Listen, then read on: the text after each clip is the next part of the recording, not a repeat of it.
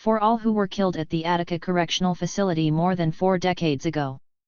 William Allen, Elliot Barkley, John Barnes, Edward T. Cunningham, John D. Arcangelo, Bernard Davis, Alan Durham, William Fuller, Melvin Gray, Elmer Hardy, Robert Hennigan, Kenneth Hess, Thomas Hicks, Emmanuel Johnson, Herbert Jones, Richard Lewis, Charles Lundy, Kenneth Malloy, Jiddle Martin, William McKinney, Lorenzo McNeil, Samuel Melville, Edward Menifee, Jose Mentijo, Milton Manyweather, John Montelian, Richard Moore, Carlos Prescott, Michael Privitera, William Quinn, Raymond, Ramon, Rivera, James Robinson, Santiago Santos, Barry Schwartz, Harold Thomas, Carl Vallone, Rafael Vasquez, Melvin Ware, Elon Werner, Ronald Werner, Willie West, Harrison Whalen, Alfred Williams, and for all who were wounded, maimed, tortured, and scarred on September 13, 1971. A list too long to recount here. The officer pulled out a Phillips screwdriver and told the naked inmate to get on his feet or he'd stab the screwdriver into his rectum, then he just started stabbing him. National Guardsman James O'Day. I could see all this blood just running out of the mud and water. That's all I could see. Attica prisoner James Lee Asbury. Contents. Introduction, State Secrets. Part I. The Tinderbox.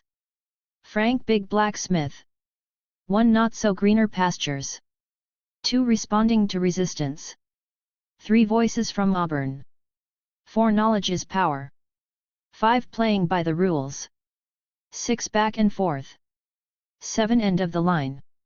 Part 2. Power and Politics Unleashed. Michael Smith. 8. Talking Back. 9. Burning Down the House. 10. Reeling and Reacting. 11. Order Out of Chaos. 12. What's Going On? 13. Into the Night. 14. A New Day Dawns. Part 3. The Sound Before the Fury. Tom Wicker. 15. Getting Down to Business. 16. Dreams and Nightmares. 17. On the Precipice.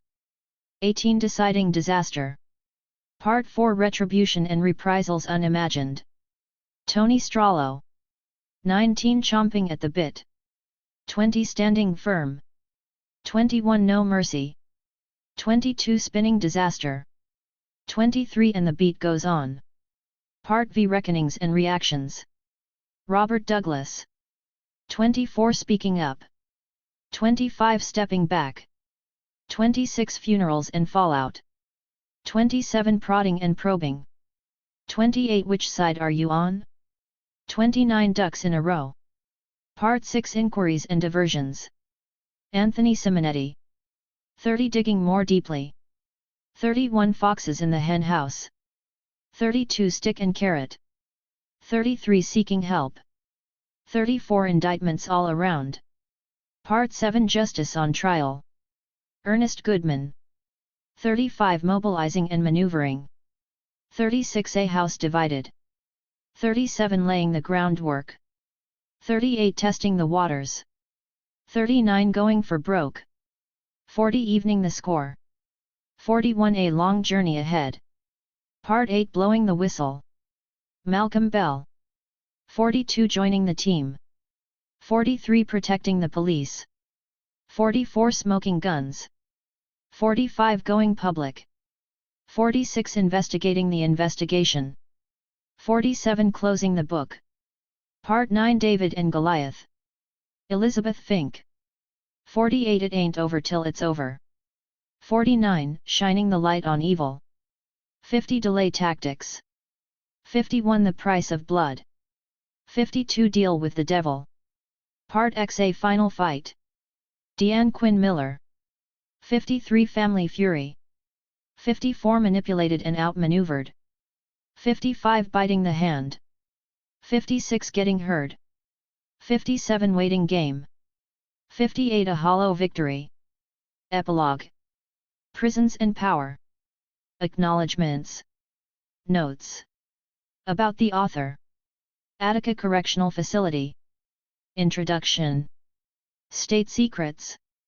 One might well wonder why it has taken 45 years for a comprehensive history of the Attica prison uprising of 1971 to be written. The answer is simple: the most important details of this story have been deliberately kept from the public. Literally thousands of boxes of documents relating to these events are sealed or next to impossible to access. Some of these materials, such as scores of boxes related to the Mackay Commission inquiry into Attica, were deemed off-limits 4 decades ago, in this case at the request of the Commission members who feared that state prosecutors would try to use the information to make cases against prisoners in a court of law.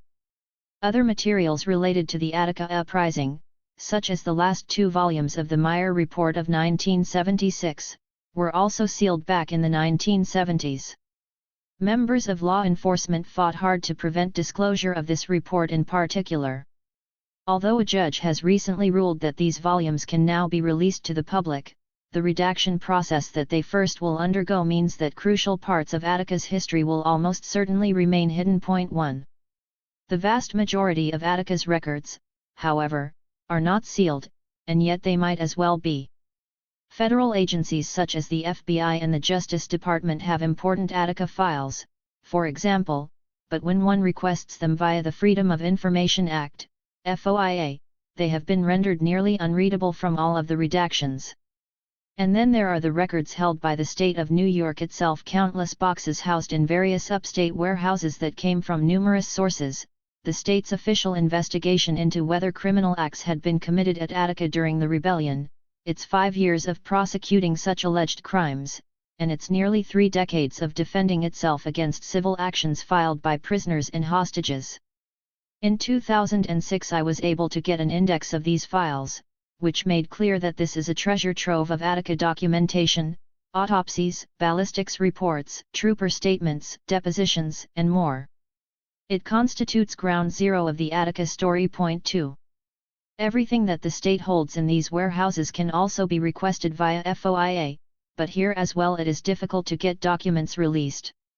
As this book goes to press, and after waiting since 2013 for some explanation of whether my latest FOIA request would net me important documents, I just received word that state officials will not be giving me those materials.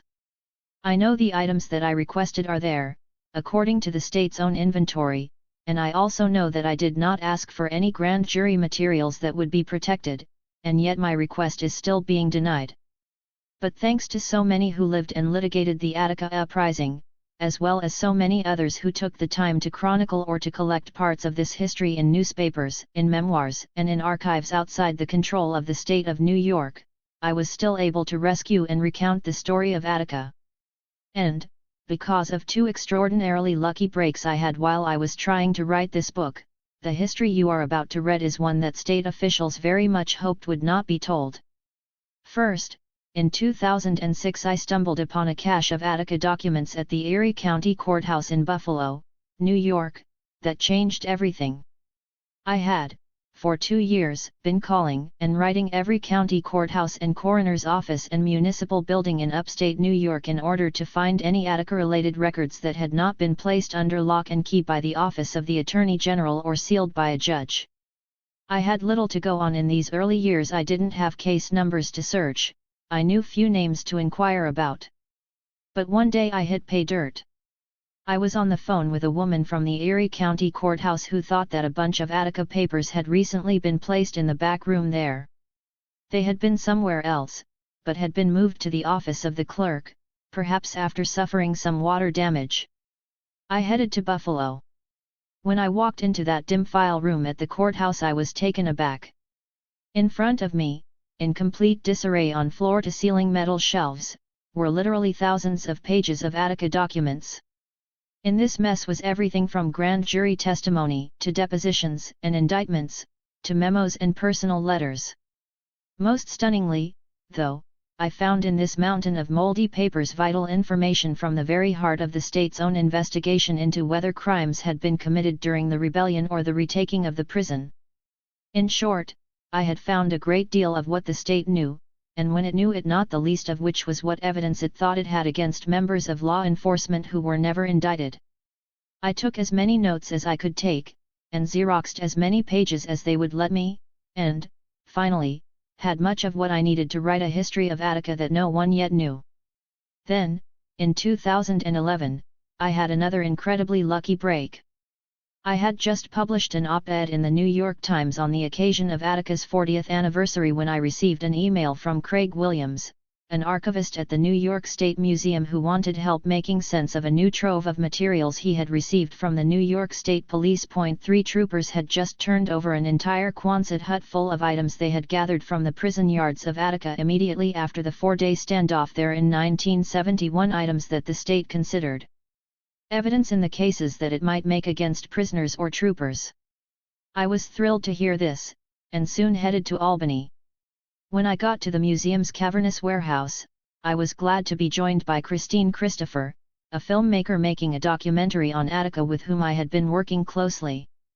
Together we just stood for a while, staring at rows and rows of cartons, boxes, bags, and crates of materials that had been removed from the prison 40 years before. And what had been gathered and hidden away for those many decades turned out to be grim indeed. In one particularly mangled container lay a heap of clothing, the dirty, rumpled pants and shirt of a slain correction officer, Carl Vallone. His clothing wasn't soiled merely with decades-old mud from Attica's D-yard.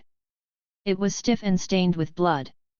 I had met 2 of Carl Vallone's kids who were still desperate for answers regarding what, exactly, had happened to their father on September 13, 1971. And this was just one box. Next to it sat another in which I found the now rigid, blood-soaked clothing of Attica prisoner Elliot L.D. Barkley. Like Carl Vallone, L.D. Barkley had been gunned down during Attica's retaking. I had met one of his family members too, L.D.'s younger sister, Tracy. She, like every one of the Vallone kids, was also still haunted by Attica. Although the detritus of Attica that the NYSP had saved in these many boxes revealed little new about why this event played out as it did, it was a harrowing reminder of its human toll. There was a dog-eared red spiral notebook filled with messages written by the prisoners who had survived the retaking, men who had hoped these pages could somehow be smuggled out so that their families and friends might know that they were still alive. There were also cartons of torn and faded photographs of prisoners' loved ones, countless legal proceedings that the prisoners had painstakingly copied, and even their Bibles and Korans, all of which had been ripped out of cells in the aftermath of the rebellion. Carl Vallone's clothing, undated, from the Elizabeth Fink papers.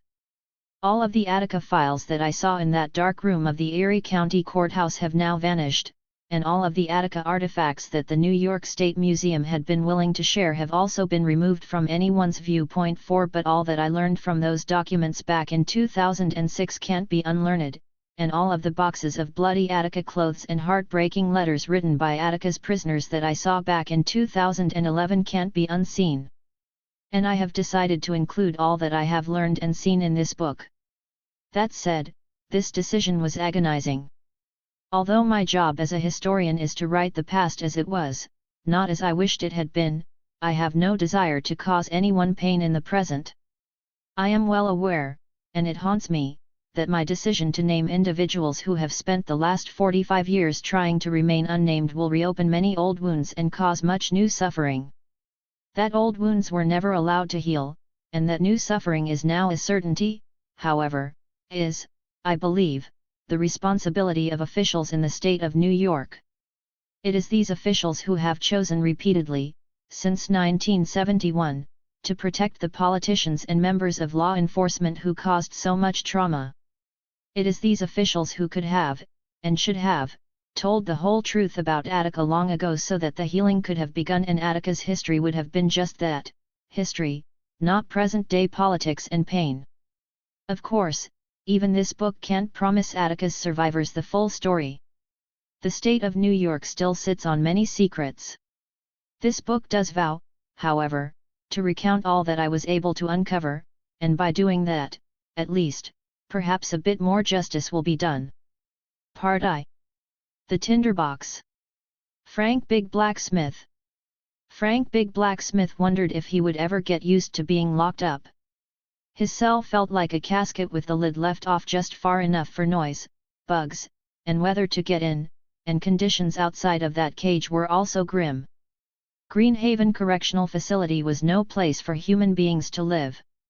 Frank Smith had been born in Bennettsville, South Carolina, on September 11, 1933, to Henry Parker and Millie Smith. Millie spent long days laboring in the same fields that her family members had been forced to work under slavery. As her son grew older, however, Millie became determined to leave the South to forge a better life. When Frank was 5 years old, she and Henry finally found the courage to move to Brooklyn.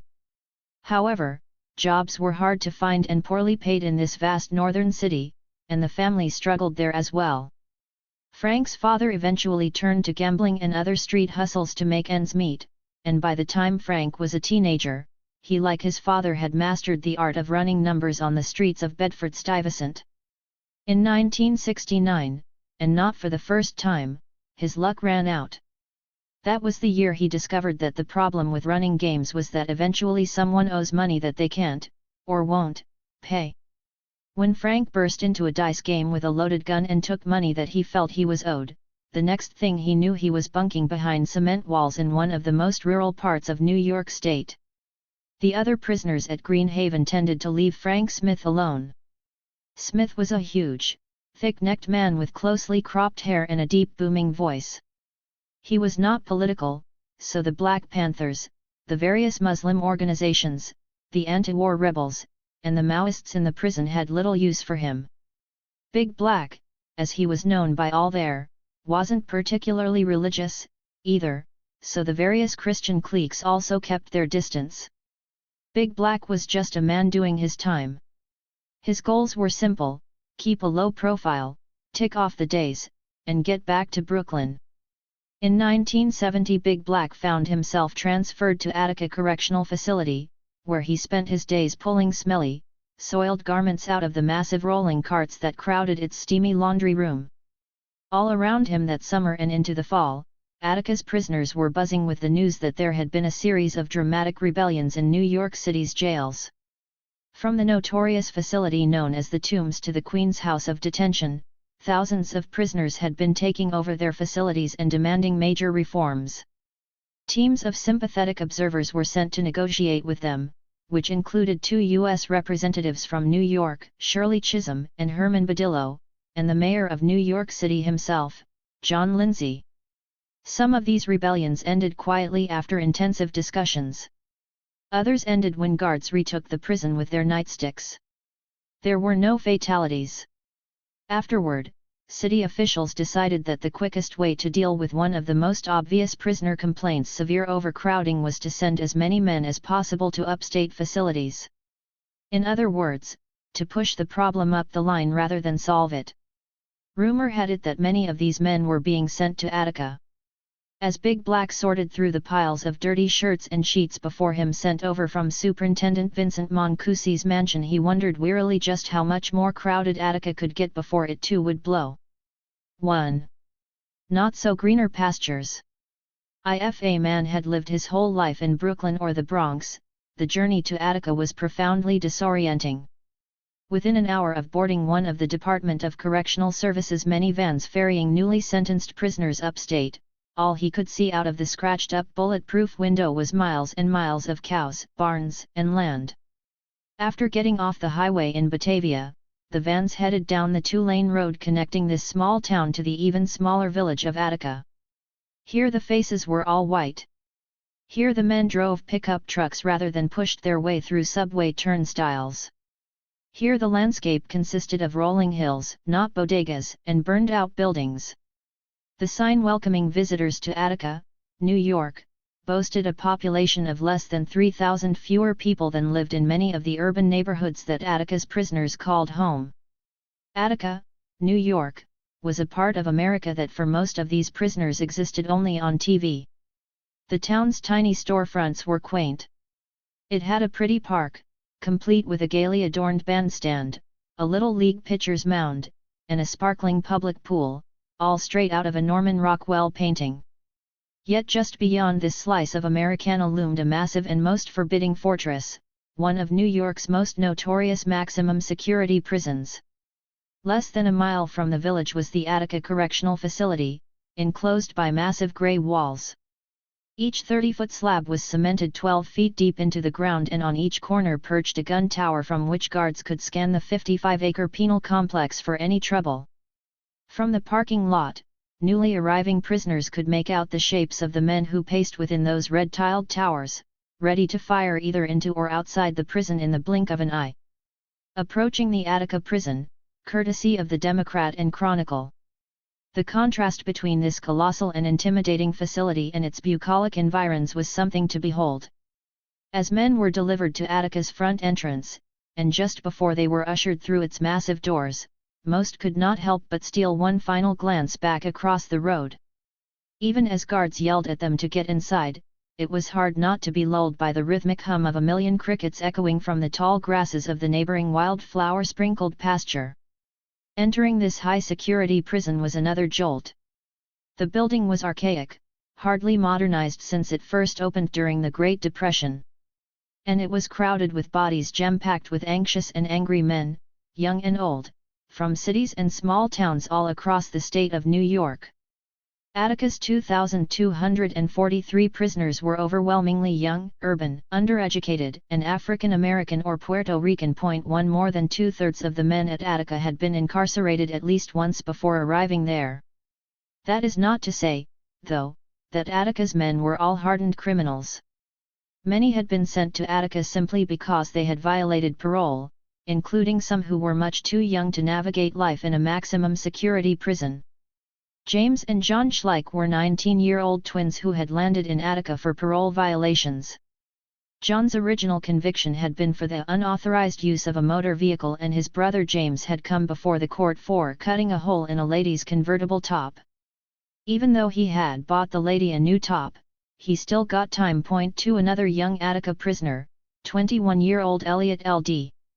Barkley, had been sent to Attica for violating his parole by driving without a license. Increasingly younger men also had been landing in Attica because of their drug addiction. One 17-year-old Puerto Rican kid, Angel Martinez, had become an addict after shooting heroin to try to alleviate the pain of polio.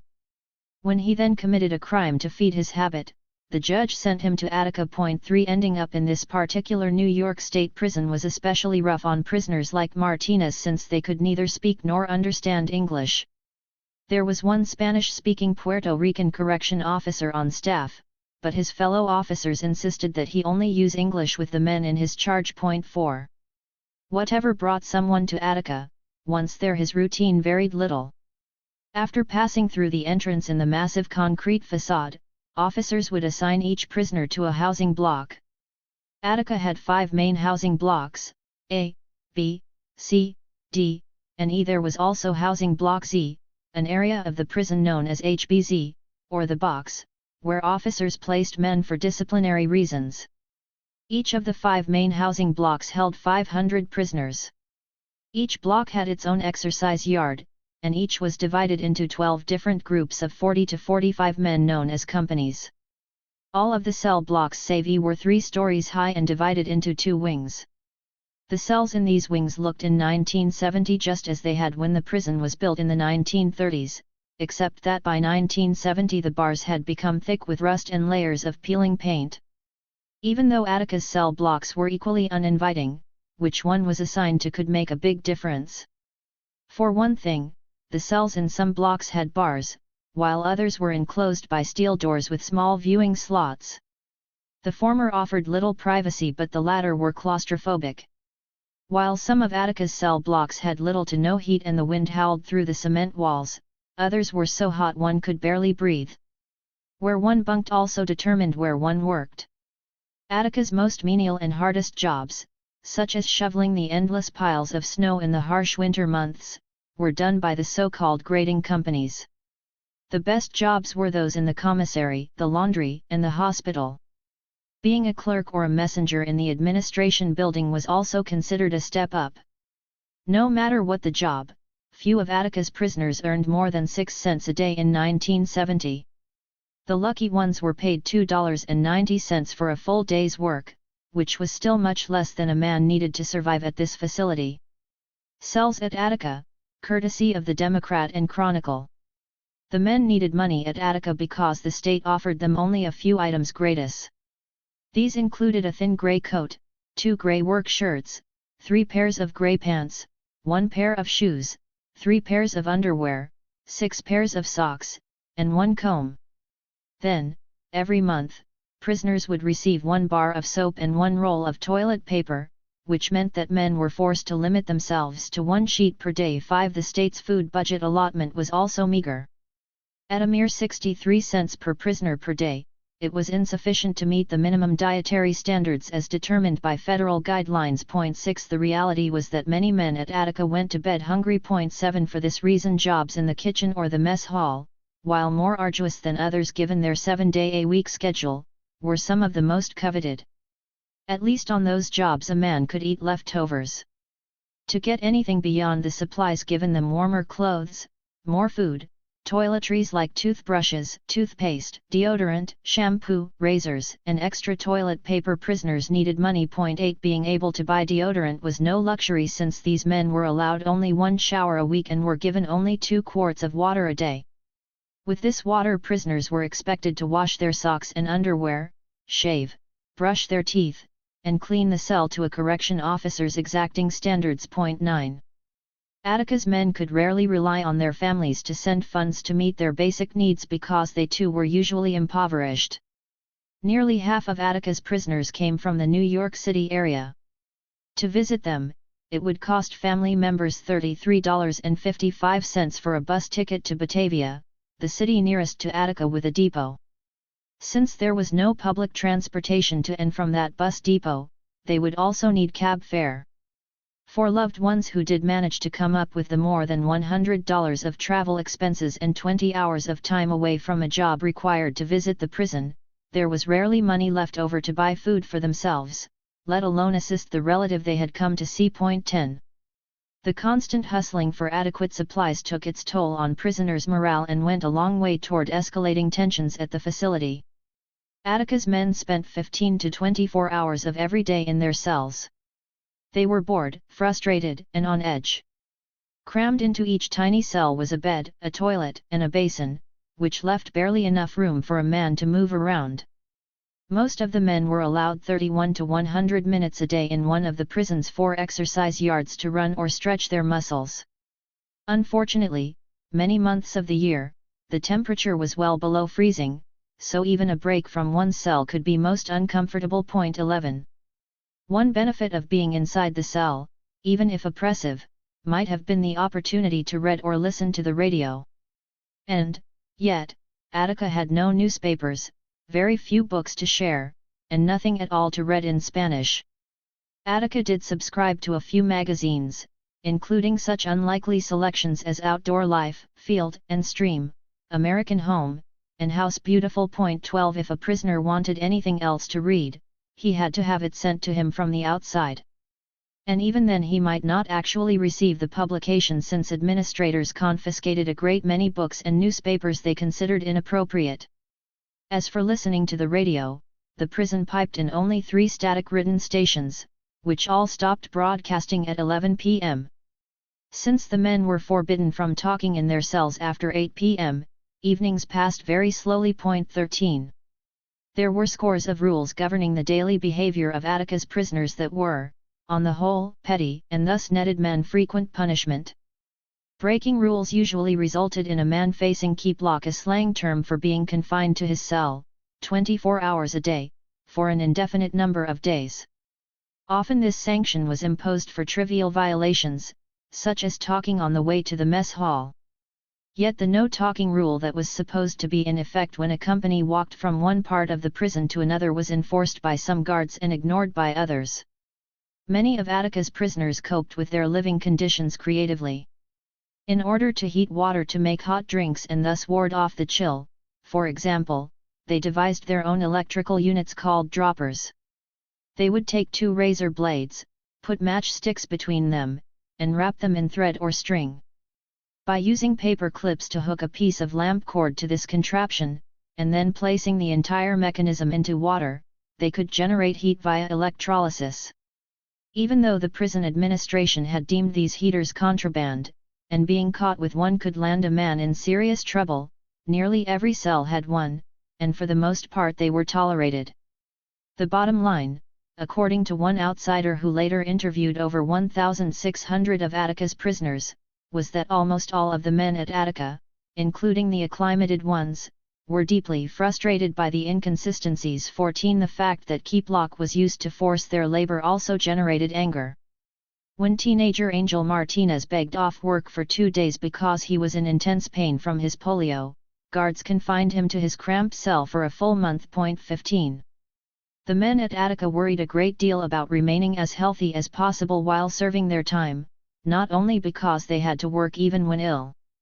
This vast facility had just 2 doctors, Selden T. Williams and Paul G. Sternberg. The pair came to Attica between 8 o'clock and 8:30 every morning to address the medical needs of the 100 to 125 prisoners who showed up for sick call each day. Dr. Williams had worked at Attica since 1949, Dr. Sternberg since 1957. These physicians usually required prisoners to describe their problems through a mesh screen and rarely gave them a physical examination. Most men were sent away with an aspirin. For prisoners with chronic health issues, like Big Black Smith, who had serious dental problems, this meant that initially minor issues often grew acute. During his few years at Attica, Big Black lost almost all of his teeth because Attica's doctors had refused to give him a referral to a dentist. 16 Dr. Williams and Dr. Sternberg were particularly unresponsive to the medical needs of Attica's Puerto Rican population. Neither of them spoke Spanish, and neither ever asked correction officials for interpreters. The only way Angel Martinez was able to communicate to the doctors the intense pain in his legs was to roll his pants up to show them the swelling. Even so, they did nothing to help him. 17 These doctors did even less for the men who had been placed in housing block Z.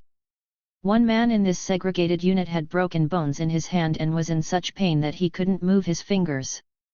When he begged Dr. Sternberg to help him, Sternberg turned his back and told him to write a letter to a different doctor. 18 Attica's doctors were so regularly unresponsive to the medical needs of the prisoners that at one point in 1969, the civilian staff of E Block actually tried to take action. That year a 30-year-old E Block prisoner had died under Dr. Williams's care, and the staff decided to have a meeting to discuss holding the doctor accountable. They debated a couple of options, including picketing the doctor's private practice, writing the newspaper with details of the prisoner's death, and writing to a congressman or having prisoners write their congressman. Another wanted to go much further and bring Dr. Williams before the district attorney of the county to have him charged with malpractice. 19 But in the end, nothing came of these plans, and Dr. Williams changed nothing about the way he dealt with the prisoners in his care. From time to time prisoners' family members tried to intervene to get better medical care for their loved ones. One woman was so distressed by her son's lack of needed treatment at Attica that she enlisted the aid of one of the leaders of FIGHT, a community organization in Rochester. This minister in turn wrote to the deputy commissioner at the Department of Correctional Services, DOCS, to let him know that unless the situation is taken care of by your staff, we will be forced to send our own doctors in to examine the prisoner. 20 Rather than investigate the situation, however, this prison official took umbrage and merely responded, "There is nothing in any law giving you permission to send doctors in to examine any prisoner." 21 Although prison officials weren't eager to press Attica's doctors to provide prisoners better care, they were willing to allow medical experimentation on them. One physician, employed by both Rochester and Strong Memorial Hospitals, conducted studies of the immune response system to a viral infection at Attica. 22 The doctor knew that he needed volunteers for his ongoing research, but finding a stable population of volunteers was not easy. Therefore he was most grateful when he got permission to use Attica's men. 23 Because becoming a test subject offered the men in Attica some needed money, more than a few agreed to be exposed to the test virus. 24. Although the doctor made sure that prisoners signed an informed consent agreement, as he later conceded, one could argue about how informed they were. 25. The overwhelming disregard for the health of the men in Attica certainly eroded their morale, but so did other things about the way the state's correctional system operated, such as the workings of the parole process. Being allowed to leave Attica early on parole was of course the dream of every prisoner, but the way in which a man might earn parole was shrouded in mystery. Once a month the parole board came to Attica, but it was never clear why some men qualified for early release and others didn't. As one prisoner noted, "It's so arbitrary." 26. Even for those who did somehow make parole, their elation was usually short-lived since they could not actually leave Attica until they secured a job on the outside. To make this happen, the men were handed a long outdated phone book so that they could find the addresses of businesses they might contact in order to secure employment. Because many of the prisoners could barely write, and all had to pay for both paper and postage, trying to find a job in this manner proved extremely difficult. Prisoners were known to save their money and to write as many as 200 or 300 letters, and stay imprisoned long past parole was awarded, before any response was received. 27. So capricious was Attica's parole process that even correction officers recognized the problem. Having prisoners face repeated disappointments and feel cheated out of earned time off made their own jobs much harder. 28. Prison life was also made unnecessarily tense because administrators routinely cut corners.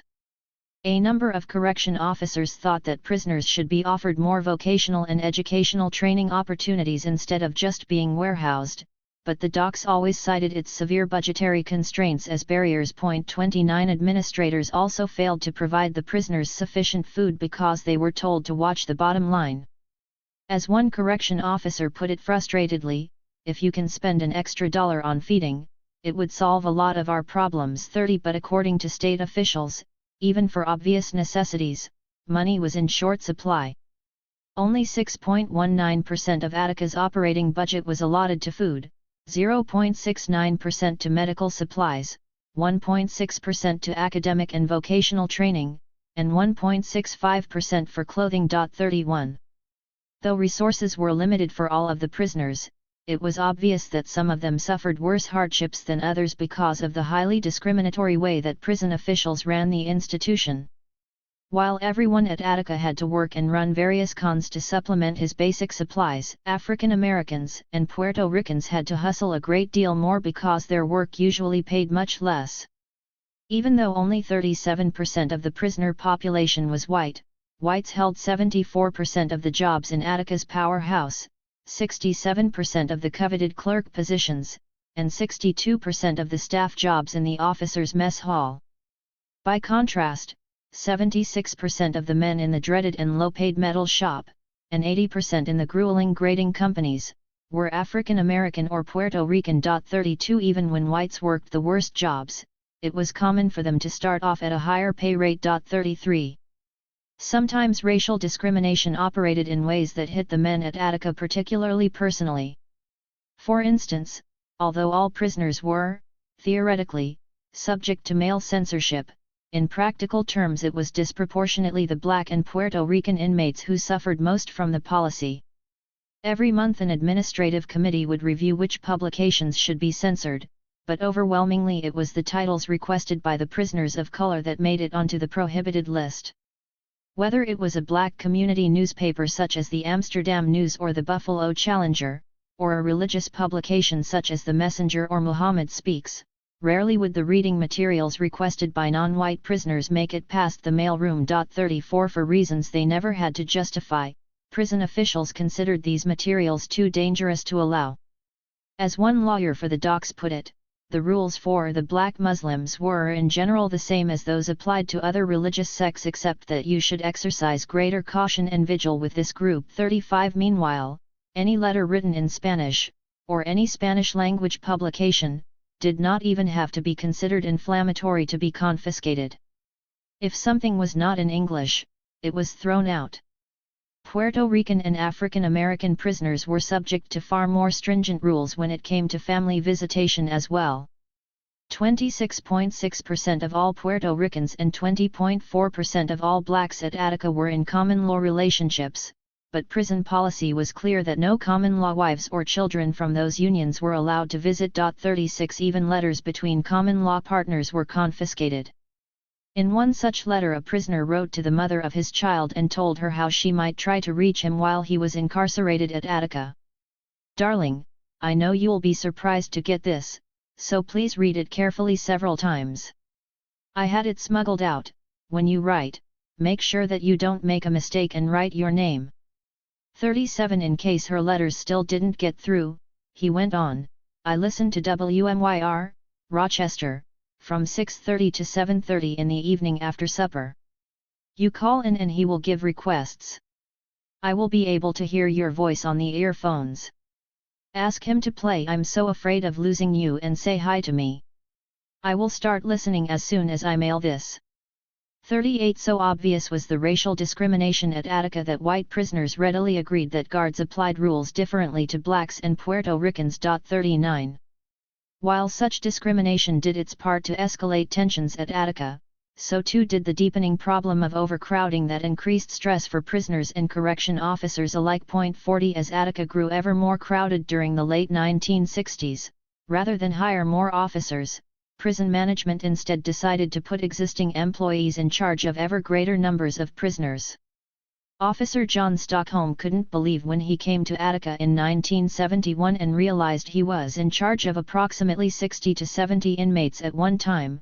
"Sometimes we would take up to 120 inmates to breakfast." 41 The fact that prison administrators expected a single officer to accompany 2 or even 3 companies of men to the mess hall, to their jobs, and to the exercise yards several times a day, completely on their own and with only a nightstick at their side, generated enormous anxiety for those guards and made prisoners fearful as well. 42 The truth was that the only thing that kept the prison running smoothly under these circumstances was that the prisoners usually followed the rules and did what the officer in charge asked them to do.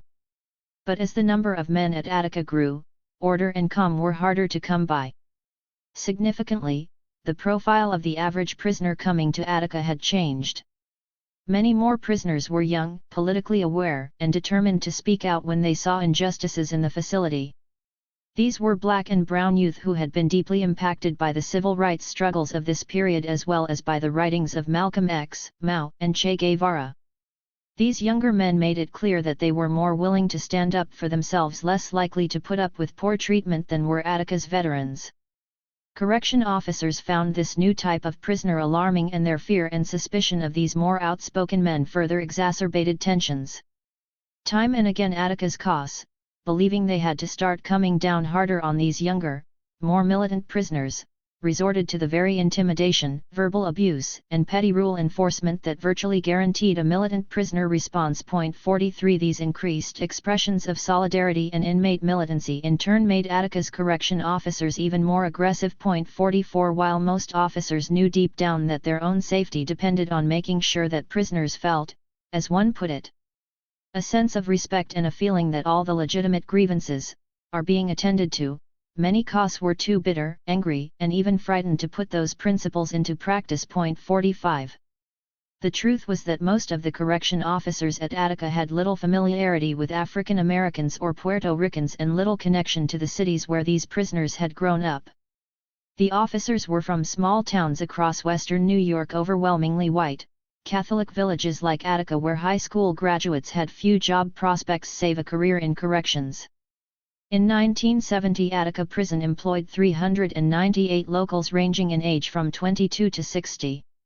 A young man starting out as a CO earned between $8,500 and $9,600 per year, and after 15 years on the job he was still making under $12,000.46. Many officers had to work 2 jobs to make ends meet, and thus were always bone tired in addition to being on edge. 47 Perhaps most significantly, these men had received virtually no training for their jobs at the prison. 48 When new hires first reported for duty they were handed a stick, a badge, and a uniform, and then put in charge of a company of 40 or so prisoners. With only 19 supervisors, the nearly 400 men who made up the CO staff were left mainly to their own devices to figure out how to deal with the ever-growing number of prisoners. The lack of training and direction from the prison administration frustrated and angered the COS a great deal. They blamed their superiors for the fact that they were working in an increasingly dangerous and hostile workplace. COS began demanding that their union, Council 82 AFSCME, American Federation of State, County, and Municipal Employees, negotiate more pay for their work as well as more hires to walk the cell blocks so that they would be safer. Yet even in the wake of the uprisings in the New York City jails in the summer and fall of 1970, Attica's administrators and the prison officials in Albany did virtually nothing to address either the COS or the prisoners' concerns. 49 If anything, administrators at Attica had begun to clamp down even more on the men in their charge, and to turn an even deafer ear to the complaints of their COS, as the year 1970 wore on.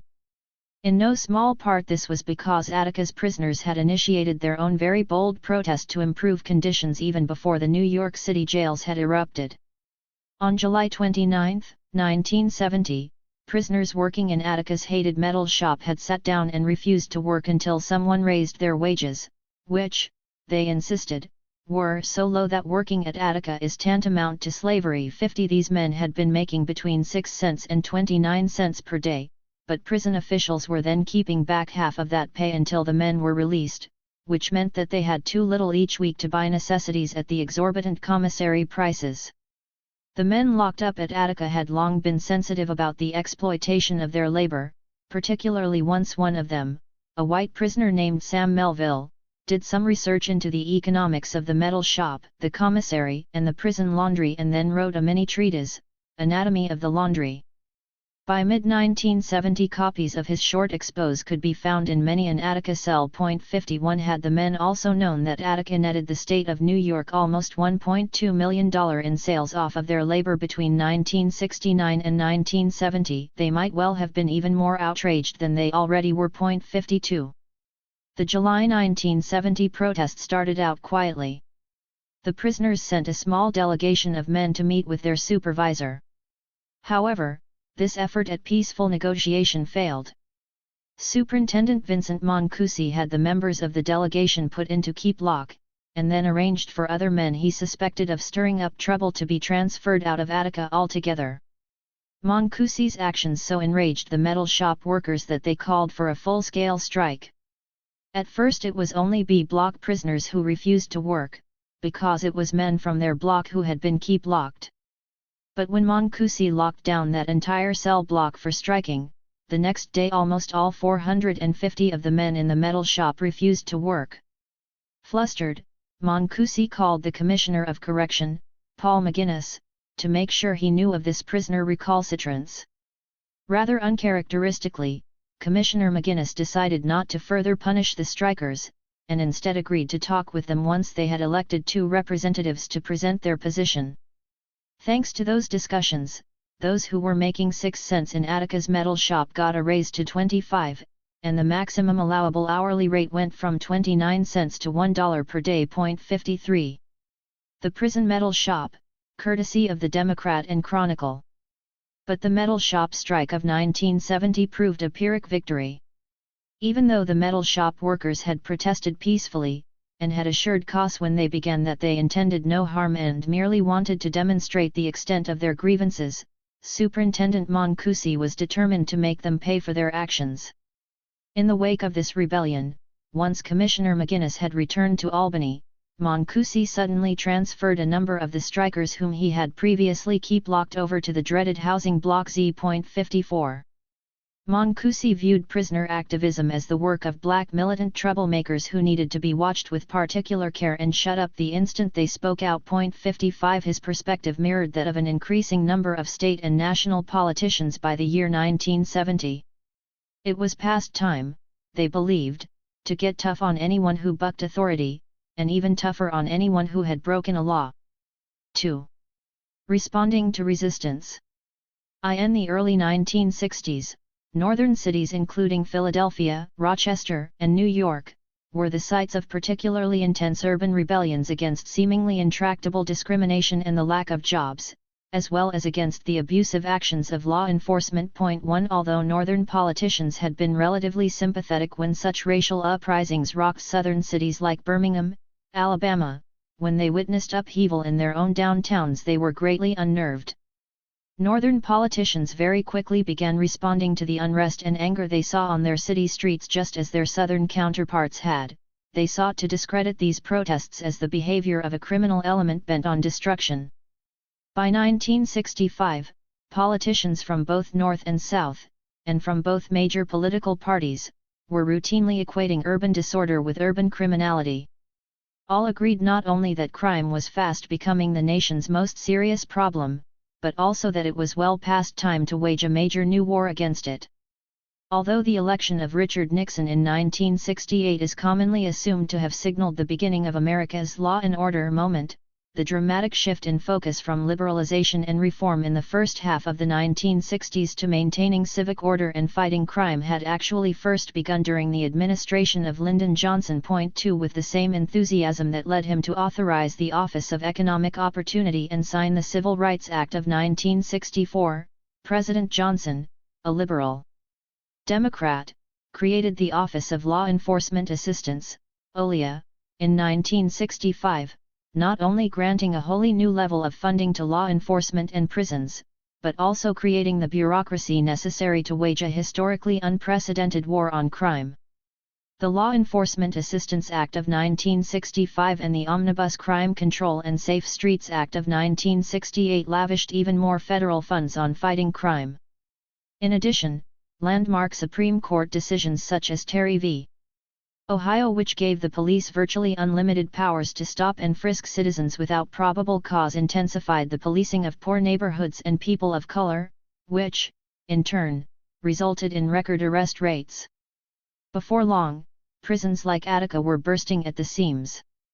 This profound shift in public policy, a watershed moment that would eventually lead to the United States imprisoning more people than any other country on the globe, had depended upon a serious misperception regarding just how dire America's crime problem really was. In 1964, when federal and state officials first embraced the more punitive laws and more aggressive policing, the nation's crime rate was historically unremarkable. Indeed, the national murder rate was only 5.1 per 100,000 when Johnson created OLEA, whereas in 1921 it had been 8.1 and in 1933 was 9.7.3. As the 1960s wore on, governors and mayors, from conservative Republicans to liberal Democrats, committed themselves to waging a major war on crime in America's most fragile communities.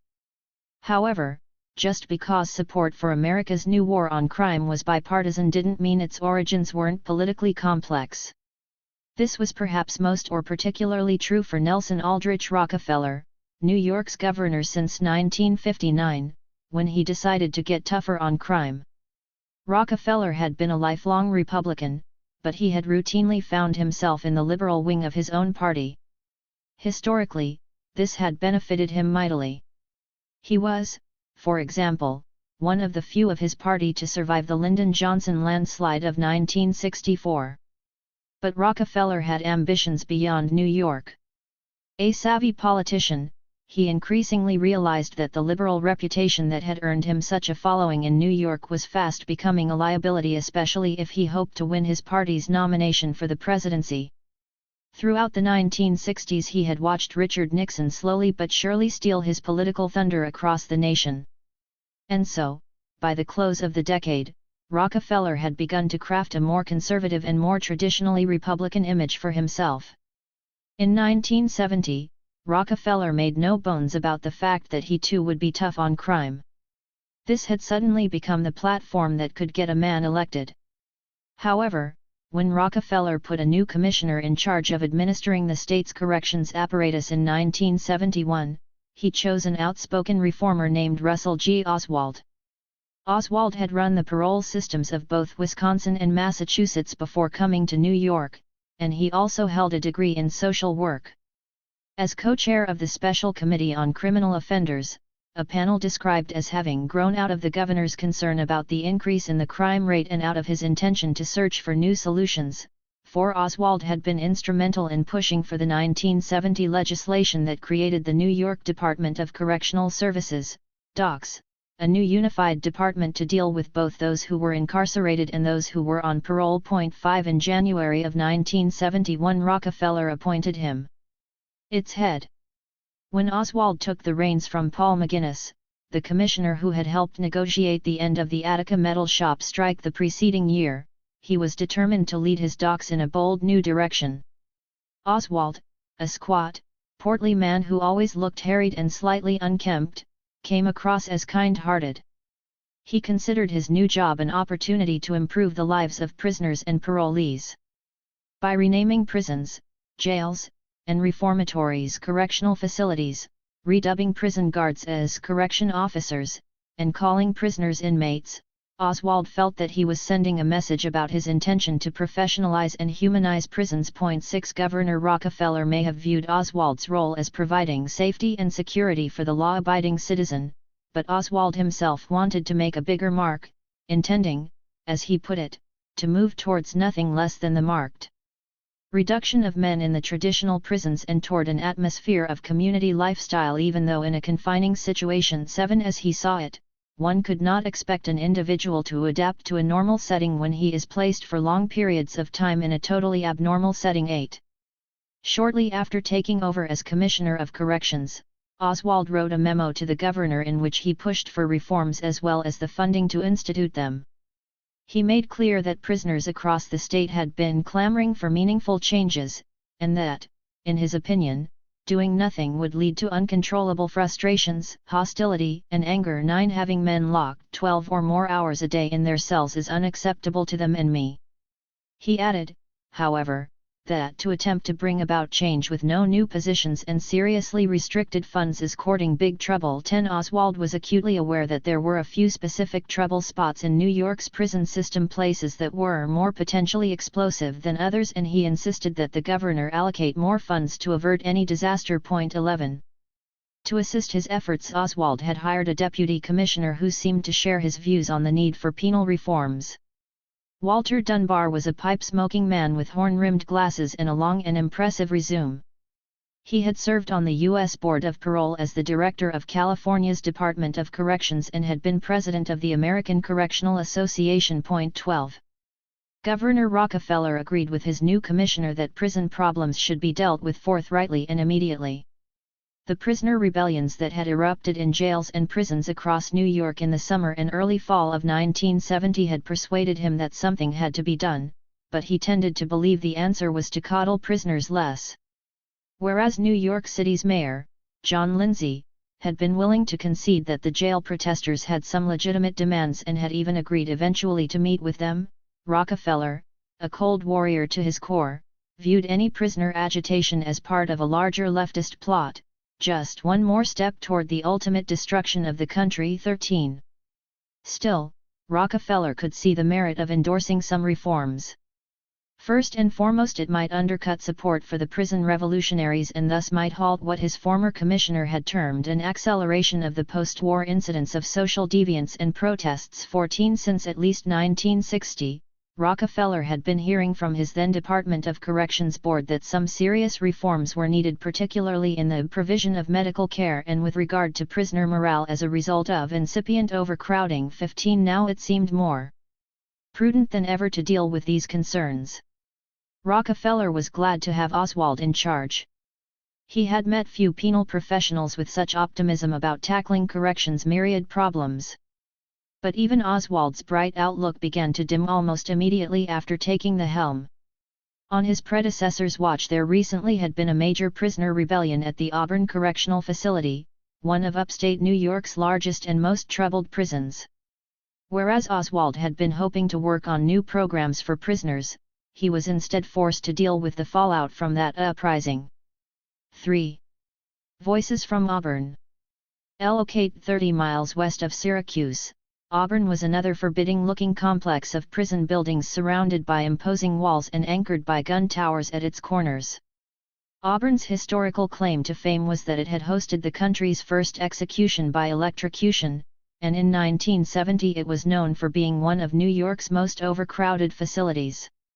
3 months after the metal shop strike at Attica, a group of Auburn prisoners asked their superintendent to let them commemorate Black Solidarity Day. Just as Attica's prisoners had become more politically aware and active, so had Auburn's. There were various political organizations at Auburn, and 2 of the most organized of these were the Black Muslims affiliated with either the Nation of Islam or some offshoot group and the Black Panther Party. As one of the leading Black Panthers at Auburn explained the men's desire for a Black Solidarity Day celebration, "You have days for all your white heroes, we want our days." One, the superintendent told the men to write to Commissioner McGinnis, but the commissioner punted the decision back to Auburn's superintendent. By the time the day arrived, November 2, no decision had been made, so the Black Muslim prisoners grabbed a microphone in the exercise yard and announced that in honor of Black Solidarity Day, no black man should work today too. Following this announcement, 3 or 4 men blocked the doors to the yard so that Cos could not enter. For the next 6 hours much of Auburn's African American workforce remained in the yard listening to speeches instead of showing up for their assigned jobs. 3 Aside from a few minor scuffles as the men were ushered back to their cells for the evening head count, the day's work stoppage had been peaceful and seemed cathartic for the participants. Feeling that things had ended well that day, and also to ward off any possible eruption as prisoners headed inside from the yard, Auburn's correction officers assured them that prisoners would not be punished for their actions. But then Auburn administrators overrode the rank-and-file officers and decided to place 14 men they identified as leaders of the protest on indefinite keep lock. This betrayal was like a flame to kindling. The following morning 400 Auburn prisoners, both black and white, refused to line up to report for work and demanded the release of those in keep lock. Meanwhile others gathered in the main yard to see what prison officials would do.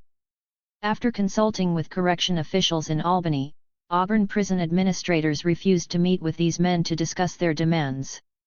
Chaos ensued, and amid the cacophony of shouting, yelling, and smashing glass, groups of men in the yard began arming themselves with makeshift weapons while taking hostage approximately 50 COS and civilian personnel.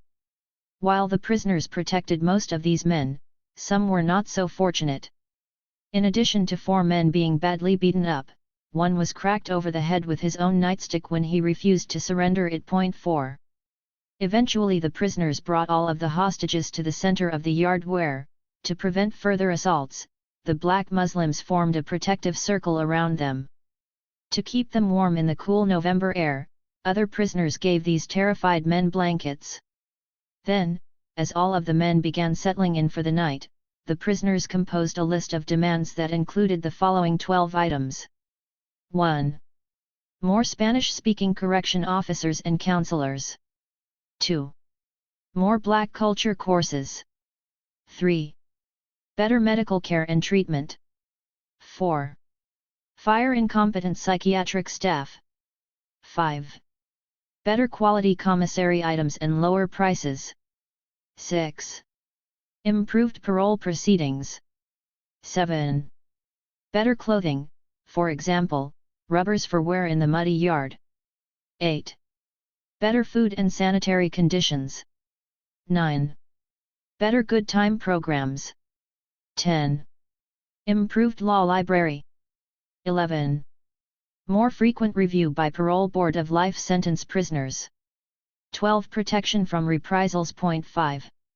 After a 6-hour standoff, prison officials promised these men that if they surrendered peacefully and released the hostages, they would be able to meet with a correction official to discuss their demands. More important, they gave their word that no prisoners would suffer reprisals. While the former pledge was fulfilled, the latter was not. Not only were Auburn's prisoners beaten and forced to run gauntlets of angry COS with batons after their surrender, but 120 of these men were then rounded up and taken to Auburn's Special Housing Unit or segregation area, where they would wait indefinitely to learn their fate for having participated in the November Uprising. Eventually, 6 of those men faced criminal indictments. Word that the Auburn protesters had surrendered peacefully but had still been beaten, placed in segregation, and charged with crimes quickly spread throughout the prisoner grapevine. This history of broken pledges and unresolved disciplinary hearings is what awaited Russell Oswald when he began his new job as Commissioner of Corrections. As he put it to Rockefeller, regretfully, it seems that this entire period has been spent working on the problems at the correctional facilities of Auburn 6. As Oswald also pointed out worriedly to his boss, Auburn's prisoners being held in segregation had managed to get the attention of some lawyers who, in turn, were now initiating an action against the docks in federal court, claiming that the prisoners were being beaten by correction officers and county deputies, with tree trunks, etc. 7. In addition to filing a lawsuit against the docks alleging guard brutality, organizations including the NAACP Legal Defense Fund and the New York City ACLU, as well as a number of individual lawyers, had banded together and obtained a federal order instructing the Auburn administration to show cause as to why it was holding 120 men in segregated housing indefinitely. Two of these attorneys, Louis Steele and Herman Schwartz, were already representing prisoners who had been charged just months earlier with instigating riots in New York City's jails, and wanted to be sure that men from Auburn were not going to face similarly serious charges without representation. Nor were they going to let prison officials keep more than 100 other men locked up in segregation forever. These two lawyers would later play important roles at Attica. Thanks to the myriad legal efforts of men such as Steele and Schwartz, Auburn's brass was forced to release most of the 120 men in segregation back into the general population. These administrators were incensed. As lawyer Herman Schwartz pointed out, this was one of the first times that the prison had lost a disciplinary matter. It also set Oswald on edge. Not only did he realize that he was up against a determined group of prisoner advocates in his prison system, but he was also dealing with substantial pressure from their allies in the court of public opinion. When an assemblyman from Buffalo, Arthur O. Eve, took an impromptu tour of Auburn's segregated special housing unit and declared that those still being held there, 6 men the docks had decided were the real leaders of the rebellion, were not just receiving inhumane treatment, but were actually fearful for their lives, a media storm ensued. 9. Sensing that the situation at Auburn was fast becoming a public relations disaster, Commissioner Oswald assured Governor Rockefeller that he would go to the prison personally to see if things were as bad as Assemblyman Eve had claimed. He would meet with staff, with prisoners in the general population, and with any prisoner remaining in segregation who was willing to talk. 10 Before embarking on this visit, however, Oswald sent a letter to the 6 still confined to segregation pledging penal improvements, but only if they gave up their deliberately contrived harassment tactics. 11. Oswald's hostile reception when he visited Auburn that March seriously tested his earlier view that New York's prisoners had legitimate grievances. Oswald was used to the incarcerated seeing him as the good guy, the one who would help them when others wouldn't. Here at Auburn, however, it was clear that many prisoners despised him, and it took him completely aback. In their view, Oswald had had the power to stop Auburn administrators from harming them once they had surrendered, and also could have kept them from so many months in segregation, but he had done nothing. Rather than try to explain himself to these men, or try to repair his relationship with them, the commissioner instead dismissed them as part of the lunatic fringe. As Oswald reported to Rockefeller, the so-called Auburn 6, those indicted for their part in the riot, impressed me as being emotionally sick individuals. They yelled and screamed during our discussion, called me a racist pig and much less complimentary things, threw water at me and cussed out all the correctional personnel. 12. Oswald's personally wounding visit to Auburn had left him increasingly sympathetic to Rockefeller's long-held belief that prisoners had become unreasonably militant. The commissioner still remained hopeful that some of his planned reforms would ultimately break down the offenders' negative attitude toward institutional personnel. 13 Making sure that Auburn's men were allowed to take daily showers, for example, could be a real breakthrough in his view. But Oswald's worry that the new prison revolutionaries now posed the greatest threat to the stability of the correction system was beginning to consume him. 14. Oswald wrote to Republican Assemblyman Frank Walkley in May 1971 to explain his concern: recent court decisions in favor of offenders, greater leniency on the part of the courts, and an increase in the militancy of the offenders which goes along with the militant and aggressive attitude of many individuals in our society has without a doubt brought about increased disrespect. 15 Prisoners' use of the courts particularly irked him. He hated, for example, that attorney Louis Steele from the National Lawyers Guild was continuing to tell reporters that guards still felt free to abuse the prisoners. 16 Oswald also resented, as he put it, the daily legal harassment that continues from the American Civil Liberties Union staff and other legal aid groups. He also felt deluged by the huge volume of mail he was receiving from ordinary citizens regarding problems in New York's prisons. 17 In his view, he had done his very best to ensure that procedures regarding use of force, use of gas, visitation by justices and judges, mailed visitation privileges in common law relationships, disturbance control plans and programs were clarified and adhered to religiously. 18 And yet, as he reported to Rockefeller, a hardcore group of prisoners seemed bent on disrupting their facility and failed to respond to all conventional methods of treatment. 19 And to his astonishment, those in segregation at Auburn continued to demonstrate in their cells. Smashed everything they can, throw food, and excrement and obscenities. 20. Other state officials largely disagreed with Oswald and Rockefeller that the actions of a handful of revolutionary troublemakers could explain the tension and violence in jails and prisons across New York. On May 26, 1971, a special legislative committee comprised of 3 Republican and 2 Democratic assemblymen toured Auburn and talked directly to prisoners there to get a sense of what was going on. They subsequently issued a 5-page report on prison conditions that confirmed, among other things, that there had been a great deal of prisoner harassment at this facility, as well as evidence of injury.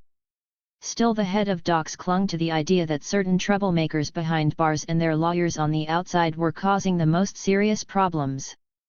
By the summer of 1971, Oswald had so fully adopted the militant troublemaker analysis of the problems at Auburn and other prisons in his system that he decided the only way to restore peace in a given facility was to remove the problem prisoners. So he closed Auburn's special housing unit and transferred all the militant troublemakers who were still awaiting court dates. The so-called Auburn Six were sent to Attica.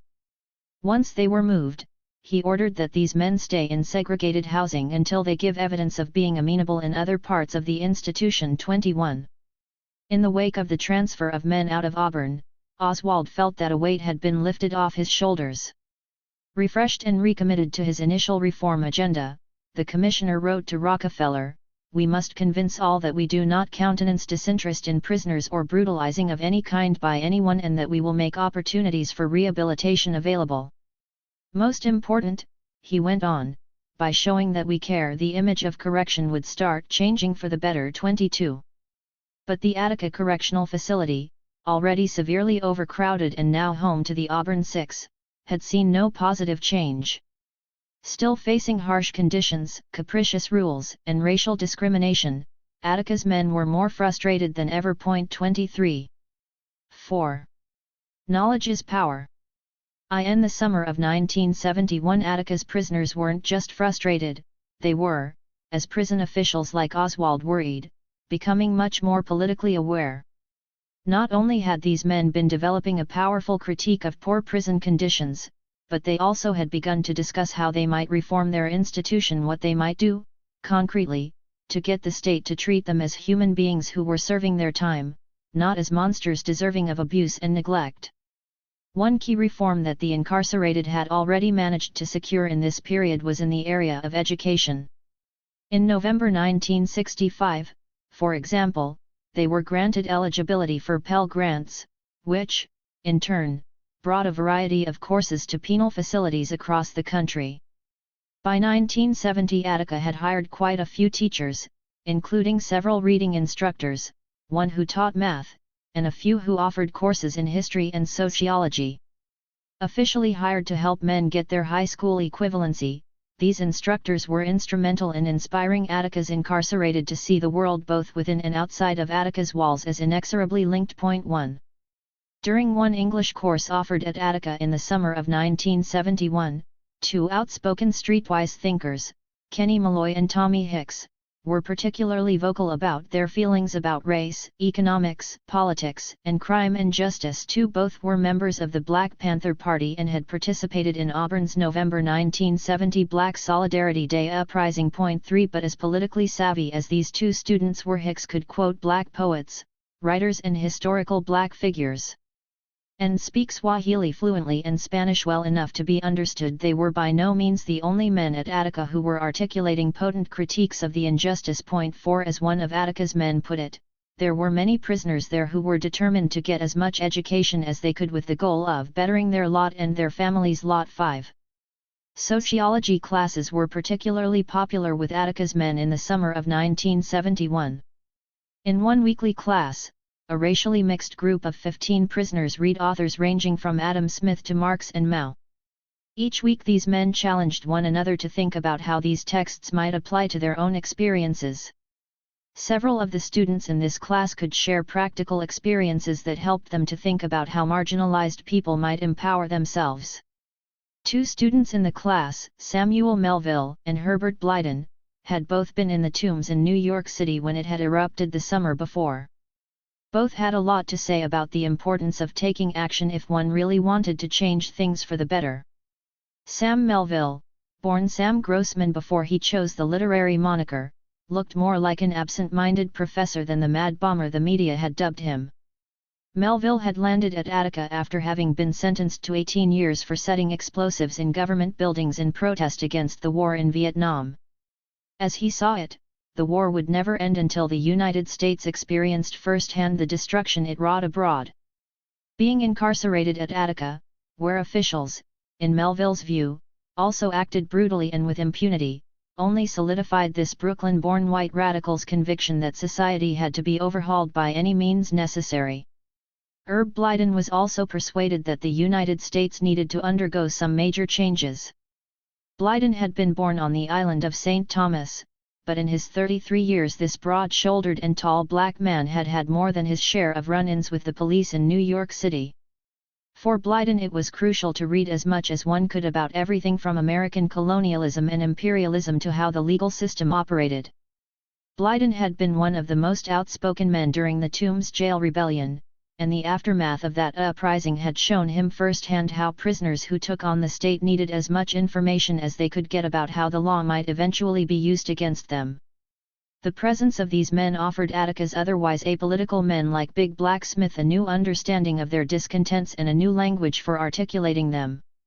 But contrary to what state officials such as Russell Oswald thought, adding experienced activists like Blyden, Melville, Malloy, and Hicks to the general population at Attica is not what riled up the prisoners. No one had to be persuaded that things at Attica were bad or needed remedy. The men at Attica were well aware of how brutal America's prisons could be, particularly if those incarcerated remained silent and state officials were allowed to do anything they liked with no public scrutiny. 6. The fate of the Auburn rebels transferred to Attica had been most instructive in that regard. Although Oswald's decision to close Auburn's dreaded special housing unit convinced many outsiders that he was committed to penal reform, those on the inside knew that the alleged leaders of the rebellion had been sent straight to another segregation unit, HBZ, when they arrived at Attica. 7 Auburn transferee Yomo Joka Omao later described their reception: "The guards were big and, they said they would try to kill us, we were scared." 8.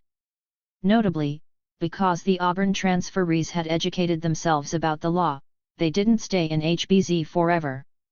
These men knew that the state had no legal grounds to hold them in this place indefinitely, and, thanks to the round-the-clock efforts of their advocates, including Louis Steele, Herman Schwartz, and a young law student named Elizabeth Gaines, they were, after 6 months, released into Attica's general population. 9 Central to that victory was the decision of Federal District Judge John T. Curtin, a man who would be asked to rule on prison officials' actions at Attica many more times over the coming year. The prisoners well knew that any legal activism on their part infuriated Attica's superintendent, Vincent Mancusi. They had already butted heads with him in the metal shop strike, and it was clear that he was determined to fight the Auburn transferees' release from HBZ with everything he had. Whereas Mancusi feared the Auburn prisoners would set about brainwashing the entire prison population and turn everyone into a radical troublemaker, it was in fact how DOC's officials had treated these Auburn transferees that ended up further radicalizing many men at Attica. Not only had they been beaten, but they had also been subjected to the harrowing experience of the box for 6 whole months, after they had been promised no reprisals. That the word of prison officials meant nothing increasingly angered and agitated most of the men locked up at Attica. 10. Even while they misunderstood its origin, by the summer of 1971, prison officials were well aware that they were sitting on a powder keg. As Commissioner Russell Oswald noted, that summer, the focus of our anxieties moved from Auburn to Attica. 11. 5. Playing by the rules. Ad hoc Judge John T. Curtin forced administrators to let the Auburn transferees out of HBZ. Prisoner frustration remained high.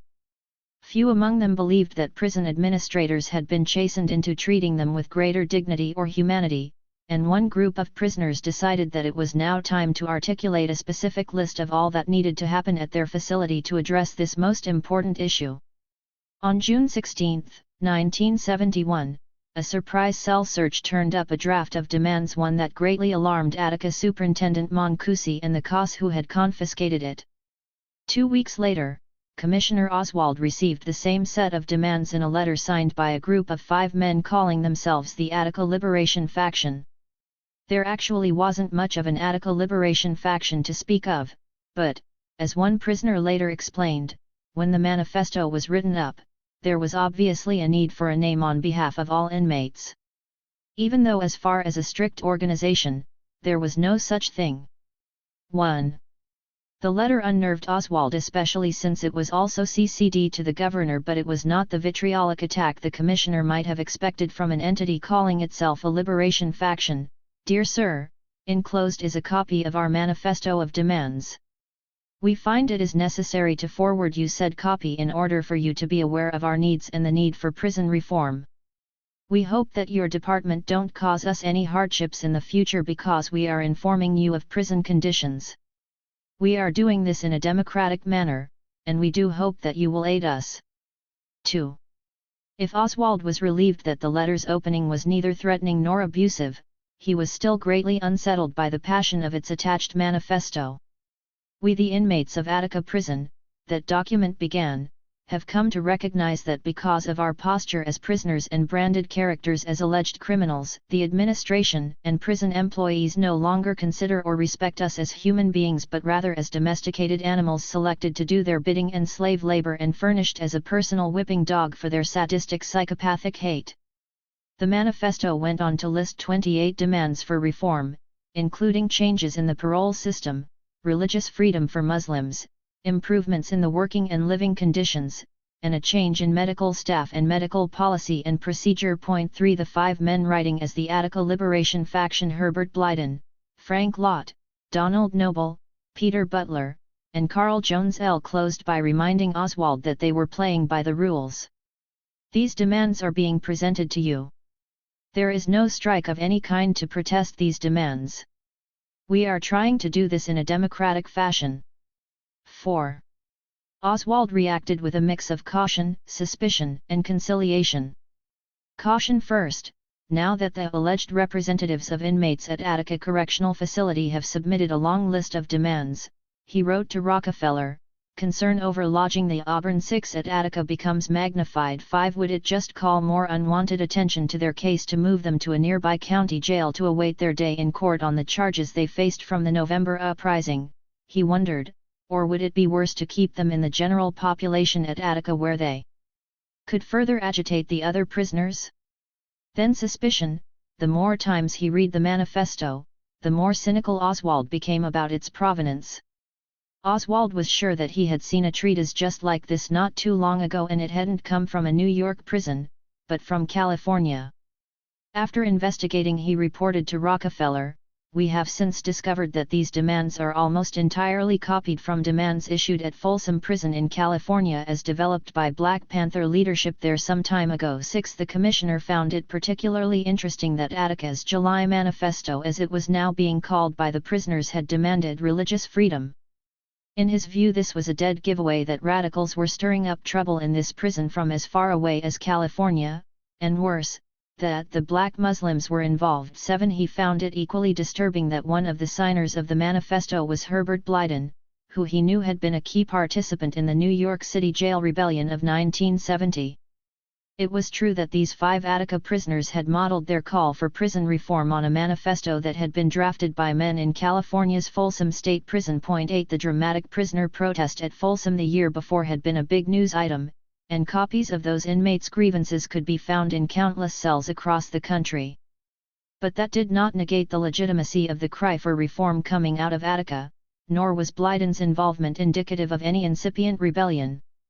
Blyden could see clearly that conditions at Attica were just as dreadful as at the Tombs, and he simply felt it necessary to speak out. Prison officials at Attica itself expended little effort trying to understand the real reasons Attica's July manifesto read so similarly to Folsom's. Having grasped instead at sinister explanations for the penning of this document, administrators decided that the best response to it was to clamp down even harder on the prison population. Things became so grim at Attica in the wake of the July manifesto that, as prisoner Sam Melville reported in a long handwritten letter to his lawyer, men were now ending up in segregation getting a 60-day box bit simply for having the manifesto. 9. But while Superintendent Mancusi opted to punish those who were sympathetic to the July manifesto, over in Albany Oswald had decided on a strategy of conciliation. To Rockefeller he explained that he intended to investigate all demands with a view toward responsive action where possible and beneficial. 10 Oswald had spent his life as a prison reformer, and it was still important to him that the prisoners at Attica feel that he had their best interests at heart. This, he believed, might be their only hope in trying to thwart the designs of outside agitators.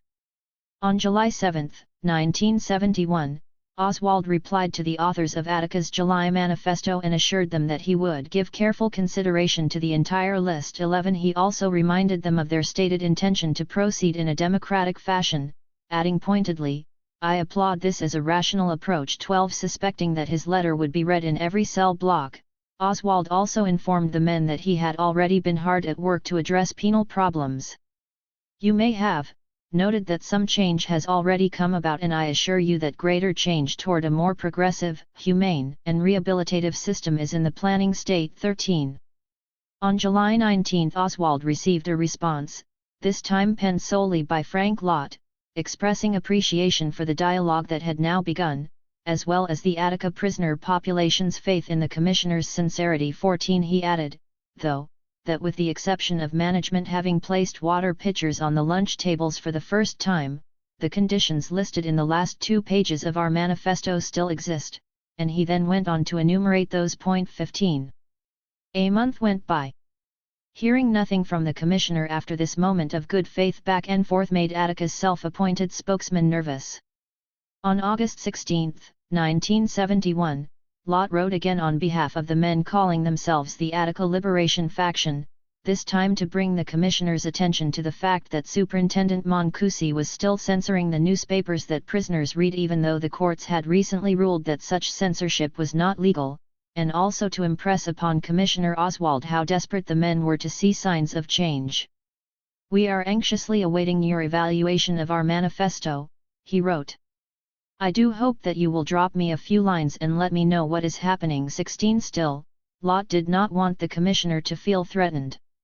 Despite the fact that conditions had grown even more oppressive for the men in Attica since they first contacted the commissioner with the escalation of cell searches, the confiscation of writing and reading materials, and the increase in disciplinary lockups, Lott promised Oswald, "We will continue to strive for prison reform in a democratic manner." 17. This time Oswald replied to Lott. He reiterated that much was already being accomplished in the area of prison reform and again assured him that he would continue to study improvements that needed to be made. 18 But Attica's prisoners needed to be realistic, he chided. Complete change cannot be brought about in just a short time. 19 They knew that. But they also knew that the sorts of things they were asking for, such simple changes as providing clean trays from which to eat in the mess hall, or allowing more than one shower a week during the hot summer months, did not require complete change. 26. Back and forth. By mid-August 1971, as the temperatures hovered around 90 degrees in the day and never dipped below 68 at night, a sense of futility and frustration hung in the stale air of Attica's 5 sweltering cell blocks. 1 The optimism that the men had allowed themselves to feel only a month earlier, when there was a belief that the Commissioner of the Department of Correctional Services might do something for them, now seemed naive. The stench of nearly 2,300 sweaty men hovering like a poisonous cloud over the cell blocks could persuade even the most patient prisoner that Oswald had played them. There was, however, at least one very tangible and ultimately significant product of the prisoners having put on paper the concrete things they needed to humanize Attica. For the first time in this institution's history, the desire for change had prompted usually antagonistic prisoner factions to talk with one another, and soon a number of shaky, but nevertheless potentially powerful, alliances had been forged across ethnic, racial, and political lines. The CO staff saw this happening and it worried them. As one correction officer noted anxiously, the particular makeup of these groups changed. A group would have 3 or 4 of the different factions involved, which, wasn't normal too. That an unusual unity had developed between various prisoner groups became particularly obvious the morning of August 22, 1971. As Attica's various companies were marched in their neat lines to the mess hall in silence, the COS immediately noticed that most of the prisoners were wearing a strip of black cloth as an armband. As notably, rather than lining up behind the 2 tallest men, as was customary, each company followed 2 stony-faced black prisoners of varying height. Then, even more unnerving to the officers, no one ate a thing once they sat down in the mess hall. As the COS looked across that cavernous room for some clue as to what was going on, a prisoner finally explained to one of them that the men were staging a spiritual sit-in to protest the murder the previous day of a fellow prisoner, George Jackson, out in California's San Quentin State Prison. 3. George Jackson had become famous in prison systems across the United States for his extensive writings from the inside expositions on just how racist and brutal America's penal institutions were, particularly for prisoners of color. 4. His killing touched a nerve among the incarcerated everywhere. The story put out by prison officials in California was that Jackson had been trying to escape and had pulled a 9mm automatic pistol about 5 inches long out of a wig that he snatched off his head when a guard reached to examine it. 5. He then ran across the yard and was shot. To Attica's prisoners this story rang false, even absurd. 6. How in the world could the most closely monitored man in the entire California prison system have had a wig on in the first place, let alone hidden a heavy, bulky gun in it? As one of Attica's prisoners put it, there was simply no way that anybody hid it in their hair, then got back to the box without being searched. 7. Prisoners everywhere were convinced that whatever had happened at San Quentin must have involved trigger-happy guards, and now George Jackson was dead. Former Auburn, now Attica, prisoner Yomo Joka Omawal was particularly dismayed to learn of Jackson's death because he had recently been corresponding with Jackson about the prison life in New York. Yomo was alarmed that CO aggression itself quite common could lead to the outright murder of such a famous prisoner. 8. As another prisoner put it, the men at Attica had always generally been aware that in the past, guards could get away with killing inmates, but nobody ever really expected it to happen now, until it happened to Jackson. 9. That so many prisoners, black, white, and Puerto Rican, stood together on August 22, 1971, and refused to eat, indicated that Jackson's death had not only shaken them, but had rallied them as well. Riding the wave of this new unity, the men in A Block decided then to engage in a mass sit-in on August 30. Specifically, they hoped to call attention to the dire state of the prison's medical facilities that day because it was rumored that Commissioner Oswald would be making a visit to Attica. As it turned out, the commissioner cancelled his visit, so he never saw the crowd of protesting prisoners crammed into Attica's antiquated infirmary. But he did hear about their action and sent word to Governor Rockefeller and Superintendent Mancusi that he would visit Attica the very next week. He was worried. As he explained it to Rockefeller, while it is not characteristic of me to cry wolf, the recent tragedy at San Quentin has made it all too apparent that anything can happen when dealing with the kinds of idealists and fanatics housed in our facilities. 10. By August's end, Attica's correction officers had also grown increasingly concerned. They began expressing to their wives and co-workers a reluctance to go to work. Some had even started leaving their wallets at home in case anything jumped off at the prison. CO William Quinn also felt compelled to make sure that his financial affairs were in good order.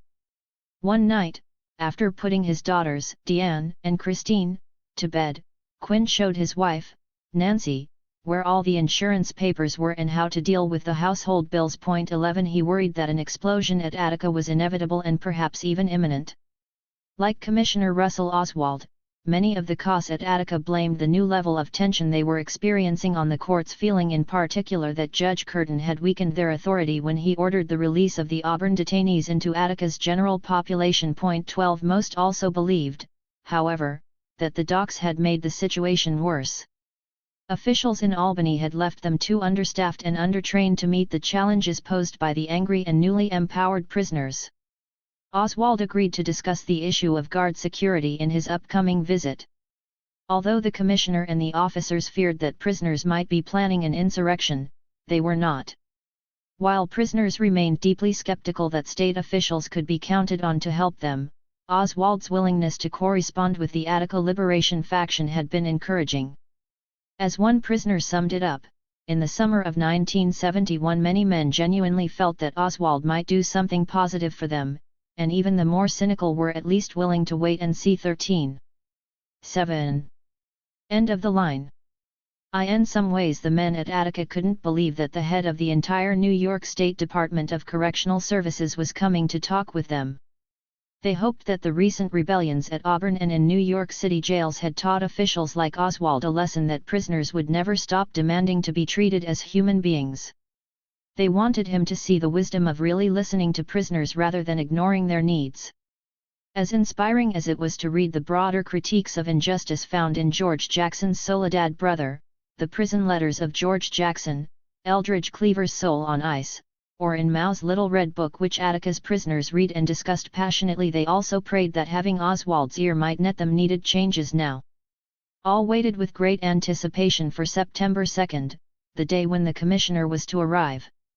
Once there, he was to meet with staff, meet with representatives from the Attica Liberation faction, and then speak to all of the other prisoners in the facility via the prison address system. That evening, men sat in their cells and placed headphones over their ears, the ones they usually listened to static-filled radio songs on, waiting to hear what Oswald would say. Word had it that he had met, face-to-face, with some reps from the Attica Liberation faction earlier that day, which was a good sign, but everyone really wanted to hear what reforms would be coming to Attica from the commissioner himself. First, the men in A, B, and C blocks were to hear Oswald speak through their headphones from 7 o'clock to 7:09, and then, from 9:18 to 9:27, he would speak to the men in E block. Finally, from 9:44 to 9:53 the commissioner would once again take to the microphone and talk with the metal shop's prisoners in D block. Instead of talking with the prisoners in person, though, Oswald had left them a taped message. The recording began with the commissioner explaining why he was not addressing them live as he had said he would. "I had originally planned to spend 2 days here," he intoned, "but unfortunately an emergent situation in the office, plus the fact that my wife had been taken to the hospital, dictates my early return to Albany 1. As a low rumble of disbelief began to spread through the cell blocks, Oswald's voice played on. He told the prisoners that he had already taken key steps to bring reforms to Attica and that he had done this, despite facing the worst fiscal crisis in remembered state history. Too, as important, he continued, the docks was planning to implement several new programs and projects, such as adding a law library, and a new program for training in meaningful rehabilitative methods for all personnel, as well as extending our programming into the community. 3. Not until the tail end of his message did Oswald address any of the issues that the men had raised in the letter sent to him back in July. Oswald said only that he and his staff are reviewing, and will continue to review, the numerous aspects of each single item, and that his office would make changes that were reasonably possible for. As Oswald's message ended, a few of Attica's men were still able to muster some measure of optimism about the possibilities of reform. One 21-year-old even felt compelled the next week to write to the commissioner that he had listened intently to the recorded speech, and believed that there was sincerity in his words. 5 He went on, "I have a strong faith in you, sir, for you want to give us back our pride and self-respect in as many ways as you can find, and I know that eventually you will succeed. 6. Another man also wrote to Oswald expressing not only gratitude for his efforts, but also hope for his wife's speedy recovery. However, most of Attica's men felt betrayed by Oswald. Although he was not there to hear it, no sooner did his taped speech end than the sound of earphones hitting the wall and men shouting, "That's a cop-out, that's a cop-out," began echoing through Attica's cell blocks. 7. He also never saw those men who could only sit despondently with their heads in their hands in the wake of his recorded message, nor those who found themselves pacing their cells in despair. In the words of one man, he didn't do nothing, he didn't so much as make one concession, such as giving a man soap or giving a man an extra shower. 8. Over the coming days, Attica's prisoners engaged in intense debates about what the commissioner's taped response signified and what they might do next to get him to act. To most, it seemed clear that their foray into the democratic process and their patience as well as pledge of nonviolence had produced not a single improvement in their living conditions. If anything, it had resulted in more censorship, more cell shakedowns, fewer minutes outside the dismal blocks, and an administration even more suspicious and watchful of their every move. As Sam Melville wrote to his lawyers on September 4, all rules are now strictly enforced. Attire, haircuts, lining up, not talking, no wearing hats, everything. 9. And yet, even those prisoners who had some experience with direct action, including some veterans of Auburn and the New York City jail riots, still very much hoped that something so dramatic might be avoided at Attica. On September 8, 1971, Herb Blyden wrote one more letter, this time to John Dunn, a Republican state senator who had been involved in negotiating a peaceful end to the uprising at the Tombs in New York City, where Blyden had been, and who also chaired the Standing Committee on Crime and Correction in Albany. In some ways, Blyden saw Dunn as their last hope. "We need more visits from your committee on the immediate future as the situation at prisons is rather fluid," Blyden wrote. 10. All we received were promises of change. I thank you in advance. Respectfully, Herbert X. Blyden. 11. Others expressed the need for immediate outside intervention far more desperately and passionately. As Sam Melville put it in a frantic letter to his lawyer, "For Christ's sake, do something." 12. Part 2. Power and Politics Unleashed. Michael Smith. Michael Smith couldn't quite figure how he had wound up working as a correction officer. The 22-year-old wore sideburns, had a mustache, and looked a bit more like a scruffy college student than an employee of the New York Department of Correctional Services. But like so many other small-town boys who had grown up in rural New York, Mike needed to make a living, and prisons were the going industry in that part of the state. Shortly after graduating from high school, Mike had enrolled in Genesee County Community College.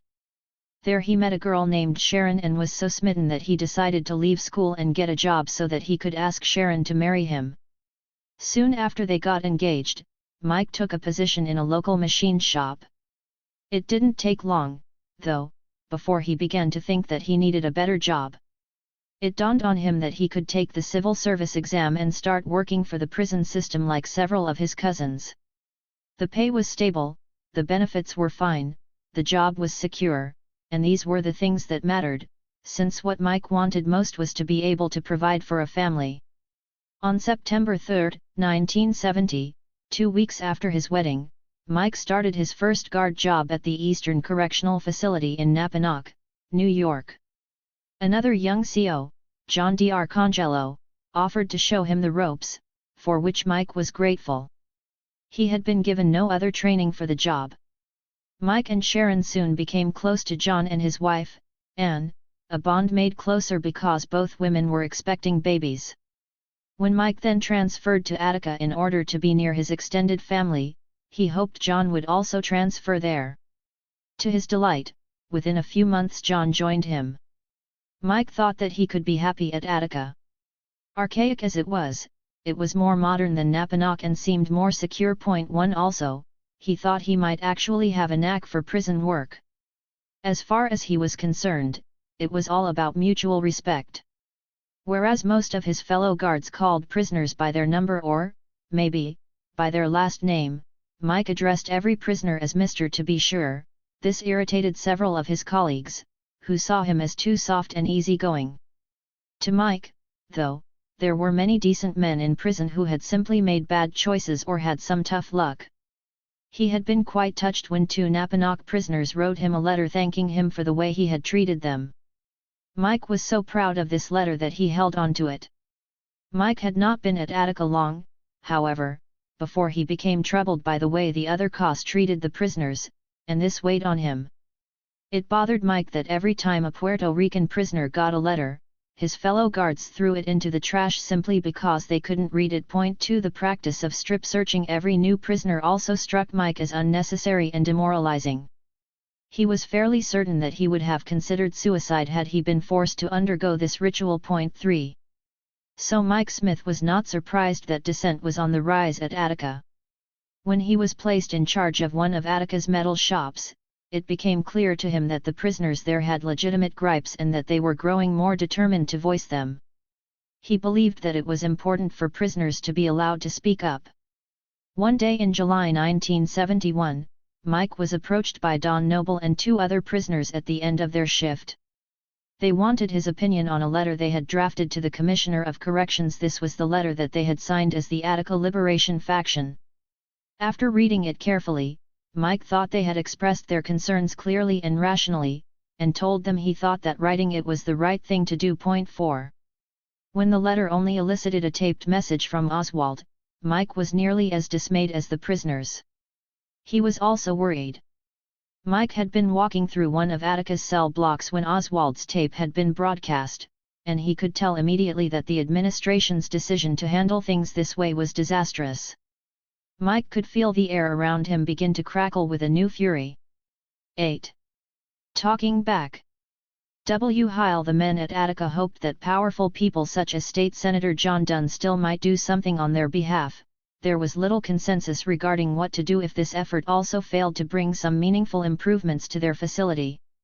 The disparate political factions in the yard had been talking about this very question for some time now. Activists like Sam Melville from the Weather Underground, a revolutionary organization committed to fighting racism and imperialism, Black Panthers like Tommy Hicks, Black Muslims like Richard X Clark, and men like Mariano Dallo Gonzalez from the Young Lords Party, a grassroots activist organization working in cities like New York and Chicago to improve conditions for Puerto Ricans.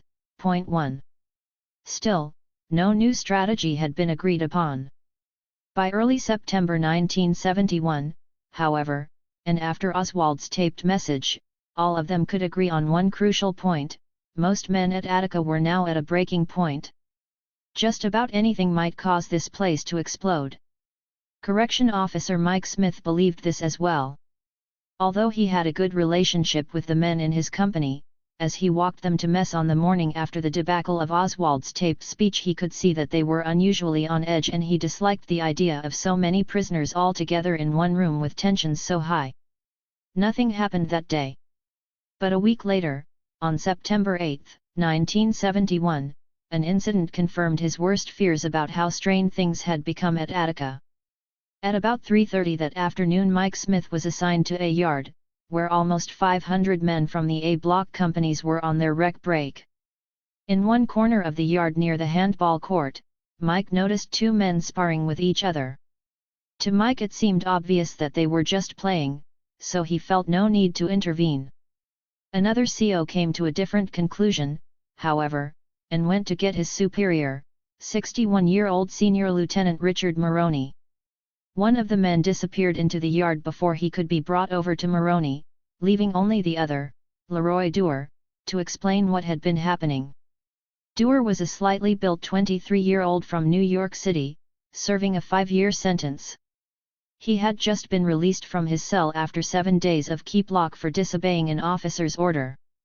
After all the long hours of being cooped up in his tiny cell, he had really been enjoying the release of horsing around out in the open air.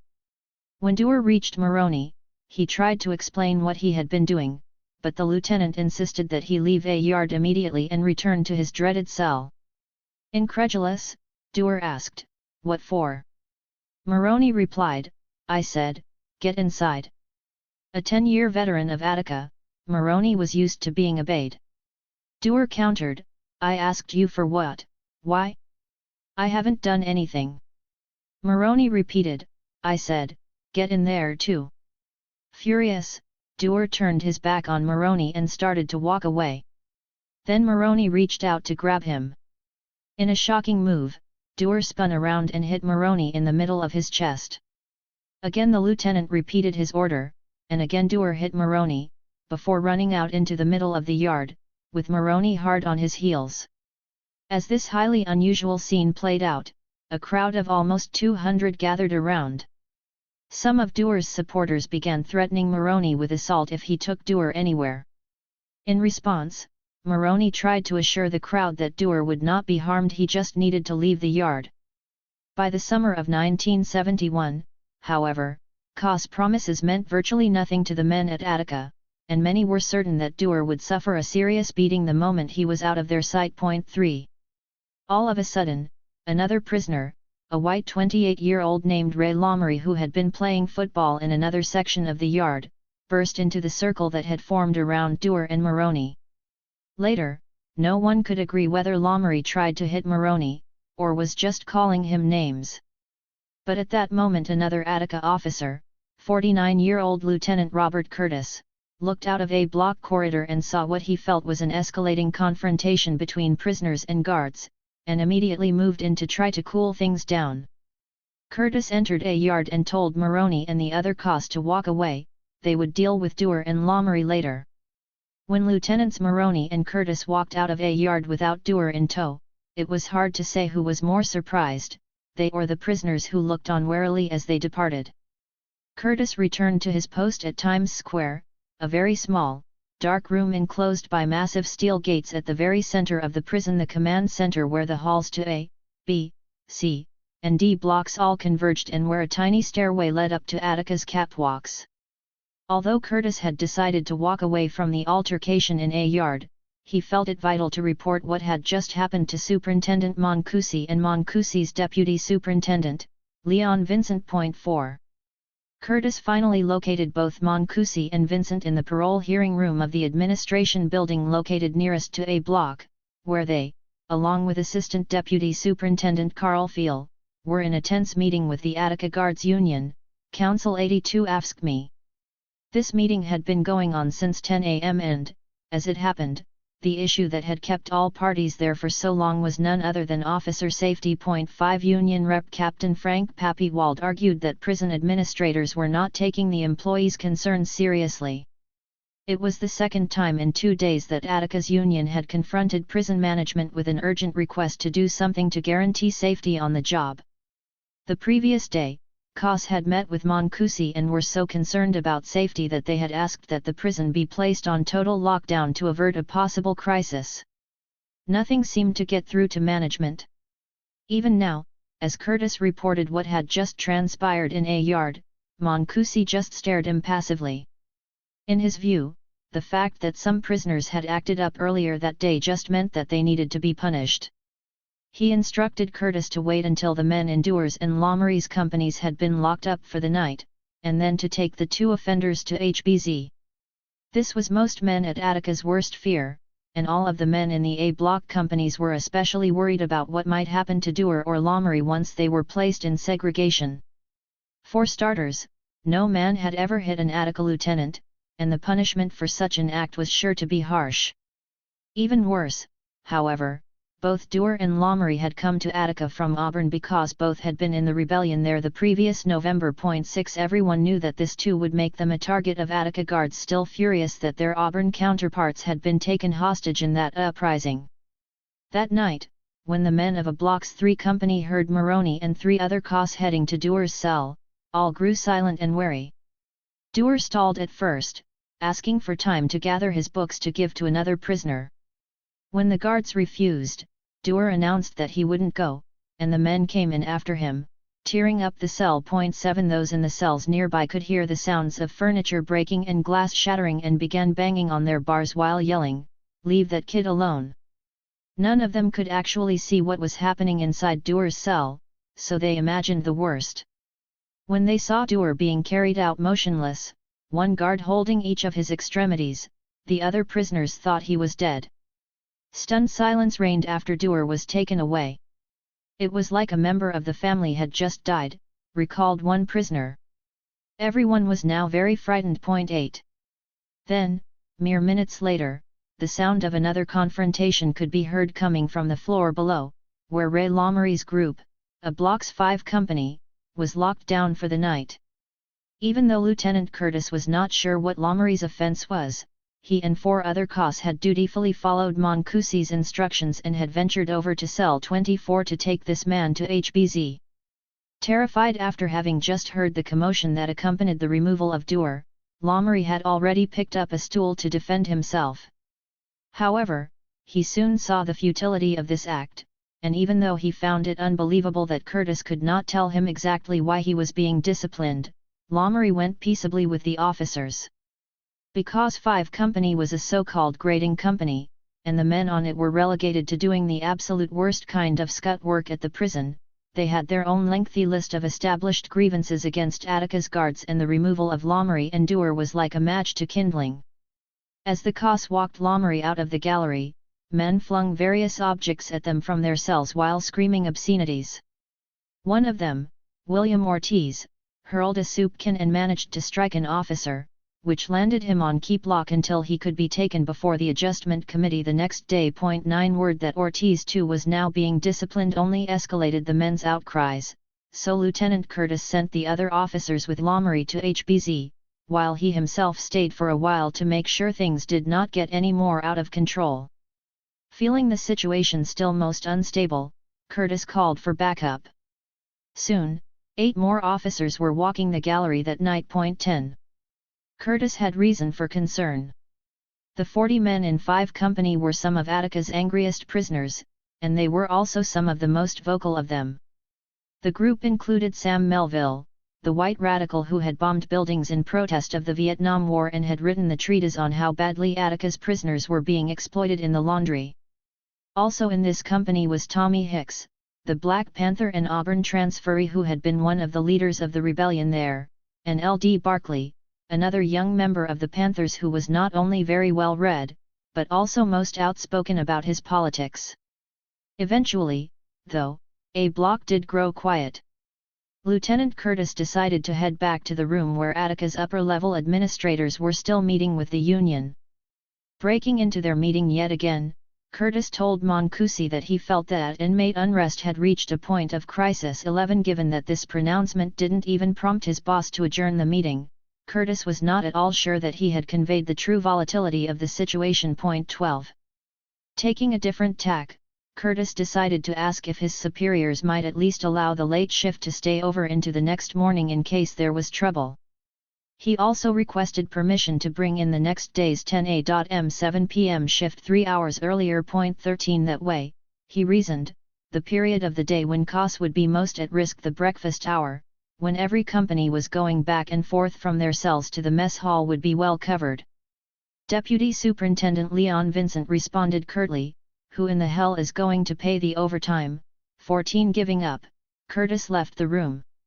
As he walked away, he decided that he would keep at least the current shift over for an hour while the hall captains made their usual late-night rounds, and deal with the overtime consequences later. 15.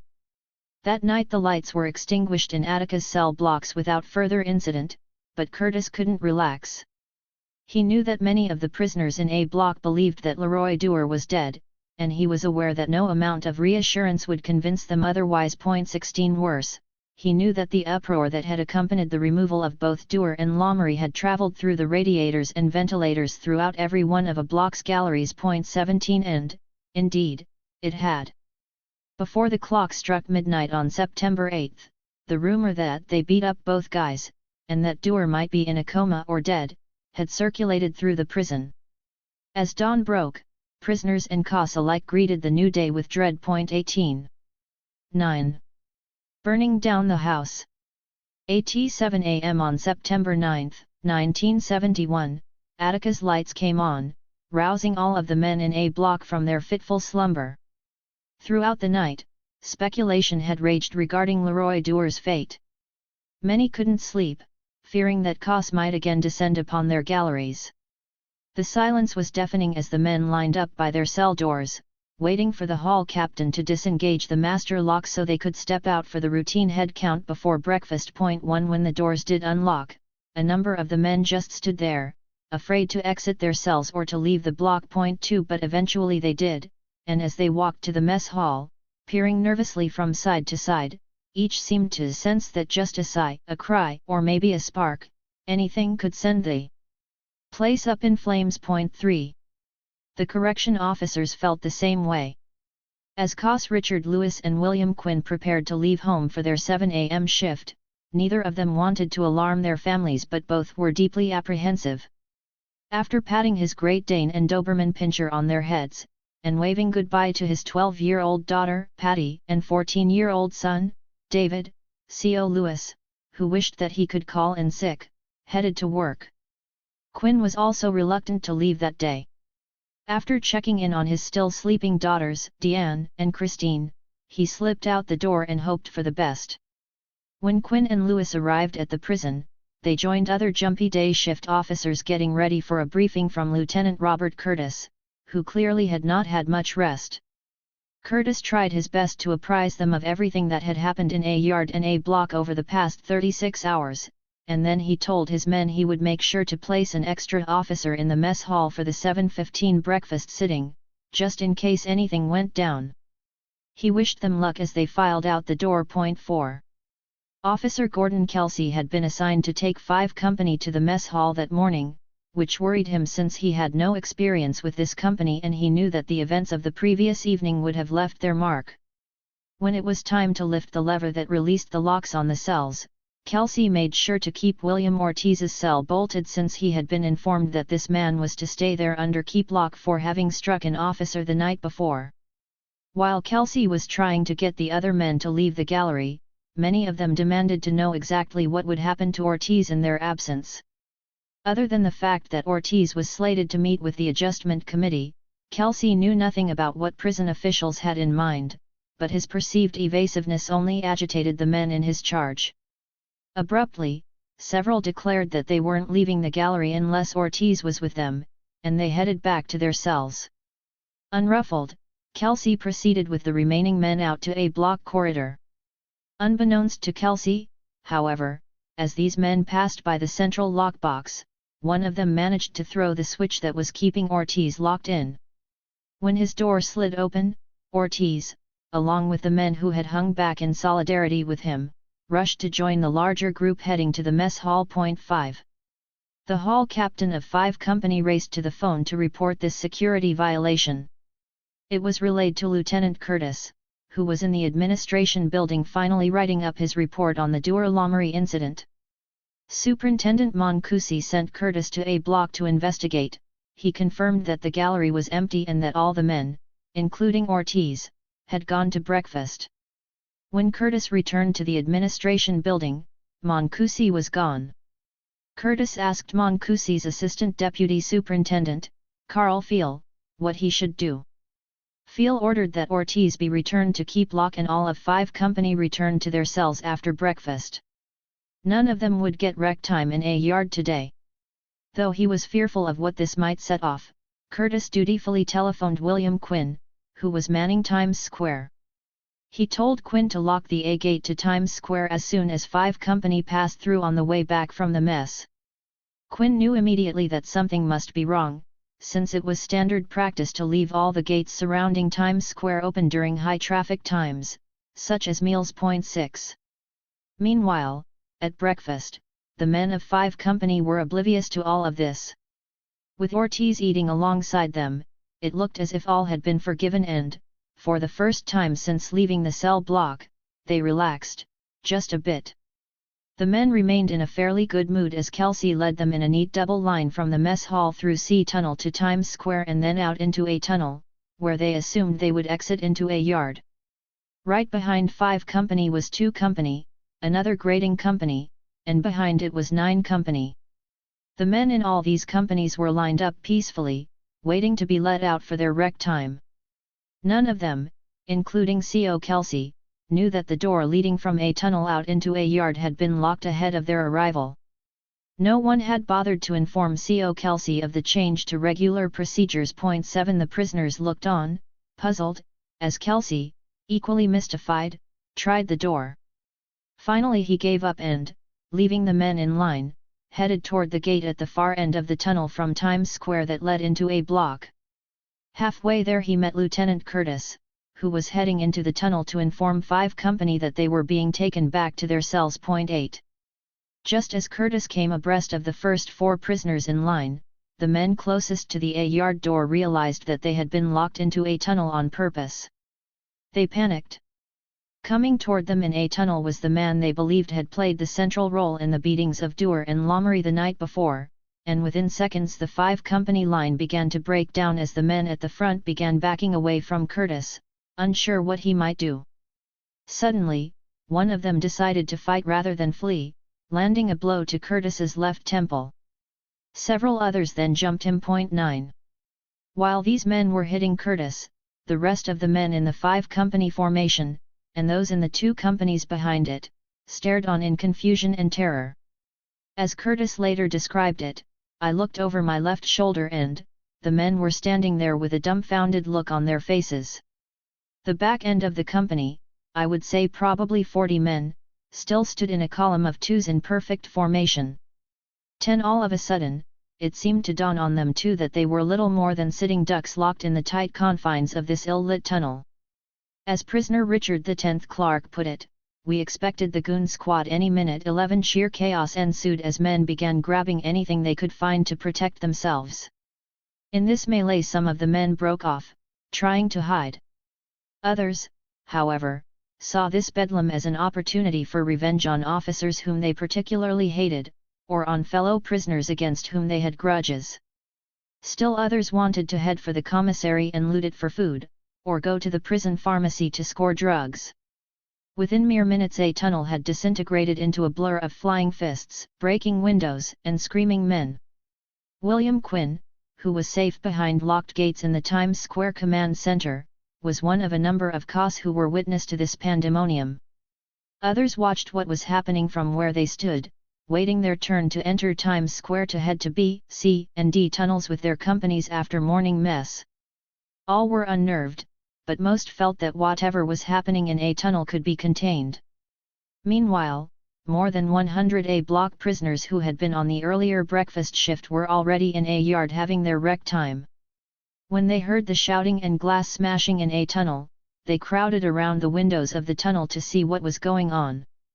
Word spread like wildfire through A yard that a riot was underway. These men began arming themselves with anything they could find: rakes, boards, football helmets, and other pieces of sports equipment. The 2 COS watching over the A-yard group, John D. Arcangelo and Walter Zamowski, felt their knees go weak as a group of prisoners approached them and snatched their rings of keys. These officers watched helplessly as the group went over to the door to a tunnel and, after struggling a bit to open the lock, flooded into the already cramped space to join in the fracas. In Times Square, the guards on the outside of the command center could see that William Quinn was growing more nervous. As he began double-checking to make sure that all the gates were still secure, he looked up and saw his friend Gordon Kelsey with blood streaming down his face. Taking an enormous risk, Quinn opened the gate a crack to let Kelsey into safety. He then did the same for CO Don Melvin, who was waiting in C tunnel with the men he was bringing back from breakfast. The prisoners in C tunnel still hadn't quite figured out that a full-scale riot had engulfed A tunnel, but Quinn feared that once they did, Melvin would become a target. Seeing that Quinn had opened the gates for the 2 guards, a number of terrified prisoners from 9 Company begged to be let into Times Square so that they would be safe. One beseeched, "Let me in, I didn't have nothing to do with it." 12 But Quinn was too afraid to chance opening Times Square one more time. He told the men in 9 Company to stand quietly alongside the wall, and urged them not to get involved in any of this craziness. Then he picked up the phone and frantically tried to reach the administration building. 13. The phone didn't work.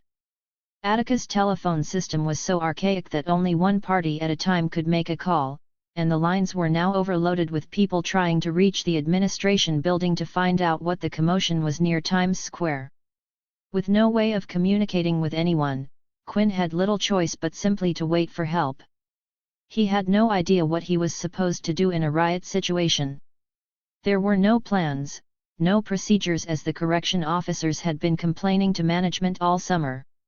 As one guard put it, while the superintendent took our request under advisement in each instance, nothing was really done as far as I could see. 14. In a tunnel, most of the prisoners originally under Kelsey's command were desperately trying to get out of the claustrophobic space that was growing more dangerous by the minute.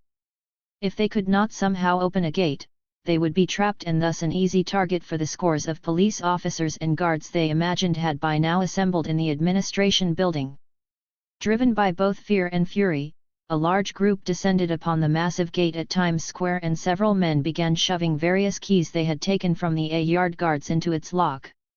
They tried key after key, as Quinn, Kelsey, and Melvin watched in terror. But none of the keys worked, and for a brief period it appeared that the cause would be safe. But the A-block prisoners were desperate. Giving up on the keys, they began trying to force the gate open.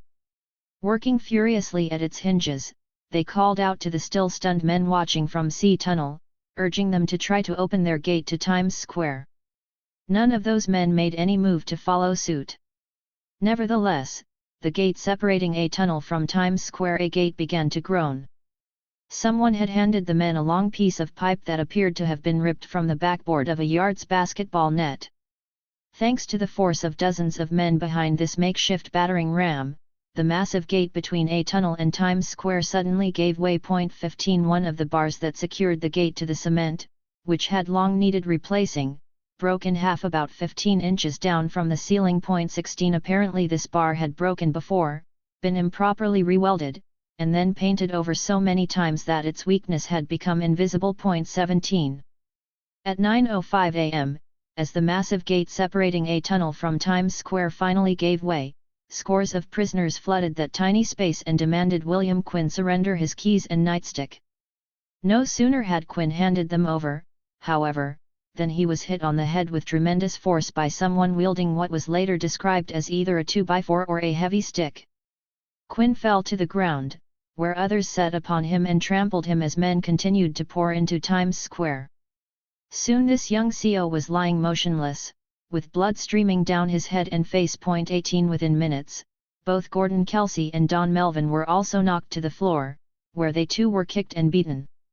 All three cops were soon covered in blood, fading in and out of consciousness.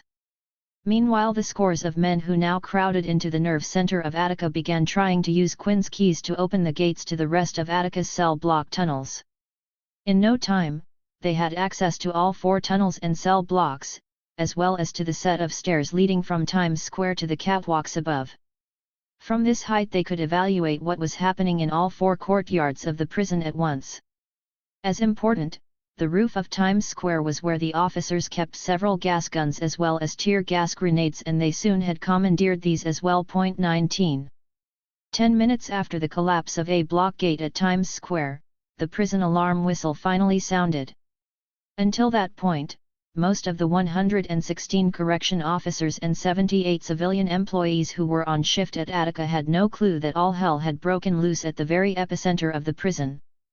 Each time a group of prisoners burst into another area of the prison, they caught the officers there completely unprepared. Anyone in a white CO shirt or blue shirt worn by civilian employees was fair game for retaliation from prisoners deeply angry at the abuses they felt they had too long endured at Attica. Standing guard in the metal shop, Mike Smith heard the prison whistle, but he had no idea what it meant. All he had ever been told was that an alarm would sound if a prisoner escaped. Heading to the windows that looked down to the first floor of the shop, the garage area, which was under the supervision of CO Eugene, G.B. Smith, he saw that something was seriously wrong. Prisoners were running around and arming themselves. Mike Smith hurriedly decided to lock the civilians in the metal shop office to protect them, and watched as the now terrified prisoner workers in his shop began trying to squeeze themselves into lockers or hide under tables. Mike ran to the phone in the office. But it was dead. As he frantically dialed, trying to reach someone in authority, Mike could hear men breaking through the steel doors at the bottom of the stairs. He heard them climbing the stairs, then beating on the doors leading to his part of the shop. Mike could only stand still, his keys in one hand and his nightstick in the other, praying that the doors would hold. To his shock, a prisoner inside the shop suddenly came out of hiding, took Mike's keys, and opened the door. Scores of men rushed in, knocked him down, and set upon him with a pipe. As Mike lay there trying to protect his head, two other prisoners who had been hiding, July Manifesto author Don Noble and another man, threw their bodies over him, telling the men to leave him alone because he was a good guy. Correction Officer Donald Almeter, who was also in the metal shop that day, didn't fare so well. 23-year-old Almeter had a reputation as a tough guy, and prisoners gladly gave him a beating. They looked like Watsits coming in, Almeter later recounted. I got hit so hard and spun around I thought I was in a yard 20.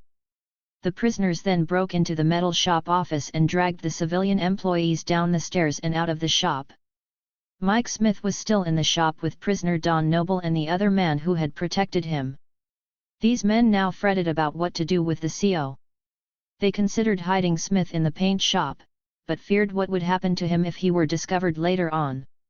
So they escorted him out of the metal shop as their prisoner, hoping to get him through a block and out to the administration building, where he would be safe. Although many of Attica's COS experienced violence and wrath as the prison fell, Mike Smith was by no means the only guard to be protected by prisoners. G.B. Smith, the guard in the downstairs part of the metal shop, had watched in terror as the 80 men in his charge began to arm themselves. He asked one of them why he had grabbed a metal pipe. The man replied, "That is for my protection, Mr. Smith. I am not planning on using it on you." 21 Another group of men from outside the shop smashed through the steel door by driving an electric forklift through it.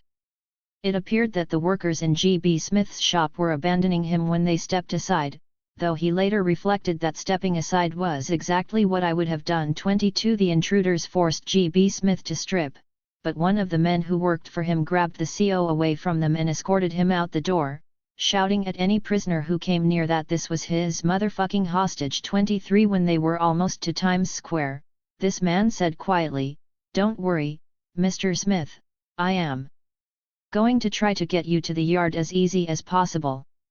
24. In B Yard, Correction Officer Dean Wright had a similar experience. Soon after it became clear to him that a full-scale riot was underway, he and Mike Smith's friend John D'Arcangelo barricaded themselves in the yard toilet, piling pillows, cushions, and other items that were stored in there up against the door. After several hours of hearing nothing but smashing glass and screaming and, at times, utter silence, the two were discovered by prisoners, who threatened to burn them out if they did not open the door. They surrendered to this ragged group of men wearing football helmets and wielding baseball bats. They were subsequently stripped, roughed up, and forced out into D Yard.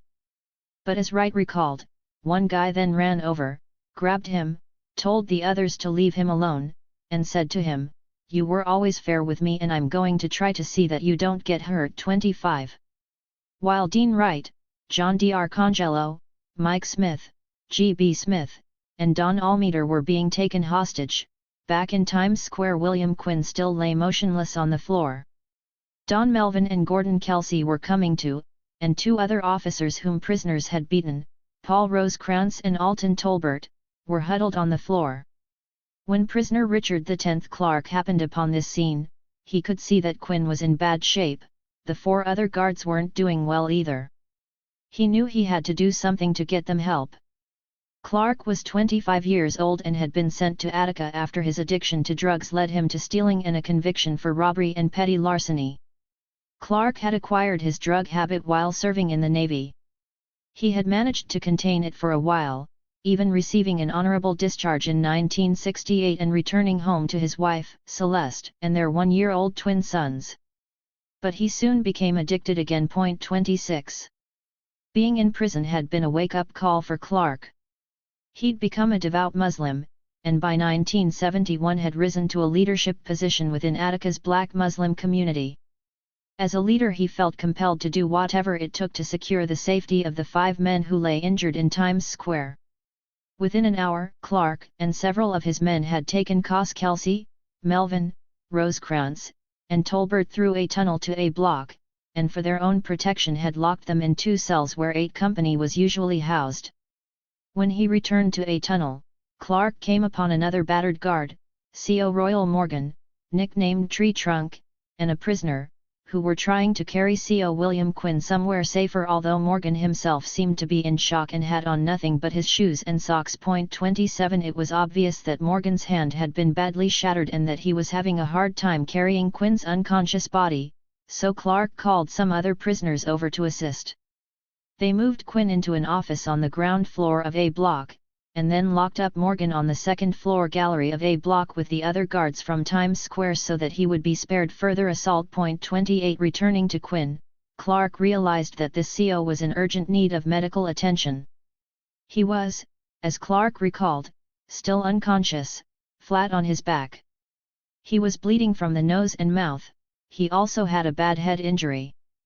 29 With great trepidation, Clark walked to the gate that separated A block from the administration building.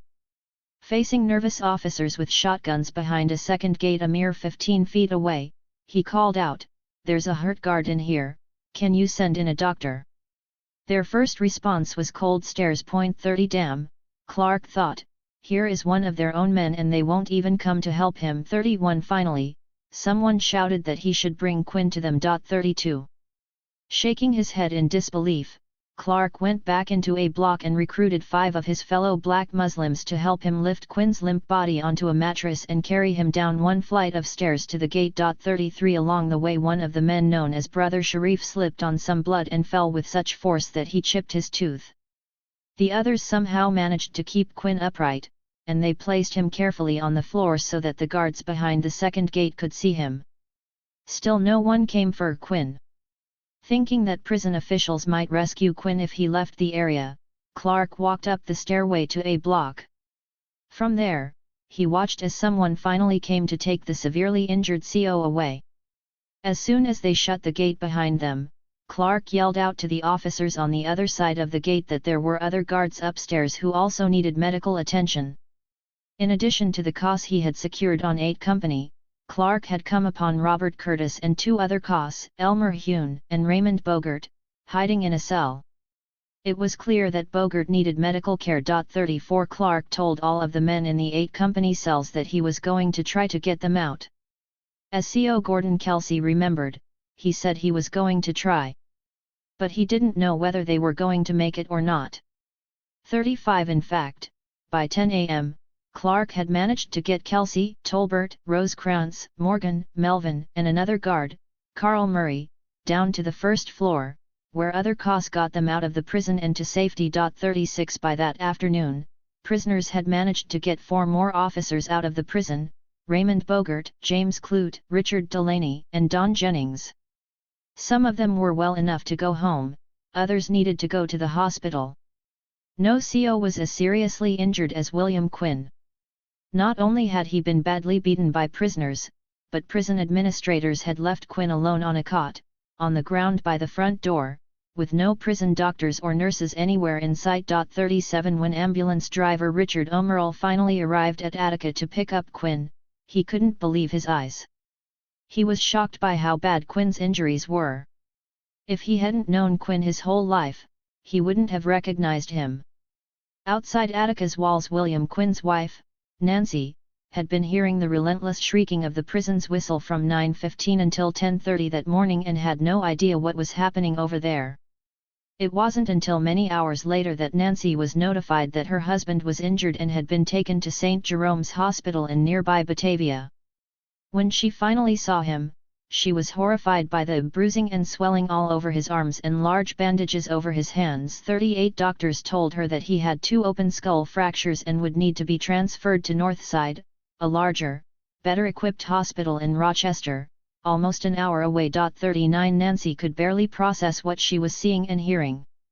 Even much later that night Nancy Quinn still had no idea what had happened over at Attica to cause the injuries to her husband. 10.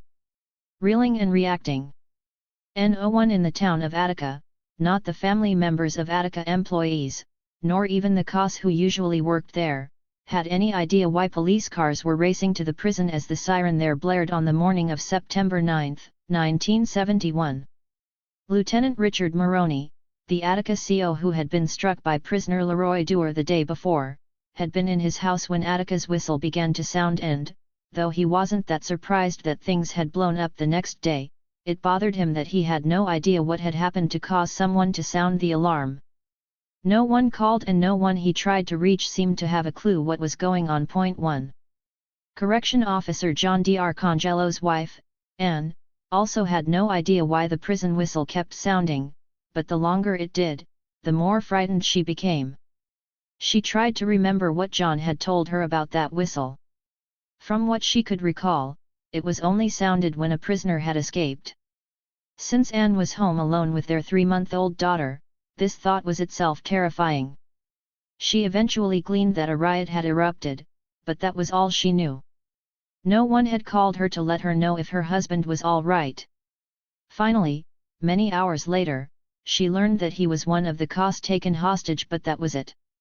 She had no idea what might happen next. Prisoners' family members who were waiting in the visitors' area to see their loved ones the morning of September 9 also had no clue why all hell seemed to be breaking loose just past the room they were in. 2 Eventually, they realized that a riot was underway inside when they saw Attica's clerical staff running out the front gate in a panic. The visiting family members also left the building, but they did so sick with fear for their loved ones still inside.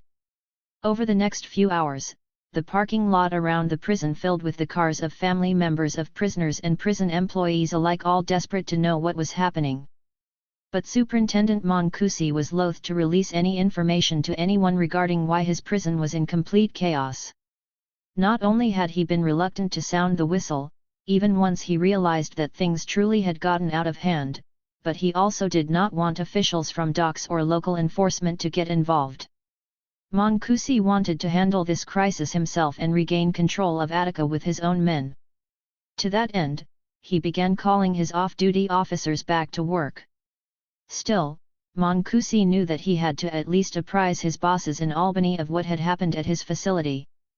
At 9:15 that morning, he managed to reach Docks Deputy Commissioner Walter Dunbar, who, in turn, alerted Commissioner Russell Oswald.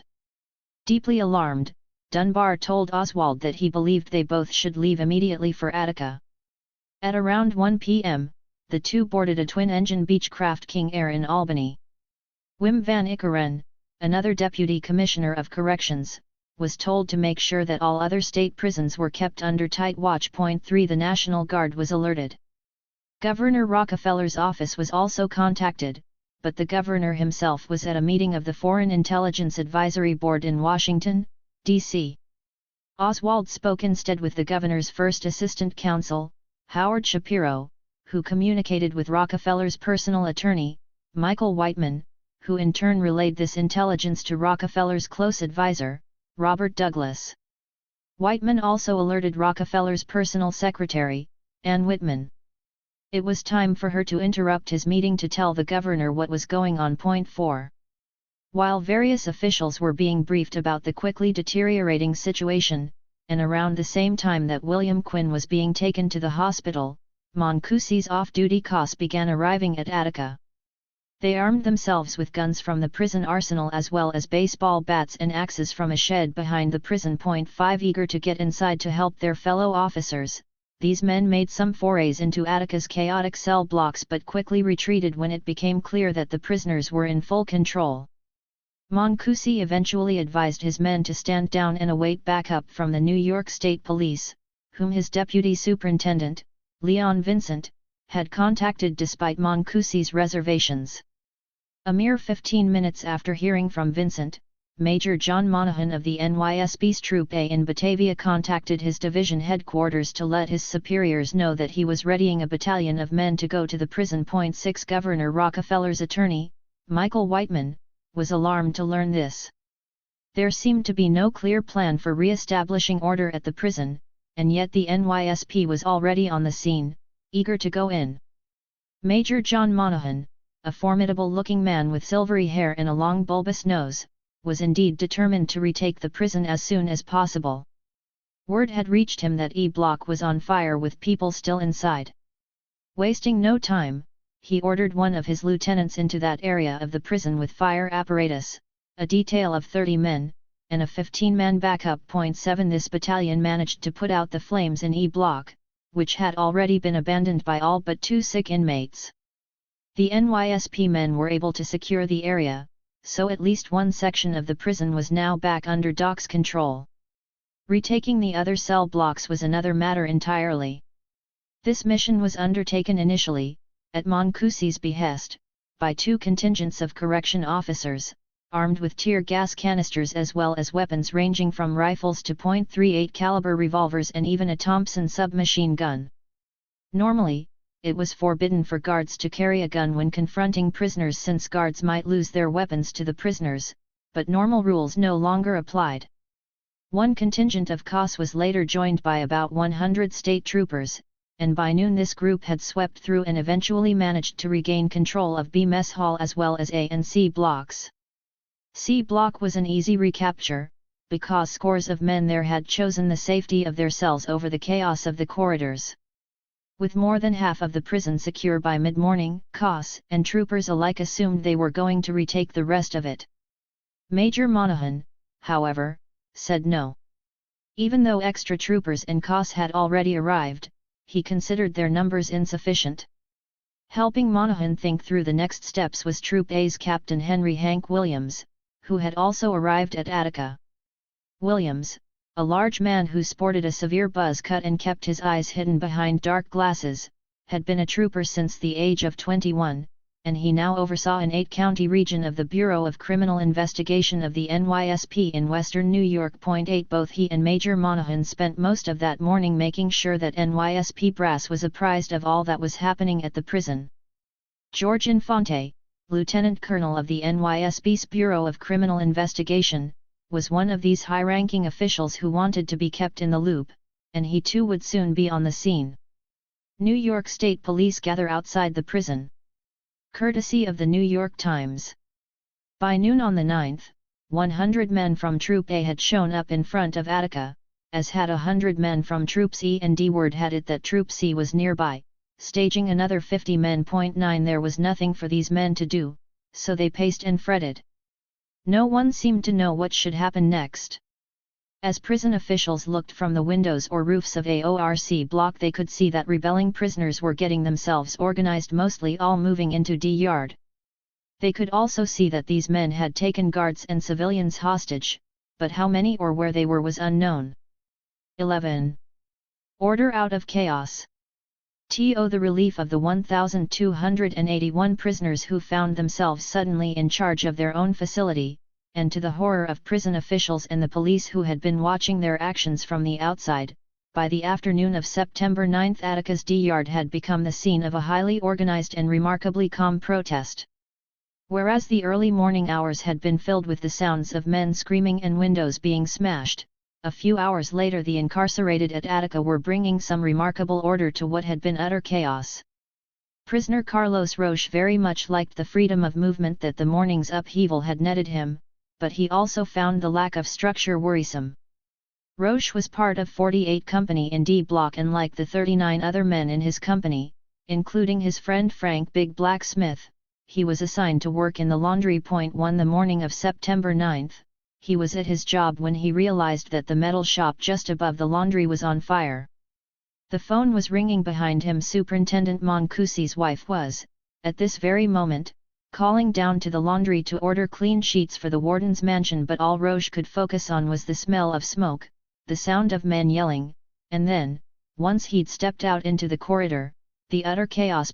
2 When a forklift driven by a prisoner came barreling down the corridor, he finally understood, a riot was in progress. Not knowing where to go, Roche took off for D Yard, since that seemed to be where everyone else was running. On his way, he saw a 75-year-old prisoner known as Old Man Perry leaning over a drum of prison-made wine, passing out big cups to men who were grabbing cartons of cigarettes and rolling big boxes of juice out of the commissary. Roche was more than ready to join the party, but he couldn't shake his wariness. This couldn't last, and it felt dangerous that no one seemed to be in charge. 3. Roche was right to be concerned. While some prisoners like Old Man Perry were living it up in a relatively harmless way, others were engaging in much more vicious activities. 2 prisoners, the 19-year-old twins John and James Schleich, who had landed at Attica on parole violations, experienced this firsthand. In the bedlam of that morning, John had gotten separated from James and then watched, horrified, as he saw someone walking his brother toward the bathroom.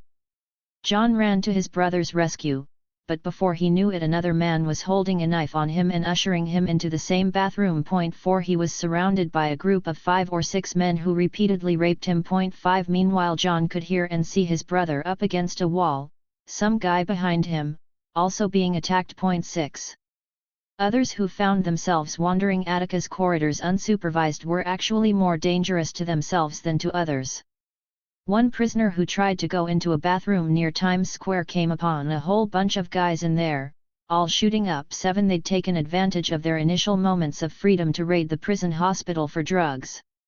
Roger Champin, a well-respected jailhouse lawyer from D Block, stood dumbfounded by the free-for-all he was witnessing around him in the early hours of September 9.8 when Champ, as his friends called him, walked into D Yard. It was pandemonium. There were cigarettes from the commissary and food scattered everywhere. Overwhelmed, Champ realized that order had to be established soon or else this situation was going to escalate into something scary. 9 But the men running around the prison on the morning of September 9 seemed to know that they should stick together in one place and by midday had come to D Yard. 10 Still, Champ worried about having so many men in one open space with no one in charge. There were racial as well as political divisions, and it was unclear to Champ how everyone would behave in this unprecedented situation. The racial divisions particularly worried Champ, because he could clearly see from the looks on the faces of the whites, and from the way they had set themselves apart from the rest of the men, that they feared that a racial conflict might be brewing. 11 To his mind, this would be an utter disaster. Of the nearly 1,300 men still loose in the prison who decided to congregate in D Yard, nearly 2/3 were African American, about a quarter were white, and almost 10% were Puerto Rican. 12 Some were affiliated with organizations such as the Black Panther Party or the Young Lords Party, while others were not at all political and wanted largely to be left alone. Champ hoped that someone would step in soon to ease tensions and encourage prisoner unity. Champ wasn't the only prisoner out in D Yard who recognized that he needed to do something to prevent clashes and bring some calm in D Yard. Richard X Clark and his fellow black Muslims took the initiative. They first worked to make sure that the hostages, who had been blindfolded and gathered in one area of D Yard, were protected from further assault.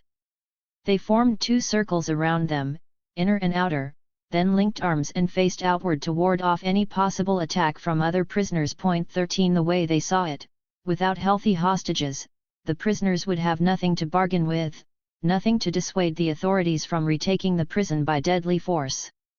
Although some of the COS who'd been taken hostage were fairly well liked by the prisoners, including Mike Smith and John Stockholm, others, like Lieutenant Robert Curtis, were not. According to one of his fellow officers, Curtis was, in fact, one of the most unpopular officers in the prison. He was famous for his 14-day keep locks. 14 Attica's black Muslims not only succeeded in preventing any revenge attacks against the unpopular COS who now were being contained in what was being called the hostage circle, but they also tried to make them as comfortable as they could be under the circumstances. 15 They gave clothing to all of the hostages who'd been stripped. 16 Co. Hostage G.B. Smith asked one of the men if he would tie his arms in front rather than behind to alleviate the terrible pain in his shoulders, and to his great relief, he did as asked. 17 Gary Walker, an unpopular CO who'd been grabbed out of the metal shop, stripped, and made to run through a gauntlet of prisoners, found himself grateful when the security team surrounded him. 18 As the Muslims protectively encircled the hostages, Champ impetuously grabbed a bullhorn he had seen lying near Times Square, jumped up on a table, and issued an appeal for unity. 19 While Champ spoke to his fellow prisoners of the need to stand by one another across political and racial lines, a hush fell over D Yard. Everyone was clearly listening to his plea to eliminate fights among ourselves and focus our hostility outside. 20 Champ was in a good position to make this pitch. because he was well known to many of the men at Attica as a fair man, someone who had been holding free classes in the yard concerning law and politics since 1968. He had a way of speaking that was authoritative without being threatening, and his overall message that they should work together seemed sensible. 21. As Champ spoke, several other men made their way to the table. Leading the way was L.D. Barclay, whom Champ had earlier asked for help. He was joined by Herbert X. Blyden, Don Noble, and Frank Lott. Blyden's Auburn experience had taught him something about how to negotiate with prison authorities, and Noble and Lott, two authors of the original July Manifesto, had great credibility as well. Shortly thereafter, white radical Sam Melville also made his way to the table, as did Muslim Richard X. Clark, Black Panther Tommy Hicks, and Young Lords leader Mariano Dallo Gonzalez. Together these men formed a committee that would help bring order to the yard. The addition of Dallo to this group was an important sign that all of Attica's men would be included in what happened next. His job was to make sure that discussions held at the table would be translated for Attica's Spanish-speaking prisoners. In time, Champ's bullhorn was being used not just to spread calm and unity, but also to get practical things accomplished in D-Yard. A prisoner skilled in electrical work managed to set up a speaker system, and everyone was soon listening as instructions were issued to immediately cease all drug taking, sexual acts, and hoarding of food and cigarettes. They were told to bring any and all weapons, crowbars, iron pipes, knives, and put them under the table where the speakers stood. 22 Dallo translated every directive into Spanish. 23 L.D. Barclay, although the youngest man at the table, quickly became one of the most mighty speakers in the yard.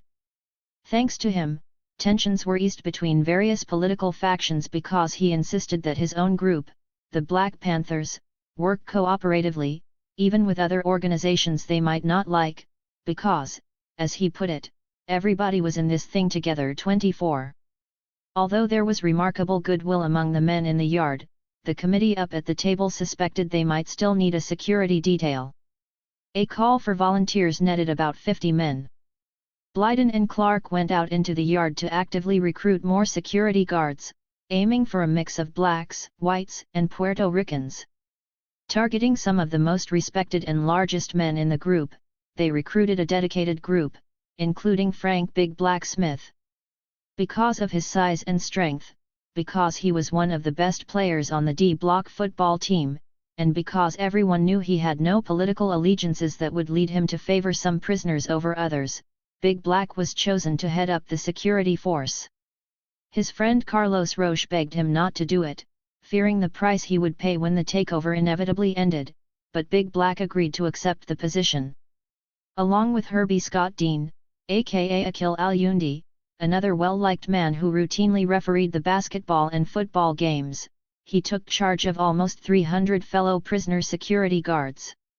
They made sure that food was evenly distributed, that personal violence was kept in check, and that anyone who threatened another prisoner was removed from the yard. Specific security guards were also given particular tasks in the yard.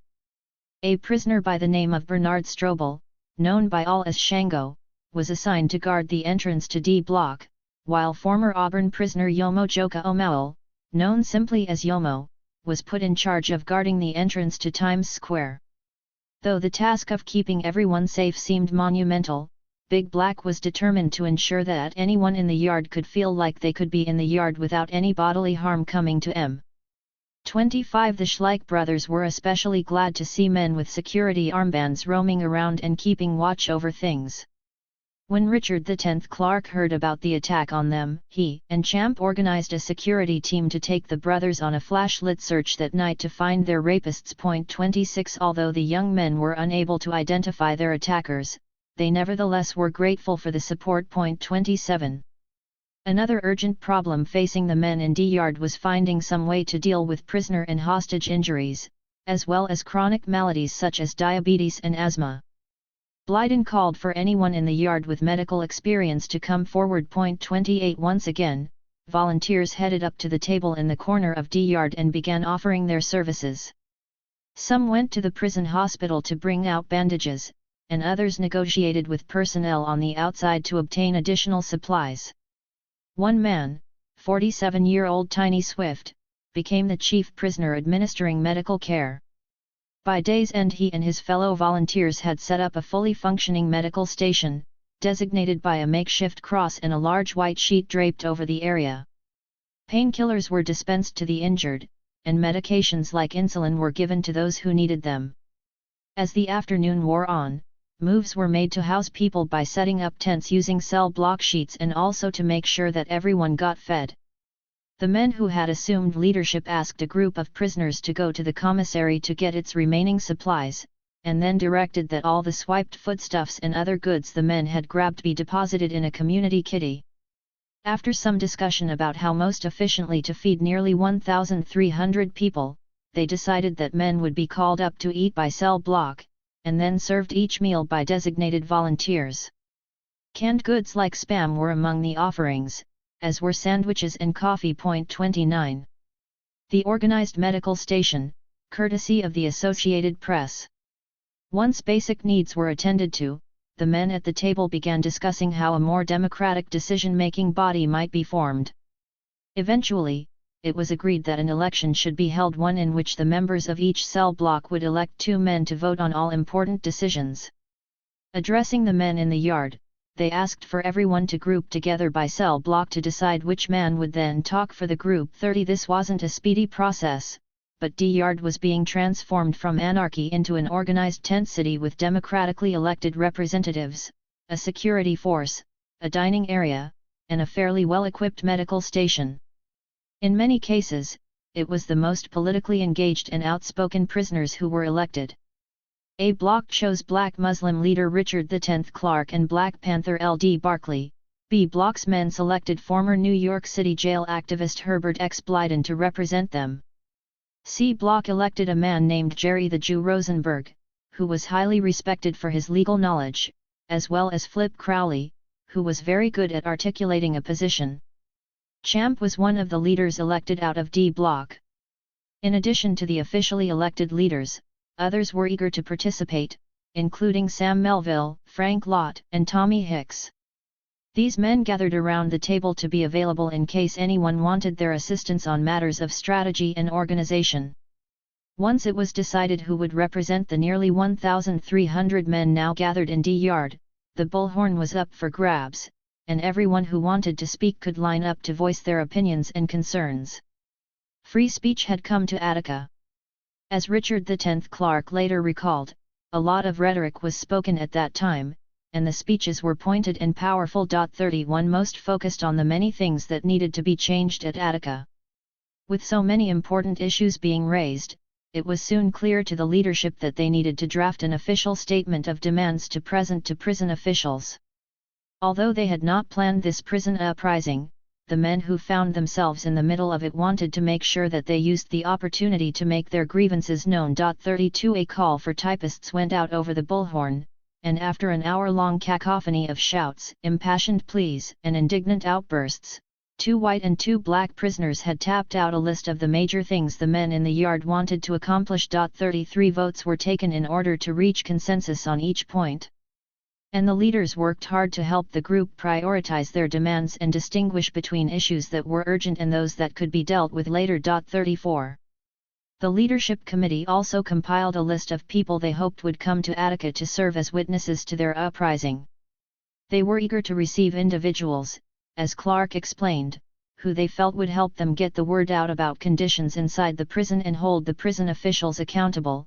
We wanted these individuals to come in as observers, to keep an eye on us and keep an eye on the Department of Correction. 35. 12. What's going on?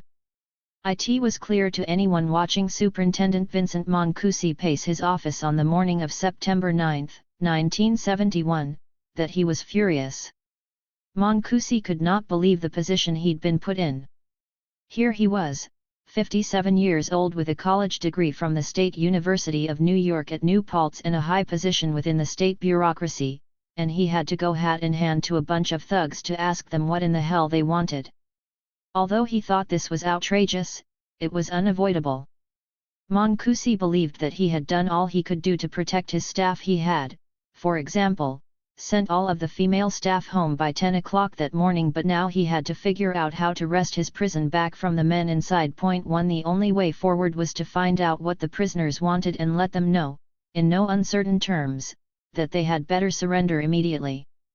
At 11:30 on the first morning of the rebellion, as the prisoners were getting themselves organized, Mancusi grabbed a bullhorn and headed down to the gate leading to a tunnel, the tunnel closest to the administration building. He shouted that someone needed to come and tell him what was going on. Eventually, 4 or 5 prisoners appeared in the dark recesses of the tunnel. Mancusi was unnerved to see that they had football helmets on, towels around their heads so that they were not recognizable, and everybody was talking at once, hollering to shut up and talk one at a time. He barked at them, as though they were ill-behaved children. 3. They stared icily at Mancusi and, without missing a beat, one of these men, Richard the 10th Clark, stated that they would have nothing more to do with him and would only talk to the commissioner or the governor. 4. Mancusi stormed back to his office. He was not happy to hand the problem off.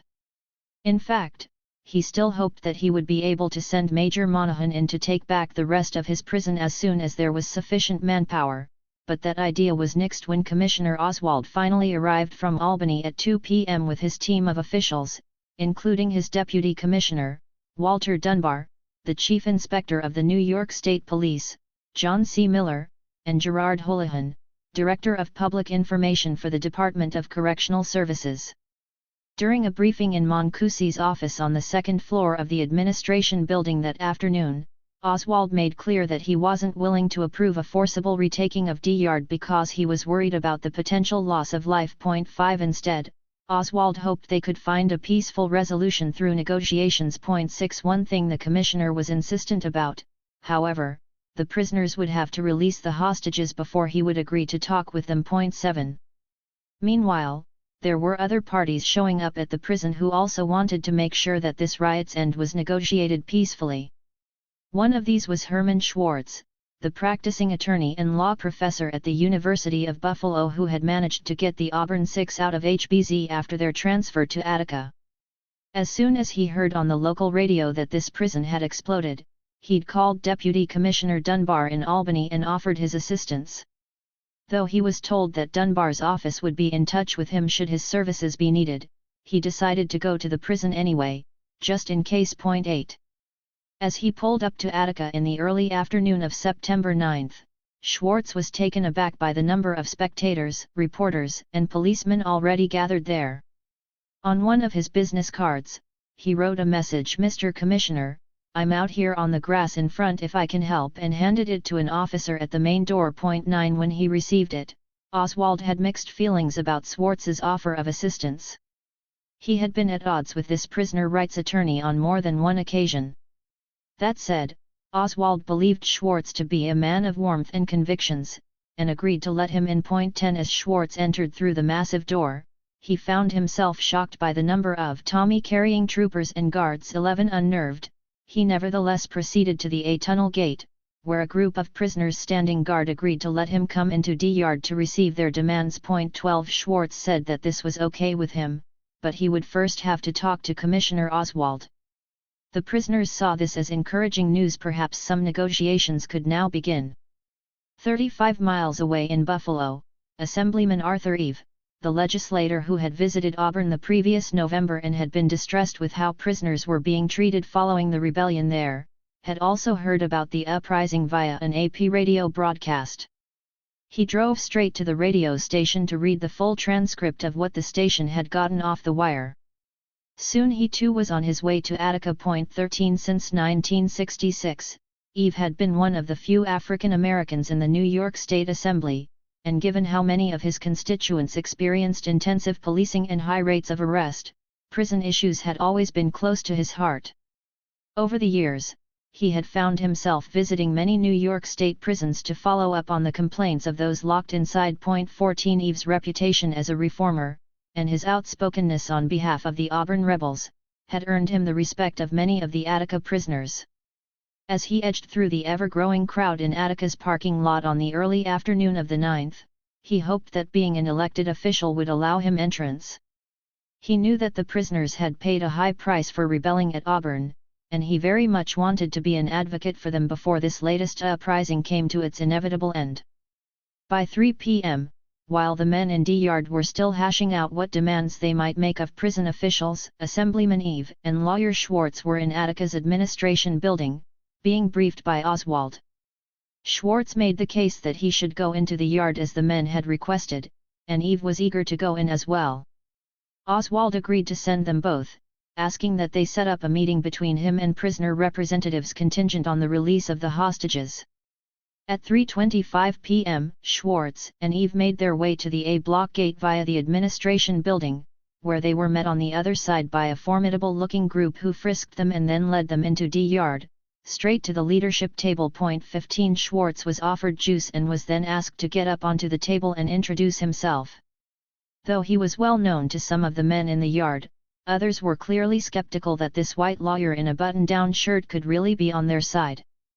Their suspicions only intensified after Schwartz asked to go over their typewritten list of immediate demands and then offered his comments. The list that Schwartz reviewed included 6 items, reprinted here verbatim. 1. We want complete amnesty. Meaning freedom for all and from all physical, mental, and legal reprisals. 2.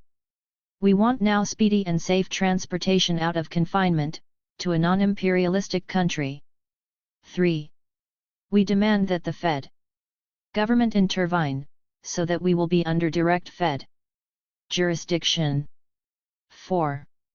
We demand the reconstruction of Attica prison to be done by inmates and/or inmates' supervision. 5. We urgently demand immediate negotiation through WMM Kunstler, attorney at law 588 9th Ave, New York City, Assemblyman Arthur O. Eve, of Buffalo, New York. The Solidarity Prison Committee, Minister Fayari Khan of M.S. Pallant, the Young Lords Party paper, the Black Panther Party. Clarence Jones, of Amster News. Tom Wicker, of the New York Times, Richard Roth from the Courier Express, the Fortune Society, Dave Anderson of the Urban League of Rochester, New York, Blonde Eva Bondnicap, and Jim Ingram of Democratic Chronicle of Detroit, Mike. 6. We intensely demand that all communication will be conducted in our domain guaranteeing safe transportation to and from 16. Schwartz felt that some of these demands were feasible. However, he made clear that he did not think that either the demand for passage to another country nor the demand for the prison to come under federal jurisdiction was likely to be met. Many in the yard became hostile, meeting his comments with boos. Confused, Schwartz felt that he was helping these men, but some saw him as projecting a superior type of attitude, and others had this feeling that he was talking down to them and that he was a racist like all the others. 17. Fearing that the situation might rapidly deteriorate, Arthur Eve stood up, introduced himself, and gave Schwartz his heartiest endorsement. This had the desired effect. Things soon calmed down. Deep down the men in D Yard knew they needed Eve and Schwartz to communicate their demands, to set up a meeting with Oswald, and hopefully to arrange for television cameras to be brought into the prison. This last desire was important because, as Champ later explained, we were trying to reach the poor working class people, the people who have sons and daughters and uncles and fathers and husbands and nephews in places like these. Then, hopefully they can reach those in political office to get some changes made. 18. The prisoners also wanted more transistor radios so that every man sitting in D Yard would be able to hear what was being reported about their rebellion. 25 minutes after they had been escorted under heavy guard into the yard, Schwartz and Eve were back at a tunnel gate. As they parted company, the prisoners gave them the names of 3 more people they hoped would come right away to Attica to act as observers: State Senator John Dunn, U.S. Congresswoman Shirley Chisholm, and Federal Judge Constance Baker Motley. Although Oswald was obviously relieved to see Eve and Schwartz emerge from a tunnel unharmed, he was most unhappy to learn that the issue of releasing the hostages had never come up. Worse, he was told, the prisoners wouldn't discuss anything further until the commissioner met with them personally. Superintendents Moncusi and Dunbar were adamantly opposed to this idea, Fearful that Oswald might be killed or held hostage. 19 Oswald agreed to talk with the men in D Yard, but only if they would meet him on more neutral ground. Oswald proceeded to walk out onto one of the catwalks overlooking the yard and shouted down to the prisoners that he would speak with them from up there. To Oswald's astonishment, his offer was refused. If the commissioner was going to talk with the prisoners, the men shouted back, he was going to have to meet with them on the same level, man to man.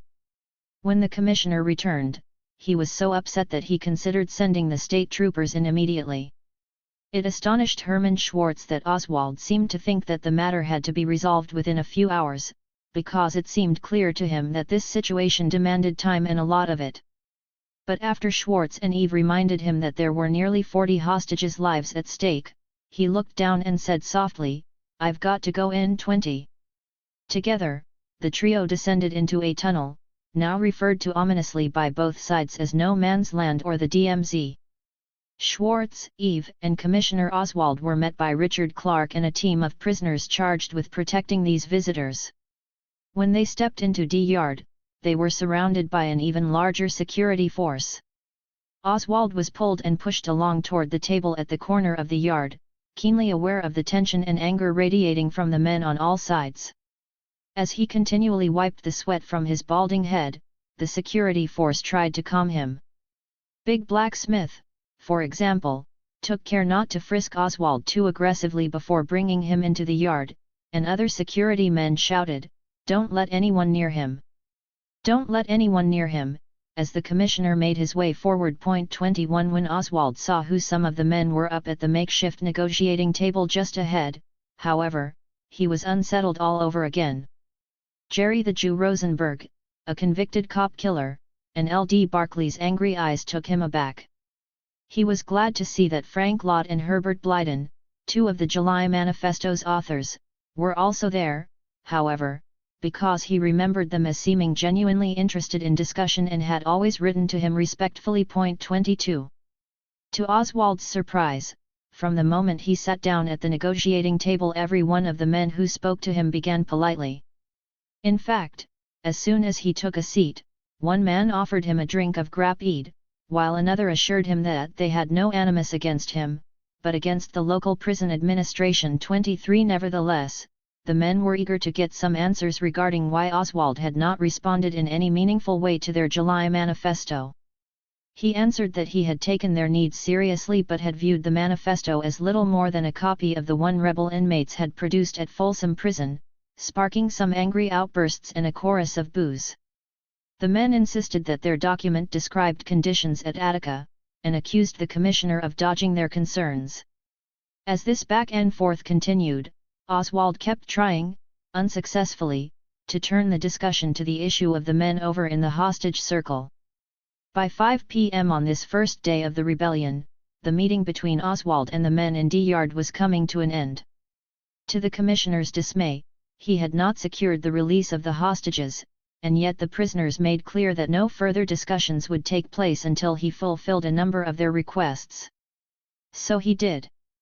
Oswald agreed to, among other things, send in more food and water, remove some of the armed state troopers and COS who were watching D Yard from the roofs of other cell blocks, and check on Ray Lomery and Leroy Dewar, whose mistreatment had helped to spark this rebellion, to make sure they were unharmed.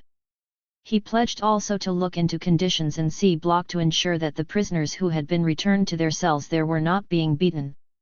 Finally, and very importantly, Oswald agreed to the prisoners' request that the media be allowed into D Yard so that the world could hear what they were trying to accomplish in this protest. As he was being handed off at the gate, one of the prisoners reminded Oswald that he had indeed been given safe passage. "You see, we kept our promise." 24 This mattered to the commissioner. He saw himself as an honorable man, and he would attempt to resolve these men's concerns to the best of his ability. This was not at all what Major Monahan wanted to hear.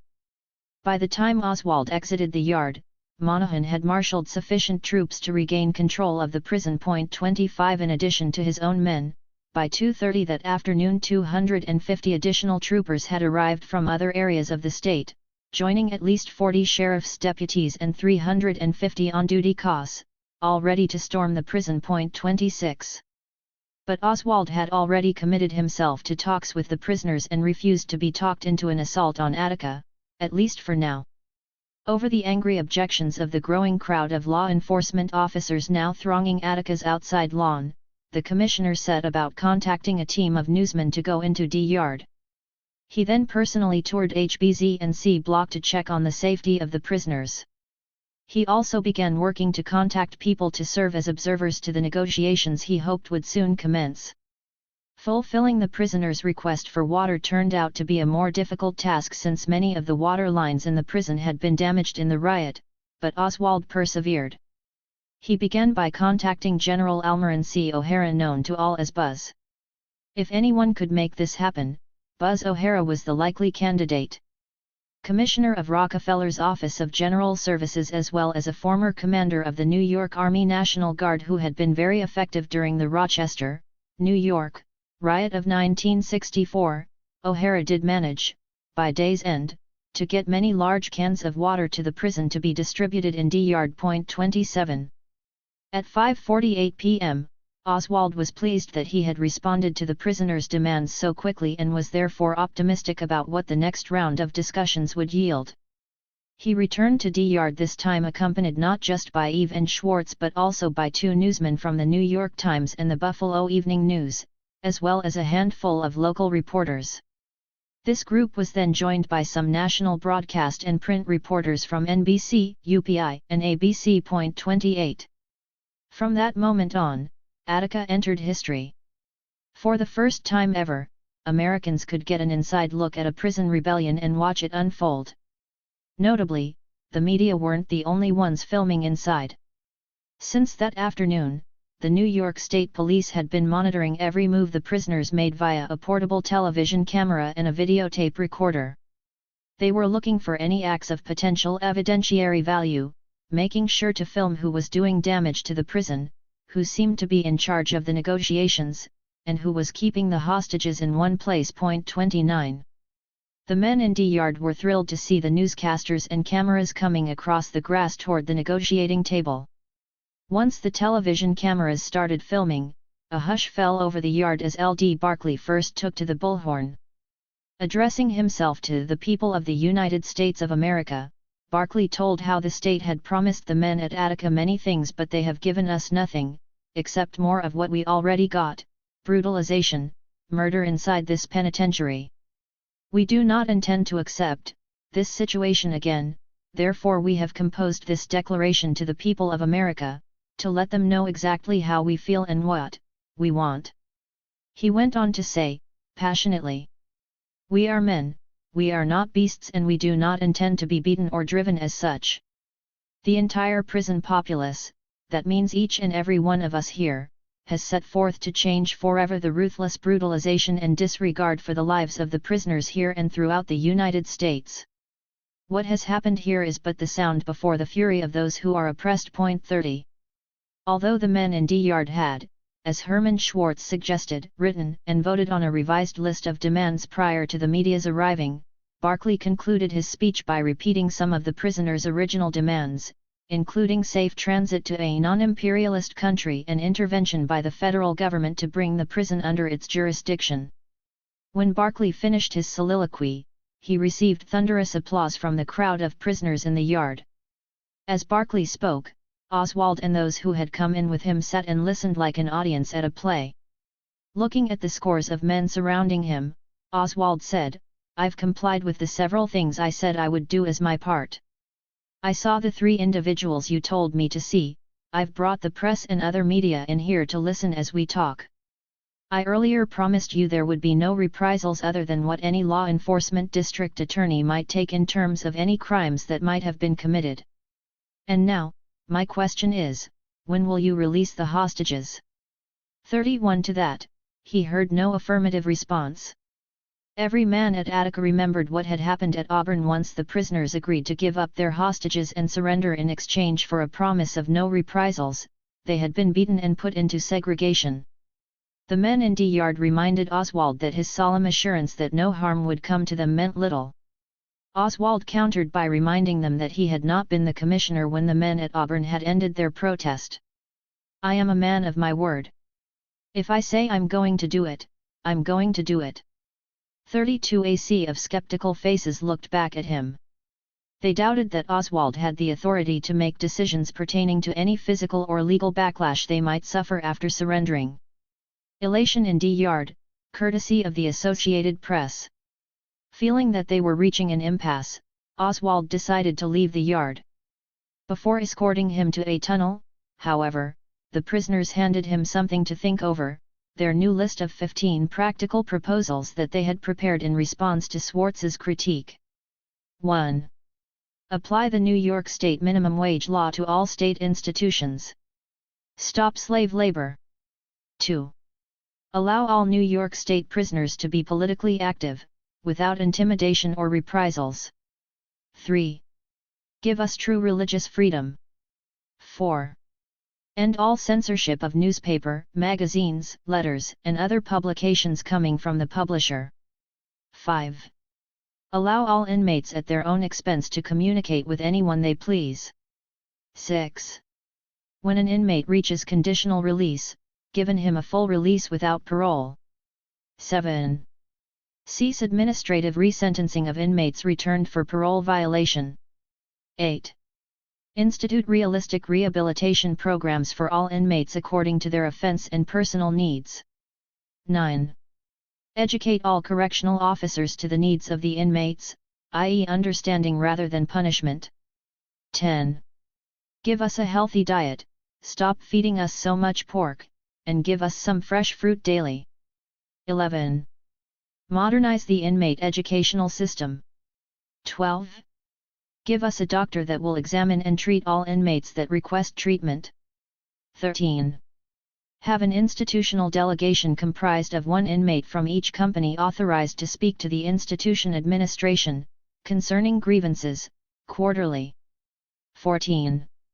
Give us less cell time and more recreational equipment and facilities. 15. Remove inside walls, making one open yard and no more segregation or punishment. 33. Though Oswald agreed to consider this new list of demands, he was now the skeptical one. Oswald could see that the demands on this list were quite different from those laid out by Barclay's fiery speech, which led him to worry that there was no consensus in the yard as to what it would take to end the standoff. In the administration building that evening, Oswald briefed the prison and law enforcement officials waiting for him, and then he called Governor Rockefeller's attorney, Michael Whiteman, to update him. The commissioner wanted everyone in the governor's office to have faith in his decision to negotiate with the prisoners, but seeing how suspicious of him the men in D-Yard had been had sapped some of his own enthusiasm for the process. As had happened earlier in the year when he dealt with the aftermath of the Auburn Rebellion, his feelings of personal affront were slowly morphing into a powerful suspicion that prisoners were not in fact calling for prison reform but rather for revolution and anarchy beginning in the prisons. 34. Whereas Governor Rockefeller believed that discussions could prove counterproductive at Attica, Oswald still resisted fully adopting this view. 35. Notably, Rockefeller's lawyers in Albany, Michael Whiteman and Howard Shapiro, did not count on Oswald's meetings with the prisoners to resolve the crisis at hand and spent the first day of the rebellion at Attica trying to get the governor to weigh in. It had taken until 6 p.m. for Whiteman to reach the governor to brief him. Rockefeller instructed Whiteman to continue monitoring the situation and also to keep an eye out for the possibility of outside agitators coming to Attica. Like all of the other uprisings that had taken place recently in his state's penal facilities, the governor refused to believe that this one was born of the genuine grievances of prisoners on the inside. To prevent further rabble-rousing from outside militants, Rockefeller told Whiteman to stay in touch with local law enforcement and to invoke the state's emergency powers to cordon the area off. 36. According to Rockefeller attorney Howard Shapiro, the state police had in fact informed him that a black organization from Buffalo was planning to go to Attica, so he alerted Deputy Commissioner of Corrections Wim Van Ikkeren to this news and instructed him to watch this situation closely. 37. Shortly afterward, Van Ikkeren received his own police briefing to the effect that 25 Panthers were en route from Buffalo to Attica. 38. An hour later, Shapiro again called the Department of Corrections, this time to ascertain whether the docs would be willing to close all roads leading to the prison should any outsiders attempt to get near it. 39. Rockefeller's men were not the only ones interested in monitoring the response of grassroots and civil rights organizations to the Attica Uprising. So was the Federal Bureau of Investigation, FBI. In fact, it was remarkable that federal agencies were so involved in what was happening in this one state prison in the middle of rural New York. Immediately, the FBI stepped up its already extensive surveillance of groups suspected to be sympathetic to prisoners and leaned on its informants in New York, Chicago, and San Francisco to gather information on the Attica rebels. Even more astoundingly, whatever intelligence the FBI gathered, credible or not, was then relayed to authorities at the highest levels of the United States government, including President Richard Nixon, Vice President Spiro Agnew, and U.S. Attorney General John Mitchell, as well as the Defense Intelligence Agency, the Department of the Army, the Department of the Air Force, the Naval Investigative Service, the Secret Service, and the National Security Agency. 40 The Albany office of the FBI alerted other bureau directors that Rockefeller's right-hand man, Robert Douglas, also wanted to be kept apprised of any information bearing on the Attica situation that they gleaned from their extremist informants. 41. Troublingly, the various reports disseminated by the FBI were often misleading if not outright inaccurate. In one teletype sent to the director of the Domestic Intelligence Division of the FBI, as well as to the White House and the U.S. Attorney General, at 11:58 p.m. on September 9, the Buffalo office reported that during the riot the whites were reportedly forced into the yard area by the blacks and Black Power militants there were rounding up not just employee hostages but also all white prisoners, which was misleading in that it suggested a race riot was unfolding. 42 More inflammatory still. The FBI's Buffalo office stated that the prisoners have threatened to kill one guard for every shot fired at them, that they have threatened to kill all hostages unless demands are met, and that all of the hostages are being made to stand at attention out in D-Yard. 43 None of this proved to be the case. During the tumultuous 1960s and 1970s the FBI was deeply invested in destabilizing and undermining grassroots organizations that it considered a threat to national security, as were the politicians, such as Nixon, Agnew, and Mitchell, who supported its efforts and relied on its briefings. 44 One of the FBI's counterintelligence programs in this period, COINTELPRO, was notorious for using rumor and outright fabrication stories in an attempt to destroy leftist, anti-war, and civil rights groups from within. For this reason Commissioner Oswald's determination to keep negotiating with the men in D-Yard infuriated much of the Bureau.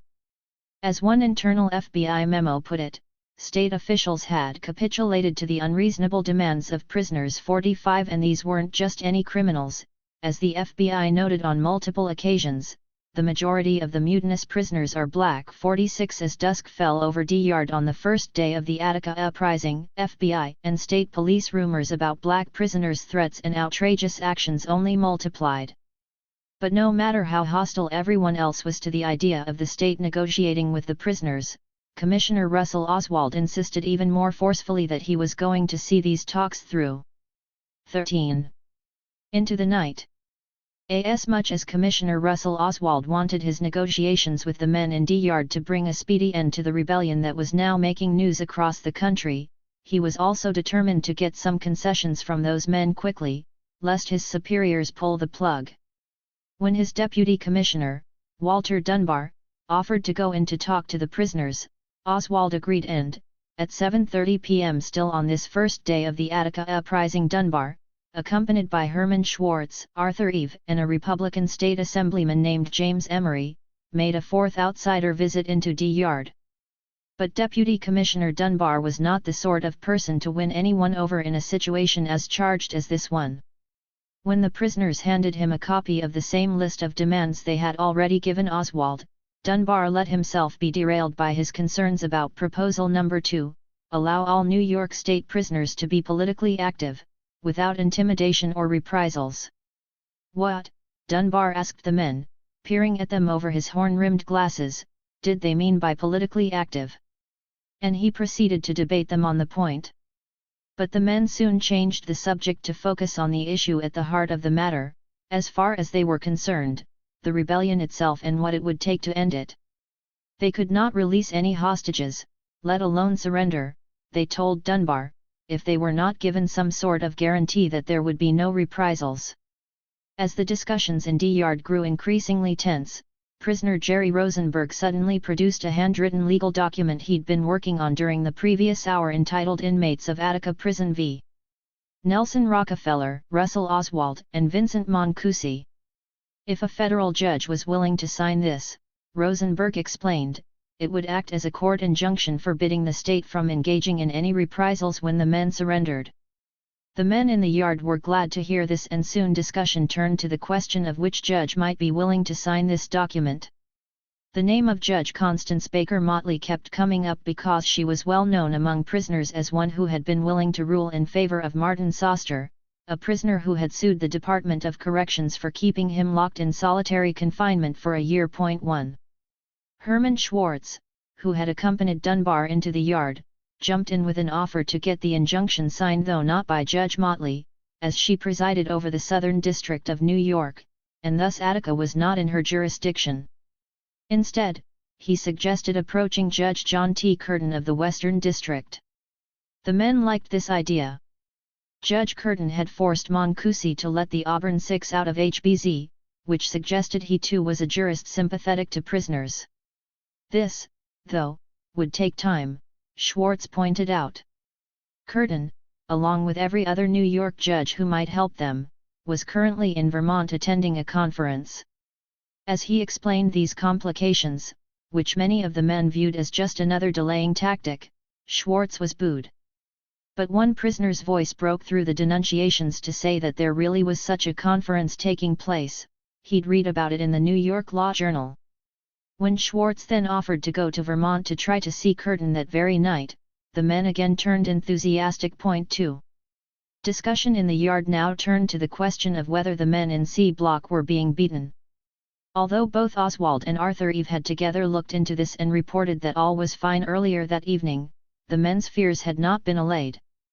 Deputy Commissioner Dunbar could sense that this issue was not going to go away unless they could see the cell block for themselves. He agreed to take 3 prisoners on a tour of the wing to confirm that their fellow prisoners were okay. Dunbar also agreed, after being pressed hard, to allow a doctor into D-Yard. He had to concede that there were people there, prisoners as well as hostages, who needed more professional medical care than the self-appointed caregivers at the medical station could provide. As the men in the yard had made clear to him, it reflected very poorly on state officials that they had not yet allowed a physician to enter the yard. 3. At 8 p.m.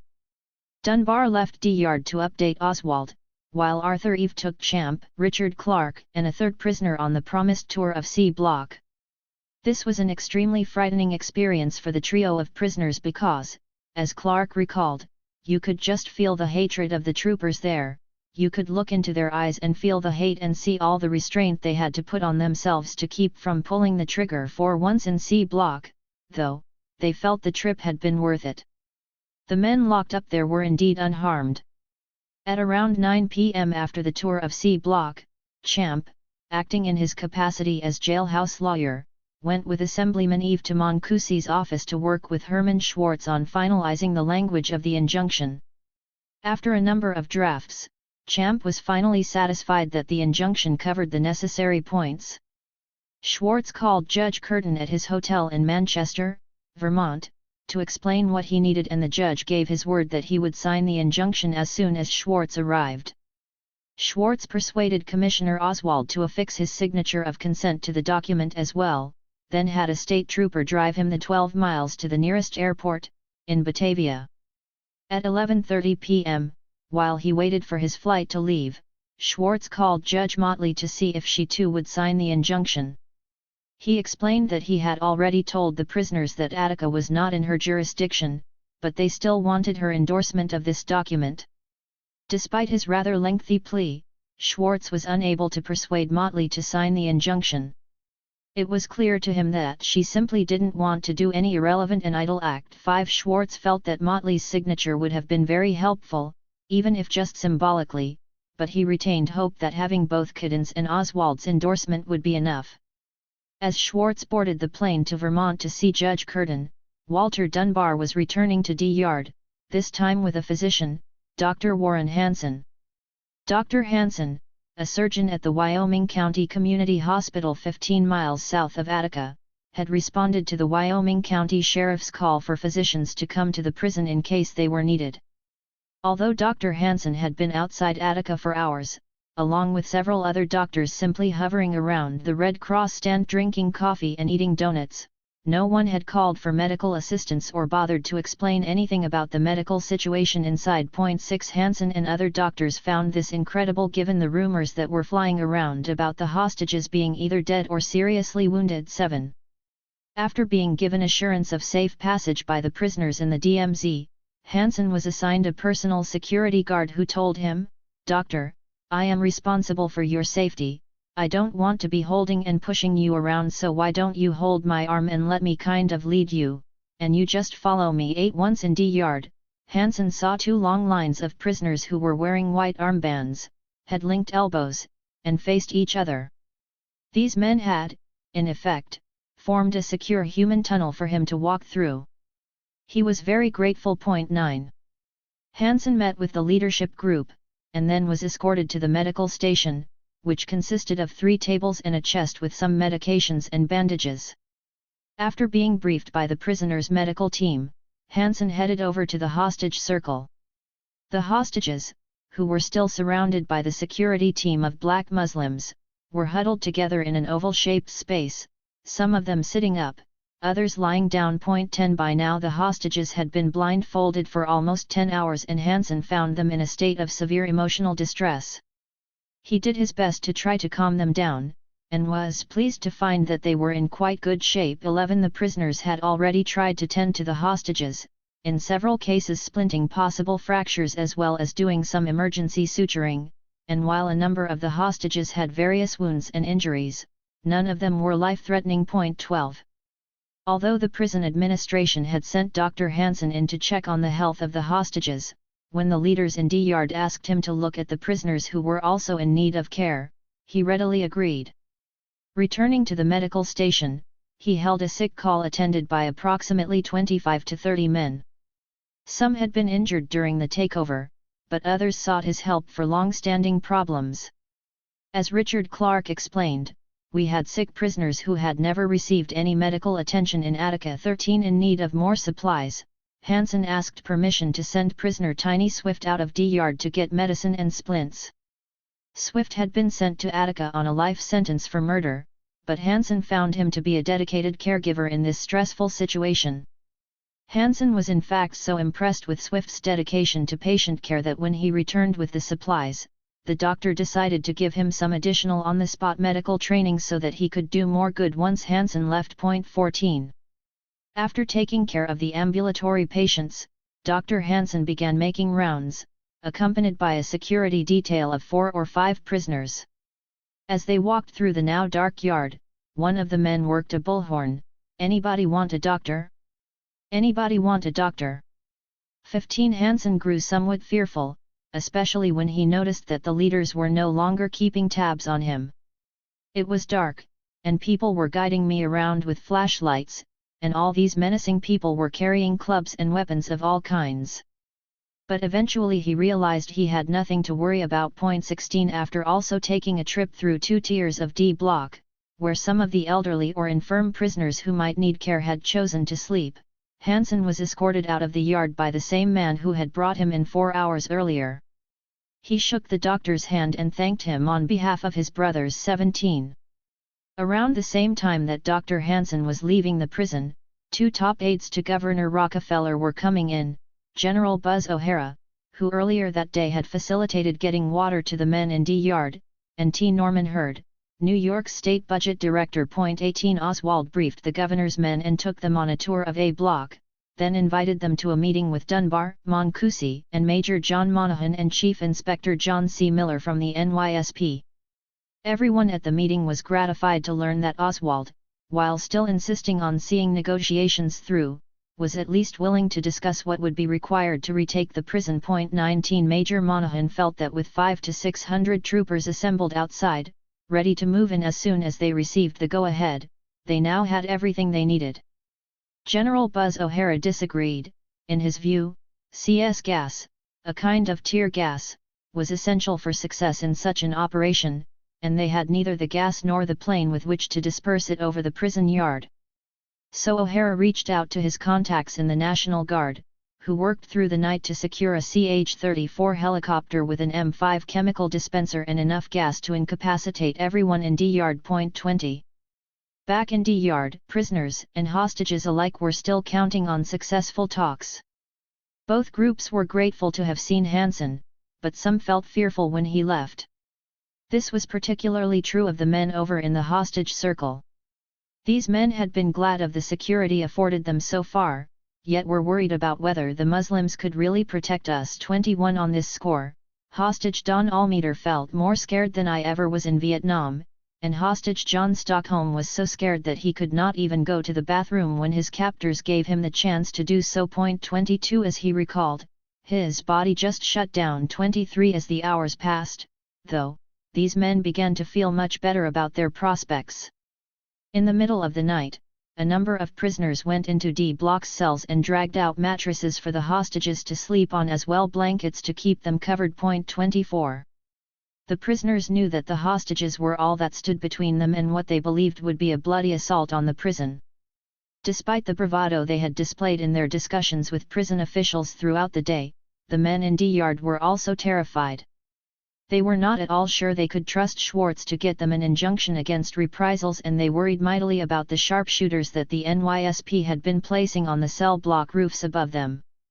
For this reason, as one prisoner explained, most of us slept right out there in the yard. 25 At least out in the open they'd know if an attack was starting. Despite the sense of foreboding, there were moments of levity and, for some, even a feeling of unexpected joy as men who hadn't felt the fresh air of night for years reveled in this strange freedom. Out in the dark, music could be heard: drums, a guitar, vibes, flute, sax, that the brothers were playing. This was the lightest many of the men had felt since being processed into the maximum security facility. 26 That night was in fact a deeply emotional time for all of them. Richard Clark watched in amazement as men embraced each other, and he saw one man break down into tears because it had been so long since he had been allowed to get close to someone. 27 Carlos Roche watched as tears of elation ran down the withered face of his friend Owl, an old man who had been locked up for decades. "You know," Owl said in wonderment, "I haven't seen the stars in 22 years." 28 As Clark later described this first night of the rebellion, while there was much trepidation about what might occur next, the men in D Yard also felt wonderful, because no matter what happened later on, they couldn't take this night away from us. 29. 14. A new day dawns. Early in the morning on Friday, September 10, the second day of the Attica Rebellion, Herman Schwartz arrived back at Attica Prison from Vermont. He was proud of himself. He'd managed to drag Judge John T. Curtin out of his cozy bed at the Equinox Hotel at 3:30 a.m. to sign a document that read simply, "Upon consent of defendants, it is hereby ordered that defendants, their agents, and employers are enjoined from taking any physical or other administrative reprisals against any inmates participating in the disturbance at the Attica Correctional Facility on September 9, 1971." One by getting Commissioner Russell Oswald's signature at the bottom. Schwartz felt that he had secured the consent of the defendants and that this was what the men in D Yard really needed to be protected. 2. At around 8 a.m., Schwartz was able to hand the now rather crumpled legal document over to the prisoners at the gate that separated A tunnel from A block.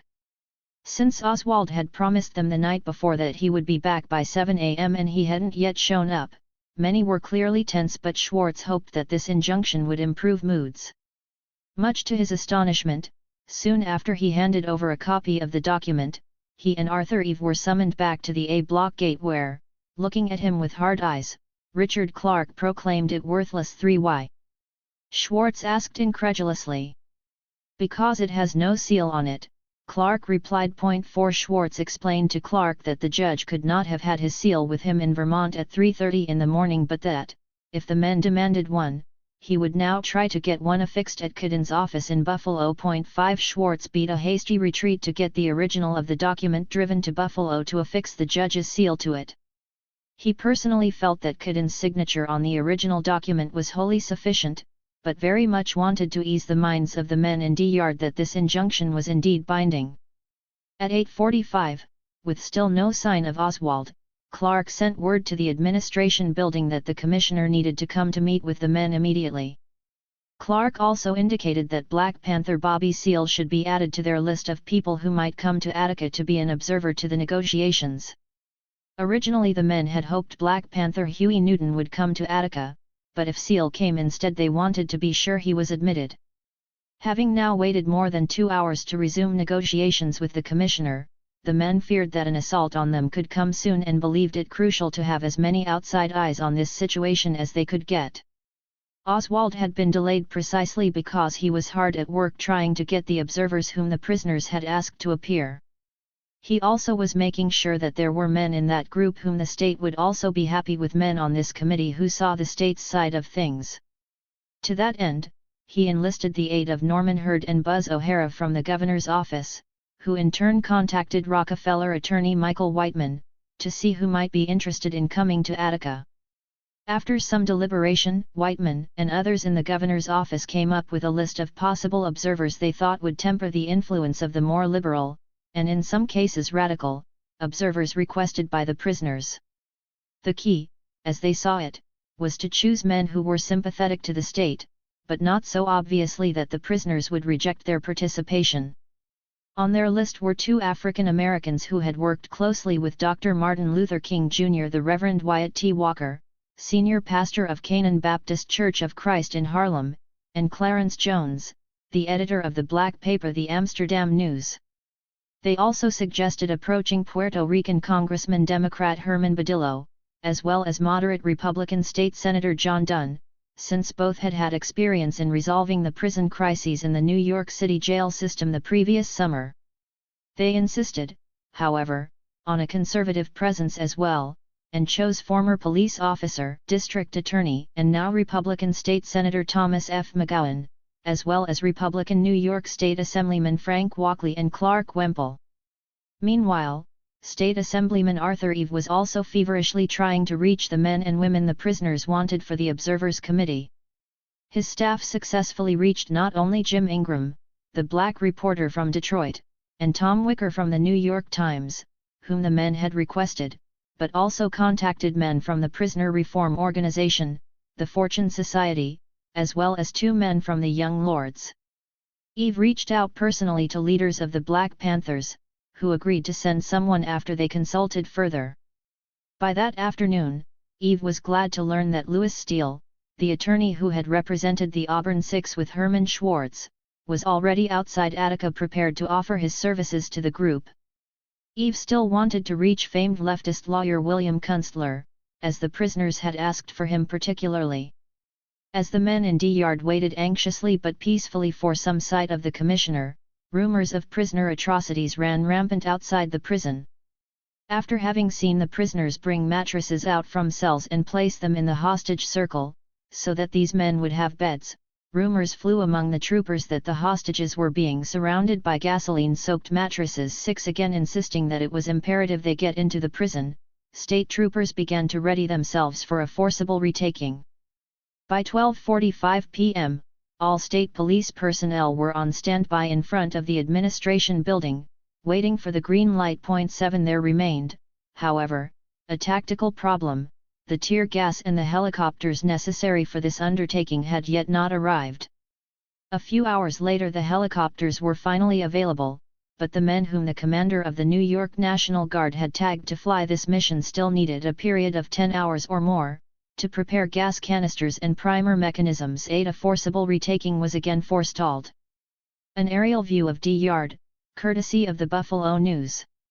So focused was Oswald on assembling the Observers Committee and resuming negotiations that he seemed almost oblivious to the fact that law enforcement was still planning to storm the prison as soon as they had all of their ducks in a row. And yet, his ability to gather this group of impressive individuals in the prison was, unbeknownst to him, thwarting those same retaking plans. Observers and other outsiders had been arriving throughout the day, and they were a diverse group. There were Republican senators, but also well-known black clergymen such as Marvin Chandler, Raymond Scott, and Franklin Florence, who worked with the anti-poverty group Fight. These pastors wanted to be at Attica to gather information for the many prisoners' families they knew in nearby Rochester. Once Oswald learned from Eve that they were there, he decided that they too should be official observers. As Marvin Chandler saw it, "I think they just wanted us to give it legitimacy." 9. Oswald had spent so much time on getting observers to Attica that when he finally contacted the men in D Yard, they had been waiting to hear from him for 4 hours. There was a flurry of heated exchanges about where the meeting would take place, with Oswald proposing it be held in the A Block tunnel and the prisoners unyielding in their insistence that it be held in the yard. Oswald capitulated. 10 As they had made clear to him, "This is a people issue, not a group, therefore you must bring your observers, etc., to the people." 11. At 11:25 a.m. now Friday, the second day of the uprising, Oswald, along with 5 observers, Arthur Eve, Herman Schwartz, Louis Steele, Raymond Scott, and Marvin Chandler, as well as almost a dozen members of the media, trekked through a tunnel and back into the yard for a 5th visit. Oswald, Schwartz, and Eve could immediately feel that the mood of the men had turned considerably grimmer since their last visit, as evidenced by how much more aggressively they were frisked. Schwartz, who was uncertain how the prisoners would react to the still unresolved issue of the injunction, was particularly nervous. 12 Rightly so, as it turned out. As soon as their group arrived at the negotiating table, lawyer Herman Schwartz was startled by the harangues and tirades and bitterness spewed out against Oswald. 13 And it wasn't just the more high-profile men in the yard: L.D. Barkley, Champ, Herb Blyden, Richard Clark, Sam Melville, who were hurling invective at the commissioner. The anger in the yard was widespread. Oswald sat silently through the abuse, looking dazed and weary as epithets like racist pig and vicious dog rained down on him. And then it was Schwartz's turn. Once the men's attention returned to the injunction, Schwartz tried to explain that, even without the seal, the document gave them protection against both physical and administrative reprisals, but nevertheless someone was on his way to get a seal placed on the original injunction as they had demanded. Somehow his defense only intensified the group's suspicion of the injunction. 14. To the men in D Yard, this court order was absolutely crucial to their ability, as prisoner Flip Crowley explained, to get out of the yard with some type of dignity and without getting hurt. 15 For this reason Schwartz was bombarded with questions about the injunction, its meaning, its power, etc. Why was Oswald's signature on it? What good would that do? Why wasn't Rockefeller's signature on it, if a signature was necessary? 16 Then, suddenly, one of the elected leaders, jailhouse lawyer Jerry Rosenberg, grabbed the microphone and with a great flourish ripped a copy of the injunction all had been reviewing to shreds. Not only did the injunction have no seal, Rosenberg shouted, but it referred specifically to the events of September 9 and thus did them no good now. Furthermore, it did not prevent prison officials from exacting retribution on the prisoners by charging them with crimes after their rebellion ended. Without criminal amnesty, he argued, they really had no protection whatsoever. Schwartz was incredulous that the injunction he had worked so hard to obtain, and at the prisoners' request, was now rejected outright by them. The roar of approval touched off by Rosenberg's speech was enough to persuade him to remain silent, however. 17. The men at the table then turned their anger back to Oswald. Although they kept trying to go over their list of practical proposals with the commissioner, it only infuriated them more when he explained that he had not yet accomplished any of them. He needed more time. Worse, in their view, Oswald then kept trying to turn the discussion back to a freeing of the hostages. The way the prisoners saw it, they had already released many of their hostages, 11 men, COS as well as civilians. Some, like Gordon Kelsey and William Quinn, had been hurt and clearly needed care, but they had released others as well. But Oswald was unappeased. He had just learned that 2 other COS had been found hiding in a bathroom that morning, so he was not at all certain how many men were even being held in D Yard, and this troubled him mightily. 18 How many hostages are there? 38, he asked. At which point someone yelled out, now 39, and, turning to the men in the yard, said, why don't we keep him here? 19 Now Schwartz was really scared. The yard had suddenly erupted into a cacophony of yelling, screaming, and arguing. Prisoner leaders Herb Blyden and Richard Clark also seemed overwhelmed by the situation, helpless to turn it around. 20 But just when it looked like Oswald might be in serious danger, Big Black Smith stepped up in front of Oswald, put his arm around him, and said, "Don't worry, there's nothing going to happen." 21. Although one leader, Dalu, had been in favor of taking Oswald hostage, the vast majority seemed committed to keeping the commissioner safe from harm.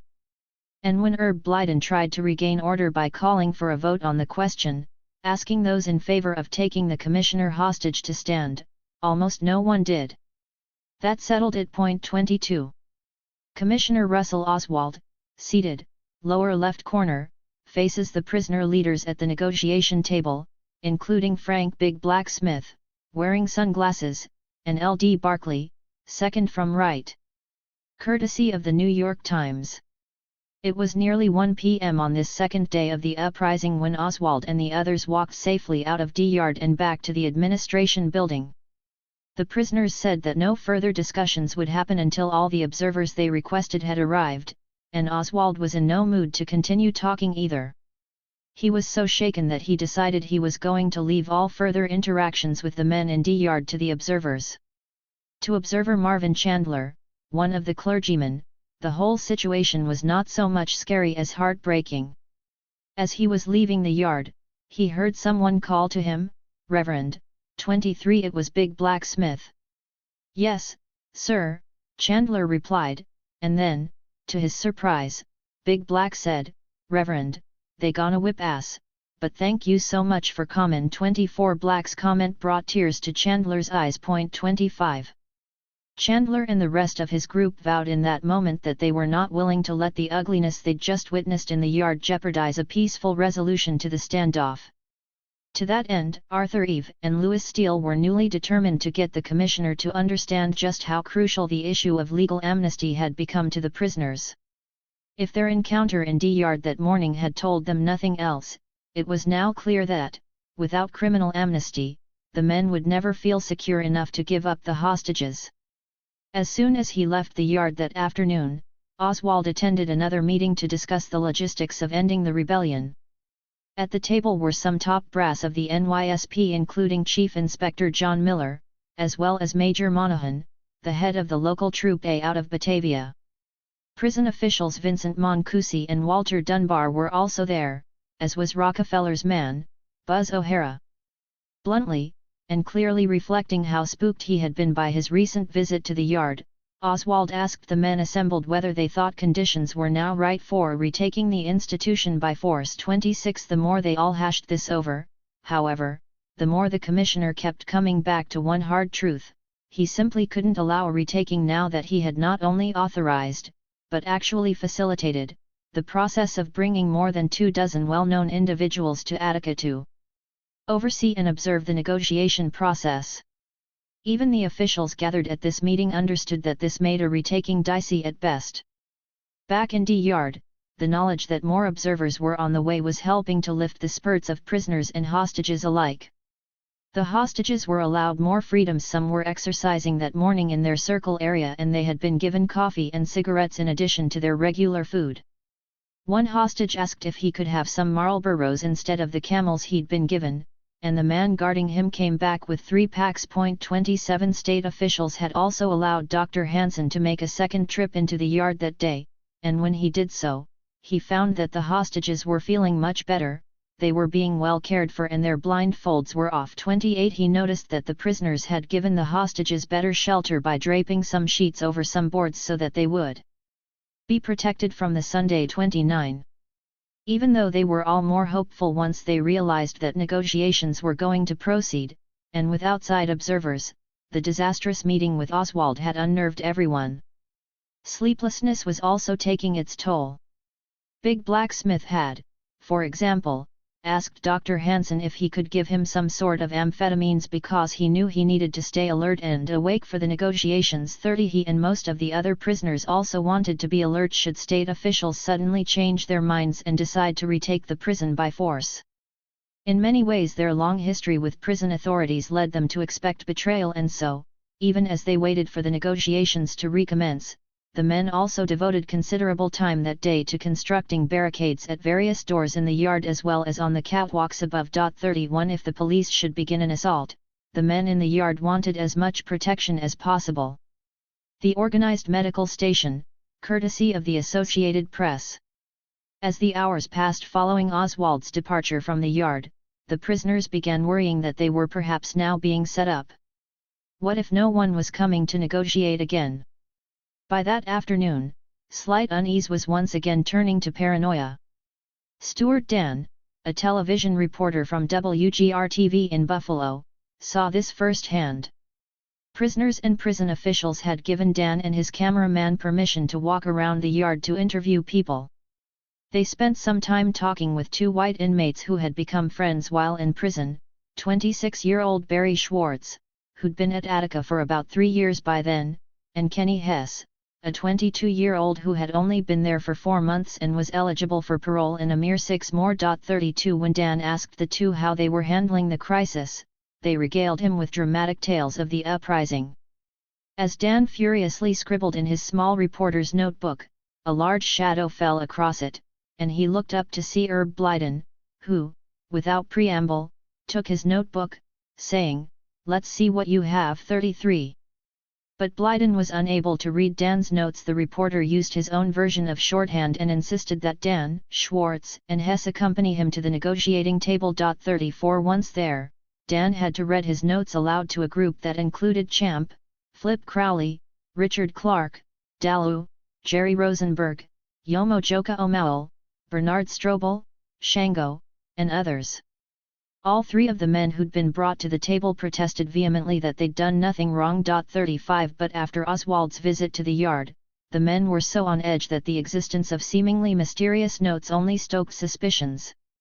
"While we are trying to work things out, this is what's going on," one of the men shouted at Barry Schwartz. 36 Flip Crowley, who had befriended Barry Schwartz while in prison counseling sessions together, asked him what was going on. Why hadn't he gone through the proper channels to talk to the media, to which Schwartz replied sincerely that he didn't know he was supposed to. 37. As Dan looked on with increasing dread, one of the men at the table called for a vote regarding what should be done with Hess and Schwartz.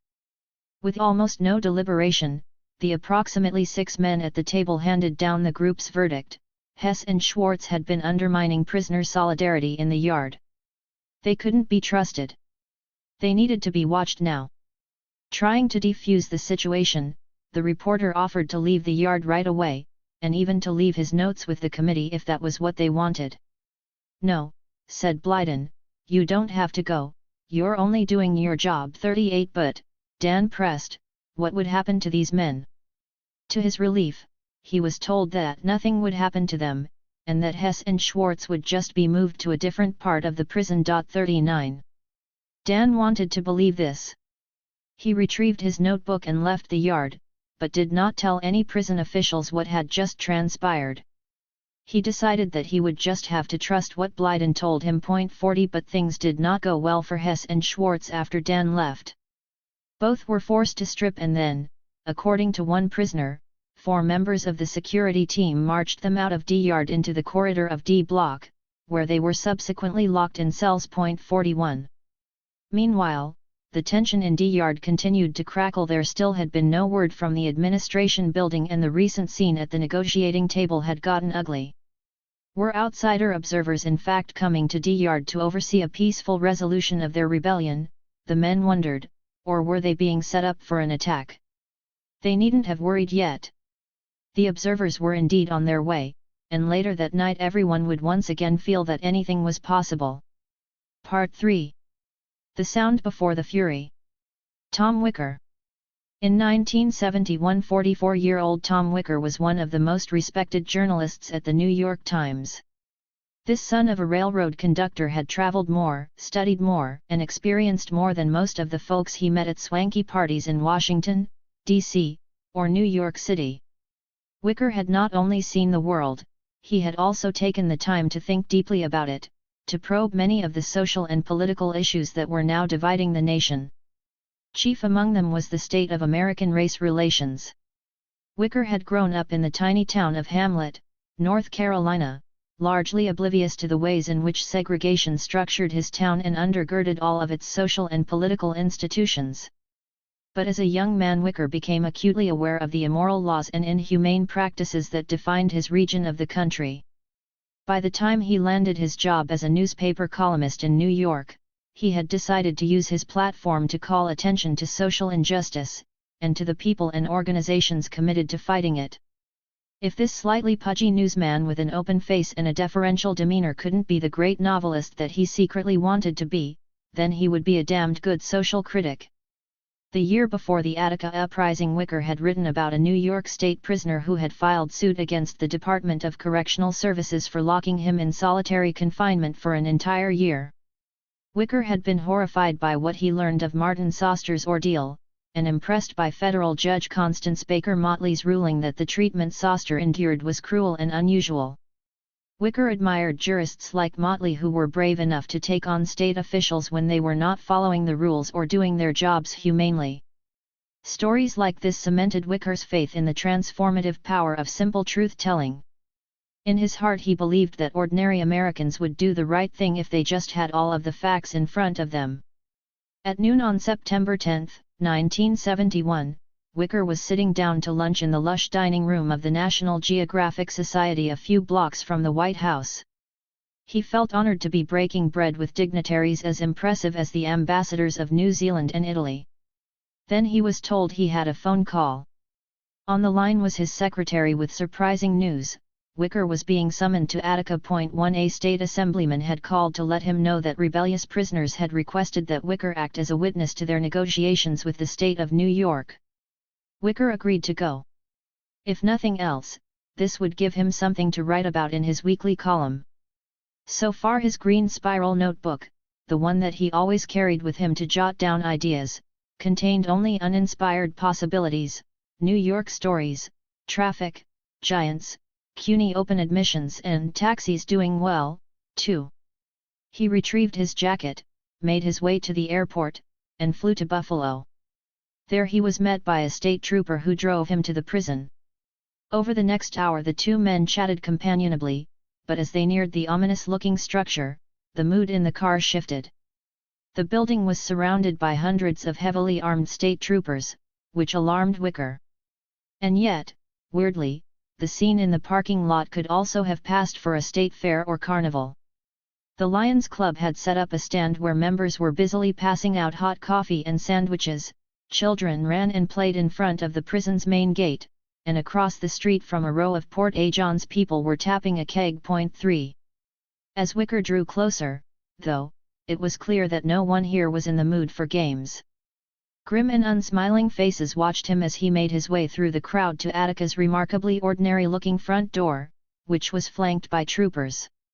This was a makeshift military base, complete with families awaiting news of loved ones and platoons preparing for battle. Every officer, Wicker noted, seemed to have a pistol at his side, a heavy club, many carried rifles and shotguns, some had tear gas launchers, others had gas masks swinging at their belts, for there were also military-looking trucks, stacks of boxes, extended fire hoses, everything one would need to take down a small country. 5 Wicker found himself questioning the wisdom of making this trip. He had absolutely no idea what role he was expected to play in the drama unfolding at Attica. 15.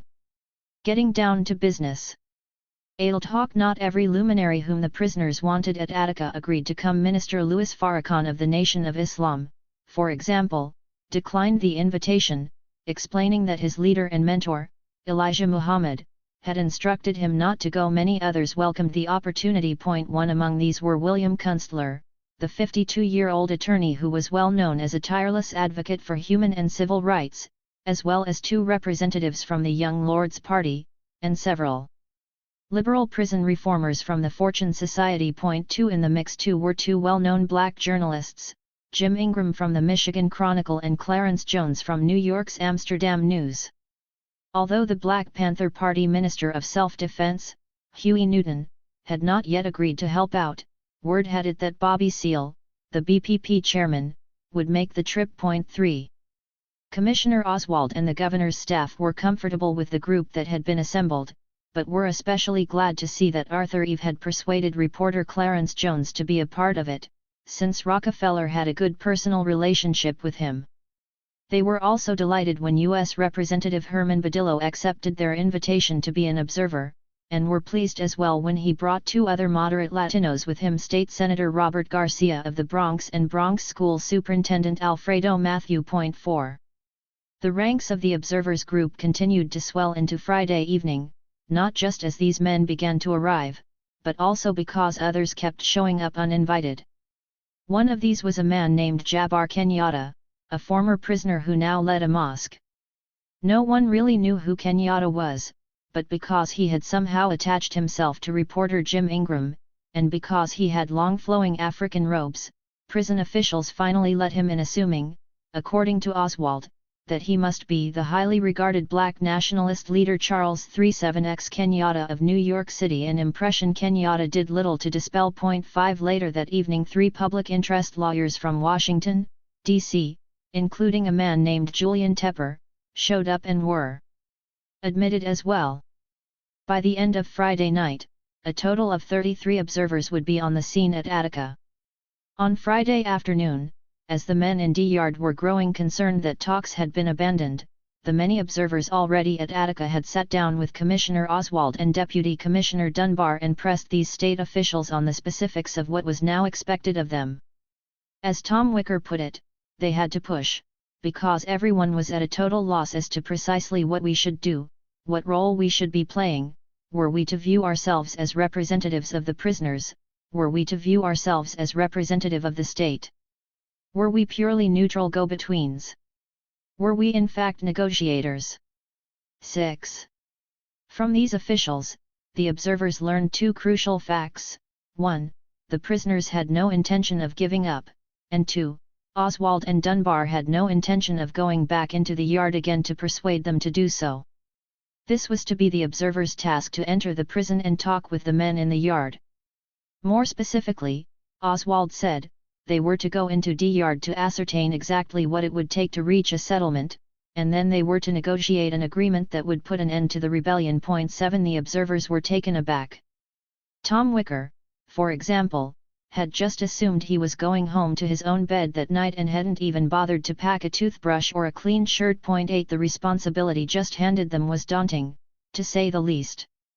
But the group assembled was impressive, and at least some within it were happy to be negotiators and had faith that they would be able to make a difference. Congressman Herman Badillo had not only spent the previous summer hammering out a relatively peaceful end to the New York City jail riots, but when he saw the list of prisoner demands, he, for one, believed that a settlement was possible. As he noted, the prisoners were well aware that some things could be negotiated and some things could not. 9. Observers Clarence Jones and Louis Steele weren't so confident about the chances of reaching an agreement. Jones's paper, the Amsterdam News, ran a column called Behind Prison Walls, written by prisoners, and he was familiar with the grievances at issue here. 10 What wasn't clear to him, however, was what position the state would take in addressing those concerns.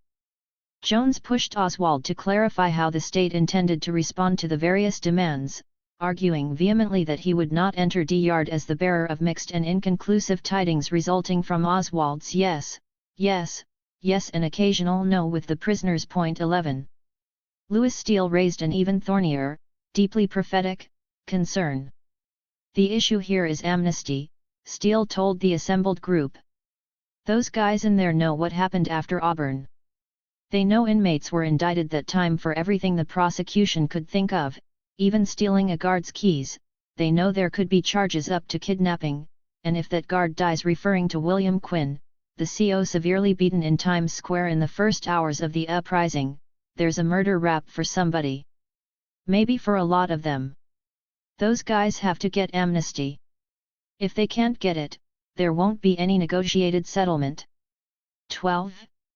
Commissioner Oswald listened attentively to the various concerns raised by the men gathered in the administration building and agreed right then and there to place a call to the Wyoming County District Attorney, Louis James, to get his thoughts on the issue of amnesty. Putting down the phone, the commissioner reported somberly, "James says he does not have the authority to grant criminal amnesty, and if he did, he wouldn't do it. So, there's not going to be any amnesty, gentlemen. Absolutely not. 13. Silence fell over the room as the men considered what this meant. If there was not going to be amnesty, then what?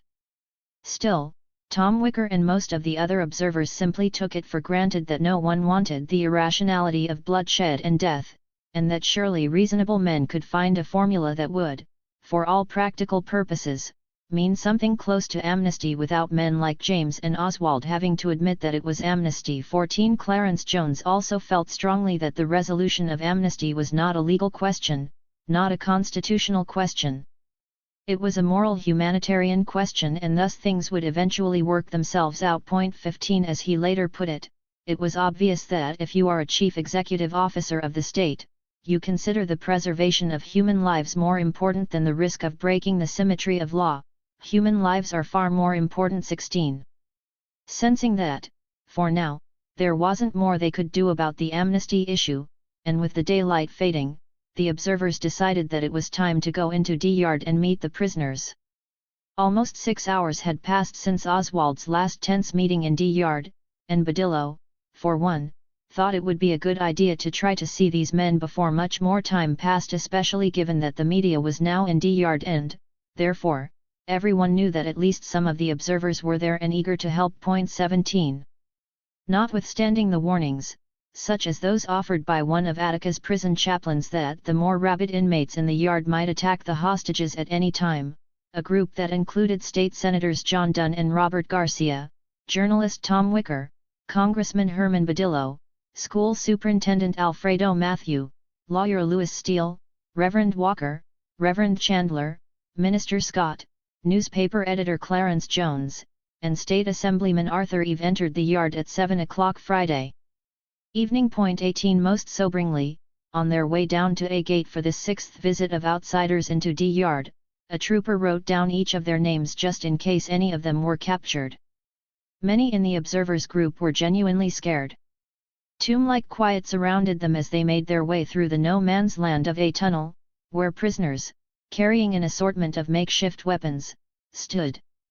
Some of the prisoners wore football helmets, some wore shirts over their heads with eye holes cut out, and others wore bandit masks over the lower half of their ill-lit faces. 19. To the great relief of the observers, though, the prisoners were clearly happy to see them. When one prisoner greeted them with an enthusiastic "Right on, brother," others immediately echoed his hearty salutation. Everyone breathed a huge sigh of relief. 20. A group of prisoners wearing homemade protective gear keeps watch on Times Square. Courtesy of the Associated Press. Once the observers left a tunnel, they were escorted into the yard through a human tunnel comprised of two long lines of men, two deep, facing outward. The yard was eerily silent. Tom Wicker could almost feel the masses pressing in on the chain of men surrounding his group, many simply trying to get a glimpse of the new arrivals. Although he knew that there were just over 1,000 men in the yard, it looked to him like many more than that. 21. Since the last meeting with Oswald, Attica's elected prisoners had moved their base of operations closer to the wall in D Yard and had built a lighted wooden gazebo-like structure over their table. They had also added additional speakers in the yard so that everything said at the negotiating table could be heard by all. As they arrived at the table, L.D. Barclay extended his hand to greet each of the observers in a formal and guarded manner. Though Barclay wanted these men to be here, he was uncertain of their motives. When Wicker nervously asked him, "How's it going?" L.D. bluntly replied, "You tell me." 22. Interrupting this frosty exchange, Blyden grabbed a microphone pilfered earlier that day from the room where the prison band kept its equipment and exclaimed, "Brothers! The world is hearing us. The world is seeing our struggle. And here is the proof before your eyes." 23. The crowd roared its appreciation. Optimism had returned to D Yard. Blyden then asked each of the visitors to come to the mic for introductions. When it was John Dunn's turn to speak, the inmates let out a deafening cheer, standing and clapping for him. He was stunned, realizing for the first time just how much these men were counting on him. After all of the introductions had been made, Arthur Eve explained that they were still waiting for other observers to arrive before the full discussions began, but that they had wanted to come in for a brief meeting now to get a sense of what stage the negotiations process had reached. They also wanted to check on the hostages. It was clear that Champ and Richard Clark, among others, were not happy to hear that there would be another delay. They had been waiting for hours to resume talks. They had little choice, however. So, after a bit more speech-making, the observers walked over to see how well the hostages and the other prisoners in the yard were holding up. It was apparent that the waiting game, as well as lack of sleep, had taken its toll on the hostages. They all looked fairly healthy, but they were deeply stressed, and they too were counting on the observers to bring a peaceful end to their nightmare. Seeing them reminded the observers just how important it was for them to keep the state at the negotiating table. If either the prisoners or state officials decided that these talks were pointless, they feared, these men would be in immediate jeopardy. That there were also nearly 1,300 anxious prisoners scattered around the rest of the rutted and muddy yard also showed the observers how important it was that they help to end this standoff with the state peacefully and with clear protections for the rebels should they surrender. The observers were startled to see just how worried the men in D Yard were about their future safety as well as that of those men in C Block still in state custody. Some of the prisoners, recounting past experiences with retaliation by COS, feared that the men in C Block were being made to pay for the actions of the men in D Yard. There had even been some talk earlier in D Yard of trying to spring the men in C Block, but as Blyden and Clark firmly reminded everyone, the block was fully secured by state troopers and correctional officers, and this would be a deadly effort to try to take the block back 24. So powerful was this concern for the men in C Block that Clarence Jones and Arthur Eve asked Wicker, Dunn, Badillo, and some of the others to go with them on yet another inspection of this area before heading back to the administration building to await the arrival of the rest of the observers. To Tom Wicker, this area of the prison was far more frightening than D Yard had been. Everywhere there were heavily armed guards, and they all seemed to be in an abysmal mood. As Wicker commented to Congressman Herman Badillo next to him, "We got better treatment inside from the men without guns than we did from those outside with guns." 25 Evidence of the previous day's riot was everywhere. Pools of water from broken pipes covered the floor, and debris littered the walkways. Even more unsettling was the desperate sound of the men calling out to the observers from the moment they stepped inside the cell block. Some were trying to get attention for medical needs. Others reported that they were being starved and beaten. 26 Still others begged the observers to help them join the brothers in D Yard 27. The observers were shaken by the stories they heard and saw as they walked from cell to cell. Unlike the earlier report given of C Block, it was obvious that these men were terrified, some had clearly been injured, and all were begging for help. Even the men who seemed to be in good shape physically told stories about all they had endured as prisoners at Attica. One man Wicker spoke with had been locked in his tiny cell for 27 years. Another, he learned, had arrived in this hellhole because he was an alcoholic, couldn't get help, and had one too many DUIs. These sorts of offenses were not, Wicker later told his fellow observers, what he had always thought landed men in this notorious maximum security prison, and he was stunned by the small cages they were forced to live in for decades on end. When it was time to leave, the observers were sickened and felt enormously guilty having to extricate themselves from the imploring gazes and desperate pleas of the men they left behind. To Wicker's surprise, as he passed one cell he felt a prisoner slip him a note, whispering his hope that it could be taken to the men in D Yard. It read in part, "Brothers, please don't give up. This is new for them and they don't know how to react. We are okay. Hold on as long as you can. Big Black. Bro. Herb. Bro. Richie. Carlos. And all of you. Right on." 28. While Wicker's group was touring C Block and the other observers had headed back to brief Oswald, Herman Schwartz was on his way to the airport. He had decided that there was no way he was going back into D Yard after the injunction debacle, but he would go pick up lawyer William Kunstler. A graduate of Yale and Columbia, Kunstler was respected both as someone who had served in the Pacific Theater during World War II and as someone who had long been committed to a fiery defense for activists in numerous high-profile civil rights and social justice cases. Schwartz didn't always agree with Kunstler, but he was grateful he was coming to Attica in no small part because his presence would give the public even more reason to pay attention. 29. When he arrived at Attica, Kunstler had to push his way through the throngs of anxious townspeople now crowding the front lawn and then past the hundreds of heavily armed state troopers who lined the prison's inner courtyard and inside hallways. Finally arriving in the steward's room, he was introduced to the assembled observers. Arthur Eve had now stepped into the position of meeting chair and facilitator and, after briefing Kunstler on the state of the discussions between the prisoners and officials thus far, he asked to hear the lawyer's reaction. Without preamble, Kunstler stated unequivocally, as had Steele earlier, that the only issue that really mattered in terms of ending the rebellion was amnesty. Wicker wearily agreed, that was the demand that really mattered out of them all 30. Every observer could see that Kunstler was going to be an entirely new force with whom the state would have to reckon. He was assertive, unapologetic, and damned certain of himself. As important, he was connected. When Eve mentioned that neither Huey Newton's nor Bobby Seale's arrival at Attica was yet a certainty, Kunstler simply picked up a phone at one end of the room and said, "I'll get Bobby." After a quick call, he turned to the group and announced that Bobby Seale would be there the next day. Kunstler had also successfully leaned on Oswald to let a prisoner rights activist by the name of Tom Soto join the observers group despite the commissioner's misgivings about adding any more radicals. Soto was a young Puerto Rican activist from New York City who had been instrumental in a takeover of City College of New York and had come to prison solidarity work through his affiliation with Youth Against War and Fascism, YAWF. Not all of the observers knew Soto, but they knew about the dramatic protest at City College. The more moderate among them were as concerned about his joining the group as Oswald had been. Eve, in particular, worried that he'd be trouble, especially since earlier that day he'd seen Soto telling the press that the injunction Schwartz had gotten would not offer the prisoners in the yard any real protection because the state could appeal it. Seeing this, Schwartz had been furious.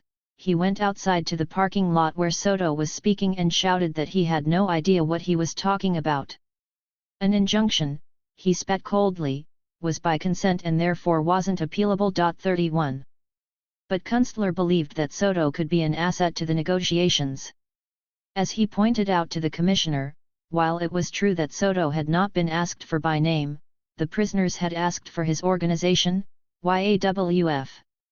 As important, since Soto had been giving interviews outside the prison, they would know that a YAWF representative was on the premises and would expect to see him. Although Oswald caved, Eve still felt compelled to insist that Soto promise to make no more renegade statements to the public or to the prisoners in D Yard. Summoned to the steward's room, Soto agreed to abide by these conditions. Soon thereafter, the entire Observers Committee now at the prison, plus members of the press, entered D Yard for what was to be the seventh visit of outsiders and the most important set of discussions to date. It was now 11:30 Friday night, still the second day of the uprising, and the men in D Yard could hardly believe their eyes as they saw the observers, now a remarkable cohort of national figures, important people and powerful men, walking to the negotiating table to hear their demands and bear witness to their struggle. It had been an excruciatingly long day for these men and emotions were raw. Since daybreak there had been some tense moments over the injunction Herman Schwartz brought back from Vermont and with Commissioner Oswald. And Kenny Hess and Barry Schwartz had been removed to D Block after that dramatic scene with reporter Stuart Dan up at the negotiating table. Now, however, with attorney William Kunstler there, and with television cameras rolling, it was time to get down to business. The very first observer to grab the mic was Tom Soto. "Power to the people," he roared with his fist raised high in the air. "Power to the people," the men in D Yard bellowed back. 32 Next was Kunstler, whose reception dwarfed Soto's. "Paulant power to the people," he shouted out in greeting, and the men in D Yard jumped up, yelling and clapping with an enthusiasm that stunned the other observers. 33 This was clearly what Attica, at its core, was all about. These disfranchised and seemingly disposable men were determined to stand together, in unity, to make some concrete changes to their lives. Seeing this solidarity and passion took Tom Wicker's breath away. When Kunstler could again be heard, he apologized to the men that there was not yet a member of the Black Panther Party present, but he assured them that Bobby Seale would be there tomorrow. "Many of us love you," he told the men, "and many of us understand what a shitty decrepit system we have here in New York and elsewhere. We are your brothers, we hope." 34 There was a loud cry of appreciation. Kunstler explained to the men that they needed to be clear about what exactly they wanted from the state, and that it had to be what they wanted and not what outsiders wanted for them. Taking the mic next, Herb Blyden impulsively asked, "Brother Bill, will you be our lawyer? Will you represent the brothers as only you can?" 35 Looking a bit surprised but clearly honored, Kunstler responded, to thunderous applause and cheers, "Yes, I will." 36 Kunstler's affirmative response worried at least one observer, Senator John Dunn. Dunn was well aware that Oswald had placed a great deal of hope in his ability to negotiate the real demands for prison reform while splitting off from the revolutionary demands, and yet one of his fellow observers would now be legally representing the very men who might insist upon just such demands. 37 On the other hand, Dunn remembered, from the beginning it had been the prisoners, not state officials, who had stressed their desire for communications and understanding. What is more, most of their demands so far had been as basic as the right to be treated as human beings rather than as statistics and numbers. 38 In addition, these men had clearly been taking care of the hostages and had also protected the observers and the prison officials each time they entered the yard.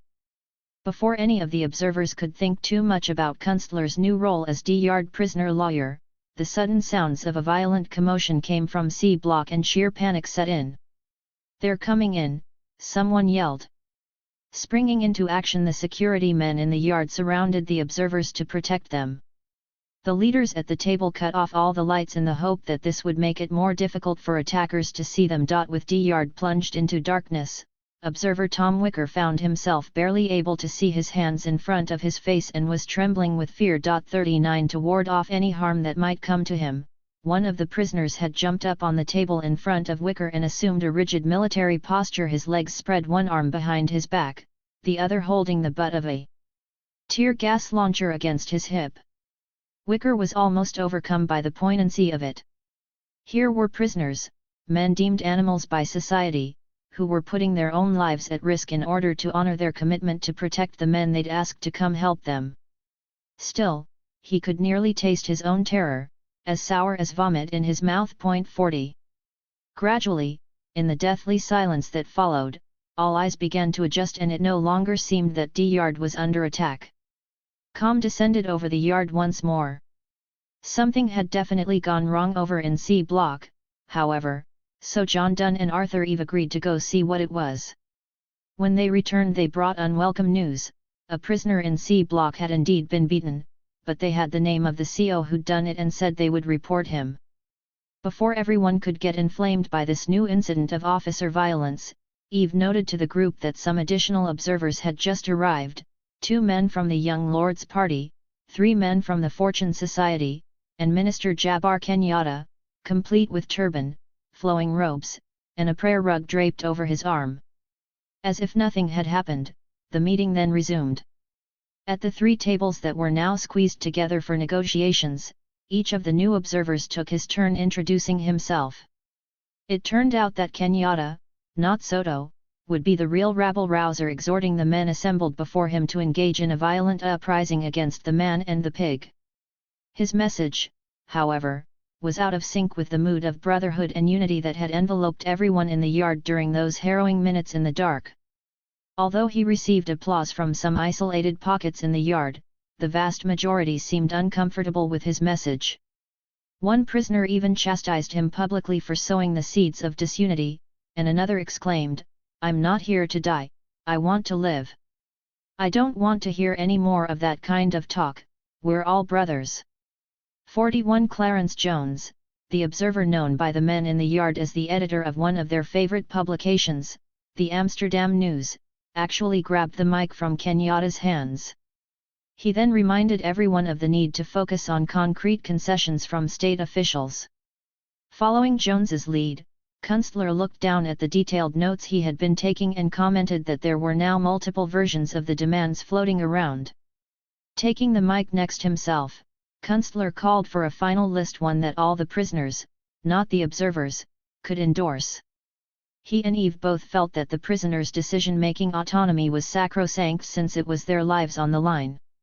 As Eve put it, "We were never, ever to make any decisions for them. I mean, they made that absolutely clear." 42. To everyone's relief, one of the more controversial demands was dispensed with relatively quickly. Although a small number of prisoners, including Dalu and L.D. Barclay, had really hoped that the original demand for transportation to a non-imperialist country would be a top priority, when the men voted on it, very few thought it should be on the list, and the two advocates conceded. 43. As Herman Badillo later marveled, listening to the news reports, one would have thought that the demand for transportation out of this country was an unalterable position of the inmates. But when the demand came up for a vote, it received support from fewer than 20 of the 1,200 prisoners. It was not a substantial question in the negotiations. 44. The one hot-button demand that the prisoners were still unanimously committed to, however, was full amnesty. 45. Soon dawn began to break on Saturday, September 11. It had taken that long, almost the full night, for the observers to ascertain which demands were most crucial to the prisoners. At 5 a.m. all of the observers except for Soto, Kenyatta, and the two observers from the Young Lords Party, who wanted to rap with the men in the yard still longer, trudged, exhausted but wired, back up to the steward's room in the administration building to compare their notes and draft a final list of demands for Commissioner Oswald's consideration. 46. This would be no easy task since there were now some serious tensions among the observers themselves. Bronx School Superintendent Alfredo Matthew, for example, was furious at Kenyatta and Soto for, in his view, trying to inflame the passions of the prisoners rather than trying to defuse them. It was at William Kunstler, though, that Matthew directed his real venom. Kunstler, he insisted, was giving prisoners the false, unrealistic impression that if they held out for anything that was just, they could in fact get it. Matthew's diatribe seemed to unleash a stream of vitriol among the rest of the observers for a variety of often conflicting reasons, and the group's early morning meeting soon disintegrated into recriminations. Ultimately, after much back-and-forthing, it was decided that an executive committee of 6 should create the document for Oswald, Eve, Kunstler, Jones, Kenyatta, Dunn, and Badillo, with Eve acting as chair. Since the prisoners had made it clear that amnesty was the main issue, the committee turned its attention first to the question of whether in fact Wyoming County's D. Lewis James could help on this matter. It was true that James had said that he would never grant amnesty, but maybe he could be persuaded.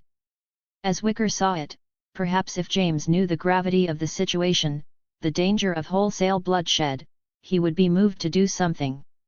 Most agreed with this reasoning, so Eve suggested that while the rest of the observers caught a few hours of sleep, Tom Wicker, Clarence Jones, and the public interest lawyer, Julian Tepper, should pay a visit to James in Warsaw and try to change his mind. But while the Observers Committee was operating under the assumption that the Attica Rebellion might still be resolved peacefully, those in charge of the New York State Police, the National Guard, and even many in Rockefeller's office continued to agitate for an immediate retaking of the prison.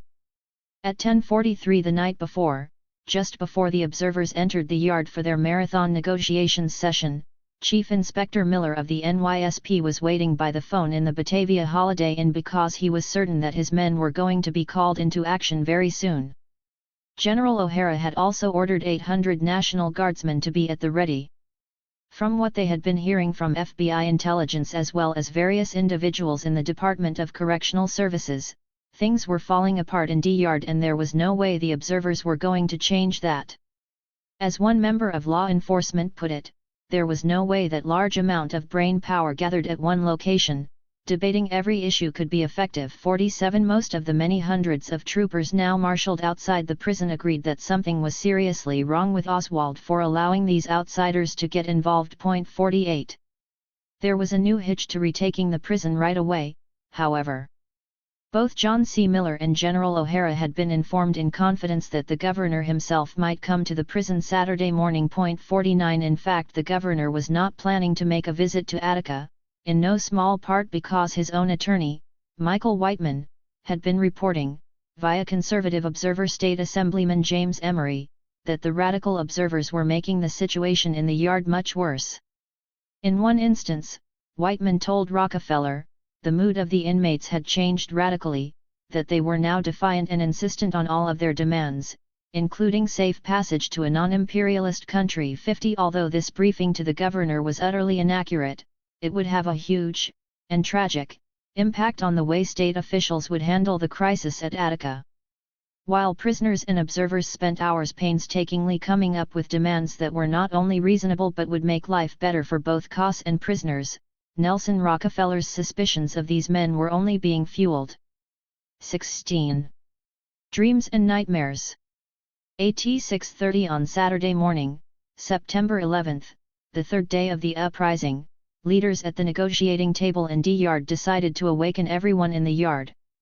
They felt good about the progress that had been made in the previous hours with the observers, but they nevertheless thought it prudent that everyone still needed to make preparations to defend themselves in case negotiations fell through. In a forcible retaking, COS and troopers would undoubtedly come in with clubs flailing, as they had at Auburn and in several of the New York City jail riots.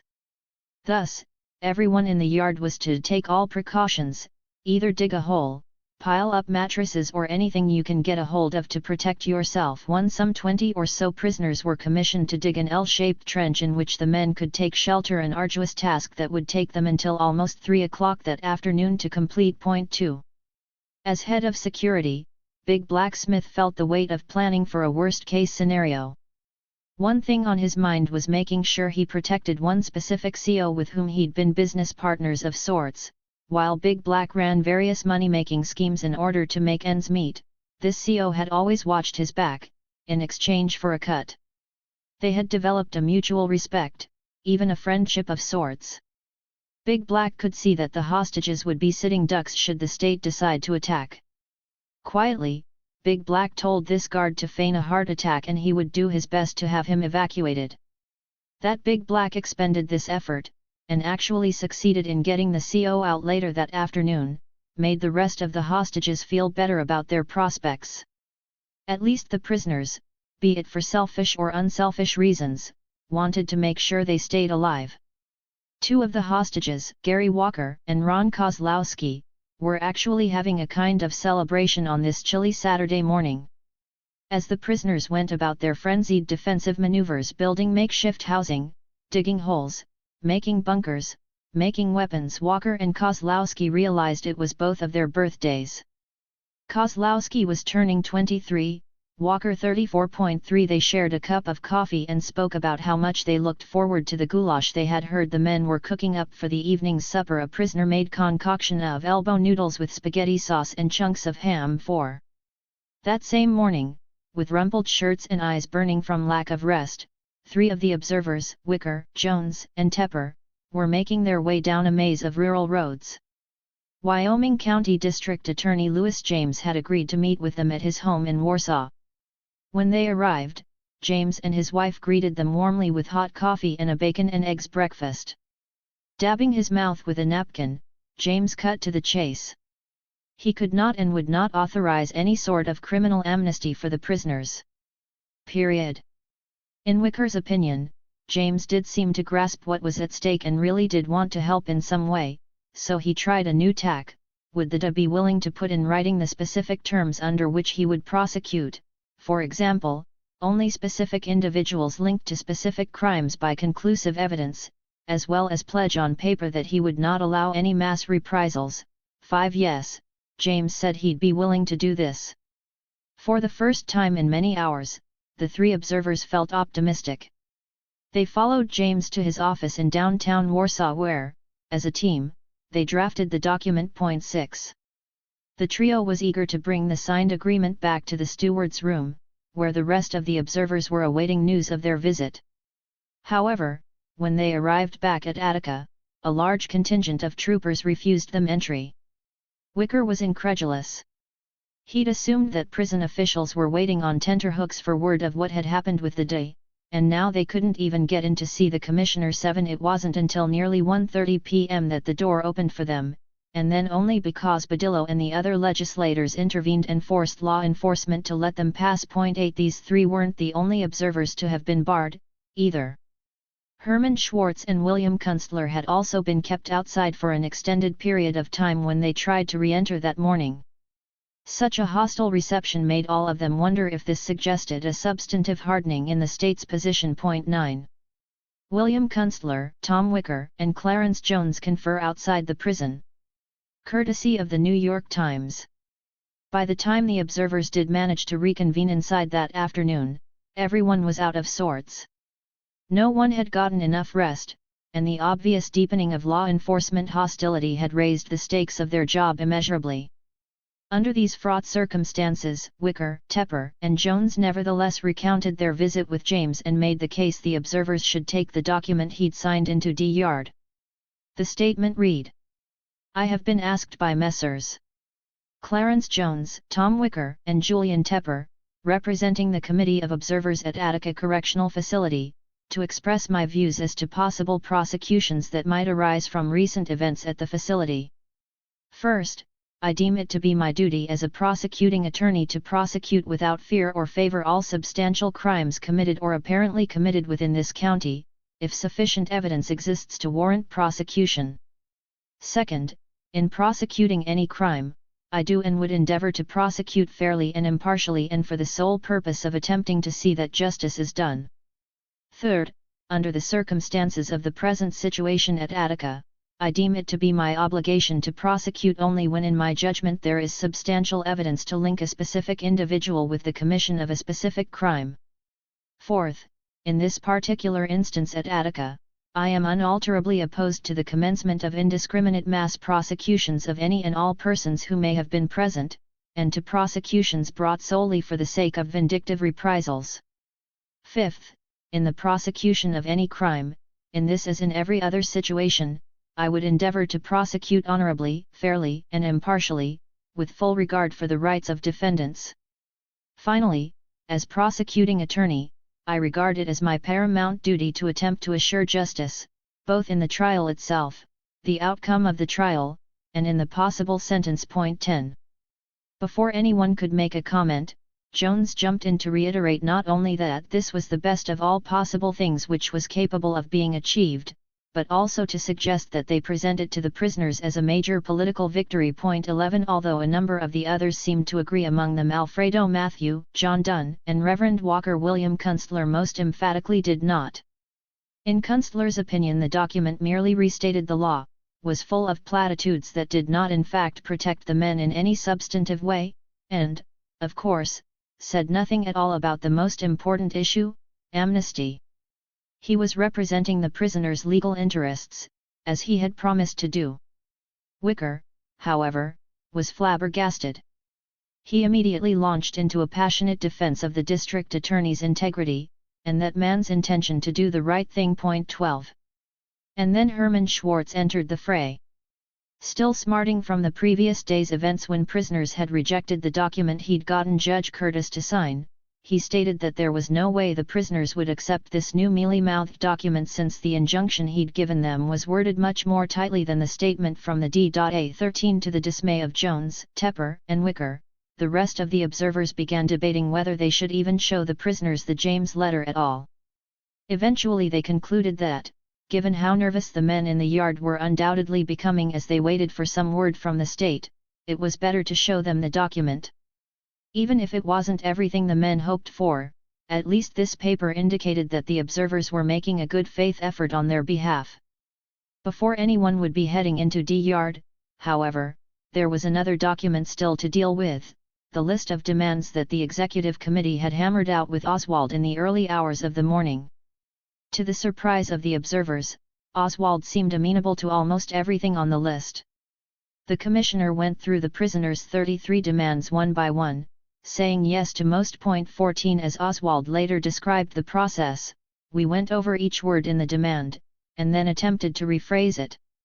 And Mr. Kunstler and I think, did most of it, with some suggestions along the way from the others.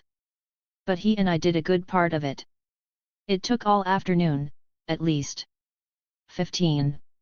Yet, when a final version was typed up and circulated for the observers' approval, not everyone was happy. 16 Louis Steele, for one, was concerned that Oswald was unwilling to replace Moncusi, an important demand that would be easy to grant.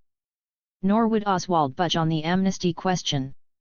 Every time Steele tried to insist on how crucial this demand was, Oswald simply replied, "You've got the James letter." 17 hours later, though, even Steele had to concede that they had in this meeting pressed Commissioner Oswald as hard as they could. 18 Amnesty wasn't going to happen, but Attica's prisoners had gotten the highest-ranking official in New York State's Department of Correctional Services to agree to 28 out of the 33 key demands they had submitted. This, everyone prayed, would be enough. 19. Observers' proposals. Proposals. Acceptable to Commissioner Oswald. 1. Provide adequate food and water and shelter for this group. 1. Provide adequate food, water, and shelter for all inmates. 2. Replace Superintendent Moncusi immediately. 2. Inmates shall be permitted to return to their cells or to other suitable accommodations or shelter under their own power. The Observers Committee shall monitor the implementation of this operation. 3. Grant complete administrative and legal amnesty to all persons associated with this matter. 3. Grant complete administrative amnesty to all persons associated with this matter. By administrative amnesty, the state agrees: a. Not to take any adverse parole actions, administrative proceedings, physical punishment, or other type of harassment such as holding inmates incommunicado, segregating any inmates, or keeping them in isolation or in 24-hour lockup. b. The state will grant legal amnesty in regard to all civil actions which could arise from this matter. c. It is agreed that the state of New York and all its departments, divisions, and subdivisions, including the State Department of Correction and the Attica Correctional Facility, and its employees and agents shall not file or initiate any criminal complaint or act on complaints in any criminal action of any kind or nature relating to property, property damage, or property-related crimes arising out of the incidents at the Attica Correctional Facility during September 9, 10, 11, 1971. D. The District Attorney of Wyoming County, New York, has issued and signed the attached letter as of this date. 4. Place this institution under federal jurisdiction. 4. Establish by October 1, 1971, a permanent ombudsman service for the facility staffed by appropriate persons from the neighboring communities. 5. Apply the New York State minimum wage law to all work done by the inmates. Stop slave labor. 5. Recommend the application of the New York State minimum wage law standards to all work done by inmates. Every effort will be made to make the records of payments available to inmates. 6. Allow all New York State prisoners to be politically active, without intimidation or reprisal. 6. Allow all New York State prisoners to be politically active, without intimidation or reprisal. 7. Allow true religious freedom. 7. Allow true religious freedom. 8. End all censorship of newspapers, magazines, and other publications from publishers. 8. End all censorship of newspapers, magazines, and other publications from publishers, unless there is determined by qualified authority which includes the Ombudsman that the literature in question presents a clear and present danger to the safety and security of the institution. Institution spot censoring only of letters. 9. Allow all inmates on their own to communicate with anyone they please. 9. Allow all inmates, at their own expense, to communicate with anyone they please. 10. When an inmate reaches conditional release, give him a full release without parole. 11. Institute realistic, effective rehabilitation programs for all inmates according to their offense and personal needs. 10. Institute realistic, effective rehabilitation programs for all inmates, according to their offense and personal needs. 12. Modernize the inmate education system. 11. Modernize the inmate education system, including the establishment of a Latin library. 13. Provide a narcotics treatment program that is effective. 12. Provide an effective narcotics treatment program for all prisoners requesting such treatment. 14. Provide adequate legal assistance to all inmates requesting it. 13. Provide or allow adequate legal assistance to all inmates requesting it or permit them to use inmate legal assistance of their choice in any proceeding whatsoever. In all such proceedings, inmates shall be entitled to appropriate due process of law. 15. Provide a healthy diet, reduce the number of pork dishes, serve fresh fruit daily. 14. Provide a healthy diet, reduce the number of pork dishes, increase fresh fruit daily. 16. Reduce cell time, increase recreation time, and provide better recreation facilities and equipment. 15. Reduce cell time, increase recreation facilities and equipment, hopefully by November 1, 1971. 17. Provide adequate medical treatment for every inmate, engage either a Spanish-speaking doctor or interpreters who will accompany Spanish-speaking inmates to medical interviews. 16. Provide adequate medical treatment for every inmate, engage either a Spanish-speaking doctor or inmate interpreters who will accompany Spanish-speaking inmates to medical interviews. See point 11 above. 18. Provide a complete Spanish library. 19. Educate all officers in the needs of inmates. 20. Institute a program for the employment of Black and Spanish-speaking officers. 17. Institute a program for the recruitment and employment of a significant number of Black and Spanish-speaking officers. 21. Establish an inmate grievance delegation comprised of one elected inmate from each company which is authorized to speak to the administration concerning grievances, and develop other procedures for community control of the institution. 18. Establish an inmate grievance commission comprised of one elected inmate from each company which is authorized to speak to the administration concerning grievances, and develop other procedures for inmate participation in the operation and decision-making processes of the institution. 22. Conduct a grand jury investigation of the expropriation of inmate funds and the use of profits from the metal and other shops. 19. Investigate the alleged expropriation of inmate funds and the use of profits from the metal and other shops. 23. Cease administrative resentencing of inmates returned for parole violation. 20. The State Commissioner of Correctional Services will recommend that the penal law be changed to cease administrative resentencing of inmates returned for parole violation. 24. Conduct Manichino hearings in a fair manner. 21. Recommend that Manichino hearings be held promptly and fairly. 20. 25. Permit other inmates in C Block and the Box to join this group. 26. Arrange flights out of this country to non-imperialist nations for those inmates desiring to leave this country. 27. Remove inside walls, making one open yard and no more segregation or punishment. 28. Expansion of work release programs. 22. Recommend necessary legislation and more adequate funds to expand work release programs. 29. End approved lists for visiting and correspondence. 23. End approved lists for correspondence and visitors. 30. Remove screens in visitation rooms as soon as possible. 24. Remove visitation screens as soon as possible. 31. Institute parole violation changes. Revocation of parole shall not be for vehicle and traffic violation. 25.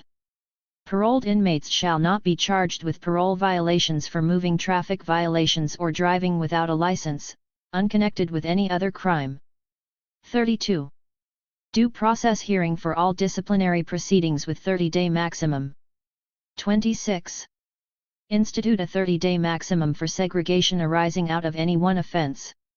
Every effort should be geared toward restoring the individual to regular housing as soon as possible, consistent with safety regulations. 33. Access to facility for outside dentists and doctors at inmates' expense. 27. Permit access to outside dentists and doctors at the inmate's own expense within the institution, where possible, and consistent with scheduling problems, medical diagnosis, and health needs. 28. It is expressly understood that members of the Observers Committee will be permitted into the institution on a reasonable basis to determine whether all of the above provisions are being effectively carried out. If questions of adequacy are raised, the matter will be brought to the attention of the Commissioner of Correctional Services for clearance. As the observers girded themselves to bring both this and the James document to the prisoners, Oswald reported to Rockefeller's aides some good news. He now felt optimistic that a reasonable end to this ordeal was in sight. As he mulled things over from his family estate overlooking the Hudson River, Rockefeller, however, wasn't so certain that Oswald's view of things was realistic, especially given what he had heard from his right-hand man, Michael Whiteman. In fact, it seemed to Rockefeller that it was now time to assert much more gubernatorial control over the situation. So he decided to send another one of his closest aides, Robert Douglas, to Attica. From the moment he arrived on the scene on Saturday, the third day of the uprising, Douglas kept in constant touch with his boss. 21 Douglas's interpretation of the events there would have an immeasurable impact on how the governor reacted to, and made vital decisions about, the standoff. On Saturday, Black Panther Bobby Seale also headed to Attica. The observers in the steward's room were surprised to learn that Seale and his 2 bodyguards were en route to the prison. But the FBI was well informed of Seale's itinerary. At 11:15 a.m. Saturday morning, the San Francisco Bureau of the FBI had notified the agencies in Buffalo, Albany, Chicago, and New York City that Seale would be arriving at the Buffalo airport at 4:53 p.m. on United Flight number 412.22. This despite the fact that Governor Rockefeller's office had informed the New York Bureau that it would be better if representatives from the Black Panther Party were not allowed to appear at Attica, and that if anything can be done to prevent their appearance, it is believed that this would help the situation. 23 But the San Francisco office had been unable to prevent Seale from traveling to Attica, and now it was up to Commissioner Oswald to decide whether to let him in. Although he was pretty certain Oswald wouldn't let Seale in, Herman Schwartz agreed to pick him up at the airport and drive him to Attica. Sure enough, Oswald wanted to bar Seale's entry, and Schwartz found himself arguing passionately for the commissioner to change his mind to no avail. It seemed Oswald had already been leaned on by the governor's men, Douglas, Hurd, and Shapiro, and he was loath to go against their wishes. 24. What is more, Oswald feared that Seale would upset the progress that he felt had been made that day. The commissioner had also been hearing that some sort of psychological deterioration was taking place in the yard, and in his view Seale's presence could only make it worse. 25 His concern was based on a report from Dr. Hansen, who, after returning from yet another medical visit to the yard, had stated his view that the men were becoming more anxious. As Hansen described it, the prisoners were really uptight. I saw a number of people that had acute psychotic or hysterical reactions of various types. There was one husky one black male, that came up, and he was carrying a cross, and he was shouting about black power and about God, and they were all going to die, and all sorts of gibberish. 26 The doctor also reported that he had come across a couple of men that had sort of catatonic seizures, which is a hysterical reaction. 27 In delivering these reports, Dr. Hansen had no intention of encouraging the state to take a more hardline position with the men in the yard. He had made it crystal clear to Oswald that he felt very sorry for these people. 28 Indeed, positive news, clear evidence of the prisoners' calm and humanity had also been reported to the commissioner. Oswald had been informed by Hansen, for instance, that the prisoners willingly released another hostage, the CO who was Big Black's friend, who was apparently having a heart attack. 29 The doctor had also told Oswald that one of the hostages had slipped him a note to take out that said that they hoped that every possible rebel demand would be granted so that they could return home safely. 30 As notably, the hostages had sent out a list of items they wanted, which specifically included supplies they intended to share with our security guards. Because they have been sharing a lot of things with us and we would like to share these things with them. 31. But prisoner acts of kindness barely registered with prison officials in this crisis situation, and Hansen had little control over how his words were interpreted. The doctor couldn't have imagined that when he mentioned that the prisoners had constructed a platform over and around the negotiating table, Rockefeller's men began fixating on the possibility that it was intended to be a sacrificial altar and a hangman's platform. 32 Everything they were told just made Oswald worry that his efforts to resolve this situation peacefully were failing and made Rockefeller's people even more hostile toward the idea of continued negotiations. And yet, despite the insistence of the governor's office that Seal not be allowed into the prison, Oswald began to think that it might be foolish to keep him out. Kunstler had expressed the view that this revered figure might actually be the one to persuade the men to accept the 28 out of 33 points. This argument nagged at Oswald, particularly in light of the fact that the observers had already sent an emissary into no man's land with the news that Seal would soon be there. Given that the men had been asking to see a member of the Black Panther Party since day one of the rebellion, it wouldn't do for them to think that the state was refusing him entrance now. Getting Kunstler's assurances that Seal would not make any inflammatory remarks, the commissioner grudgingly, and with great trepidation, called downstairs to tell the troopers at the entrance to let him in. However, Seal had already left. Furious that he'd been left to sit in Schwartz's car for over an hour while Oswald decided whether to admit him, he'd had Schwartz turn around to drive him back to the airport.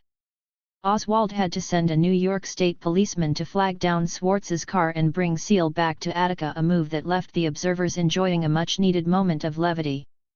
As Wicker marveled, Oswald dispatched a state police car to bring back the famous Panther leader, who probably never before had been pursued by policemen whose purpose was to ask him politely to please come help the authorities restore the peace. 33. But all merriment ended the moment the unsmiling Seal entered the steward's room. The first order of business was to get Seal's response to the 28 points. Silence fell over the room as his eyes scanned the pages. It did not take him long to say what many of the observers feared he might. In his view, the document didn't say much. More to the point, it contained absolutely nothing about the biggest sticking point in the negotiations, amnesty. Into this discussion came some news that made clear to all assembled that this particular demand was now a must. William Quinn, the officer that had been taken to the hospital with severe head injuries, had just died. 34. Bobby Seale makes his way through the crowds outside Attica. Courtesy of Corbus. Attica Superintendent Vincent Moncusi had learned of Quinn's death at the same time that Robert Douglas was arriving at Attica, around 5 o'clock Saturday afternoon. Once he learned of this tragedy, Douglas grabbed the phone and called District Attorney James. It was imperative, Douglas told James, that the public not find out about Quinn's death because it would harden both the observers and the prisoners' insistence that criminal amnesty be granted. 35 Despite Douglas's wishes, news of Quinn's death somehow got out. Not only did the observers hear about it as they began hashing things over with Bobby Seale up in the steward's room, but word also reached, and seemed to electrify, the many hundreds of already agitated state troopers who had been waiting outside the prison, some since Thursday morning. For days now, the observers had been watching the troopers' hot anger building, and the news of Aco's death, combined with the presence of Bobby Seale, according to Tom Wicker, inflamed the troopers, deputies, and correction officers with more resentment and bitterness than they already felt. 36. The troopers' fury was further fueled by the completely false version of Quinn's death that had, within minutes, become gospel, that this CO had sustained the terrible injuries that killed him when prisoners had thrown him out of a second-floor window onto his head. Both the Buffalo Evening News and the New York Times ran stories containing this false report. 37 Rumors started flying that not only had Quinn been thrown to his death, but he may also have been castrated. 38 Under these circumstances, it was clear that Bobby Seale could not endorse an agreement that did not include amnesty. All of the observers, even Herman Badillo, who had been arguing that they could surely work out an agreement short of amnesty, now saw that without the legal protection of amnesty, the men in D Yard would be in grave danger. Maybe worse, as he put it, the prisoners would now likely find themselves at the mercy of furious correction officers once everybody else had gone away, and thus they also needed unbreakable assurances against reprisals. 39. Even if the state were to grant amnesty, Seale, as it turned out, had no intention of either endorsing or rejecting anything crafted by its officials. As he explained it, he alone could not endorse anything, only the Central Committee of the Black Panther Party had the power to do that. He would therefore leave in order to consult with that body. Stunned by the idea that Seale might leave before going to see any of the prisoners, the observers begged him to go into the yard, if only for a brief meeting. 41 of the observers tried to impress upon him how important a visit was by handing Seale a note that had been given to him in the yard a few hours earlier: "Brother Bobby, our lives are in your hands, come."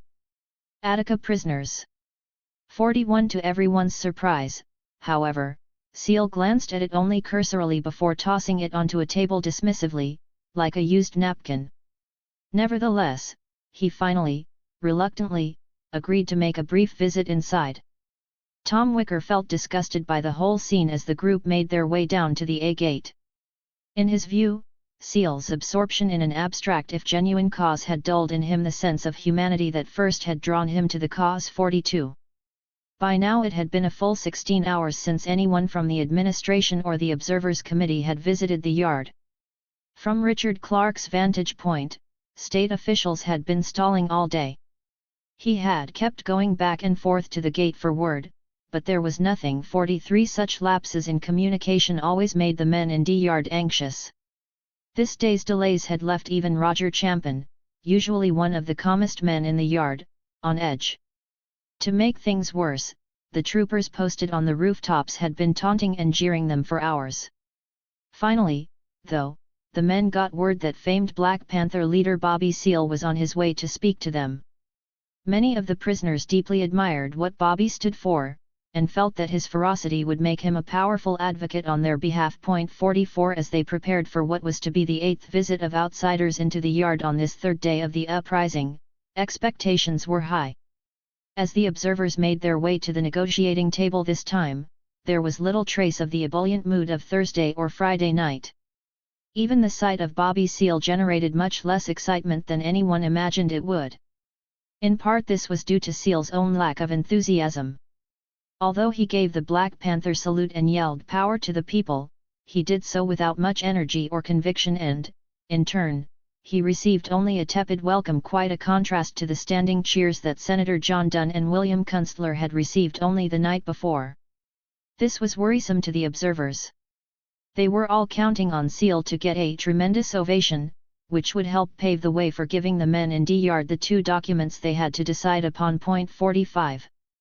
Not only was Seale's arrival shockingly anticlimactic, but he then proceeded to give only a very brief speech. 46 In that speech he laid blame on the commissioner for delaying him and then told the men that Oswald had tried to make his entry conditional upon his directing the men to surrender. 47 This statement was patently untrue, but it did rile up some indignation, as he hoped it would. 48 They need not worry, Seale went on, because he was not going to do that.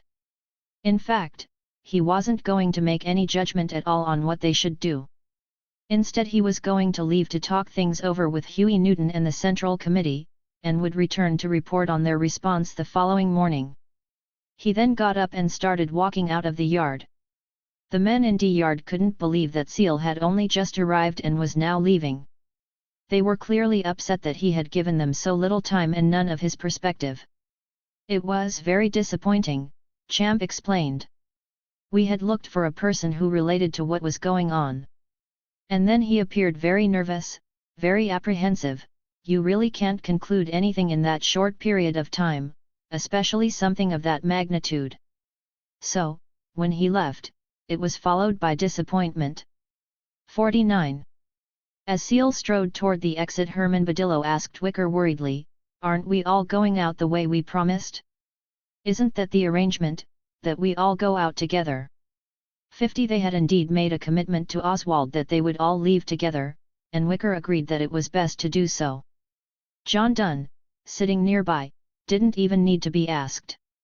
He had been in plenty of prisons in his life, and he could see that Seal's abrupt departure had made the situation in this one unstable. Seeing that the other observers were also making moves to leave, even the usually mild-mannered champ exclaimed angrily, "I don't understand." 51 Over in the hostage circle, CO John Stockholm thought he understood just fine. His take on what he'd just seen was that Bobby Seale was scared to death, couldn't get out of there fast enough, and now the observers were nervous. 2.52 Clarence Jones quickly jumped in to try to calm the situation down. He explained that the men were not being abandoned. The observers were leaving them with the fruits of their hard labor, 2 documents that they thought would meet most of their demands. 53 But nothing Jones said could stem the waves of disappointment crashing over D Yard. Deep down the men didn't really believe that Bobby Seale or anyone else was coming back. And, indeed, when the observers who'd followed Seale out of the yard arrived on the state side of the A Block gate, many of them had already decided, as had State Senator John Dunn, that they were not going back in. 54 Oswald couldn't imagine why they were back so quickly, and he was alarmed that the group had split up. Dunn assured Oswald that it was fine and to be patient. It was good that 9 of the observers had decided to stay in the yard to make sure the prisoners were given the James letter along with the list of demands that Oswald had agreed to. Also, Dunn explained, Seale was now going to consult with Huey Newton about a possible Panther endorsement. The Black Panther leader had assured the prisoners that he would relay Newton's position to them personally the next morning at 7 o'clock. Somewhat appeased, Oswald nodded and bade farewell to Seale with a heartfelt handshake, murmuring his thanks that he had come to help. Then, seeing how furious state troopers were that Seale was anywhere near Attica, the commissioner again made arrangements for him to have a police escort for his own protection when he left. Back in D Yard, the 9 observers who had stayed Eve, Jones, Steele, Tepper, Fitch, Kenyatta, and Soto, as well as the 2 representatives from the Young Lords Party, Juan Ortiz and José Paris, were unsure whether this had been a good idea. It had been Eve who had made the snap decision to stay, he later explained, because the situation was so serious, the prisoners' nerves were so on edge and they were feeling so let down. 55 In his mind, he had little choice but to go ahead and present the package. 56 He knew, though, this could be disastrous.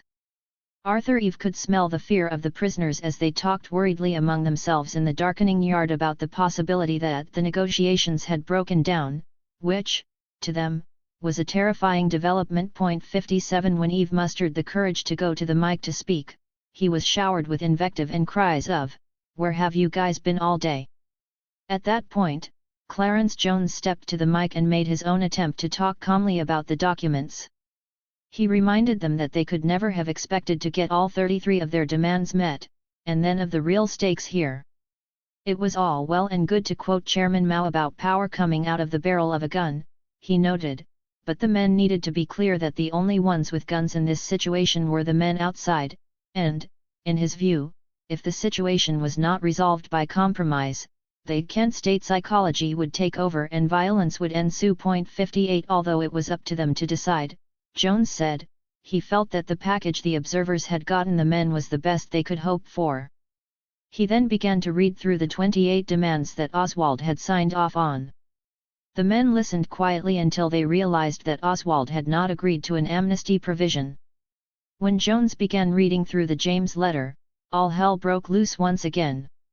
Sitting near Jones and watching him as he faced the crowd, Louis Steele realized that he and the other observers were now facing the most danger they had ever encountered. 59 As Jones was wrapping up, Steele could see that Bill Kunstler had come back into the yard and was making his way to the table. While he marveled at the man's courage, he wasn't sure that even Kunstler could dissipate the hostility. Kunstler quickly recognized that the situation had turned much uglier in the yard in the last 30 minutes. This worried as much as scared him, since he had just come from seeing General Buzz O'Hara in the administration building and had been told that what had been offered was the best they could get. 60. Feeling tremendous pressure to ward off disaster, Kunstler rushed to the table and, grabbing the microphone from Jones, embarked upon a passionate speech in defense of the package Jones had just presented to them, not as something perfect, not even as something that they must accept, but as the very best the state was willing to offer and, very likely, the best that they could hope to get. 61 Since he was after all their attorney, the men had at least some reason to trust what Kunstler had to say, and they did start to listen more attentively. Eve, Steele, and Jones all felt that, if nothing else had been accomplished that night, William Kunstler had just saved their lives. 62. But just as quickly, the tide turned again. In his effort to make sure that he understood exactly what the men's position was so that he could render an accurate reporting of it to state officials, Kunstler unwittingly gave them news they had not yet heard. He really did understand their concern about foregoing amnesty, he said, now that the guard has died. 63. William Kunstler addresses the yard. Courtesy of the Associated Press. A hush fell over the yard, and gasps of fear and disbelief could be heard. It was in that split second that Kunstler realized, horrified, that they hadn't known about Quinn's death. Suddenly, all was different. These men had been terrified of giving up without amnesty all along, but now they well knew that the stakes were even higher. In short, after the death of Quinn, everyone could be indicted, and those who had been elected as spokesmen were definitely going to be under prosecution. 64 As if to emphasize this point, Richard Clark grabbed the copy of the 28 points, jumped up onto the negotiating table, and with a flourish ripped the document to shreds. The meeting was over. Although no one had specifically said that the prisoners were rejecting the state's proposal, and no vote was taken, the message was clear. The hostages knew it too. As hostage G.B. Smith put it, when the word got out that Billy Quinn had died, there was a great mood swing in both inmates and hostages. Everybody knew that was a whole new ball game now. 65 The observers, now back up in the steward's room, knew this, but at least a few of them still held out hope that Seal would come back in the morning, as promised, and help them to avert a tragic end to the prisoners' protest.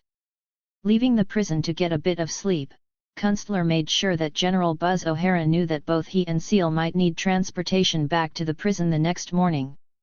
Herman Schwartz, who had dropped Seal off at the Holiday Inn earlier that evening, also made himself available should he be called to bring him back to Attica.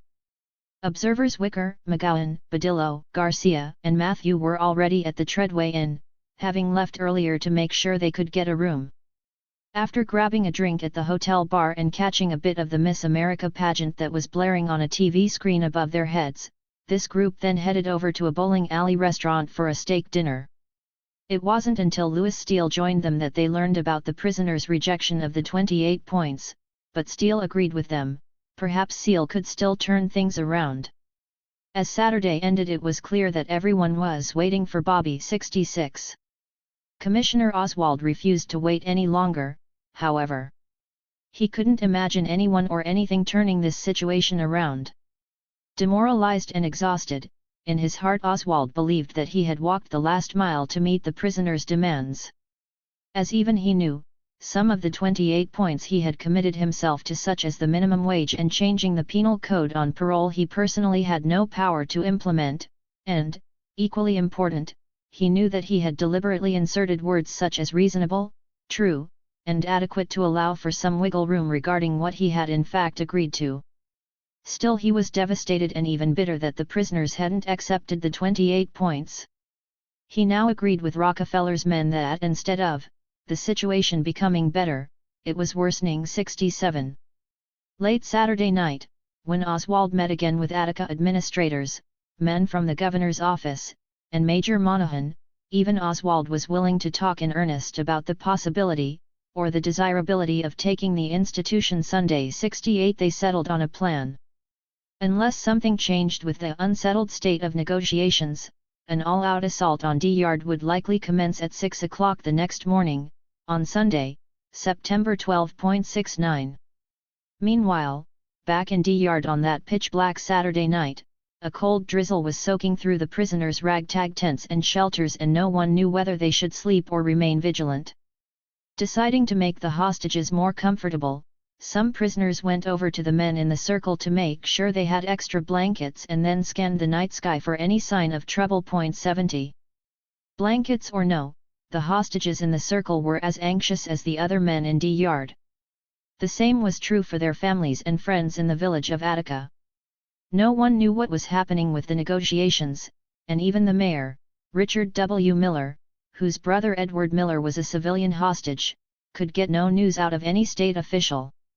Hostage wife Paula Krotz, like many of the families, felt that she might as well have been invisible, since the only person who spoke to us during all those days was Father Marcinkovich 71. In fact, so desperate were locals to learn something from officials about their loved ones that they had been descending on Attica's front lawn demanding answers for the last 3 days.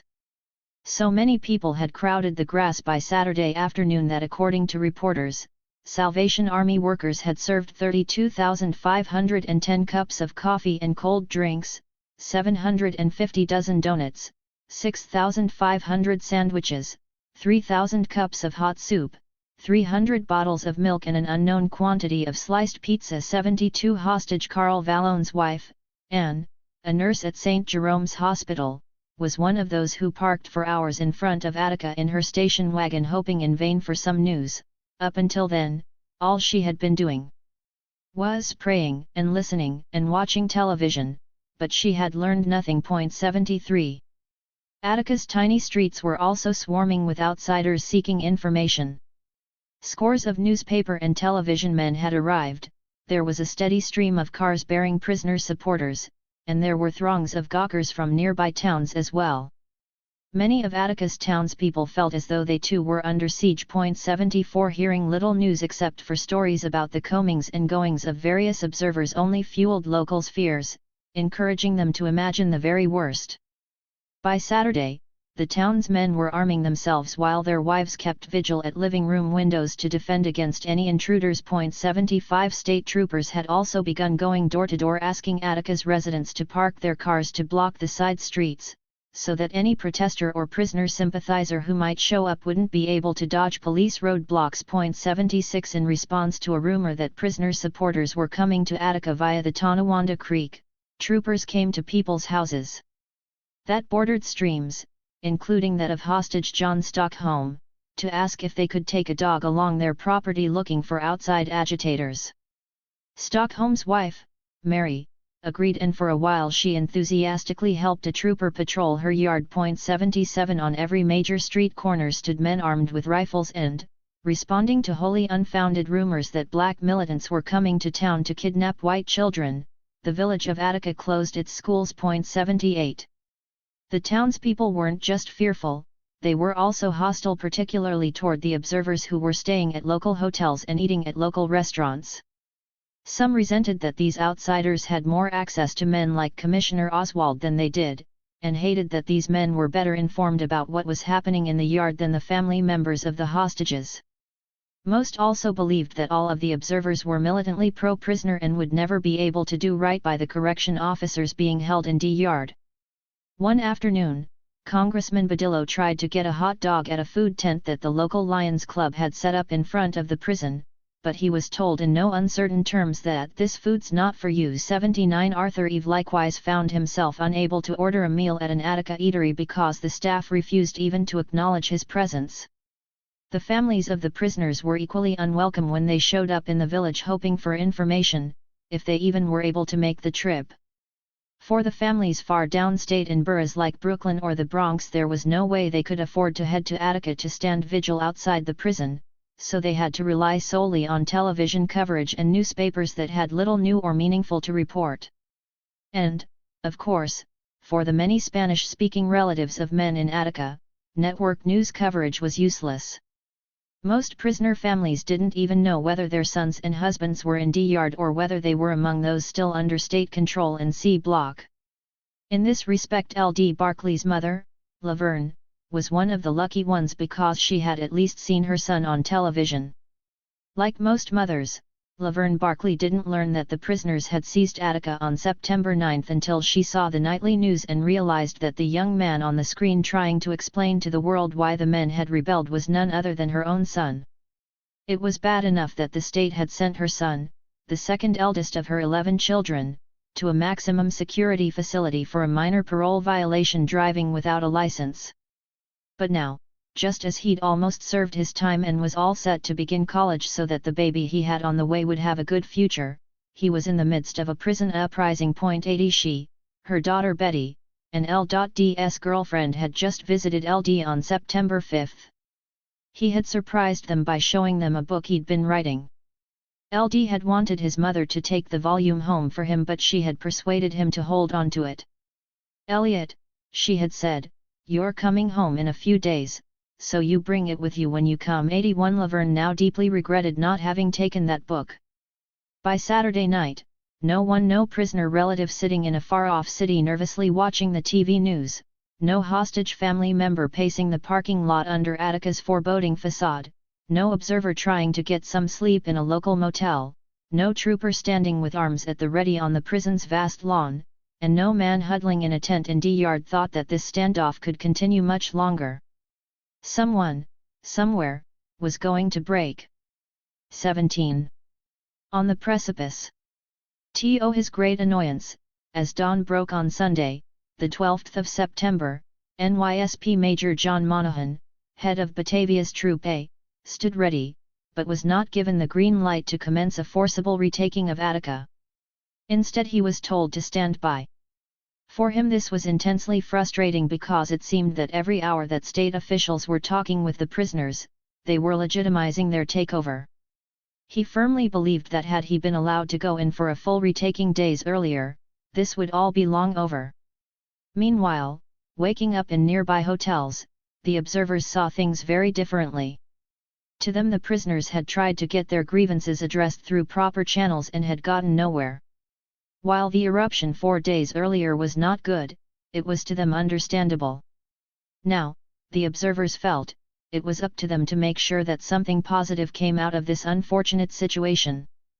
They were, however, tired and highly stressed. On Sunday morning those who had managed to grab a bed or some floor space on the matted shag carpeting of the Holiday Inn or the Treadway blearily buttoned up their now rumpled, smelly shirts and tried to psych themselves up for another day of negotiations.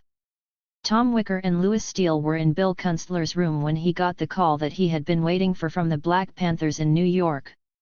Feeling desperate for some way to end the Attica standoff without violence, Kunstler had asked the Panthers to explore whether some of their contacts in countries such as Algeria might be willing to take some of Attica's prisoners, should they manage to secure transport to a non-imperialist country. Wicker didn't like hearing this.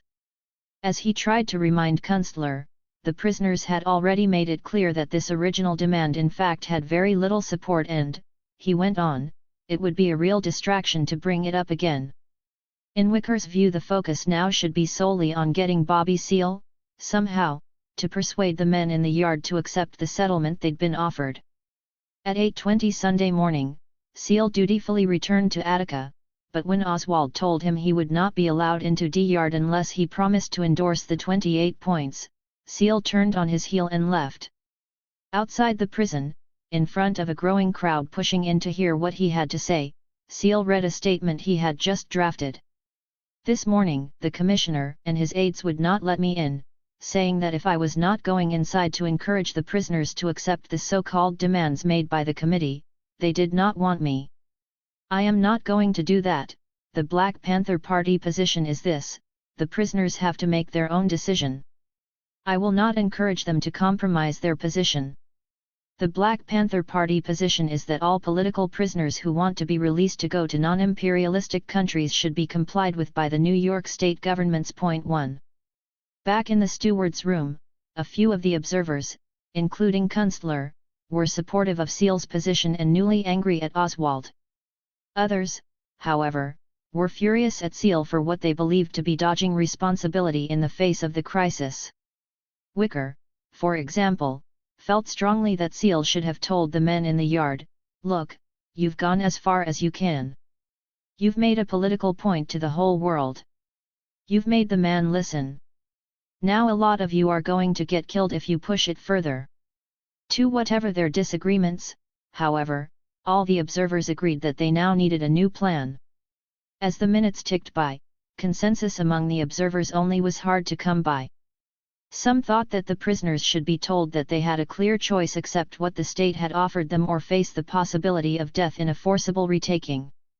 Tom Soto went so far as to say that the acts of the prisoners are in the interests of all the working people and the oppressed people of the world, regardless of whether they get slaughtered. 3 and Jabbar Kenyatta seemed almost enthusiastic about the possibility of a confrontation with the state.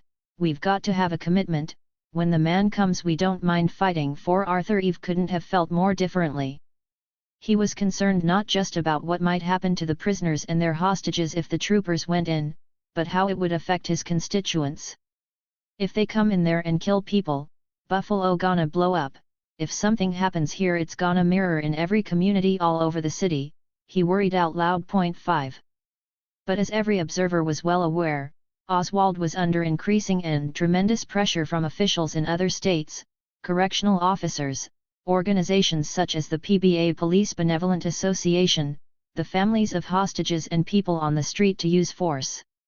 The mayor of Auburn wrote to Rockefeller how utterly dismayed and angered he was by Oswald's permissiveness. 6. Thanks to this pressure, on Sunday morning, the commissioner announced to the observers that unless the prisoners agreed to send a team of negotiators to Attica's mess hall to meet with him and a team of observers, he was done talking. No one paid much attention to his new line in the sand, though, because all were too busy venting their own frustrations and opinions. When Clarence Jones ventured that it was high time to clarify the observers' role in relation to the prisoners, it became clear just how differently they all now saw this. 7 Republican State Assemblyman Frank Walkley thought their task was to convince the men to give up on the demand for amnesty. Kunstler was incredulous that anyone could think that the prisoners would be adequately protected by what they'd been offered, and said the idea that anyone thought that made him feel like he was in Alice in Wonderland. He then stated unequivocally, they must be told the absolute, utter truth as to what this situation is. 8. Clarence Jones agreed that the prisoners needed to be told the full facts, as did Wicker, who argued that the observers had the responsibility to give them the chance to make a clear choice. Yes, agreed one of the representatives from the Young Lords, they needed the opportunity to think through whether they really needed a confrontation with the state. 9 All in the room recognized, though, that time was in short supply. Shaking his head, Kunstler said despondently, I am utterly sick at heart that those men will die, and they'll die because of me. 10 Suddenly realizing exactly what had to be done, he stated firmly, the Bobby Seale episode is irrelevant, whatever reason he gives to the public is immaterial, we should all go down and tell them the truth. 11. Observer Julian Tepper looked shaken by this pronouncement. Quietly he shook his head and said to the group, I'll be completely honest. I'm afraid to go back in. 12 He elaborated, there's going to be no resolution because the administration puts us in an untenable position and Bobby Seale has put us in an untenable position. 13 Most in the room seemed to agree with him. As the group grew more desperate about its diminishing options, Clarence Jones came back to the question of whether Prison Superintendent Moncusi might be transferred out of Attica. Might that be a significant enough concession to persuade the prisoners to abandon their demand for amnesty? Others suggested asking the governor to come to Attica to personally assure the prisoners that he would allow no reprisals. And then the group returned to the importance of amnesty. 14 But this simply wasn't on the table, State Senator John Dunn reminded everyone. The prisoners must be made to understand, he went on, that at a political point has been proven, more has been accomplished in terms of penal reform in the last 3 days than ever before. 15 With this pronouncement, and at the request of his fellow observers, the state senator headed out at 10:35 a.m. to find Robert Douglas. Maybe they could work on him to get the governor to Attica. Rockefeller could at least offer his word that the men wouldn't be harmed if they surrendered. Less than 10 minutes later, Senator Dunn returned to the steward's room, but with Norman Hurd, not Douglas, in tow. They were met with a great deal of grumbling since no one believed Hurd had any power to do anything at Attica, to which Oswald, still sitting at the table, said defensively, Hurd is sent here as the governor's personal representative. 16 Even Dunn felt the need to press the commissioner on this. Did the commissioner feel that Hurd has as much power as Douglas? 17 Clearly offended, Heard told the group that he was Rockefeller's official representative and Douglas was there only to be of assistance. 18 maybe, said Herman Badillo, but Douglas got me here, so it's important to have him. 19. By 10:50 Sunday morning, Robert Douglas was finally standing before the observers and found himself inundated with their questions and concerns. Arthur Eve explained to Douglas that the observers were unanimous in their conviction that, at the very least, the governor should come to the prison because without a peaceable resolution, hundreds and possibly thousands will be killed. 20. Badillo also tried to persuade Douglas how important it was for Rockefeller to come to Attica. He echoed Eve's concerns, telling Douglas he feared how places like Harlem and the Bronx would respond to a retaking, and assuring him that they did not expect the governor to go into the yard and talk to prisoners, they just wanted him to come, because doing so would underscore his commitment to protecting the men when they surrendered. Kunstler put the matter more bluntly, if the governor does not come, he is condoning a massacre. 21 other observers agreed. The members of law enforcement assembling outside of the prison are no more than animals, straining at the leash. There will be a bloodbath, when those beasts are turned loose on the people out there, one said. 22 Clarence Jones also believed that a massacre of prisoners is about to take place, and he implored Douglas to spend time instead of lives. 23 I hear you, I understand, Douglas told the group as he headed out the door, presumably to call his boss. 24 Badillo was still unsettled and suggested that, since Douglas might not persuade the governor how imperative it was that he come to Attica, perhaps it was time for the observers to enlist the aid of the American people. In a press release, they could explain just how dire the situation had become, and then ask citizens to put pressure on the governor to oversee personally a peaceful end to the standoff. Secretly, Dunn doubted that even this pressure would make Rockefeller budge. In his opinion, the governor had his eyes on the presidency of the United States, and for that reason he couldn't afford to look soft on criminals in this standoff at Attica. 25 Nevertheless, Dunn did not stand in the way of those trying to pen a national press release. 26 By 11 a.m. a draft had been finalized, which they agreed must also be taken to the gate in A block in order to get the prisoners' approval of its wording. The Committee of Observers in Attica Prison is now convinced a massacre of prisoners and guards may take place in this institution. For the sake of common humanity, we call on every person who hears these words to implore the governor of this state to come to Attica to consult with the Observer Committee, so we can spend time and not lives in an attempt to resolve the issues before us. Send the following telegram immediately to Governor Nelson Rockefeller in New York City.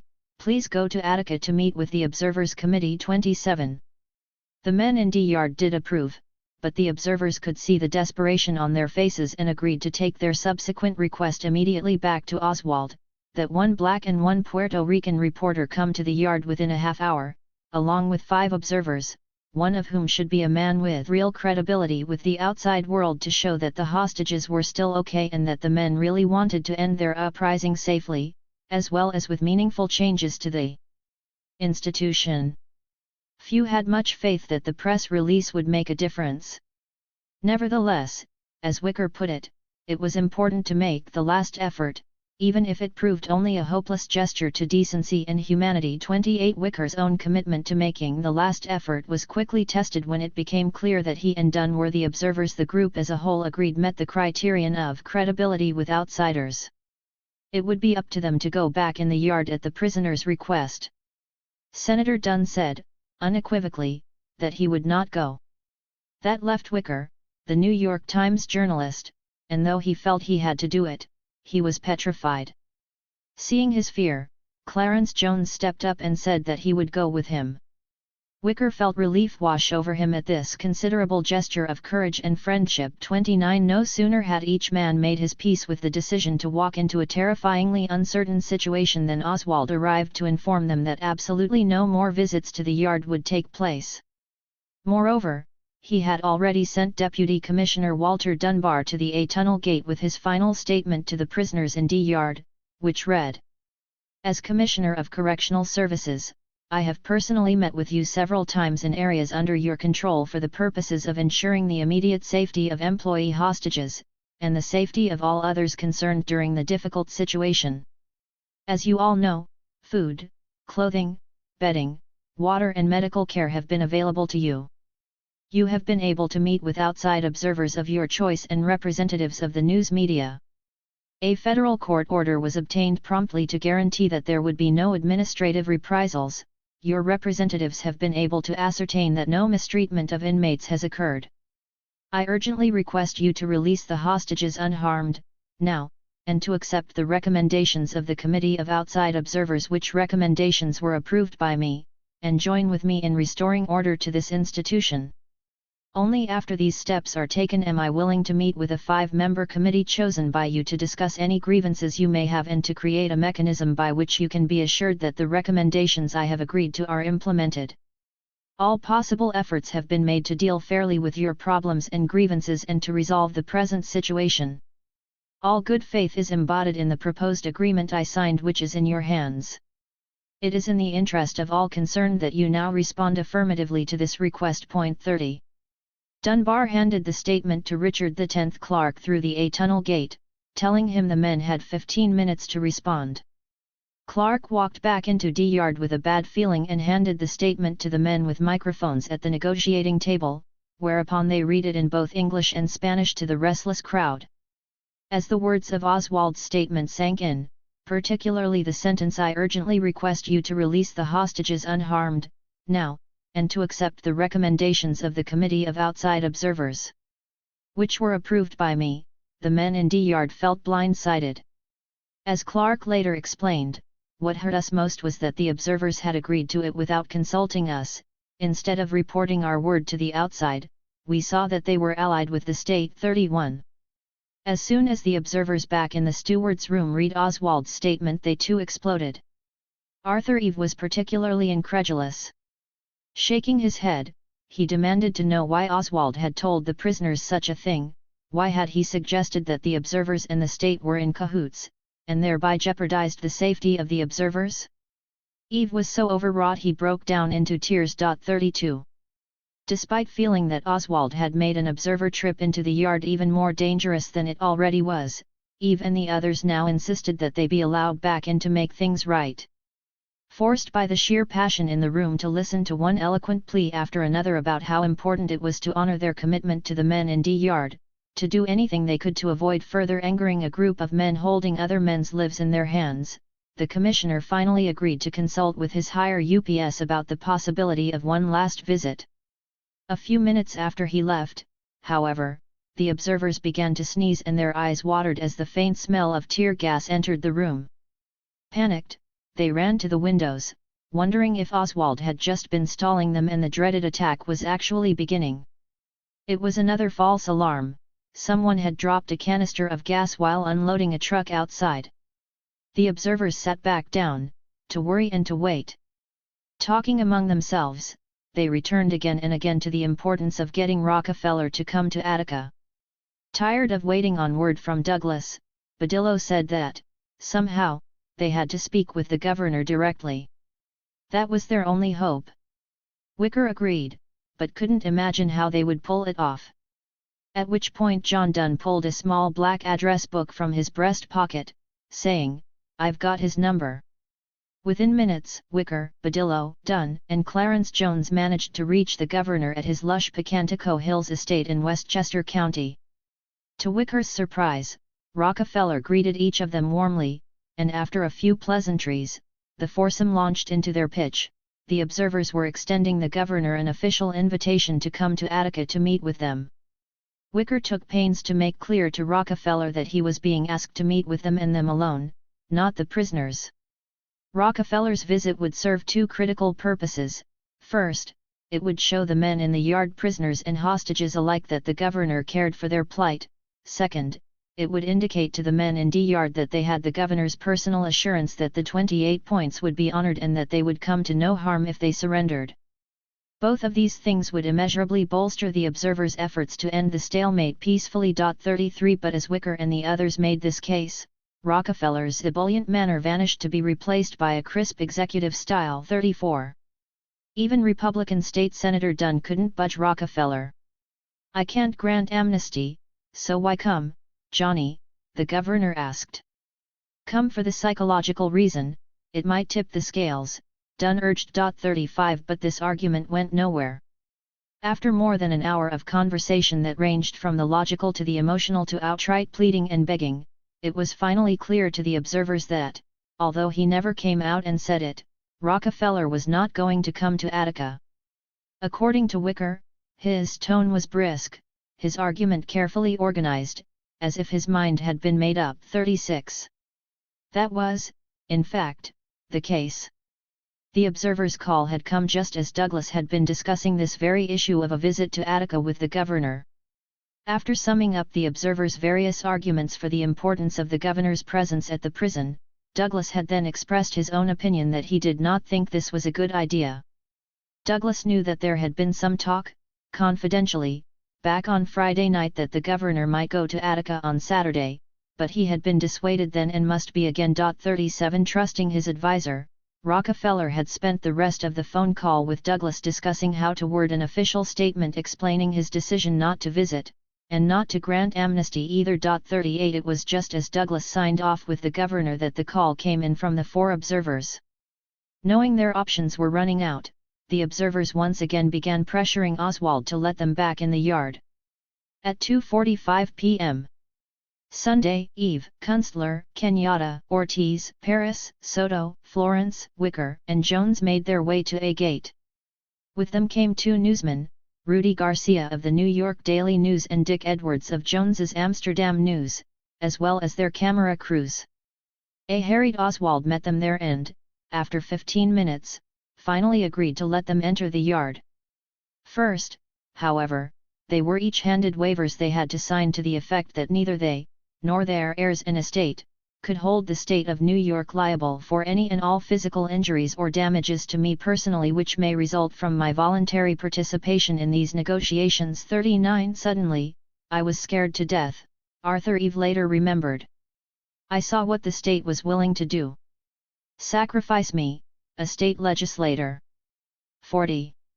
At 3:45 p.m., the locks on the gate to a tunnel and no man's land finally disengaged, and the group met up with Richard Clark. They could feel the animosity thick in the air. Jabbar Kenyatta opened nervously with a hurried explanation that the observers had not known anything about the statement that Commissioner Oswald sent in earlier that day. Nothing at all, Wicker chimed in. Without even looking at the men, Richard Clark said in a tight voice, "Some of the brothers would love to kill you guys." 41 But once the observers arrived at the negotiating table, it seemed to them that the masses awaiting their arrival were not all that hostile. In fact, they seemed grateful just to be hearing news from the outside. Clark opened the proceedings by stating that the observers had assured him that they had not been behind the Oswald document. He read the statement aloud to his fellow prisoners and asked if these men would agree to Oswald's most recent terms of surrender. "Hell, no," they roared back at him from the muddy yard. 42. The crowd's real interest now was in the reporters who had arrived. These men were here not only to capture what the men in the yard felt needed saying, but also to interview the hostages so that the public could see they were alive and well and, therefore, that state officials needed to keep the talks going. 43. Prisoner Richard Clark joined reporter Rudy Garcia as well as Tom Wicker as they went from hostage to hostage. The first officer Wicker approached, Captain Frank Pappy Wald, minced no words as he looked into the camera. "We've had nothing but fine treatment, this is both medically, food, and we're living as good as the rest of the people in the yard, if not a little better at times." 44 When he was asked if he wanted to say anything to Governor Rockefeller, he did. Passionately, in fact. He pleaded with the governor to do anything you can to try to save lives. 45. The hostages, standing near their mattresses and sleeping bags provided by the prisoners, speak to the news team. CO Frank Pappy Wald is in the foreground. Courtesy of the Associated Press. Then hostage Frank Strollo, whose brother Tony Strollo was among the armed state troopers surrounding the prison, chimed in, "We all have been treated 100% or been fed well, gave us blankets, slept on mattresses while they slept on the ground, medication was given to us when they didn't get any." Strollo went on, the governor should give them complete amnesty, that's one thing we've got to have, complete amnesty, we talked it over, the 38 of us, we all agree, we'd give them complete amnesty, that's what we want Rockefeller to give them 46. Sergeant Edward Cunningham, a CO who had a reputation of being particularly hard on prisoners, almost yanked the microphone from Wicker's hand to express his agreement on this point and to remind anyone listening of the stakes in this standoff. The governor must give them clemency. He must give them clemency from criminal prosecution, I mean this is cut and dry. That is all there is to it, this is not a joke. This is not some kind of little tea party we have here. You have read in the paper all these years of the My Lai massacre. That was only 170-odd men. We are going to end up with 1,500 men here, if things don't go right, at least 1,500.47. Cunningham also said. I wish you would take any of the men that belong to us off the roof and any of the troopers out of here, because you get these shaky guys shooting off or getting up in a group or something, someone is going to get excited and we are all going to pay .48. The prisoners were heartened by Cunningham's candor and his willingness to stand up to his employers, particularly when reporters raised the issue of Rockefeller and amnesty. He stated emphatically, if he says no, I am dead. 49 Champ was incredulous, and that is the toughest fucking Sarg T on the job. He is the brute. Put more guys in keep lock than any 40 hacks around. And you hear what he say now. 50. CO Mike Smith, the hostage who had read over the men's initial letter to Oswald asking for reforms back that July, was also unequivocal about the need for Rockefeller to make an appearance at Attica. He told the reporters that the governor should get his ass here now, and gesturing toward the prisoners in the yard, he stated firmly, we're not scared of any of you people. We know it's not you, it's the people outside. 51 Casting his eyes upward, Smith went on, anybody with a weapon, anybody with anything of a militant manner, leave. Just get them off the roof. 52 Then the reporters turned to listen to a young white prisoner, Blaze Montgomery, whose southern accent was as thick as Wicker's. Montgomery said solemnly, I want everyone to know we gon' stick together, we gon' get what we want, or we gon' die together. 53. While the interviews with hostages continued, so did the speeches up at the negotiating table. Kenyatta kept trying to take the microphone, but was forced time and again to hand it back to others, such as the still very upset and nervous Assemblyman Arthur Eve, who spoke openly with the prisoners of his feeling that Oswald had betrayed the observers and that securing amnesty was still important to them all. William Kunstler suddenly found himself the center of attention when Herb Blyden asked him pointedly if there were indeed foreign countries that would take in rebel Attica inmates who wanted to leave. Kunstler was ready for this question per his earlier call to the Black Panther Party. Yes, he said, there are 4 Third World and African countries that were in fact prepared to provide asylum for everyone who wants to leave this country from this prison. 54 This was, of course, an exaggeration. No country was ready simply to whisk prisoners away from D-Yard, but Kunstler was desperately trying to impress upon the men that the world was watching their struggle and that they were not alone. As important, Kunstler wanted the men in the yard to know that he had in fact worked hard on their behalf and, personally, was on their side.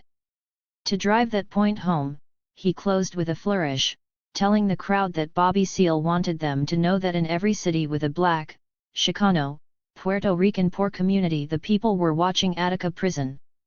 The gringos talk about remember the Alamo. Remember Attica. 55. The longer Kunstler spoke, the warier some of the other less radical observers grew. First Eve's emphasis on amnesty, then Kunstler's talk of foreign political asylum might have bolstered these men's reputations with the prisoners, but these observers worried that such talk could also be dangerous in that it might raise false hopes. On the other hand, it was clear that the men very much appreciated Kunstler's words. Hardly shy to express the opinion that fellow observers such as Kunstler might be going too far, reporter Tom Wicker this time did not think that either Eves or Kunstler's speeches had given the prisoners any cause to believe that if they just hang on a bit longer, they were going to get amnesty and go home free. 56. With little more left to discuss, at 6 o'clock Sunday night the observers made their way back to the administration building. This time the goodbyes seemed foreboding and final. No one was certain how this crisis would end, but all suspected that it wouldn't go smoothly. As the observers took their final walk across the now fetid, rutted, and filthy D-yard, the prisoners expressed a deep gratitude for what the observers had tried to do for them. Big Black Smith, who had spent the preceding 4 days in a state of steely and wary alert, felt an unexpected and powerful surge of warmth toward the team he was escorting out of the yard. He reached out to Tom Wicker and gripped his hand tightly. Feeling overwhelmed, Wicker managed, "Good luck. Good luck, brother." 57. Since he was the one to have just interviewed the hostages, Wicker felt that it was his duty to go out into Attica's parking lot to update the anxious crowd about their relatives and townspeople. His reception there immediately confirmed his worry that Big Black Smith and the other men in D-yard would need all the luck they could get. As Wicker climbed on top of a car so that he could be seen by the crowd, a cold drizzle was again falling. Trying to read the ever-dampening notebook in his hand, he began to summarize his interviews. "All the hostages," he said, "requested strongly that as much consideration as possible be given to granting full amnesty to the prisoners." 58. He added that they had all requested strongly that Gov. Rockefeller come here physically, and finally that they urged the prison authorities here at Attica and Commissioner Oswald not to allow any troops to make a show of force on the roof or anywhere inside. 59. He was clear that everyone, the observers, the hostages, and the prisoners, now feared a massacre should the governor not step in. Wicker addresses the crowd. Courtesy of the New York Times. His audience erupted. "What about my son?" Stephen Smith, hostage Mike Smith's father, yelled up at Wicker with tears on his face and rain soaking his body. 60. "We have to go in and bring those people out," he continued in anguish. 61. "Wet nursing those convicts won't do it." 62. Galvanized by Smith's impassioned outburst, other townspeople surged toward Wicker, hurling epithets and demanding that the state step in. "I'd like to show them a little brutality," screamed one woman. Another cried out, "Those troopers should have gone in there for them." 63. Hostage Frank Strollo's brother Tony, one of the hundreds of state troopers standing by and also listening to Wicker, couldn't have agreed more.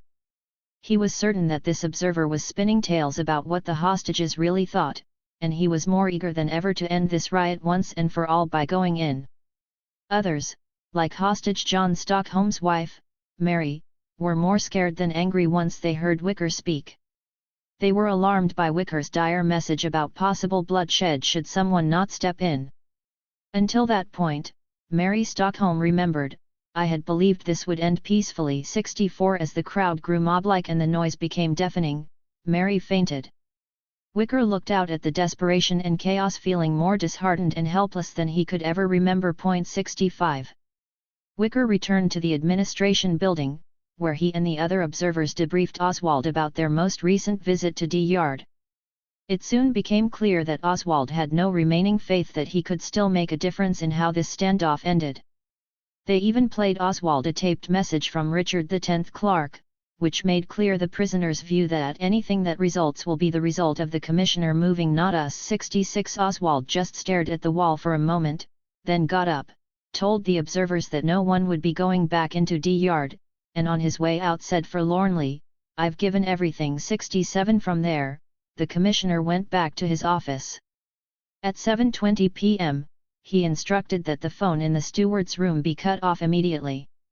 He worried that some of the observers had somehow been sending code messages that the rebels would pick up on their transistor radios. 68. It was only a matter of time, Oswald knew, before his superiors were going to order this prison protest ended once and for all. 18. Deciding disaster. By Sunday night, the 4th day of the Attica Uprising, troopers filled the swath of lawn between the prison's gate and the administration building, as well as the asphalt that ringed the prison walls. There were so many men that it was hard for them to move without running into one another. And they were fed up. 1. As one trooper later bluntly explained, everyone was getting frustrated by the length of time it was taking to resolve the riot. "We just wanted to get it over with and get on with our lives." 2. Technical Sergeant F.D. Smith, a state trooper who'd been filming the goings-on in D-Yard from the catwalks since the afternoon of the first day of the uprising, felt that an attitude of disgust was apparent among troopers and guards on Sunday, the 12th.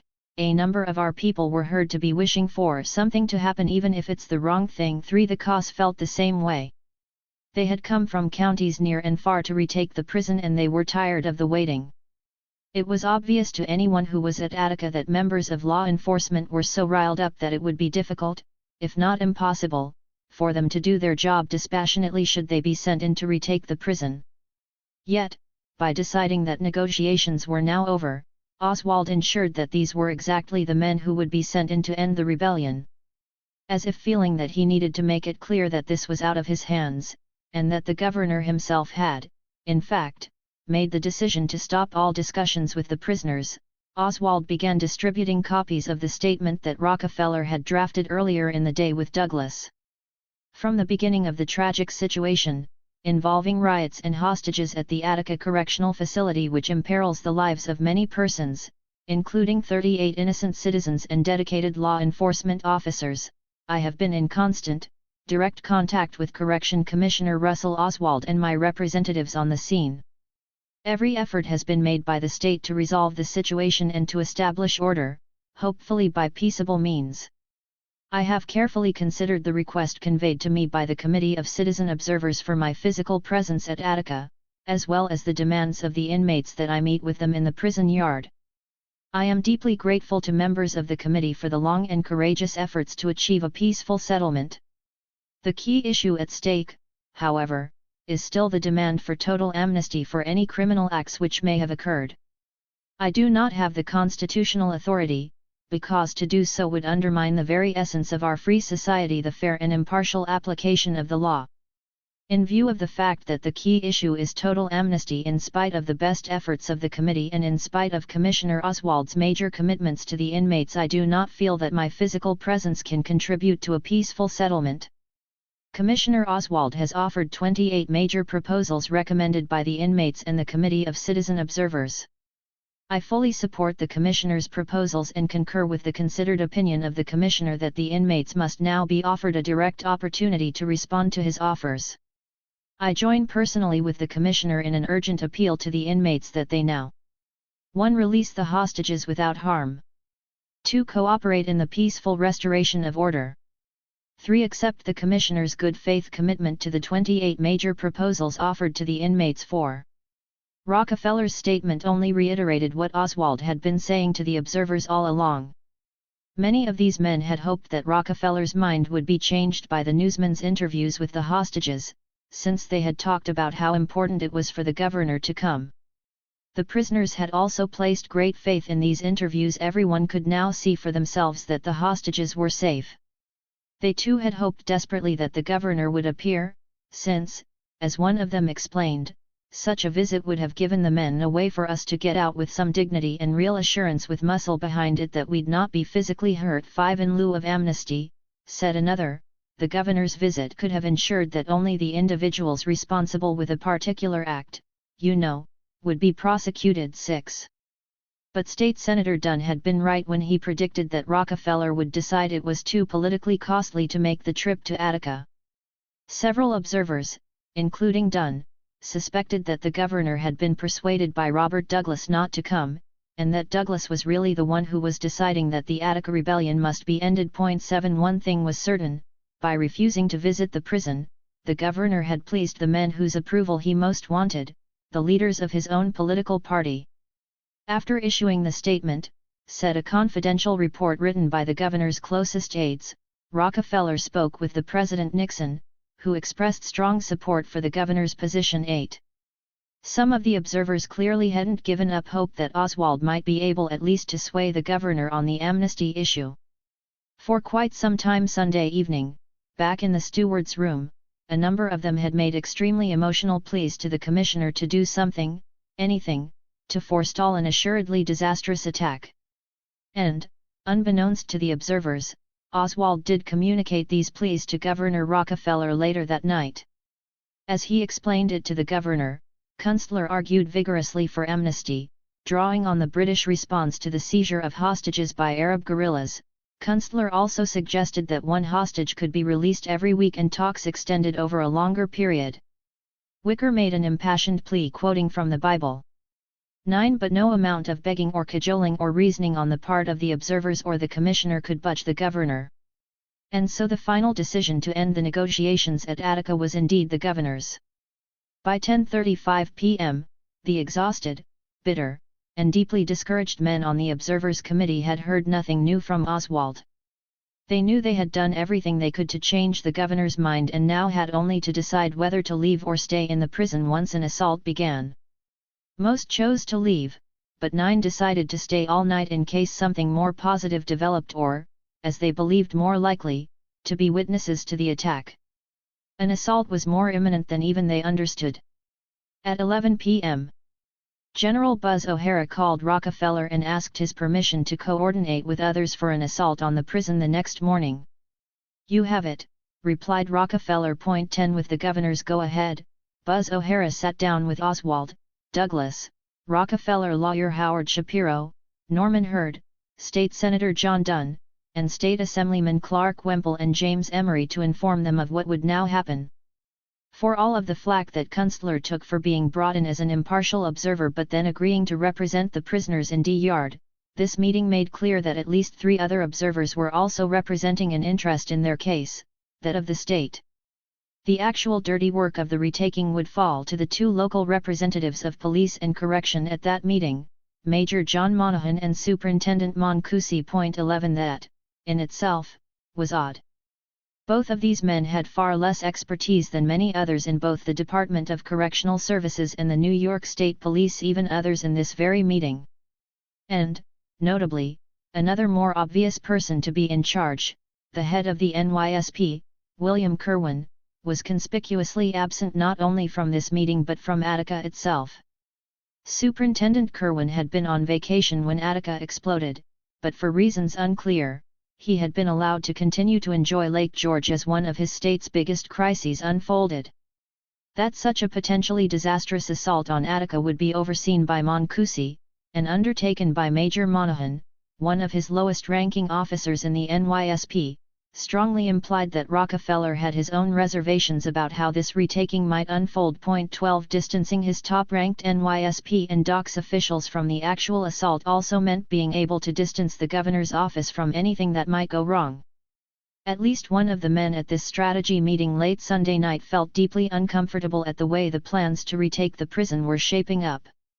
John Dunn was well aware that the prisoners were counting on him, and yet, now, he was sitting there again discussing how their rebellion would be ended with force.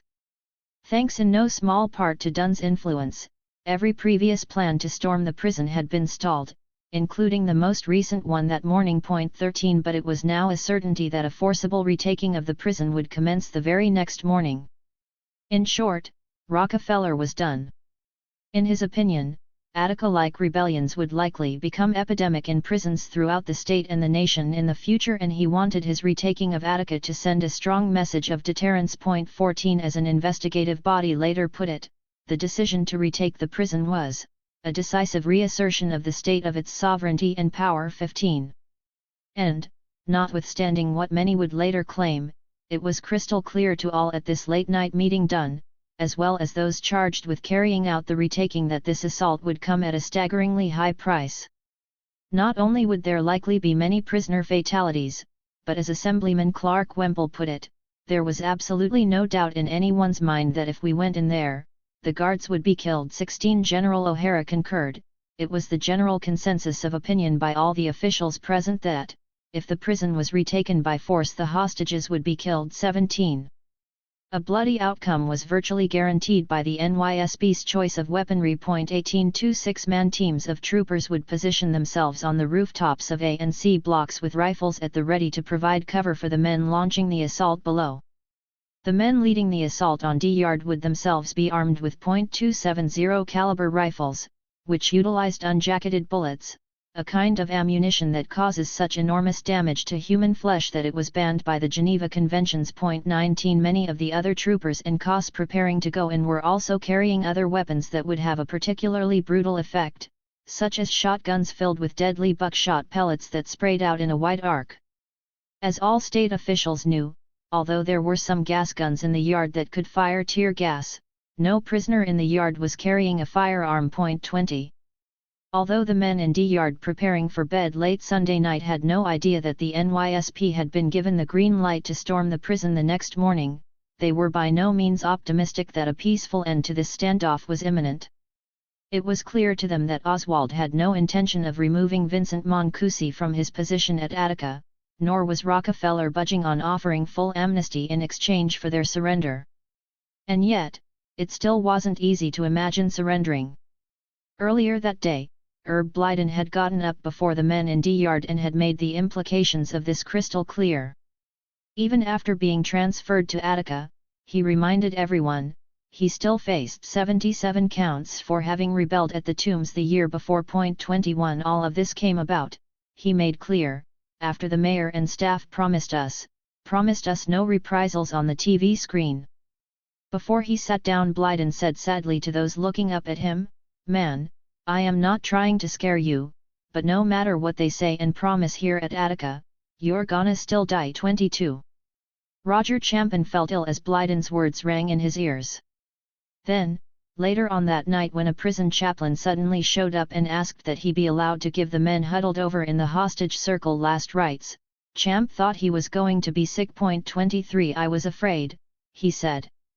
I didn't want to die and I didn't feel it would serve a purpose to die for what was going on. Nothing concrete has happened then in terms of seeing some changes. 24 As he tried to bed down that night, Champ hoped against hope that Blyden was wrong about what would happen. Champ felt some peace, though, knowing that if there are any lives lost in here, and if a massacre takes place, in the final analysis the world will know that the animals were not in here, but outside running the system and the government. 25. Part 4. Retribution and Reprisals Unimagined. Tony Strollo. Tony Strollo considered himself a staunch patriot as well as a devout Catholic who attended Mass every Sunday, avoided meat on Fridays, and made the sign of the cross whenever he drove past a church. Tony's father had labored day in and day out at a Chevy plant in Buffalo, and he, like so many other auto workers of his generation, felt pretty certain that America's working stiffs could only trust the party of FDR. But Tony distrusted liberals. And while many kids of the 1960s found themselves leaning to the political left of their parents, Tony spent that decade growing considerably more conservative than his. When Tony graduated from high school in 1962, he was eager to enlist in the Army. By 1966, Tony was married and had started a family. To support his kids, he decided to try his hand at being a prison guard, one of the few jobs available to young men seeking work in the rural areas of the state. Tony worked for a while at Sing Sing Correctional Facility and eventually landed a transfer to Attica, which allowed him to work closer to home as well as to be in the same prison where his brother Frank worked. Tony, though, did not want to collect his paycheck from a penal institution forever. His dream had always been to become a police officer, and after a few short months Tony got a call from the New York State Police. In 1971 Tony was loving every minute of his job as a state trooper. Assigned to the Genesee Barracks in Livingston County, about 25 miles from home, he patrolled the rural areas of the county, driving the highways and byways of upstate New York looking for speeders and drunk drivers. At night he attended classes at Erie County Community College in Williamsville. On September 9, 1971, Tony's brother Frank had been on duty at Attica when it exploded in rebellion. Now, Frank sat in the hostage circle and Tony paced outside the prison's walls feeling utterly helpless. He was a member of law enforcement, yet he could do nothing to rescue his brother. So he, along with hundreds of other state troopers, did the only thing they could do, keep pressuring their superiors to be allowed to retake the facility from the rioters. After 5 days of waiting, and as Tony and the rest of his troop shivered outside Attica in the cold drizzly dawn, sleep-deprived and on edge, they finally got some good news. They were going in. Tony was secretly troubled, though. He knew that troopers had a lot more experience stopping speeders than storming a prison.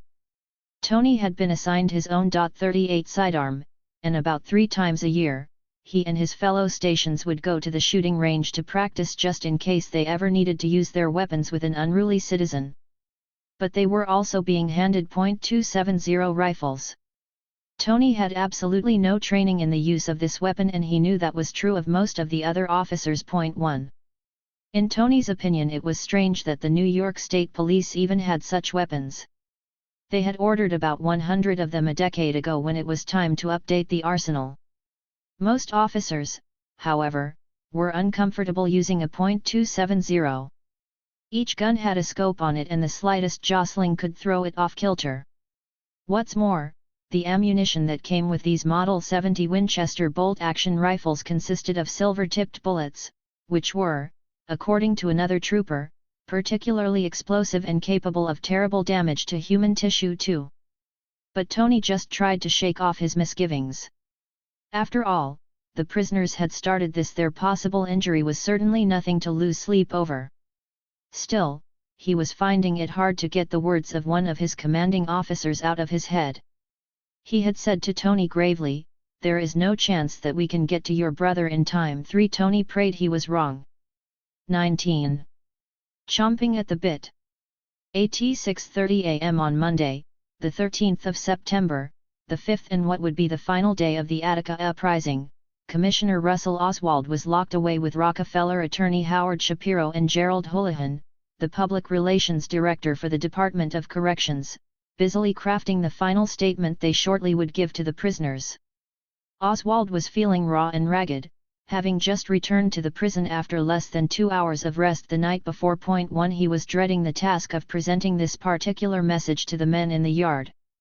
It seemed paradoxical to Oswald that he had spent a lifetime in furthering, meeting the needs, human rights concerns, of disadvantaged people, and now had to face up to this kind of decision against people I was trying to help too. He made peace with this by concluding that he couldn't have done any more than he already had.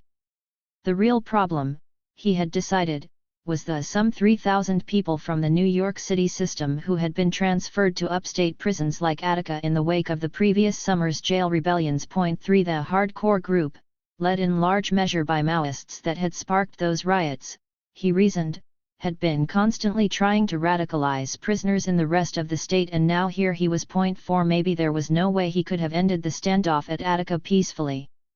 And anyway, the governor had indicated that his decision was firm. Oswald decided he now had no choice but to follow orders. So now there he sat, hunched over a typewriter next to Shapiro and Houlihan, getting the wording of the statement he would take to the prisoners at the A-gate just right. That there would even be a final communique to men in D-Yard was in no small part thanks, again, to John Dunn. As his fellow observer Tom Wicker remembered gratefully, once Dunn learned on Sunday night that the troopers were going in the next morning, he argued for and obtained a pledge that at 7 a.m., before the resort to violence, one last appeal would be made to the inmates for a settlement. 5. But the final missive that Oswald was drafting would not at all convey what Dunn had hoped it would, what the true cost of not surrendering immediately now would be. According to documents internal to the Rockefeller administration, Oswald had been told to submit his final offer, not phrased as an ultimatum, to the inmates about 7 o'clock Monday morning, giving them 1 hour to respond. If the response was negative or if no answer was received within an hour, orders would be given to retake the facility. 6. The crucial caveat here, of course, was that the final offer would not be phrased as an ultimatum. Rockefeller did not want to let the prisoners know that if they didn't comply, an assault would commence immediately. 7. But the message was precisely that. As another internal memo makes clear, Deputy Superintendent Leon Vincent had already advised his correctional personnel via their supervisors, at approximately 6 o'clock on Sunday the night before the assault, that a move to regain control of the institution was going to take place during the morning hours of Monday, September 13, 1971. 8. This was of course before any prisoners had been given any final opportunity to surrender. The New York State Police, the Monroe County Sheriff's Office, and Attica's correction officers and correction officials from as far away as the Great Meadow Correctional Facility in Comstock had also been informed Sunday night that the retaking would definitely happen Monday morning. 9. As Oswald worked on the text of this appeal, Major John Monahan from Batavia Troop A of the New York State Police and Attica Superintendent Vincent Mancusi held a formal briefing in the Attica head clerk's office to iron out the final details of a plan to commence at 9 a.m. Meanwhile, Captain Hank Williams, also of Batavia's Troop A, readied his troops. Lieutenant Colonel George Infante of the Bureau of Criminal Investigation, BCI, waited in the wings to make sure the assault went as planned, and Governor Rockefeller's right-hand man, Robert Douglas, reviewed the surrender message that was to be read to prisoners once the assault began. 10 Simultaneously, Major General John C. Baker, the Chief of Staff to Governor Rockefeller, began briefing the many National Guardsmen who had been summoned over the last few days to let them know that, contrary to standard protocol, Governor Rockefeller had decided that the New York State Police would be leading the assault, and the National Guard would only go into the prison later to administer any needed medical assistance. This break in protocol was both surprising and problematic. Whereas the National Guard had a clear plan already in place for bringing civil disturbances in confined areas under control, known as Operation Plan Skyhawk, the New York State Police had virtually no formal training for this sort of action. 11 The hundreds of troopers gathered at Attica had never conducted any drills or mock assaults. They had no practice communicating with each other through gas masks, nor familiarity with handling the weapons. As one trooper by the name of Gerard Smith put it, troopers weren't trained for this end, the position they got put into was a political football. 12. That the Attica Rebellion was so fraught politically might well be why Rockefeller did not ask his National Guard to end it. A dark cloud still hovered over the Ohio National Guard after its men had shot more than 67 rounds of ammunition into an unarmed crowd of student protesters at Kent State University, killing 4, little more than a year before, in May of 1970. Neither Rockefeller nor the higher UPS in the Nixon administration, including John Mitchell, the Attorney General, wanted to give America's liberal and left elements any more reason to focus attention on Attica than they already had. 14. To National Guardsman Dan Callahan, however, the governor's decision to let the police troopers retake the prison was just stupid. Before his unit was called to Attica, it had spent considerable time back at the armory discussing what weapons, if any, should be used in a retaking of this prison.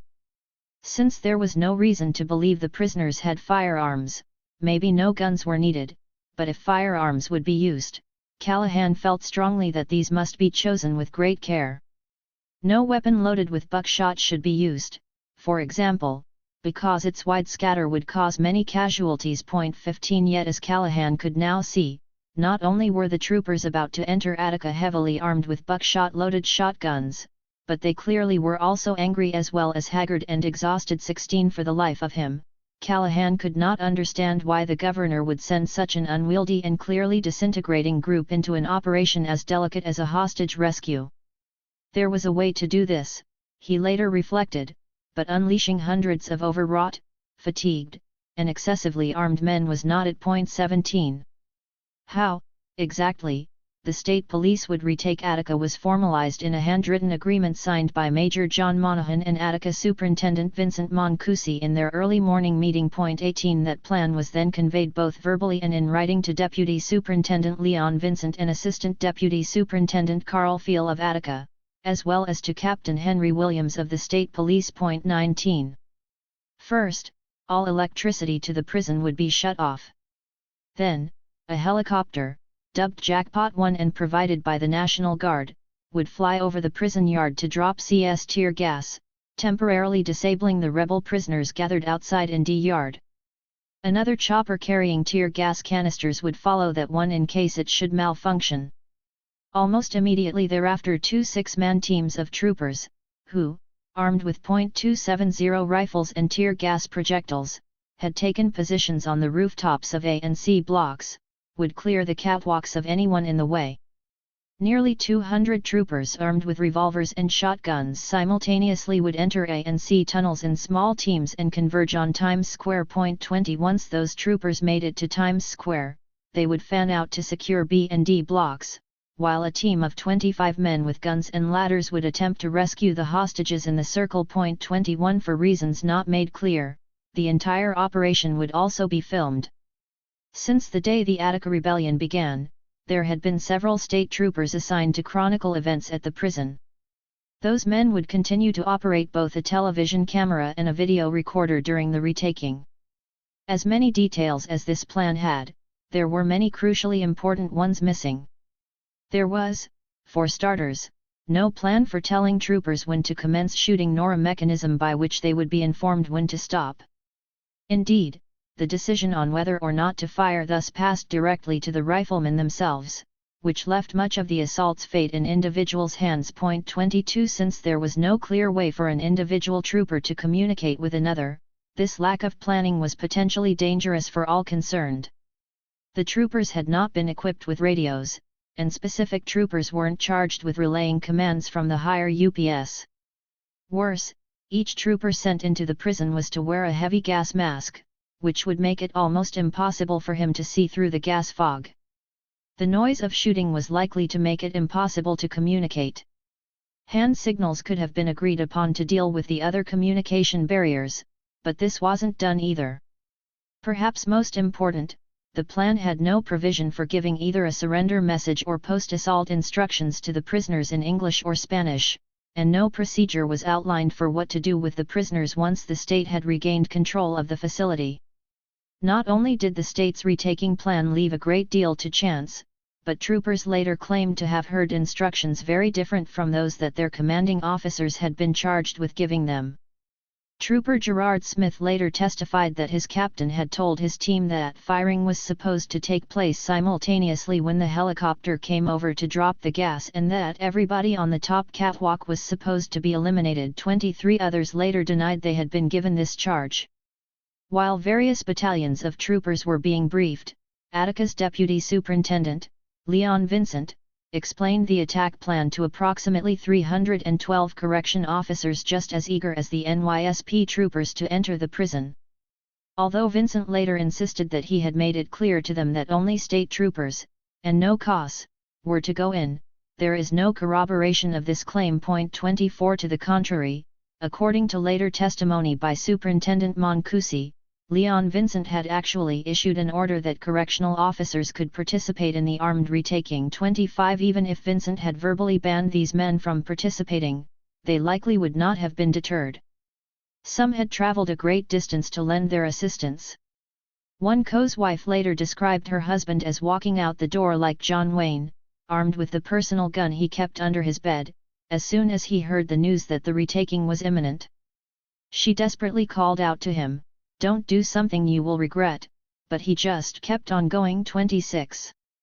A crowd of sheriffs and sheriff's deputies from a total of 8 New York counties had also converged on Attica, and, like the COS, they had spent the last 4 days pacing restlessly outside the prison hoping to assist in the retaking.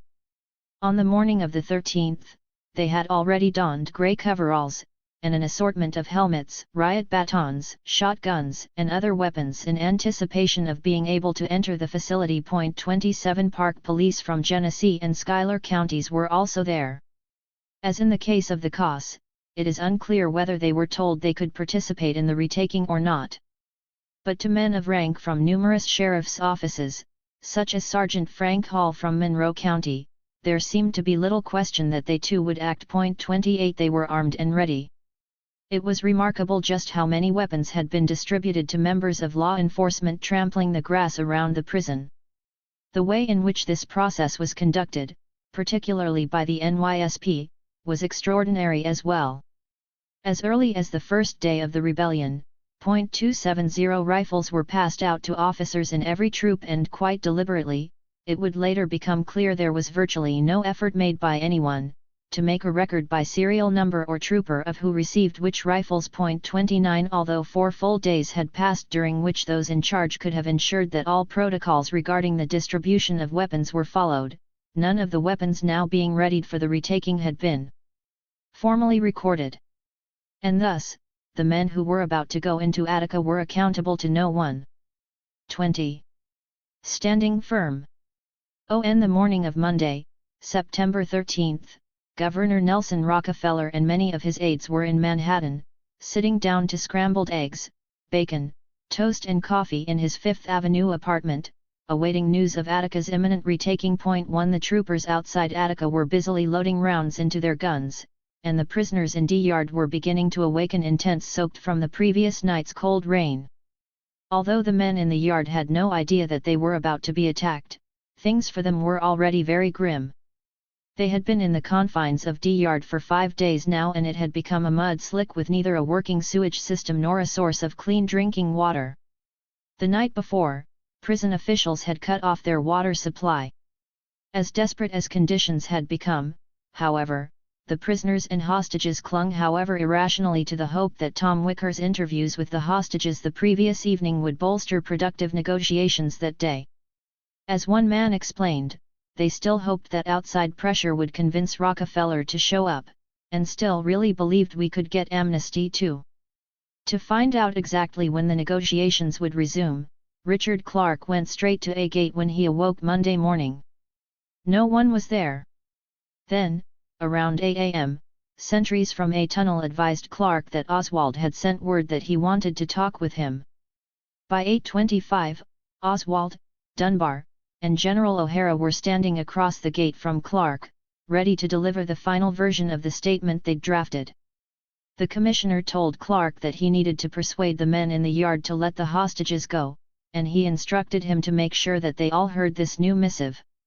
As he handed the message over to Clark, Oswald said to him beseechingly, "Mr. Clark, I earnestly implore you to give the contents of this memorandum your most careful consideration. I want to continue negotiations with you three." Clark looked carefully at the letter but was mystified by Oswald's solemn demeanor. He also was perplexed as to why Oswald was making such a big deal about this new statement, since, from what he could tell, it said the same thing as the note that had been given to him on Sunday that the men had already voted down.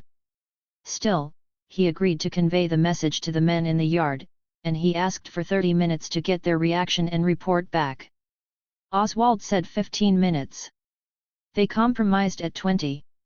When Clark arrived back in D-Yard, he grabbed the loudspeaker and read out the latest message from Oswald. "For 4 days I have been using every resource available to me to settle peacefully the tragic situation here at Attica. We have met with you, have granted your requests for food, clothing, bedding, and water, for medical aid, for a federal court order against administrative reprisals. We have worked with the Special Citizen Committee which you requested. We have acceded to 28 major demands which you have made and which the Citizen Committee had recommended. In spite of these efforts, you continue to hold hostages. I am anxious to achieve a peaceful resolution of the situation which now prevails there. I urgently request that you seriously consider my earlier appeal that 1. All hostages be released immediately unharmed, and 2. You join with me in restoring order to the facility. I must have your reply to this urgent appeal within the hour.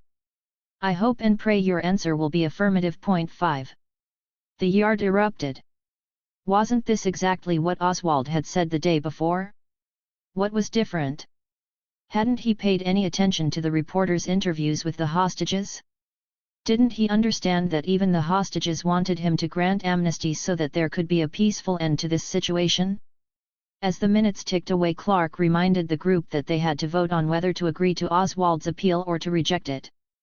To the question of whether they agreed to release the hostages and surrender now, the silence in the yard was deafening. Only one voice could be heard supporting this position. "Why not take it?" one man shouted. "You got 28 out of 30 demands, you can't get no better than that." 6 But in the wake of CO William Quinn's death, all understood that amnesty was a must.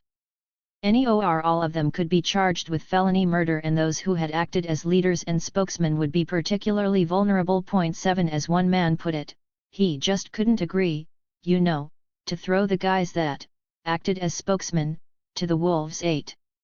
Clark restated the question, asking whether the men were rejecting Oswald's request for surrender. The roar of approval that echoed through the yard was overwhelming.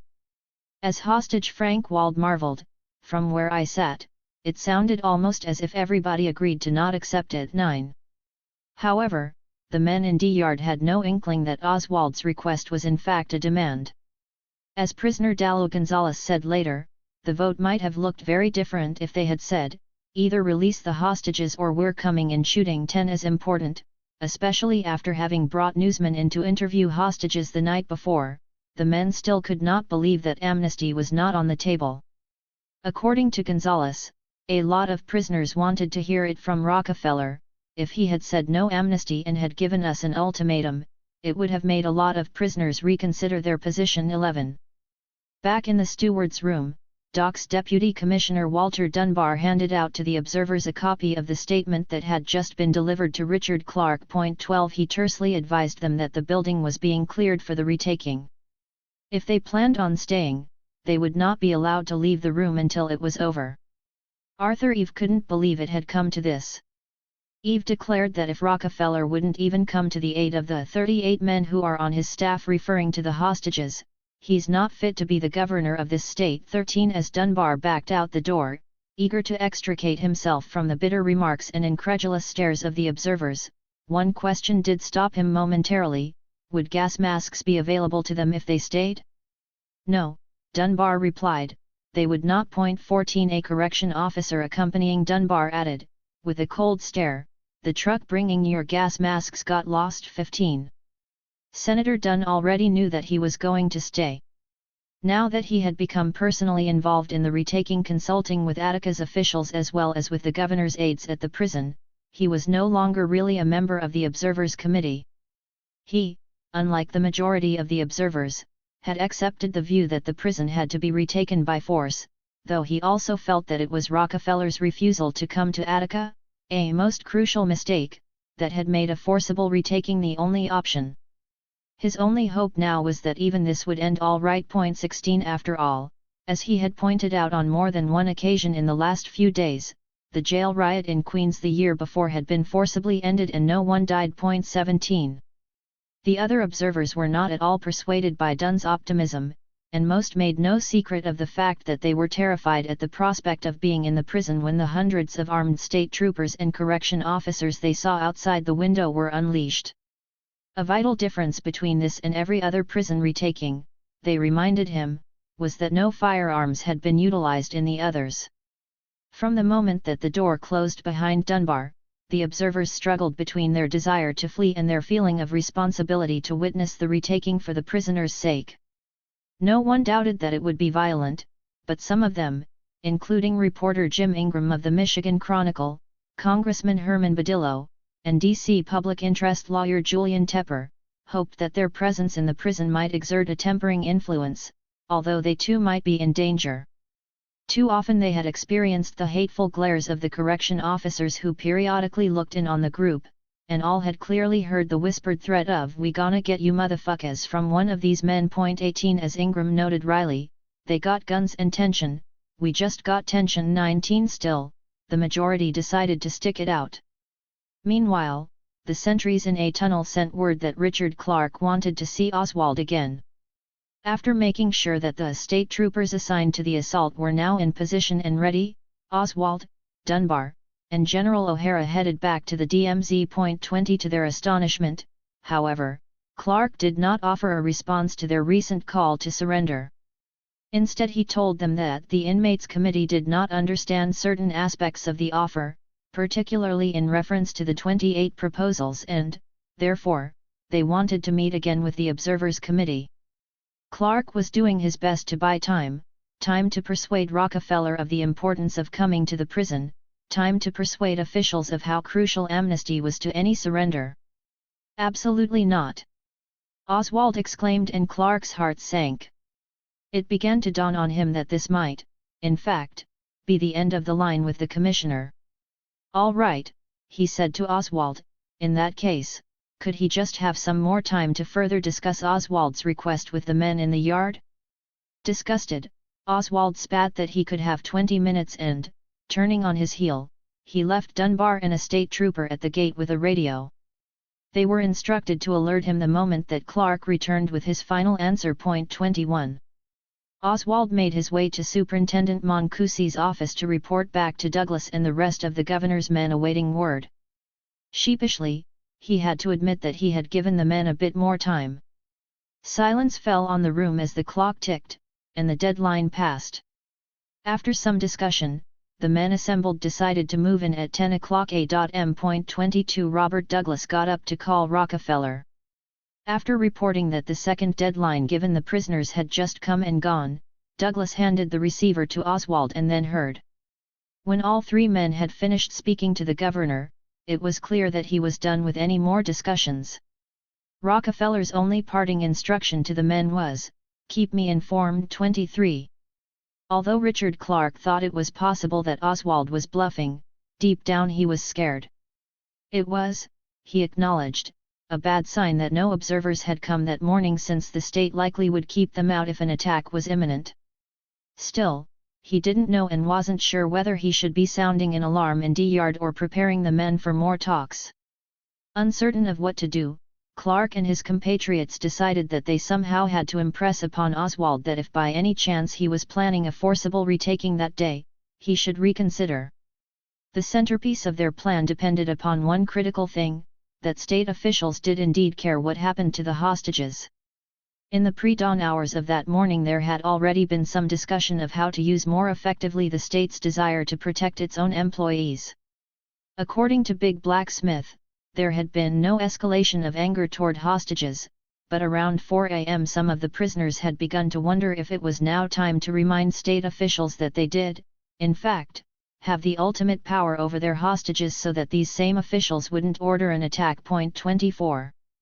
As the clock ticked, hearing nothing that indicated the observers were on their way, the men in D-Yard decided that they would randomly select a group of 8 hostages to take up onto the catwalks. They would surround each hostage with at least 3 prisoners carrying homemade knives and spears to suggest to the state that if it chose to come into Attica with force rather than to negotiate, it was risking the lives of its own men. As Roger Champion explained, "We felt that by having hostages we would also have the ability to more or less force them to keep their word." 25. Killing these men definitely was not their intention. He went on, "We wouldn't even consider harming the hostages, because they were our only means of negotiation." 26. However, the very act of moving the hostages intensified anxiety in the yard. Within minutes prisoners were arming themselves with whatever they could find: pieces of lumber, baseball bats, anything. Others just began lots of praying and looking for cover. 27. Seeing prisoners suddenly making their way over to the hostage circle greatly alarmed those within it as well. "They started to tie our hands and feet, put blindfolds back on our eyes," Pappy Wald recalled, and then without explanation some of the hostages were walked over to the catwalks. 28. While he was worried about why he was being taken away, Wald was also well aware that his captors had, so far, been protecting us and that they had done an excellent job of doing this, so he was more concerned about what was happening outside the prison walls to cause them to be moved. 29. Some of the prisoners did try to explain what their plan was. Hostage Mike Smith was slightly relieved to learn that the prisoners were simply trying to get the time extended, but he also concluded by the panicked looks of some of the men surrounding him that they would indeed kill him if they thought it would save them, or if they were given the go-ahead to do so. 30. Civilian hostage Ron Kozlowski hoped it was true that the prisoners intended to use them as insurance to deter anyone from trying to retake the prison. 31. Still he was worried, and didn't quite know what to think, whether he was being soothed or groomed for death when his captor cut his wrist binding, combed his hair, and gave him a Tums as well as a cigarette while they waited for the state to register their presence on the catwalk. 32. As hostage Curly Watkins was being marched to the catwalk. He too was terrified but hoped for the best as he chatted nervously with his captor about shared acquaintances. 33. Even those hostages who believed their move to the catwalk was a bluff were petrified by how risky this all was. For one thing, they weren't sure that the men assigned to be their executioners understood that they really weren't to be harmed. One of the prisoners had actually scrawled the word executioner on the handmade weapon he now held up on the catwalk, and it wasn't clear to the hostages if this was to deter the state or to indicate to the hostages what was in fact coming. More alarmingly, the hostages now wondered if the state really cared what happened to them. The governor had surely been shown the news footage of them begging for him to come to Attica. He had not come. Surely he had been told that they too supported amnesty and wanted him to reconsider his position. And yet, he had not done so. Now, they fretted, what made these prisoners think that seeing homemade knives at hostage throats or spears at their sides would prompt officials to do the right thing? But the prisoners were desperate and could think of no other tactic to keep troopers out of D-Yard. At 9:22 that morning, immediately after the hostages had been placed on the catwalks, a group of prisoners went into a tunnel with a loudspeaker to tell state officials that they meant business about resuming negotiations. "We want the Citizens Committee in D Block Yard," they yelled out. "There are 8 hostages up on the roof, it's up to you. Come in now with the Citizens Committee and Oswald."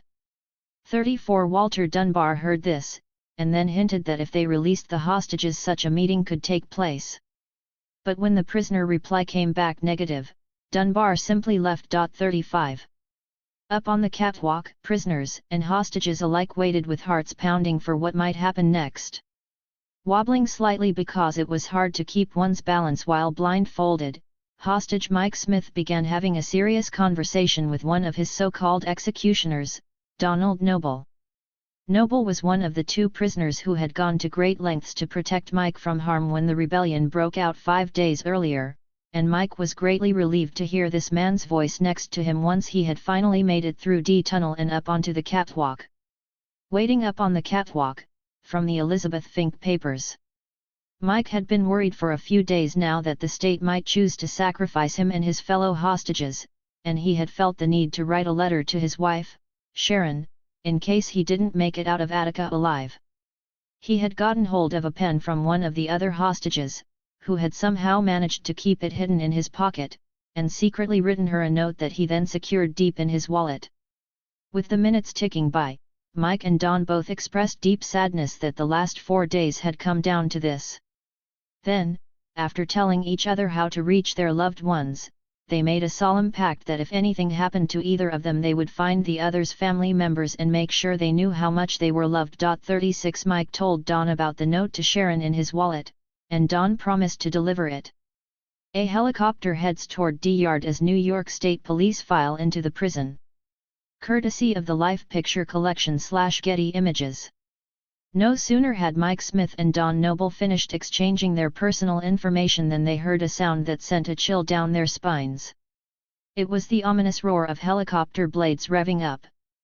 Besides being able to hear it, Mike Smith recalled in horror, you could actually feel the concussion of the propellers. 37 A Conservation Corps helicopter was flying over Attica in order to survey the situation in D-Yard before troopers would go in. 38. One of the prisoners holding Richard Fargo hostage up on the catwalk also quaked at the sound of the helicopter, and he decided that the only way the state wouldn't attack was if it truly believed the hostages' lives were in jeopardy. Desperately trying to change the course of events, this prisoner then leaned over to give Fargo a nick on the neck, one that he hoped the men in the helicopter could see, while assuring the guard in a whisper, "It's a sham, boss, it's a sham." 39 COGB Smith wanted to believe that these new, more aggressive maneuvers were indeed for show. He very clearly could hear somebody hollering, "Stand the hostages up so they can see they are all right." 40 Nevertheless, he was nearly immobilized with fear. If the state was willing to risk the lives of the hostages, then this couldn't possibly end well. 21. No mercy. As the small Conservation Corps helicopter appeared directly above the prison walls, many of the nearly 1,300 men in D-Yard and up on the catwalks watched for some indication of what it was going to do. Some continued casting about for a weapon, others just dove into and under anything that might offer them protection. Suddenly, everyone stopped in their tracks as the outline of an entirely different, much larger, helicopter became visible on the horizon. Since this might be just a way to intimidate them, one prisoner thought, it was important to be calm and stand your ground. A few others wondered if the chopper might be delivering Rockefeller to the prison to finally meet with prisoners. Most men, however, had no such illusions, particularly when the second helicopter began dumping a thick powdery fog into the yard. It was obvious that an attack had begun. Within seconds the air in D-Yard was opaque with a combination of CS and CN gas, a thick and powdery substance that quickly enveloped, sickened, and felled every man it touched. In fact, CS gas, chemical name orthochlorobenzylidine, wasn't really a gas at all, but a fine white powder. Once dispersed, It hangs almost suspended in the air, causing tearing, nausea and retching in those who inhale it. 2. When the first helicopter flew over, Carlos Roche was one of the men who thought that it might actually be Rockefeller, and, as he remembered, some of the guys started hollering, yelling, cheering. 3. But when the air began to vibrate anew as the second, much bigger helicopter began its tour over the yard, a deep fear seized them.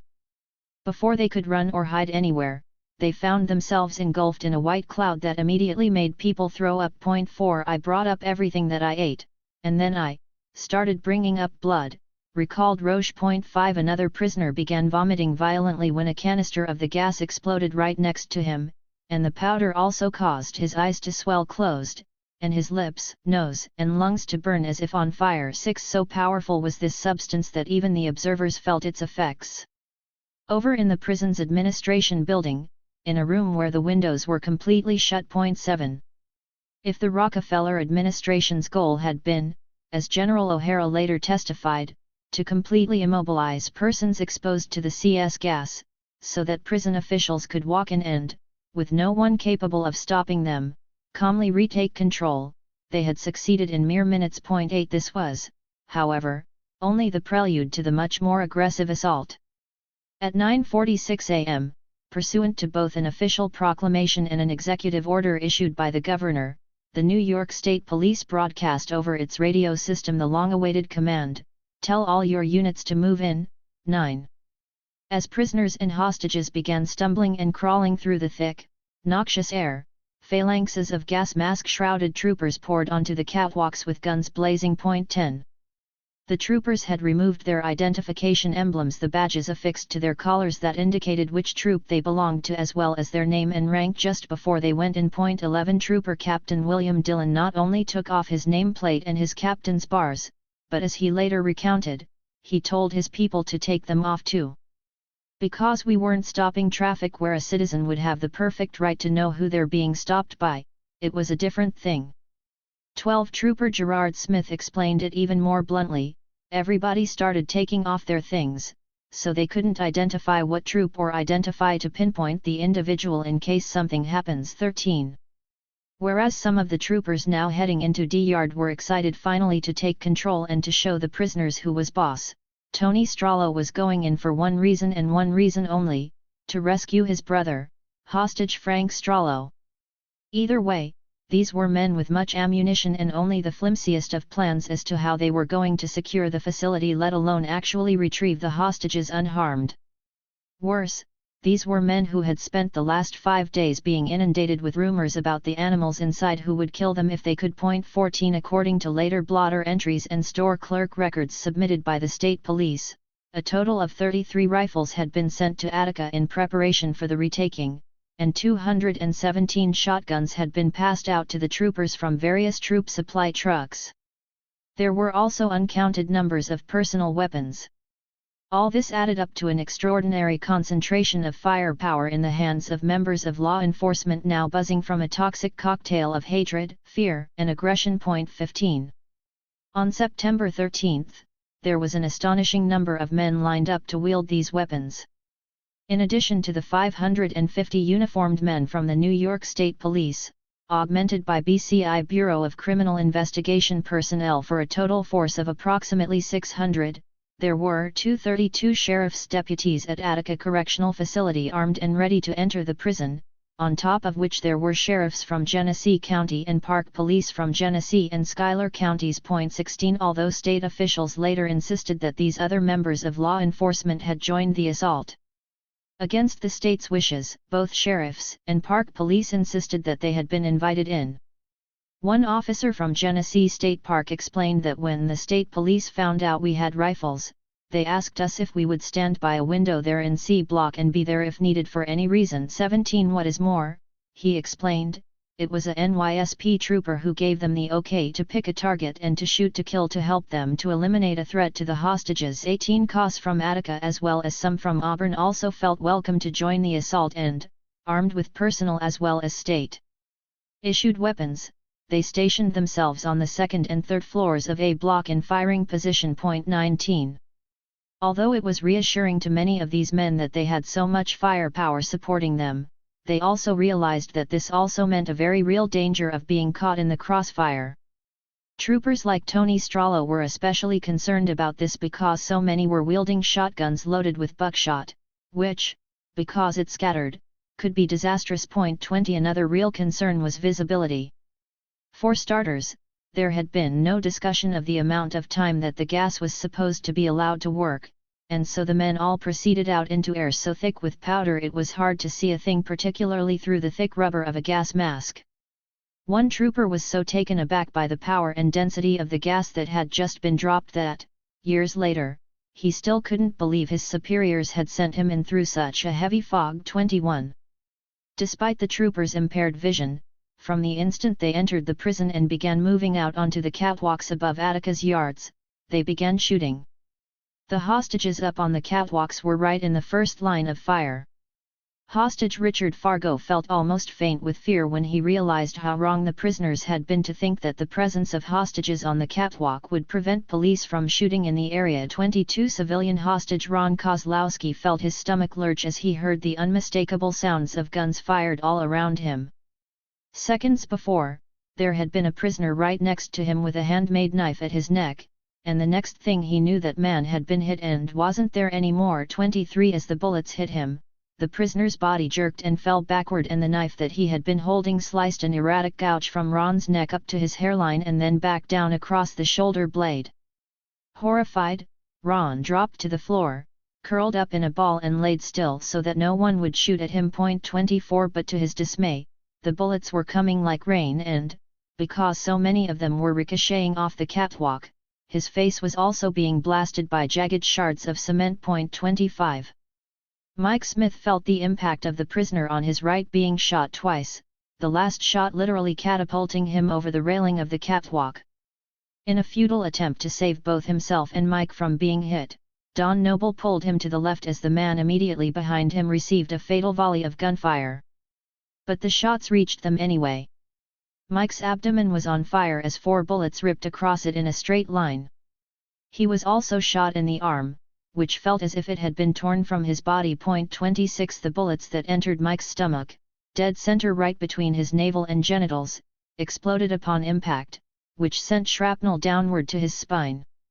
One exiting slug took the base of Mike's spine along with it, leaving a hole about the size of a grapefruit in his intestines. 27 All Mike could hear around him as the shooting kept going on was people crying, people dying, and people screaming. 28 As he lay curled up, bleeding profusely, Mike suddenly found himself looking up into the eyes of a trooper who had a shotgun pointed directly at his head.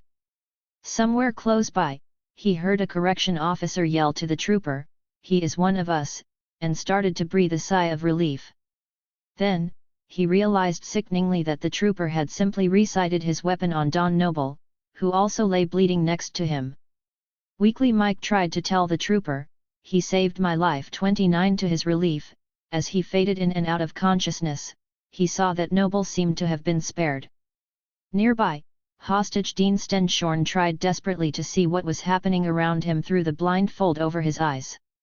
He wanted to get shelter from the bullets whizzing around him, but could only stand there frozen.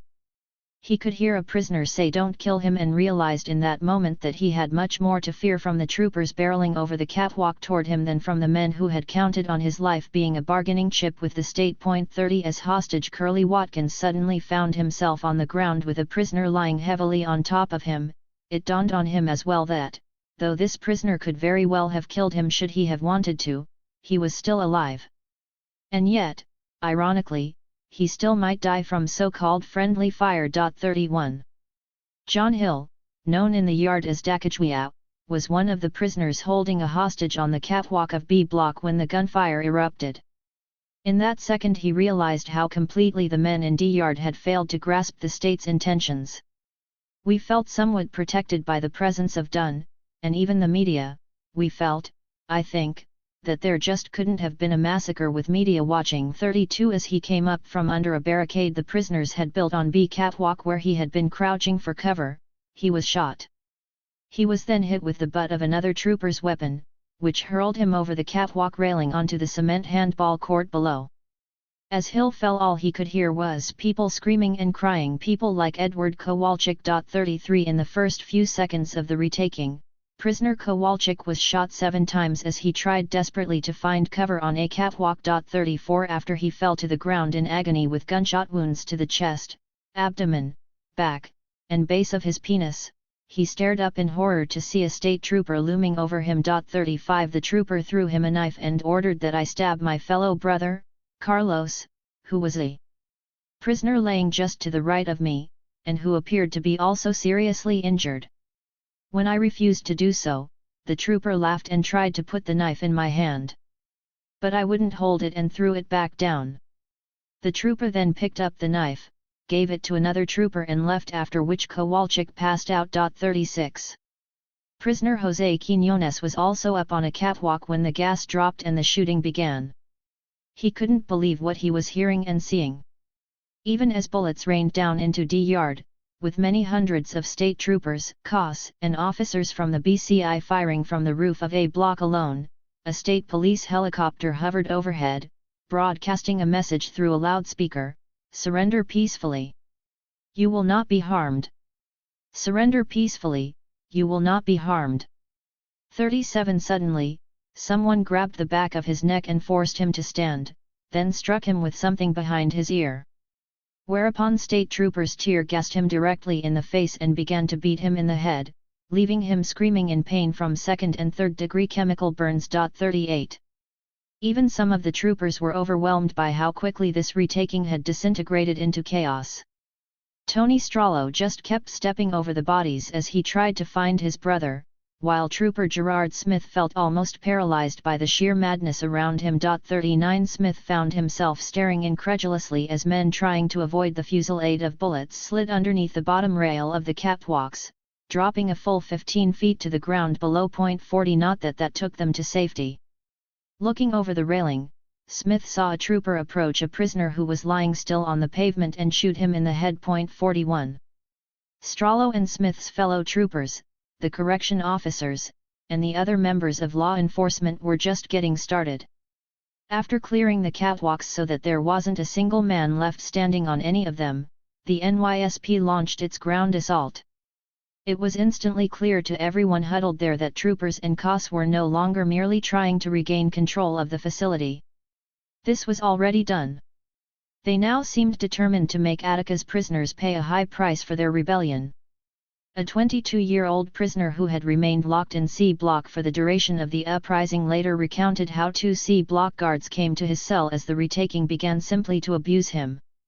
According to this man, these COS slammed his face against the window bars, and ordered him to watch and see what happens to fucking convicts who didn't obey the rules and try to run something. 42 As he was being hurt, he was horrified also to learn that other prisoners out in the yard were being shot in spite of the fact that they were waving their hands high in the air and begging that their lives be spared. 43 The New York State Police in the fog of gas, out on the catwalk, from the Elizabeth Fink papers. Frank Big Black Smith simply couldn't believe the horror unfolding around him either. Big Black had suspected that the state might come in there and knock some heads and bust some heads, but once he started seeing people get opened up with shotguns, he understood that they never remotely anticipated this level of savagery. 44 To Yomo Joka Omawal, it was like a war zone, a phrase that would be heard again and again in later descriptions from those who lived through the retaking, and the callousness of the shooters was hard for him to comprehend. It was very painful to see all these old and crippled guys getting shot. They were in D-Yard because they had no place else to go. 45 Carlos Roche was also overwhelmed by the horror of the assault. He looked over at the negotiating tables, and everything over there was down, and then he could see wounded and dead men scattered around the yard and also piling on top of one another in the confusion. 46 One man spoke of falling on top of other men right after being hit with gunfire and then feeling other wounded men falling on top of him. "I couldn't breathe, you know. People was on top of me and they keep telling us, keep your head down, so I'm trying to crawl and I'm trying to get the person off of me." 47 19-year-old prisoner Melvin Marshall just couldn't believe that he had landed in this nightmare simply for violating parole. He lay on the ground, gasping for breath in the gas that still hung like a heavy blanket over the yard, then a trooper kicked him and brought a gun butt crashing down on his head. .48 Prisoner Rodney Zobrist, who'd hit the ground for safety the minute he heard the choppers overhead, dared to peer out from under his arms only to see troopers all around him shooting at random and to watch as several men he knew were hit by gunfire. 49 To his horror, one of those troopers spotted Rodney, marched over to him, and shoved a shotgun in his mouth and then walked away. .50 Lorenzo Skinner, like Yomo, was caught in an unbelievable barrage of gunfire that seemed to be coming from everywhere. As he fell to his knees and tried to cover his face against the tear gas canisters that still were exploding around him, a trooper pushed his face down into a mud puddle and told him not to move or he would be killed. Forced to suck in large amounts of water through his mouth and nose in order to breathe. This young prisoner felt that he was drowning. .51 Even the men who scrambled to surrender were subjected to unspeakable abuse. One prisoner who'd already been shot in the back was ordered to stand up with his hands over his head. Because of the wound, he was unable to raise his hand to his head. Nevertheless, another trooper ordered him to remove the football helmet that he had been wearing for protection. When the wounded man couldn't do that either, the officer proceeded to kick the helmet off of his head. 52 As cruel as these events were, it was the acts of cold-blooded killing, and attempted killing, that made the scene especially terrifying. One prisoner watched in disbelief as two troopers aimed their guns at a man trying to take cover in a trench. The troopers instructed the man to climb out of the hole with his hands on his head, which he did. Then, he was shot in the chest by the trooper who had told him to keep his hands on his head. 53 Another prisoner who had been shot in the abdomen and in the leg was ordered to get up and walk, which he was unable to do. The trooper then shot him in the head with a handgun. 54 Trooper Gerard Smith watched his fellow officers storm through the tent city and happen upon foxholes that prisoners were trying to hide in, and then witnessed one of these troopers as he just stuck the rifle into the hole and pulled the trigger. 55 21-year-old Chris Reed was gunned down with 4 bullets, including one that exploded and took out a big chunk of his left thigh. He listened in terror as troopers debated in front of him whether to kill him or let him bleed to death. As they discussed this, the troopers had fun jamming their rifle butts into his injuries and dumping lime onto his face and injured legs, until he fell unconscious. When he awoke, he found himself stacked up with the dead bodies. 56 I never saw human beings treated like this, another prisoner later recalled. He couldn't understand, why all the hatred. 57 But it wasn't just any hatred, it was racial hatred. As one prisoner was told by a trooper who had a gun trained on him, he would soon be dead because we haven't killed enough niggers. 58 Everywhere there were cries of keep your nigger nose down.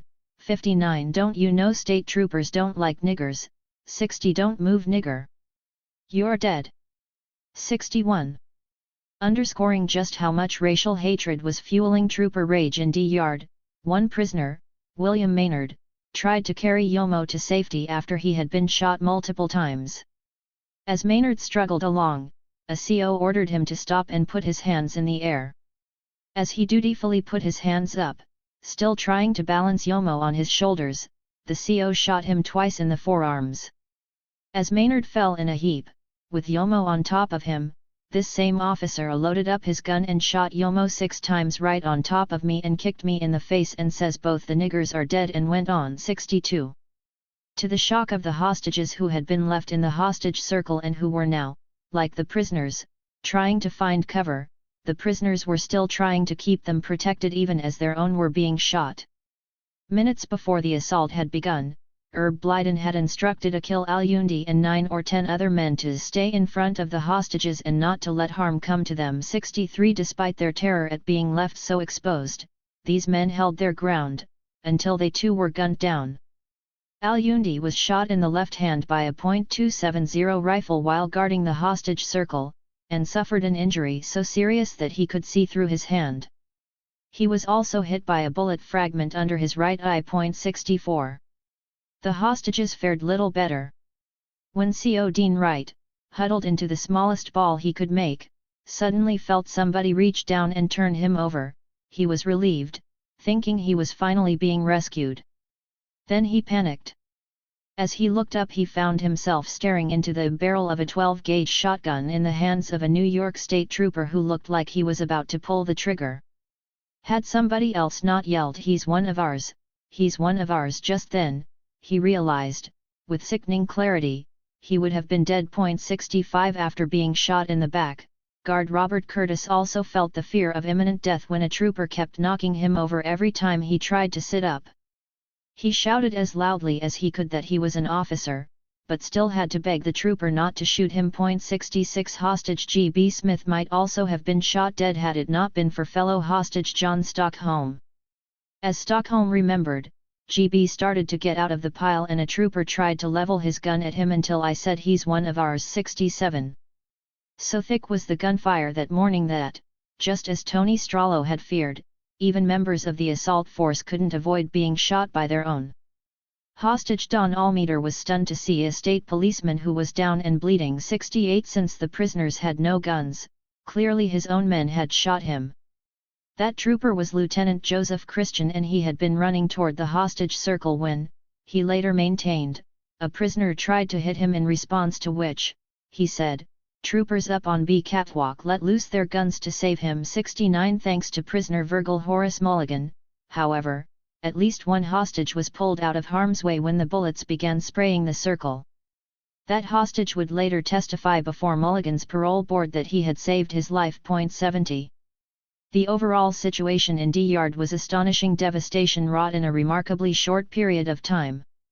Prisoner James Lee Asbury recalled that merely 10 minutes after the assault on the prison began, no matter where he looked, all he could see was blood and water. 71 One 19-year-old prisoner, Charles Pernisalis, recoiled from the sight and smell of so much blood and the sound of so much screaming. 72 Frank Lott, one of the authors of the original July Manifesto, shook his head in disbelief. Guys were laying all over, they tried to get up and were shot down. 73. Even though NYSP officials reported that Attica was fully secured by 10:05 a.m., the observers who had waited out the retaking locked in the steward's room could still hear shots being fired inside the prison as late as 10:24 a.m., and others reported hearing gunfire from inside the prison even an hour later. 74. Ultimately, the human cost of the retaking was staggeringly high. 128 men were shot, some of them multiple times. 75 Less than half an hour after the retaking had commenced. 9 hostages were dead and at least one additional hostage was close to death. 29 prisoners had been fatally shot. 76 Many of the deaths in D Yard, both hostages and prisoners, were caused by the scatter of buckshot, and still others resulted from the devastating impact of unjacketed bullets. 77. Casualties on the catwalk, from the Elizabeth Fink papers. The hostages, both those who'd been taken to the catwalks to serve as bargaining chips and those who'd been held in a circle in the yard, paid a terrible price for the state's excessive use of force. Correction Sergeant Edward Cunningham, a father of 8, lay dead, hit in the head by a buckshot pellet that then traveled and severed his cervical spinal cord. 78 Mike Smith's dear friend John D. Arcangelo, whose first child had just been born and who had transferred to Attica only 7 weeks before, was killed by a .270 rifle wielded by a state trooper sniper who'd apparently been aiming at several prisoners. 79 Guard Carl Vallone, father of 4, died from traumatic shock and laceration of the brain caused by a gunshot wound to the head, as well as bleeding from his abdominal organs caused by a wound to the chest. 80 Block Captain Richard Lewis died when a bullet went through his back and destroyed his aorta.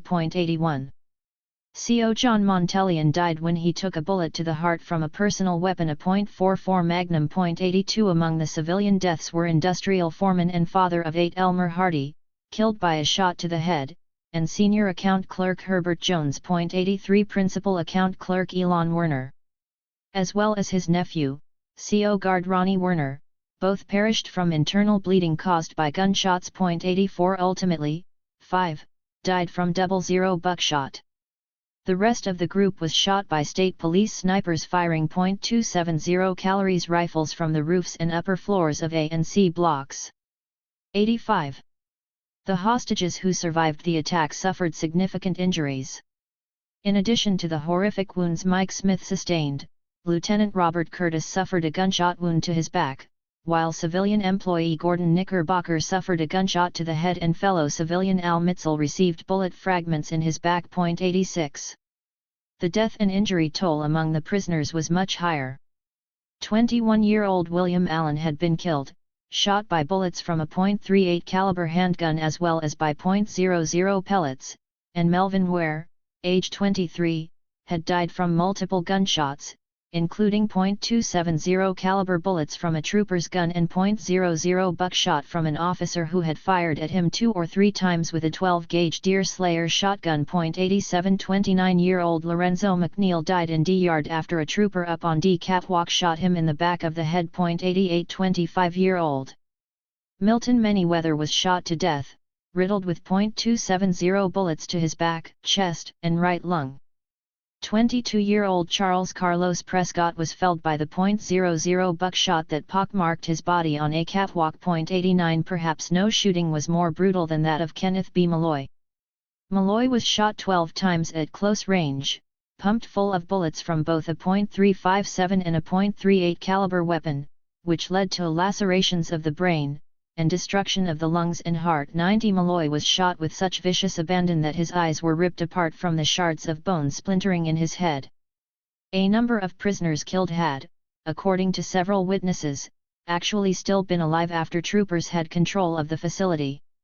One of these dead men was 35-year-old Samuel Melville, the so-called mad bomber who spent time trying to educate his fellow prisoners in Attica's classrooms and had penned the expose of profits derived from prison labor in Attica's laundry. Prisoners maintained that Melville had been alive following the assault, and had dutifully tried to surrender, but by day's end he'd been shot to death from a 1-ounce lead shotgun slug that had entered the upper left part of his chest, fragmented, and subsequently ripped through his left lung. 91. Then there was Thomas Hicks, who was riddled by .00 buckshot. 92 He had been shot in the back with ammunition that perforated his right lung and heart, and also suffered a gunshot wound to his right buttock. 93 Although his account was disputed by state officials, a National Guardsman who came into the prison to deal with the injured inmates in the immediate aftermath of the retaking insisted he saw Hicks alive after the prison was fully in the troopers' control. 94 He said that he remembered this prisoner in particular because he heard a correction officer grabbing him and saying to his fellow guards, "Look who we have here, we got Mr. Hicks," and then, after forcing Hicks to his knees and telling him to put his hands on his head, he threatened to kill him while at the same time kicking him in the throat. 95 Two prisoners, Larry Barnes and Melvin Marshall, also later described watching Tommy Hicks get shot after the original shooting ceased. 96 According to Marshall, Hicks was hit with a barrage of gunfire, after which he saw troopers walk over to Hicks's body, take the butt end of the gun, pound the flesh in the ground, kick it, pound it, shoot it again. 97. 21-year-old Elliot L.D. Barkley, who had been in so many respects the face of Attica with his wire-rimmed granny glasses and his impassioned speeches, was also said by various accounts, including those of fellow prisoners Frank Big Black Smith, Frank Lott, Carl Jones, and Melvin Marshall, as well as New York Assemblyman Arthur Eve, to have been alive well after the police had ceased to have even a tenuous rationale for shooting anyone. 98 According to a later autopsy report, L.D. was killed by gunshot wounds to his back from a tumbling .270 caliber slug in the southeast quadrant of D Yard. 99 When exactly L.D. had been shot to death, and whether the bullet that killed him was in fact tumbling or had been shot at him point blank, would become major issues of contention in the years that followed. Many prisoners at Attica believed strongly, though, that the state had murdered him. 100. Back in the administration building, the observers and state officials had no real idea what was happening in D Yard, but the sounds of gunfire and the fog of the gas did not bode well. At 11:46 a.m., State Senator John Dunn demanded to be allowed in to see results of the assault. 101 Walter Dunbar and Rockefeller's attorney Howard Shapiro reluctantly gave him a tour. What Dunn saw in the yard appalled him: 30 to 40 correction officers striking half a dozen inmates who were being forced to run a gauntlet. As he recalled years later, "I observed naked men running in a direction toward me through a row of correction officers who were striking them with their batons on buttocks." 102 This abuse was so egregious that Dunn told Dunbar, I shouldn't be seeing this and it had better stop right away. 103 He was assured that it would. 104 The other observers did not hear any official news of the retaking until 12:16 p.m., when Docks Deputy Commissioner Walter Dunbar finally came to the steward's room to update them. He painted a picture of success.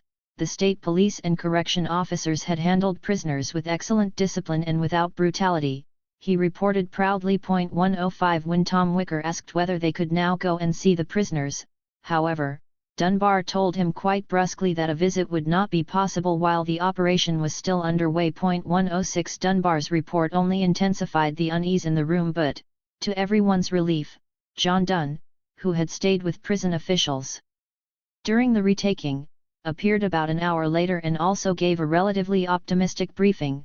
Based on what he had been told by prison officials, the place was completely under control, the wounded prisoners were now in the prison hospital, the wounded staff were in local hospitals, and the rest of the prisoners were now being rehoused in cells. 107 There was, in fact, little reason to feel that this retaking had been a success or that things would now be all right. Although no numbers had yet been released or would be for several days, everyone could assume from the sounds alone that the death toll must be high. Even from outside the prison, the cacophony of bullets hitting walls and flesh could be heard so loudly and clearly that African-American reporter John Johnson found himself overcome with emotion as he tried to report the retaking to the nation far from Attica's walls. "It's an awful scene," he said into the camera as he choked up. "I think that people are dying in there." 108 The observers were also quite certain that something horrific had just occurred. Reverend Martin Chandler recounted, "I saw them bringing out bodies, bringing out folks and just kinda, puttin' 'em on the ground and, they were lined up all the way down the wall from the prison and from there to the gate." 109 William Kunstler was sickened by what had just taken place inside Attica. He personally had experienced a level of hostility that left him stunned, including walking down the road outside the prison when a car with 4 men in it came at us. They made a feint as if to run us down and I could see they were laughing. 110 He couldn't even fathom what the men in D Yard must have suffered when law enforcement came in.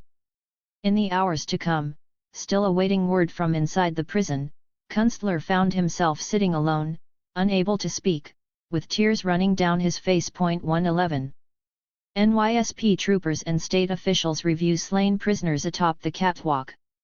From the Elizabeth Fink papers. Inside the prison, Roger Champin also wept. Like many of his fellow prisoners, he couldn't understand why this had happened.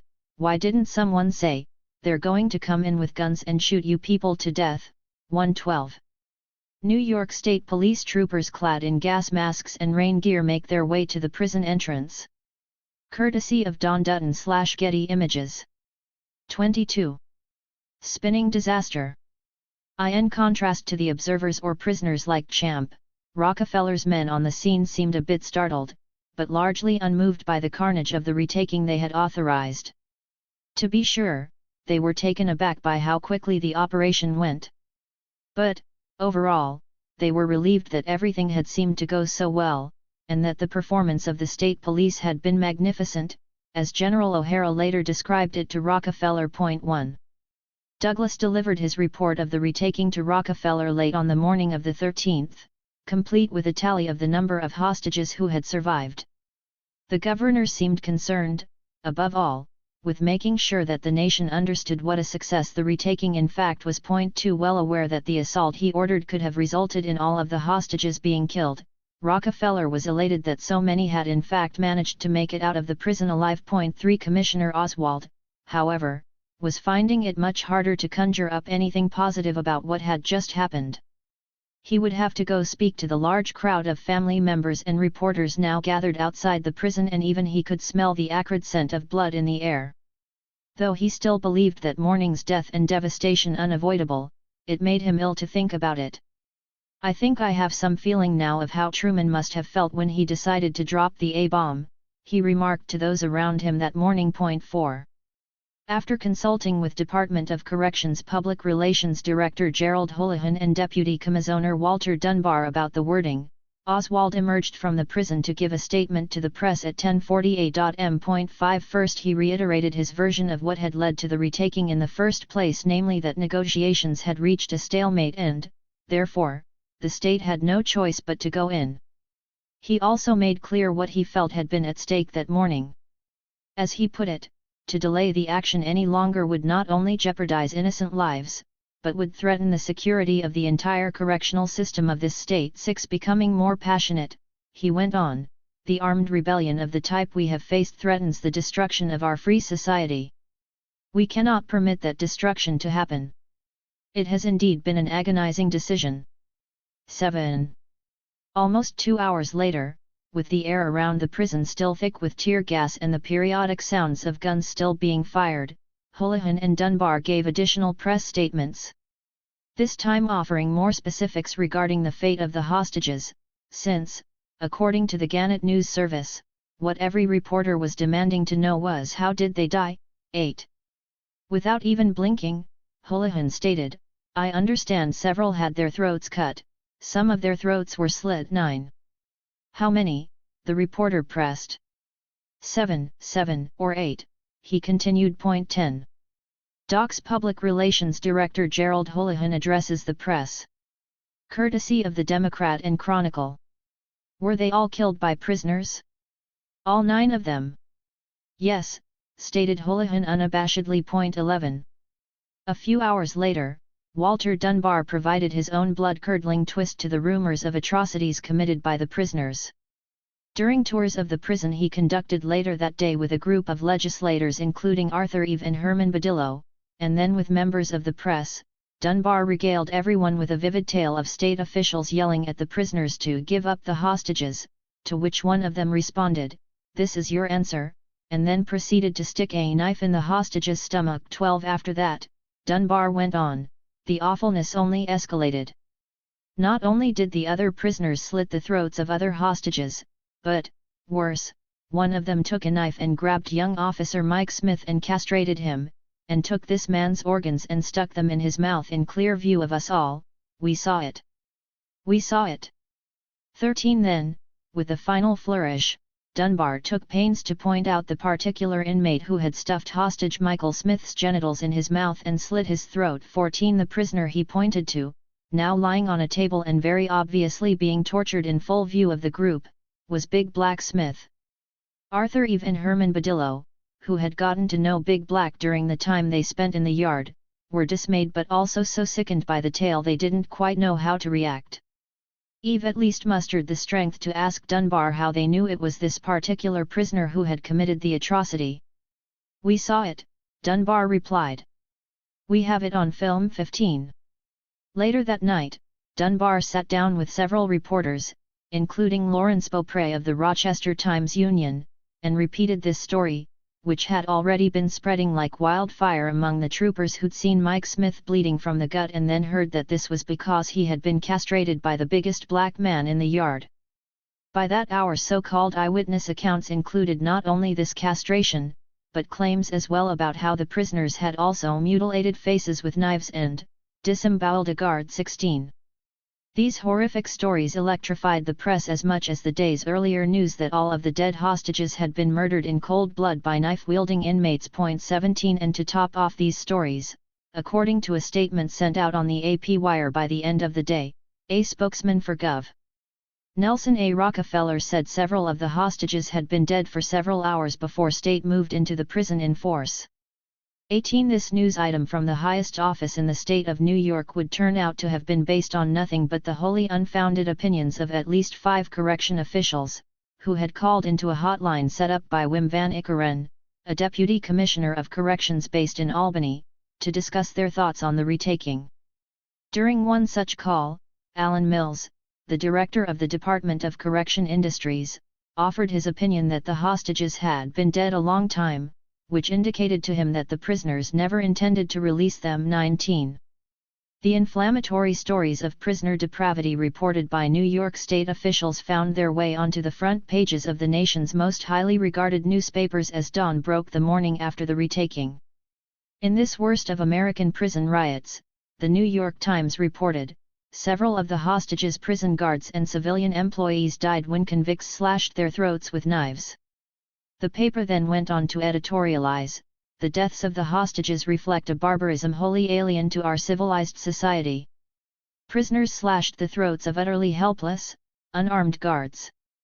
The piece noted that the inmates responsible for the killing of the hostages at Attica prison will be liable for the death penalty under New York State Law 20. The New York Daily News, in an article headlined "I Saw 7 Throats Cut," recounted the ordeal of one trooper who experienced the agony of witnessing the massacre etched into his sweating face, after seeing the cons just slit throats. 21 After informing its readers that 9 hostages were killed by inmates, the Los Angeles Times quoted Governor Rockefeller's view that these were cold-blooded killings by revolutionary militants. 22 The Washington Post also reported convicts kill 9 hostages. 23 Thanks to the Associated Press wire service, the story of prisoner barbarism made headline news in the local newspapers of almost every mid-sized city and small town in America. 24 Whipped into a frenzy by all the inflammatory press reports.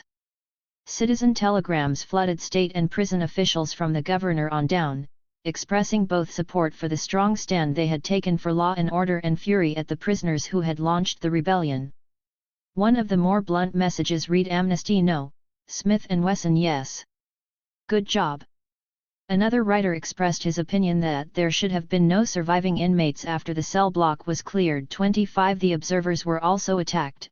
"Too bad that Wicker and Kunstler got out alive," read one letter jointly signed by a husband and wife. 26 The letter to the editor sections of the country's magazines and newspapers were soon filled with equally virulent expressions of rage toward the murderous convicts, those desperately sick men whose lawlessness cannot be tolerated, and those evil, vicious enemies of society, not to mention the thoughtless idiots on the outside who support them. 27 In the immediate aftermath of the retaking, though, not all citizens and media wanted prisoners to pay an even higher price than they already had for their uprising. Some felt that the nation needed to take more time to assess what had happened at Attica and openly questioned the violence of the retaking. A week after the retaking, talk show host David Frost, for example, scrapped his regularly scheduled 8:30 Monday night show on New York City's Channel 5, WNEW, in favor of moderating a live 90-minute discussion of Attica that offered some more critical perspectives on the way the rebellion had been ended.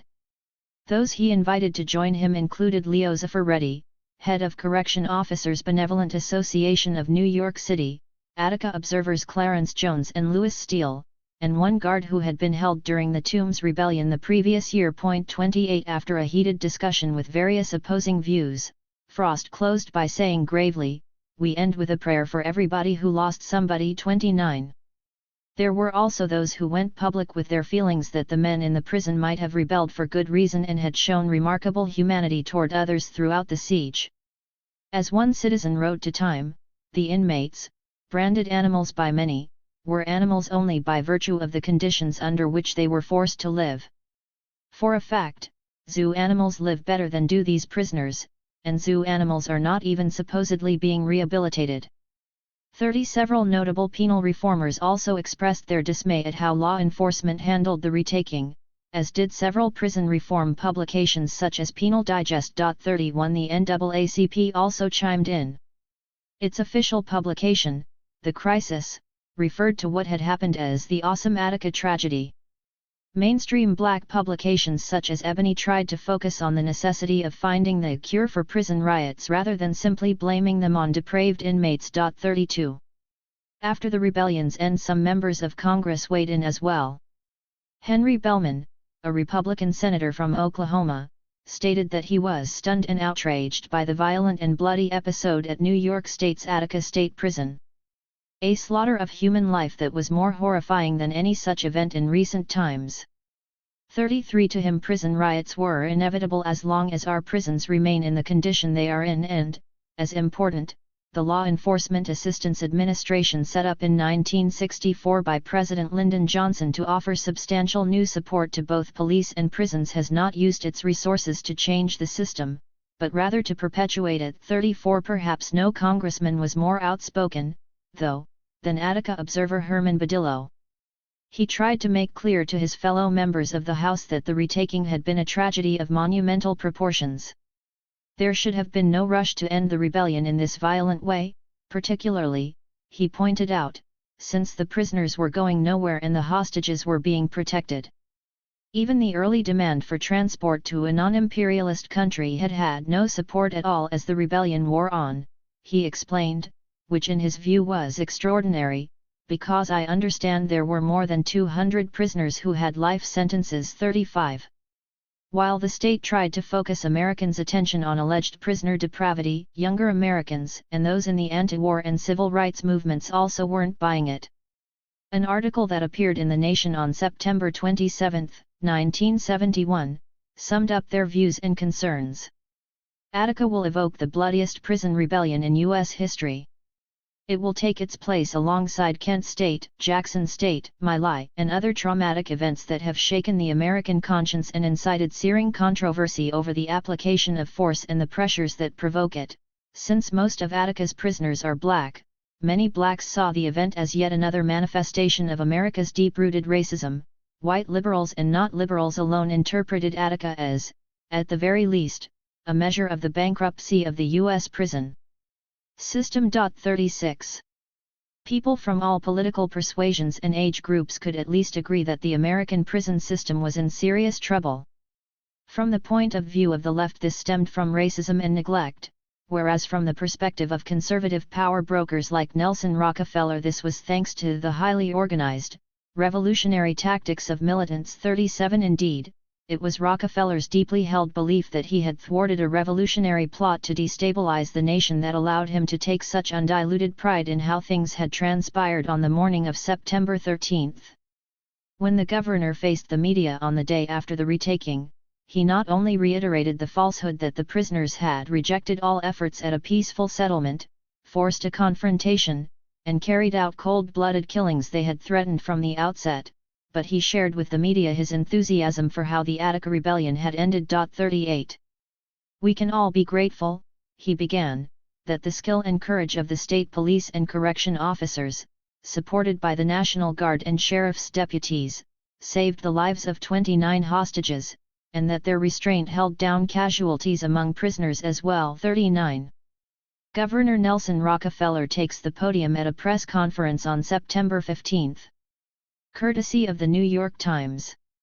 Rockefeller's positive feelings about the decision he had made to take Attica with force had everything to do with the reaction he had received from the White House. At about 11:30 on the morning of the 13th, he first recounted the events of the retaking to Nixon aide John Ehrlichman, who soon afterward conveyed Rockefeller's message to the president. 40 by 12:37 p.m.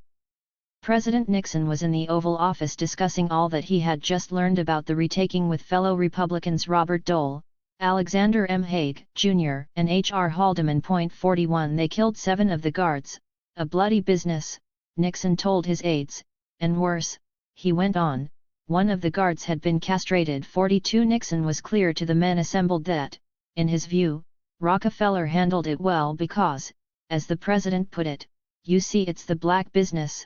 He had to do it. 43 to 1. These men felt strongly that this rebellion was of a piece with the revolutionary plots that had recently been hatched in the California system by black activists such as Angela Davis, famed leader from the Black Panther Party. All those assembled in the president's office agreed that while the morning's events made a particularly gruesome story, news of the slashings and castration would go a long way toward discrediting America's bleeding hearts like the Tom Wickers of the world. 44 I think this is going to have a hell of a salutary effect on future prison riots, Nixon said. Just like Kent State had a hell of a salutary effect, they can talk all they want about force, but that is the purpose of force. 45 When the president finally spoke with Rockefeller at 1:38 p.m., he wanted him to know that the White House was behind him 100%. 46 I know you have had a hard day, Nixon greeted Rockefeller, but I want you to know that I just back you to the hilt. The courage you showed and the judgment in not granting amnesty, it was right, I don't care what they say, you did the right thing. 47 The governor was thrilled. Given the castration of the guard, Rockefeller stressed, they did indeed need to go in with force. 48 When Rockefeller went on to report that, actually, the prisoners had killed some guards prior to the retaking, Nixon reacted more cautiously. "You can prove that, can't ya?" he said warily, to which Rockefeller gave his assurances. 49 Of course, the governor conceded, it was likely to be a Catholic hospital that would be dealing with the hostage deaths, and therefore, it's outside of our jurisdiction, implying that he might have had some sway over media reports had the hospital been a publicly run and funded institution, but he was confident that his information would nevertheless be corroborated. 50 The bottom line, Rockefeller confirmed for Nixon, was that the entire rebellion had been masterminded by African Americans. The whole thing was led by the blacks, he said, and he assured the president that he had sent in the troopers only when they were in the process of murdering the guards. 51 Rockefeller did warn the president that he was probably going to get some flack from New York City's mayor, John Lindsay, whom Nixon referred to dismissively as the New Democrat, the convert, since Lindsay had recently changed political parties, and that the mayor would probably say that I should have gone up and all these deaths would have been saved, but Nixon seemed unconcerned. 52 To the idea that Rockefeller should have gone to Attica, he said, "No sir, no sir." 53 After Nixon reiterated how much everyone in Washington supported his moves at the prison that morning, Rockefeller thanked him profusely, and signed off by saying, "We'll do the mopping up now." 54 As far as the families of the hostages as well as the prisoners were concerned, the mopping up was extremely slow, and didn't seem to take them into account. Although the families of several hostages had been at the prison when they heard helicopters swooping over the yard, they had had to leave, because, as Richard Fargo's wife, June, explained, the tear gas was so bad we couldn't stay. 55 Still, they felt certain that as soon as there was word on the fate of their loved ones inside, someone from the Department of Corrections would call them and let them know where to go and what to do next. But in fact there was no system in place for communicating injuries and deaths to family members. 56 Family members of hostages wait outside the prison. Courtesy of the Democrat and Chronicle. Most of the news the hostage families received on the 13th came via the grapevine and rumor mill. Not surprisingly, much of it was inaccurate. As hostage wife Paula Krotz remembered it, early on the morning of the 13th I was at home and heard on the radio that they were going in. I hurried to the prison. 57 When the tear gas was dropped, Paula crawled into Mike Smith's father's car with a towel over my face, and still the gas was terrible. 58 While she was sitting there, however, she heard someone say that her husband had been taken to St. Jerome's Hospital, so she drove off in a frenzy. Once there, though, she could learn nothing. Not locating her husband there left her feeling so faint that I knelt down on the floor and held my head down. 59 hours later she did find her husband, Paul, at Genesee Hospital, but by then she was so distraught she could barely believe that the man lying there was really her husband. Hostage Mike Smith's wife, Sharon, passed an equally nightmarish morning. She had been at the prison when the shooting had commenced and, like June Fargo, had been so overcome by terror and by the effects of the CS gas that a member of the news media brought her into their Winnebago camper trying to calm her by telling her, "Don't worry Mrs. Smith, they aren't shooting real bullets, they are using rubber bullets." 60 When the hostages who had survived were finally brought out, she had no idea if Mike was among them or, if he was, where they had taken him. Frantically calling hospital after hospital, she finally got word at 4 p.m. that he had been taken to St. Jerome's. When she met with a doctor in the intensive care ward there she was told, "Your husband is in critical condition. We will be lucky if he lives through the night." 61. Ann D'Arcangelo, the young wife of guard John D'Arcangelo, was equally in the dark about what had happened to her husband. "I was at my apartment," she remembered, when, at about 10:30 that morning, she finally received a call from someone at Attica telling her the wonderful news that her husband was out on his way to a hospital and to stay off the phone. 62 Elated, she thought, "Oh my God, they saved him," and then waited patiently for someone to call with more information. 63 She received no further news for several hours, and finally, around 2 in the afternoon, I started frantically calling every hospital in the phone book from Buffalo to Rochester, the hospitals had never heard of him. Then around 4 or 5 in the afternoon I received a call from Superintendent Moncusi. He told me that John was a casualty. 64 The prisoners had killed her husband, the warden told her, and now she was supposed to go to some church basement to identify John's body. When she arrived, she felt so lightheaded and ill that she could barely walk. The place, she described, smelled of blood and dirt. 65. Anne Vallone also spent all of Monday morning desperate to know what had happened to her husband, Carl. Finally, to her tremendous relief, she received a call from a nun who told her, "Your husband is in Genesee Memorial ER." 66. Thrilled, she shared the news with their children, and daughter Mary Ann began planning a party at the house, calling all of the family's friends to share the great news. 67. Meanwhile, Anne rushed to the hospital.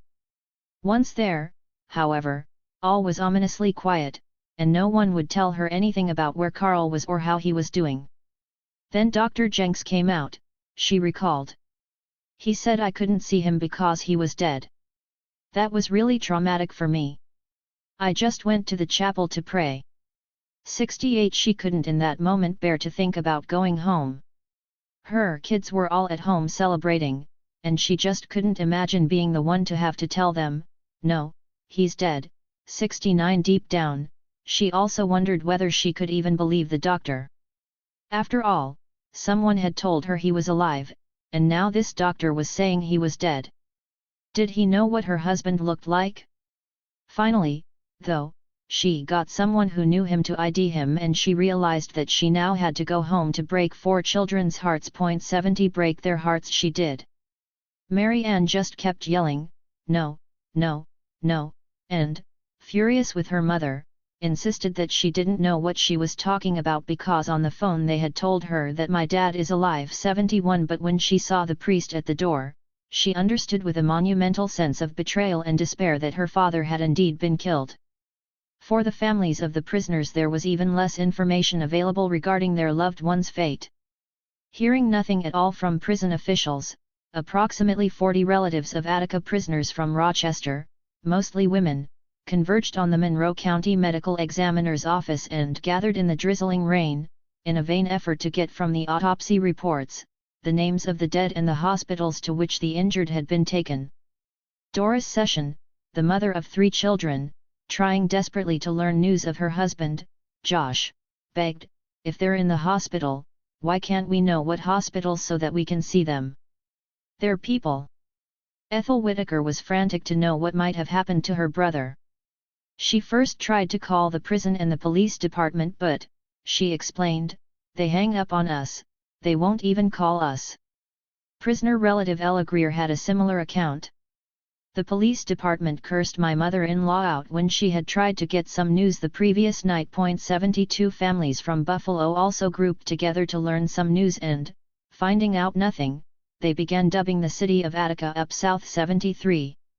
Feeling pressured, Commissioner Oswald announced that information on the prisoners at Attica would be made available via various state phone numbers. 74. The public was promised 3 phone numbers and were assured that the numbers would be manned 24 hours a day.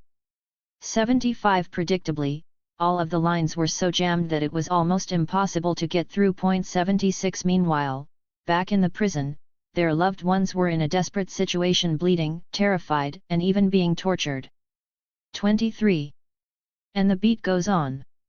W. Heil President Nixon in the Oval Office reveled in the bold stand Governor Rockefeller had taken against the blacks trying to foment revolution, those who could actually see the devastation, and how traumatized the prisoners were from it, were sickened.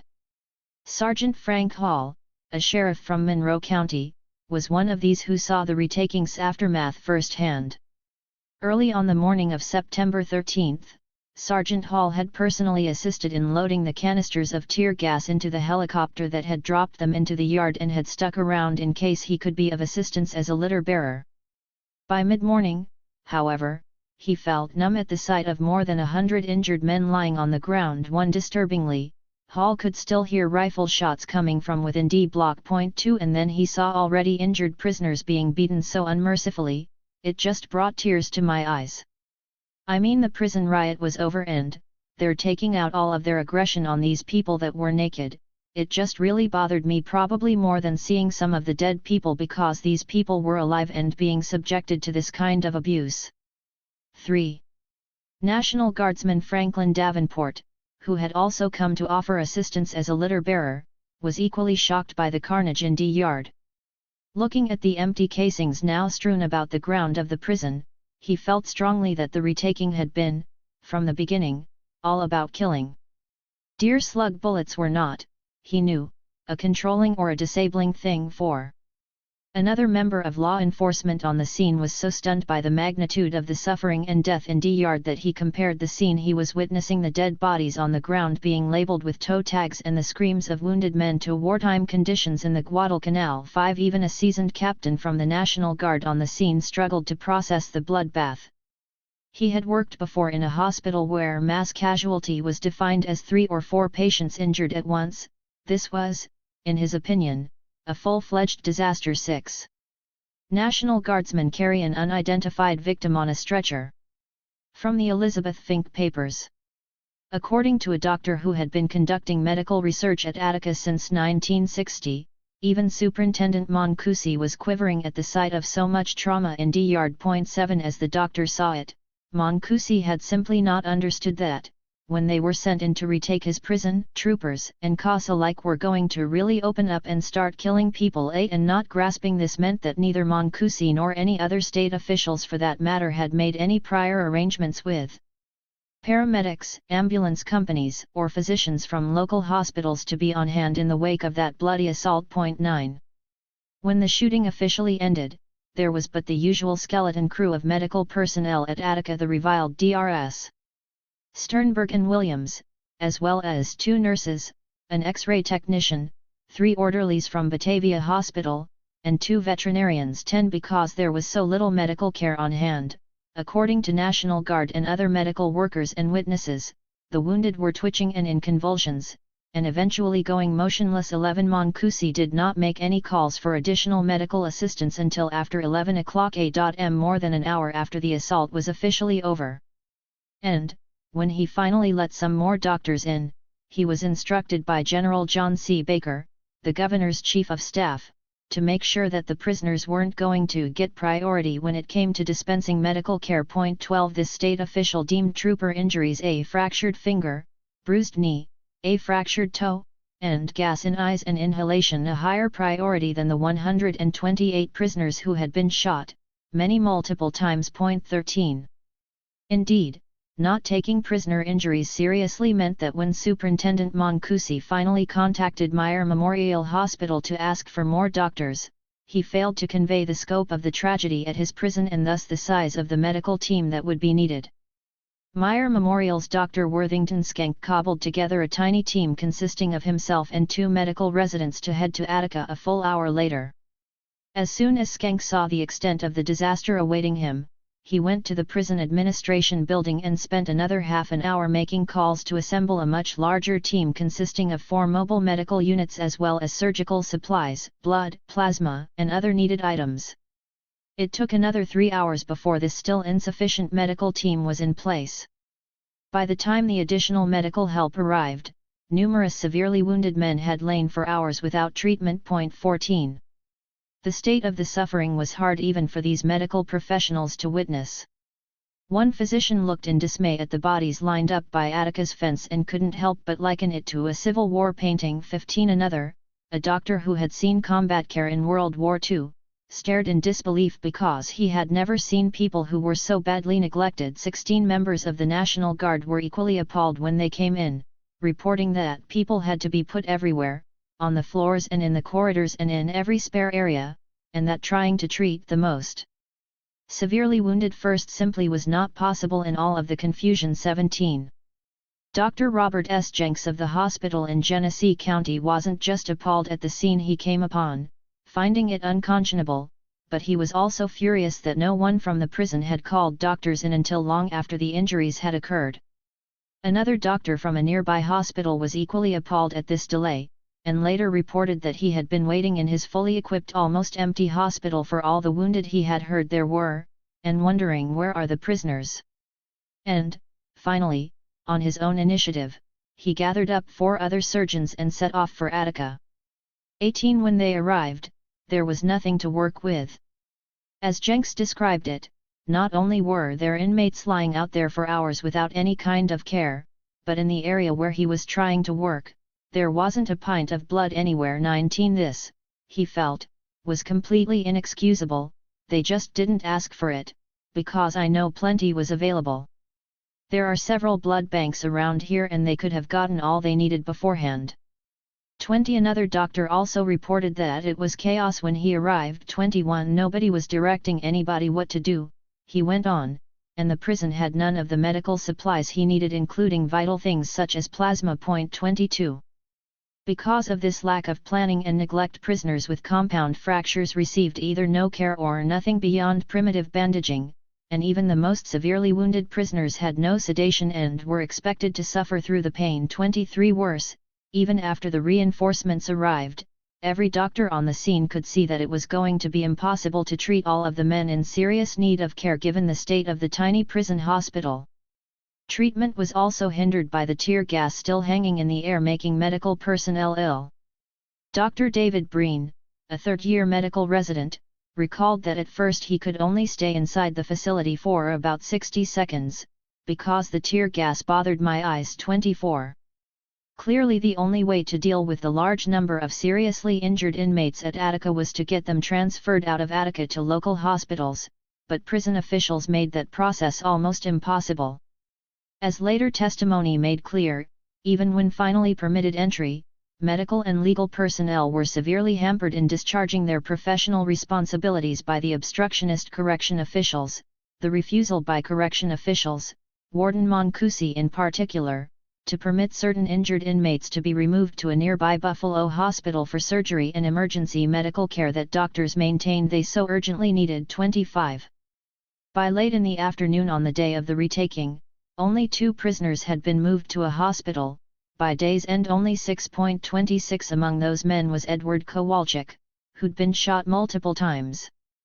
He was transported to Meyer Memorial only because a National Guardsman kept insisting that he needed immediate emergency surgery.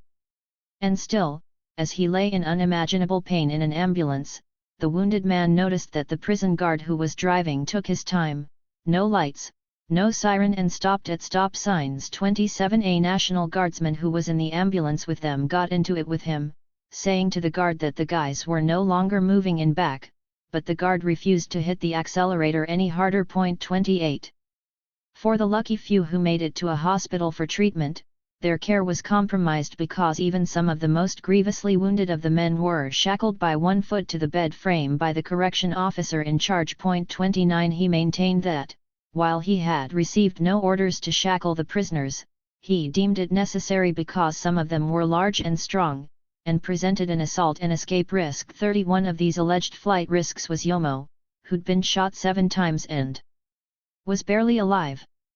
Back at Attica, National Guard physician Dr. John W. Cudmore was overwhelmed as he tried to deal with the tremendous numbers of men in critical condition in the prison's tiny and archaic hospital. Because Moncusi was making the transfer of wounded prisoners to outside hospitals so difficult, Dr. Cudmore was forced to do serious trauma surgery under conditions that, at best, resembled a battlefield medic station. On September 13 alone his small crew of doctors on hand at Attica were forced to perform 25 operations, including 3 abdominal laparotomies, and at times were operating on multiple men simultaneously. 31 What Cudmore was most upset by, however, was the way in which troopers and correction officers interfered with his attempts to help the injured men who lay in heaps all over DNA yards. The surgeon saw one man staggering around, blinded by the river of blood running down his face, and as he approached him to try to treat his gushing wound, he heard a voice from behind me telling me to stop, that he was a ringleader and I was not to treat him. 32 Troopers and guards were so often getting in the way of medical caregiving that outside doctors found themselves more than once in open conflict with members of law enforcement in the midst of the chaos.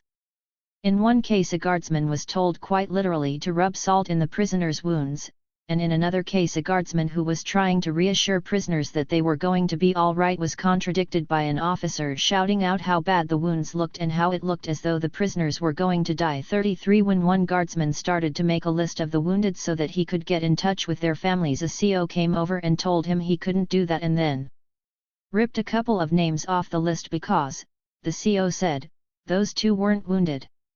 34. A medic leaves the prison surrounded by press. Courtesy of the Associated Press. Other members of law enforcement still in the prison after the retaking went beyond preventing prisoners from receiving care and were actively meting out additional pain to scores of already wounded men.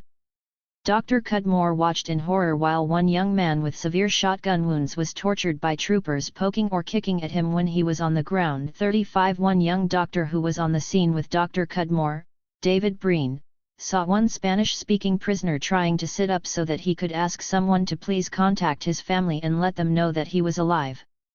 After he tried repeatedly to get someone's attention, the prisoner was struck on the head with a blunt object by a security guard, a very severe blow to the head. 36 Another hurt man asked for some kind of hospital assistance such as medication. He said, "I'm shot. You know, help me, please." He was pleading for his life. And the trooper turned around and put his foot on his neck. 37. Some of the torture was so hideous that it literally nauseated those who happened upon it. One doctor described a prisoner whom he saw on Monday between 2 and 2:30 p.m. who was cut up badly and raggedly around the rectum and genitals, and it was not a gunshot wound but looked like it had been done with glass or a broken bottle. 38. One equally barbaric incident witnessed by a National Guardsman occurred mid-afternoon on Monday the 13th. James O'Day, a young guardsman, was on duty when he noticed a group of 8 fellow guardsmen carrying an injured man on a stretcher.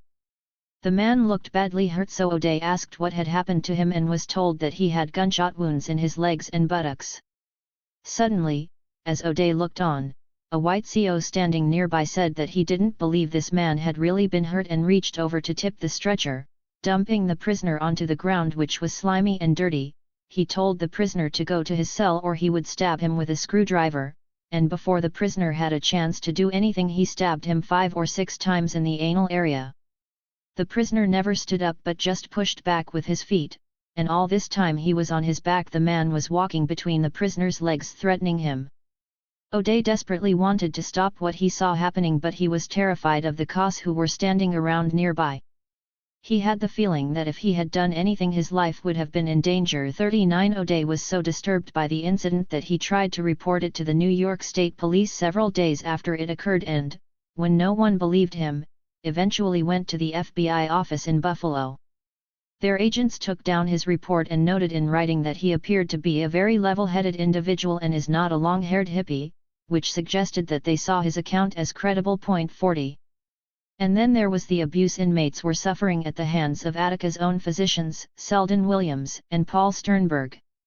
According to reports from other medical personnel, one injured man had a large lump in his throat, and when Dr. Sternberg saw the protrusion he laughed and said, "Ha, ha, you swallowed your teeth," and this was in fact what had happened. 41 Eyewitnesses on the scene reported hearing one of the prison doctors, either Sternberg or Williams, say about an injured inmate, "That nigger is a fucker and he should have died in the yard, so we won't treat him." 42 Another prisoner was in the prison hospital with 2 gunshot wounds in his back when 2 men in white coats, presumably doctors, approached him and one of them stuck his finger into one of the holes and started wriggling it around.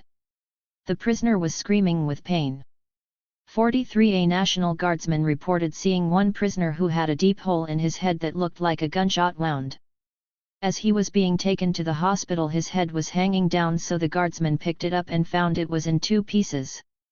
44 Later the same guardsman checked on this person and found one of the prison doctors playing with the head, joggling it up and down. 45 Another prisoner begged Dr. Williams for medication for his injuries, and allegedly Williams retorted, "I'm never going to give you no medication. I hope you all die." 46. That troopers, COS, and Attica's staff physicians were largely unbothered by the barbaric treatment given these seriously wounded prisoners had everything to do with the vicious rumors about prisoner atrocities that they had been inundated with for days outside of Attica and now actively spread within its walls. 47 National Guardsman Dan Callahan, for example, saw terrible abuses of prisoners take place when he was sent into Attica right after the retaking, but he had also been told stories that made him cold to their plight. For example, that William Quinn had been sodomized before he was deliberately killed. 48 Trooper Gerard Smith had heard the same sorts of tales of prisoner barbarism, which he could see got the emotions really rolling. The COS were real excited and they were doing some damage to the people. 49 This was also how the prisoner abuses that state legislators witnessed when they toured the facilities were justified. Arthur Eve, Herman Badillo, John Dunn, James Emery, Frank Walkley, Clark Wemple, and others had watched from catwalks as men lying on the ground in the yard were beaten with sticks and could see that certain inmates were being singled out for particularly harsh treatment from the troopers. 50 They had even seen the particular horror of Big Black Smith, totally naked, being tortured on a table below them. 51 None of them rushed to intervene. 52 Like National Guardsman Dan Callahan, who witnessed the torture, they later felt enormous regret that they did not try to help. At the time, however, each of them had bought the whole argument. 53. Even at the time, however, National Guardsman Callahan could see that the abuses happening to prisoners following the retaking were fueled by outright racism. Callahan overheard one trooper bragging of shooting a black inmate with a .357 and watched him then give a white power salute. 54 He also saw a prison guard sergeant telling this very tall, yellow-skinned black to strip, and when the man refused, the sergeant told others to hold him down and then kicked him in the head like a football. He went limp. 55 Another guardsman overheard one trooper saying to another over by a food stand outside Attica's walls that it was hot work killing niggers.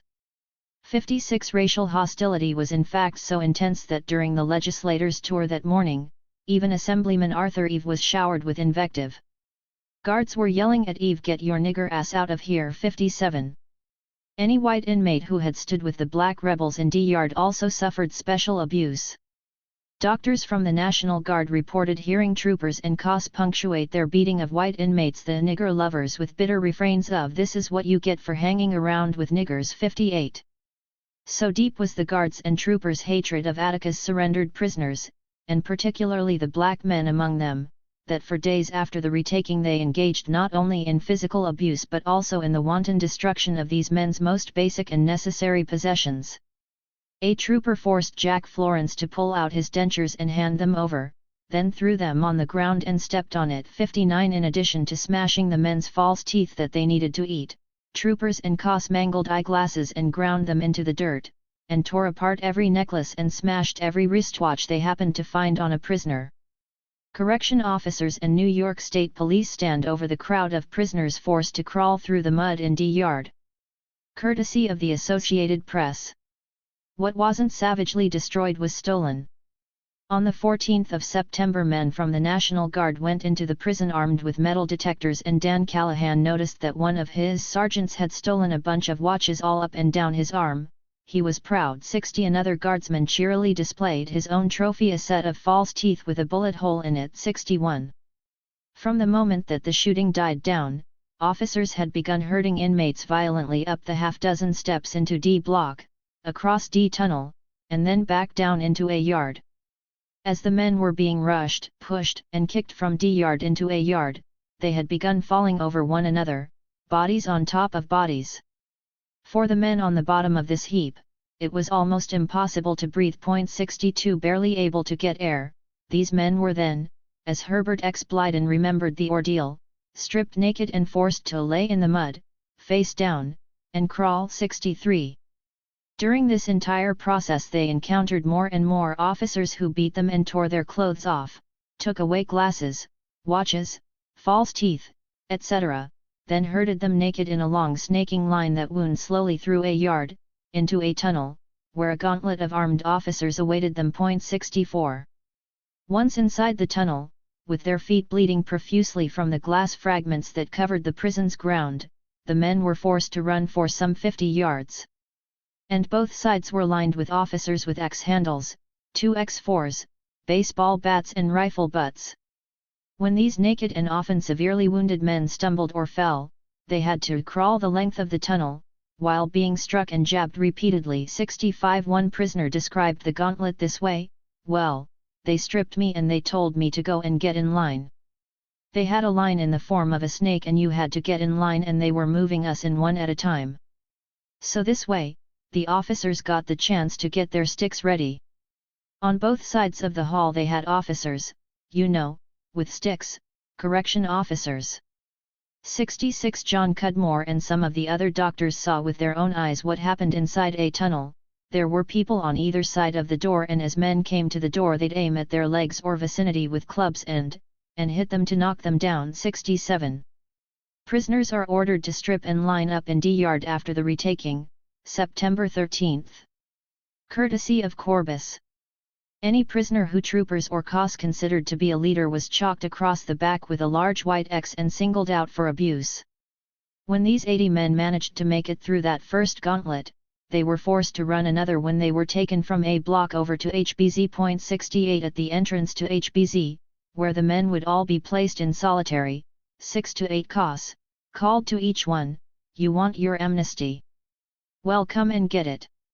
After they made it through that lineup, guards continued to beat them severely with clubs. 69. Big Black Smith was of course chalked as a leader, and after enduring many hours of torture on the table in a yard, he too was forced to run these gauntlets before being thrown, eventually, into an HBZ cell. Guardsman Dan Callahan was just inside a tunnel when Big Black got to that first entrance. The last inmate in the yard was Frank Smith. There was a sense of anticipation. This guy is going to get special treatment. The guards approached Smith and told him to get to his feet. He had been in that position on the table for 4 or 5 hours, so he fell and they hit him repeatedly between the legs and in the anal area as he was pleading for mercy. Eventually he managed to crawl through a tunnel, and all Callahan could hear then was the thrumming of nightsticks against his body. As 5 officers took turns hitting him, one of them managed to break his wrist while another, as Big Black recalled, opened my head up and knocked me just about out. Big Black felt each blow. After this, he explained, they took me to a room next to the hospital, laid me on the floor, spread-eagled me, and played shotgun roulette with me. Then they took me and dumped me on the floor in the prison hospital. 70. As night descended upon Attica, a skeleton force of Troop A personnel assisting correction officers at the facility had managed to rehouse 1,240 of the prisoners who had been in D-yard into 540 cells, most in A block. 71. The rehousing had been a brutal affair from start to finish. Guardsman Dan Callahan recounted that when some of his men went into a cell block to help guards get an unruly inmate in the cell, he heard a commotion and then watched in disbelief as an officer dragged the man out of his cell and threw him down, whereupon his head opened like a melon all over the concrete. 72. He also watched as naked, wounded, and terrified men were locked at times 3 to a cell in A block. In the best case scenario, there were 2 men sleeping head to foot on a narrow bed, and the third one on the floor, with a blanket and no mattress, but usually all the men lay naked on the cold concrete floor of the cell with no covering or bed. 73. Some men viewed being locked up even in these conditions with relief. After all, perhaps this meant that the cruelty of the day was over. Perry Ford was one of these. As the sound of gunfire continued to punctuate the night air, Ford now cowered in a cell with 2 white prisoners, hoping that they would now be left alone. 74. But the correction officers who had tossed him into this cell were still seething with anger, having decided that Perry had been involved in the death of Officer Billy Quinn. Within 15 minutes of locking him up, the officers came back and dragged him out of the cell, shouting, "We going to kill you because you killed Quinn," all the while calling Ford a black slimy nigger. 75. As he was dragged down the stairs back into the yard, he almost slipped and fell on a large puddle of blood with broken teeth in it. One of the officers told him that this was from the last nigger they had dealt with. 76. Now trembling from sheer terror, Ford was thrust out into the yard and placed against a wall, where he faced a trooper with a shotgun in hand. The trooper took all but one of the bullets out of his gun, cocked the gun at Ford, and said, "There's a bullet in here and you'll find out when you're hit," and then began pulling the trigger again and again.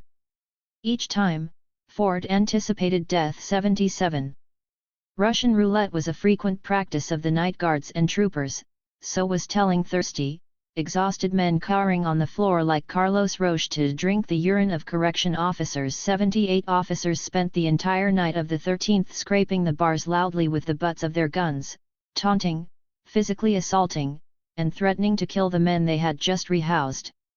And during the following several nights as well, groups of COS visited the cell area and threatened inmates with death, pointing guns and clubs into the cells. 79 Some of the former hostages were taken aback by how relentless the attacks on prisoners were. Once hostage Donnie Almeter heard about what had been happening at the prison. He said, shaking his head, "I understood the initial beatings, but I never understood going back in a cell 3 days later and dragging a guy out of his cell to beat him." 80. Superintendent Mancusi had ordered all the doctors from outside to leave the prison by 11 p.m., and the remaining prison doctor announced he was going to bed, so the men in cells were not only terrorized by officers, many of them were still also in serious medical trauma. Perry Ford described 2 of the men he saw that night. One was shot 12 times or close to 12 times and he was in the cell. He had a bullet in his neck. There was another inmate with a bullet on his spine. And they were asking for medication, could they get out to the doctor, to no avail. 81 Prisoner Jack Florence, whose dentures had been smashed, experienced this callous lack of treatment firsthand. "I keep begging for a nurse, don't get one," he remembered, shuddering. "Tuesday night, everybody come by, asked them for a nurse or a doctor. Don't get one. Wednesday came, I asked for a nurse, don't get one." Finally Florence saw that a member of the brass was coming by his cell, so he then begged him to get a doctor up there. This official too didn't say a word, kept on walking. 82 Even the post-operative patients got no follow-up care, a fact reportedly shrugged off by a physician leaving the prison on the 13th who said, "Well, they're young and strong, I guess they'll be all right." 83. But there were many medical professionals who were deeply worried about these men, and who would have stayed to treat them or would gladly have entered the prison to treat them if only they were allowed. Waiting outside the prison doors that night was a medical team consisting of 9 doctors and 3 nurses from New York City, mostly from Lincoln Hospital in the Bronx, who had arrived at the prison saying they were answering the call for doctors, but none were let in. 84 This team represented the National Medical Association, a group of about 8,000 doctors and nurses of color. They had gotten there earlier that day and, desperate to be allowed to render their services, had tried to enlist the aid of all medical personnel they saw at the entrance to the prison. 85 They came running up to us, one doctor recalled, and asked that he tell Mancusi they were there and ready to help. 86 This physician promised to pass on the message but wasn't optimistic that the superintendent would want them there. 87 And Mancusi didn't. The reason they were barred, according to Dr. Michael Brandris, was that Lincoln Hospital was a well-known hotbed of activism, social activism, and everything else. 88 One of the group from Lincoln Hospital, Dr. Howard Levy, had gained fame in 1967 as the military doctor who was court-martialed for refusing to instruct Green Beret troops, but the clear need to have more doctors on hand to help should have made this a minor concern. Even when another group of doctors, residents, and nurses from Buffalo with no political associations showed up at Attica, hoping to be allowed to assist the medical personnel already there from Meyer Memorial Hospital and University of Buffalo Medical School, they too were denied entry. 89 The truth was that prison officials didn't really trust any doctors to see what was happening inside of Attica, particularly after 2 staff physicians from Meyer Memorial were now telling the press of guards' brutality. 90. For Mancusi, this was only the beginning of a years-long effort to prevent word from getting out about the abuses occurring behind Attica's walls throughout the day and into the night of September 13, and for weeks thereafter. But he was surely aware that these terrible violations of human rights were taking place, as were his deputies, Leon Vincent and Carl Fiel, his boss, Russell Oswald, and various high-ranking state police officials such George Infante, John Monahan, and Henry Williams. All were at the prison from the morning of the 13th onward, and all could not have helped but see the rampant abuse of prisoners reported by doctors, legislators, and even National Guardsmen. 91.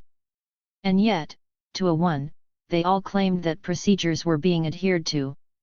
Indeed, the Department of Corrections described its officers as dog-tired and deeply concerned, dedicated correction officers and staff who were working tirelessly to issue clothing, bedding, and the essentials of living to the population and housed them three to a cell under as comfortable living conditions as possible. 92. The troopers themselves were less politic about how they felt about the men they were now supposed to rehouse. Directly below a chalked inscription made by the D-Yard rebels commemorating the beginning of the uprising on the 9th of September, members of law enforcement made their own inscription, retaken September 13, 7131 dead niggers. 93. Outside the prison many people were working around the clock to ensure that law enforcement wouldn't be allowed to continue to hurt the men who had just been assaulted in the retaking of Attica.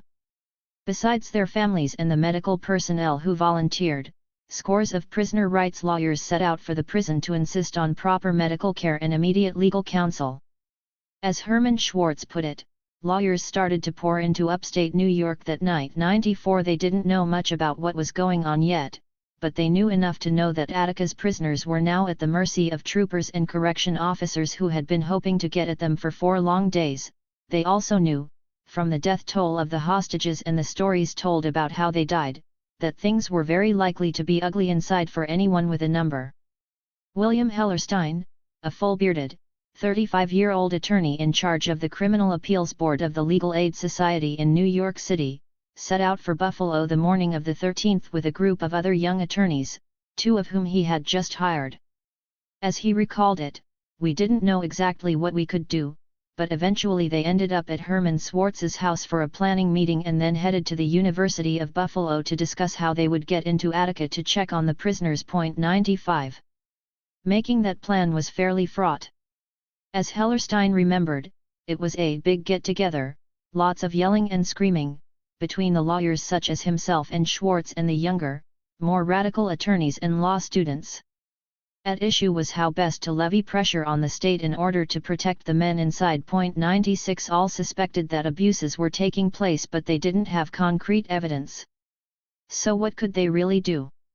Eventually it was decided that their best shot at helping the prisoners would be to get a federal order allowing them to enter the prison on the grounds of ensuring that the prisoners' Miranda rights were being observed. 97. Schwartz, who had long known U.S. District Judge John Curtin and had just met with him days earlier to get the ill-fated injunction he had brought into D-Yard, called the judge at his home that night. Curtin invited Schwartz, Hellerstein, and Stan Bass from the NAACP over to his house so that he could hear their arguments in person. Listening gravely, he finally decided that he would grant a temporary order granting them the right to enjoin interrogation, granting us the right to see our clients, and allowing medical care. 98. Curtin personally phoned Mancusi to inform him of the order and to tell him that, if he had any questions, there would be a hearing to review the order in his chambers at 10:30 the following morning, September 14. Relieved, a large group of the lawyers set out for Attica in the pouring rain. Hellerstein and his team, who were traveling in a rented station wagon and several other cars, found themselves caravanning with the band of doctors from Lincoln Hospital who were just then making their way to the prison by van from New York City. Right before reaching the prison, these vehicles filled with lawyers and doctors stopped to gas up, when suddenly they were surrounded by troopers with shotguns drawn who demanded to search the doctor's van. 99. Hellerstein knew that it was a crime to interfere with the process of serving a federal court order, so, brandishing the Curtin order, he not only forced the troopers to cease harassing the vanful of hippie doctors, but actually convinced the troopers to escort the caravan of lawyers and doctors to the prison. 100. At approximately midnight the group arrived at Attica, showed the court order, and expected at that point to be let in to check on the prisoners.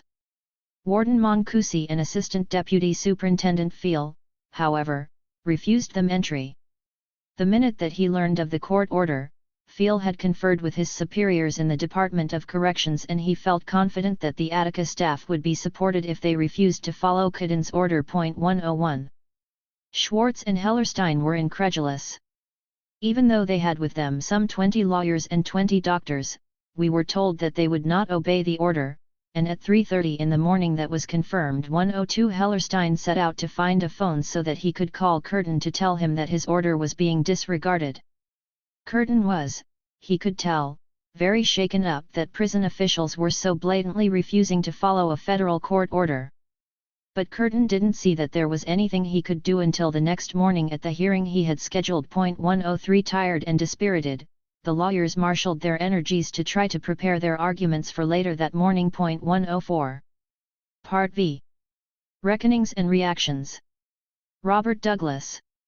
Robert Douglas had spent a long week trying to help Governor Rockefeller resolve the situation at Attica, and somehow, even though the uprising was over, the crisis was not. Douglas had worked for the governor as an attorney since 1965. He had an impressive pedigree. Born in Binghamton, New York, he had graduated with distinction from Dartmouth and earned an LL.B. from Cornell Law School. He then took a position with a prestigious law firm before coming on board with the Rockefeller administration. Douglas loved New York and knew its laws inside and out. It was an honor to serve as the governor's eyes and ears at Attica. He felt that Rockefeller's team on the ground had done a good job of trying to broker a peaceful settlement, and, when that had proved impossible, retaking the prison with as little loss of life as possible. Douglas had never been persuaded that the prisoner conditions at Attica were that grave. In his view, their grievances largely came down to the number of showers and the amount of fresh fruit you got, and whether or not they had alternatives to pork in the diet. What is more, he didn't think they were a sympathetic group. As far as Douglas was concerned, these were the most hardened, toughest of New York's criminal inmate population. These guys were there for long sentences, mostly murder, arsons, rapes. These were the worst of the worst. By Sunday it was clear in Douglas's mind that Attica's prisoners really just wanted a confrontation. The prison yard was starting to become barricaded with mattresses. They were fashioning weapons, they soaked mattresses in gasoline, and it looked like they were getting ready for some kind of a battle. Now the battle was over. As Douglas saw it, the gunfire had ended very quickly. And we got the hostages out. The state's job had been to restore order, and so they went in, they did it, and they restored order. Still, he knew that what mattered was how the next few days would unfold. If the media began feeding on this thing, Douglas thought, then what should be regarded as a reasonably successful effort to put down a terrible prison riot might turn into a bit of a nightmare for the governor. 24. Speaking up. On the morning of September 13, as hostages began coming out of the prison, the retaking had initially seemed like a success to the men whom Rockefeller had sent to Attica on his behalf. But within 24 hours, it was beginning to seem like a major disaster, one that would require significant public relations maneuvering. When Wyoming County District Attorney Lewis James, the man who had the most immediate legal jurisdiction over Attica, arrived at the prison late that morning, even he was shaken by what he saw, and immediately made it clear to the men on the governor's staff that this was a far bigger mess than his office was equipped to address. 1. There were simply too many dead bodies, too many people inside who were in awful shape and might still die, and, frankly, too many questions looming about why things had happened as they had. As he said to them, "Gentlemen, the size of this thing, look out the window, you can just visualize the hundreds of possible cases that need to be investigated. I don't have the staff to cope with it." 2. Alarmed, Rockefeller counsel Howard Shapiro hastened to confer with his other trusted legal advisors, Robert Douglas and Michael Whiteman, and it was decided they would ask the Deputy Attorney General, Robert E. Fisher, to give an early assessment of the legal situation at Attica. He was to overlook the thing from a law enforcement point of view, that is, a prosecution of any of the criminal events. 3. In turn, Fisher sent his Assistant Attorney General, Anthony Simonetti, to the prison to suss things out.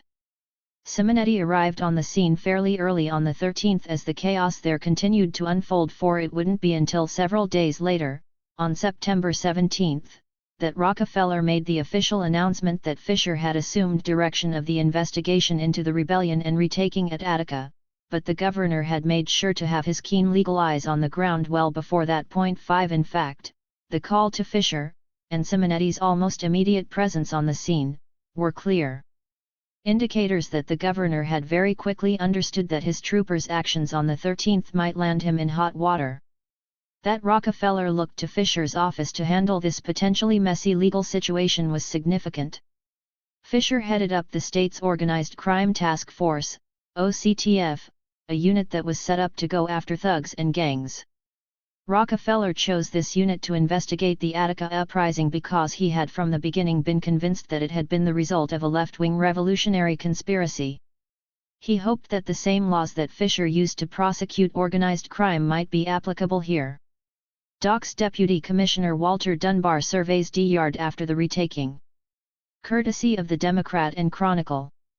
As the Rockefeller administration readied itself for a backlash, and as civil rights lawyers from across the state were working any angle they could think of to get into Attica to see what was happening, the county morgues near the prison were receiving the bodies.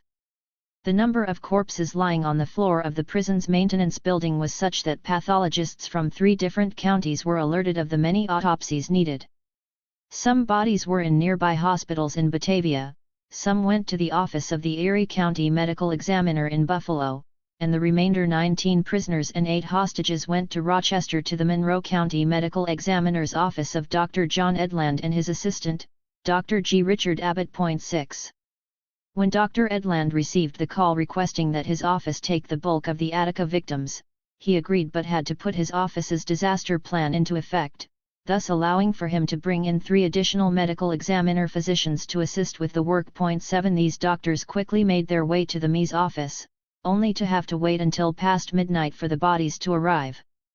Edland and Abbott were speechless as they watched state troopers back 2 large trucks into the garage bay of their facility, lock the garage door, and proceed to unload stretcher after stretcher onto the cement floor.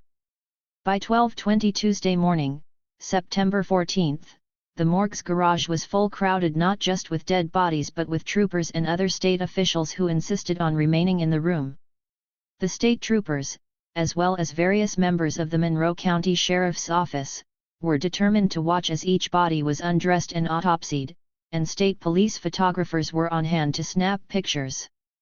Members of law enforcement were clearly fearful of what the autopsy process might reveal, and like Rockefeller's men, they wanted to maintain as much control over the aftermath of the retaking as they could. 8. Dr. Edland had been the one to autopsy William Quinn on September 12. And in that case he had had no trouble ruling that the cause of death had been severe head injuries due to alleged assault by prison inmates. 9. These deaths, however, were much more controversial. Another body is unloaded at the morgue. Courtesy of the Democrat and Chronicle. But Dr. Edland was a consummate professional who did not think politics and medicine should mix.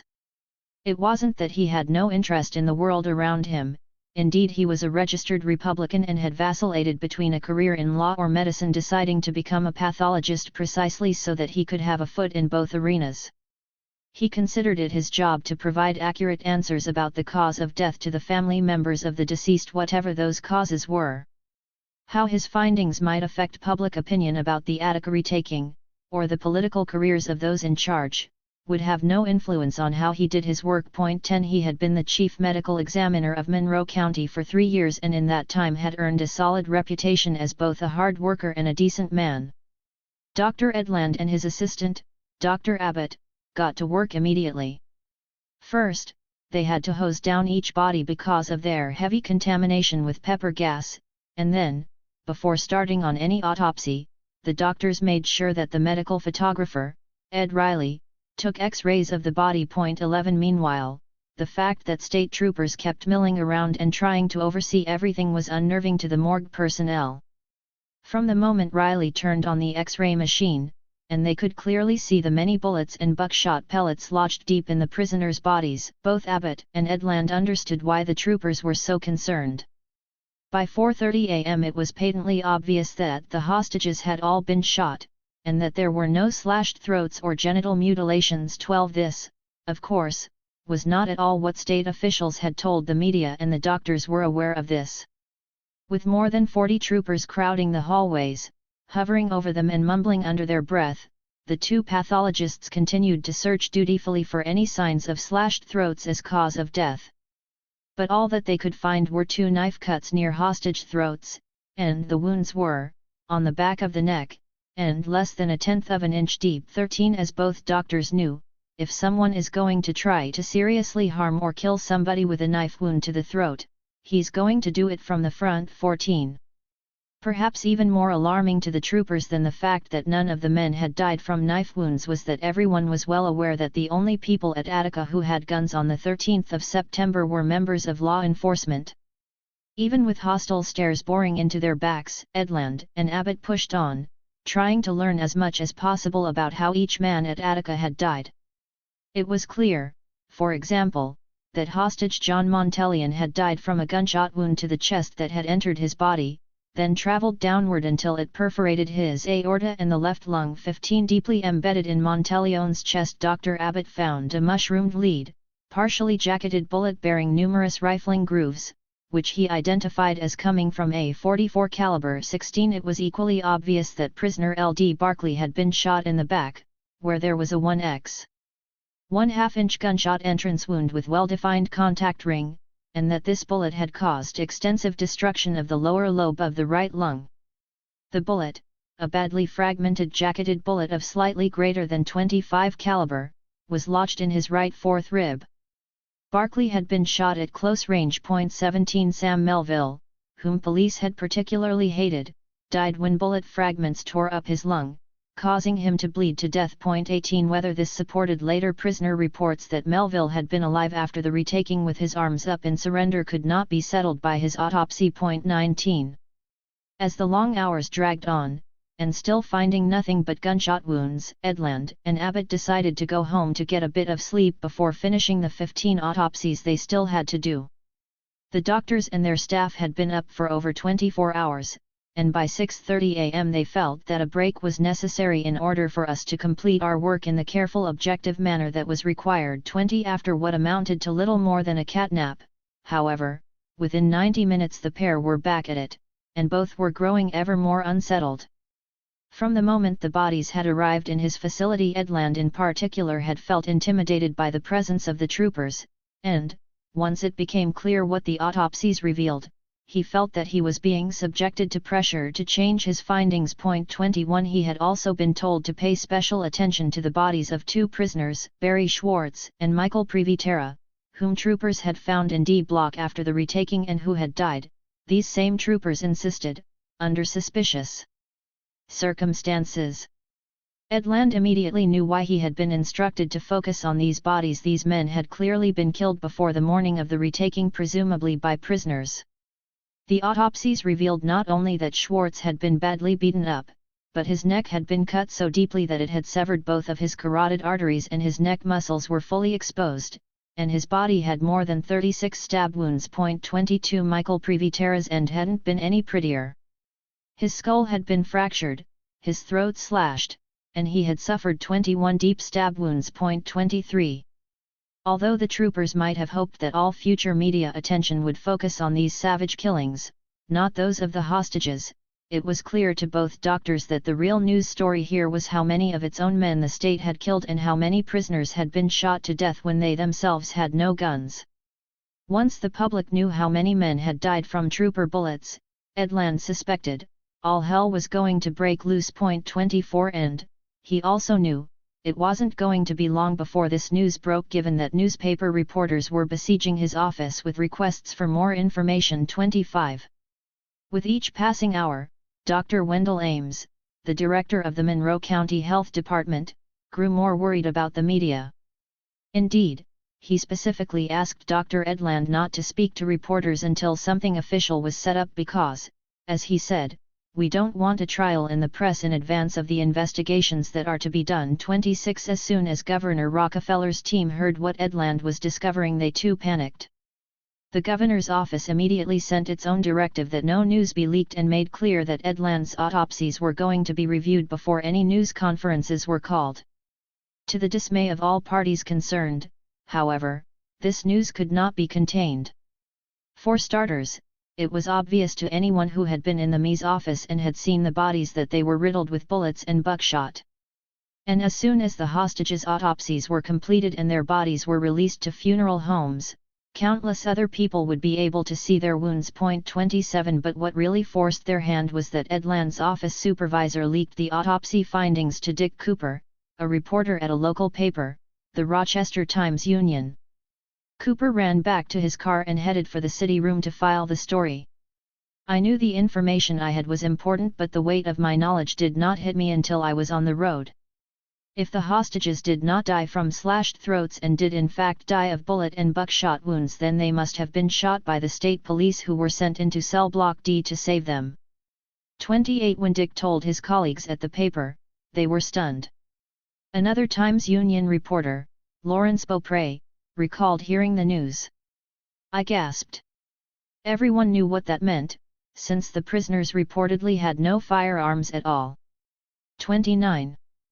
Once Cooper broke the story of the gunshot wounds, suddenly the shy, unassuming Dr. John Edland was thrust into the nation's spotlight. 30 At 3 p.m. Tuesday, September 14, Edland held a national press conference. In it he gave only brief statements regarding his autopsy findings, and then he took a few questions. 31 Still, the effect of his words was electrifying. Attica observers like Arthur Eve, while appalled by Edland's revelations, could not have been more grateful for this man's commitment to the truth. As he put it some months later, thank God for an honest medical examiner whose integrity was questioned for weeks by those whose integrity is questionable. With guilt, Eve recalled that he too had repeated those lies about the throat slashings that evening in reporting to a large black group in Buffalo. I did not conceive that the governor would so debase the truth in order to justify his actions. 32. Within minutes of Edland's press conference, the offices of Governor Rockefeller were bedlam. As Rockefeller attorney Michael Whiteman later put it, news of Edland's findings staggered us. 33. They had watched in dismay as Dr. Edland stood in front of a bank of reporters and calmly stated, "The first 8 autopsies were on the cases identified to us as hostages. All 8 cases died of gunshot wounds." 34. He then went on to say that only one hostage had a slight slash on the back of his neck. 35. Rockefeller heard the news at his Fifth Avenue apartment in New York, and was tremendously upset by what he later described as a very unfortunate and embarrassing situation. 36. He knew that he had to get to his office right away. He was not yet ready, however, to talk to the press. He managed to elude throngs of reporters waiting outside for his reaction to Edland's report by slipping through a side door. When he left his apartment, he escaped them once again by entering a back door of his office.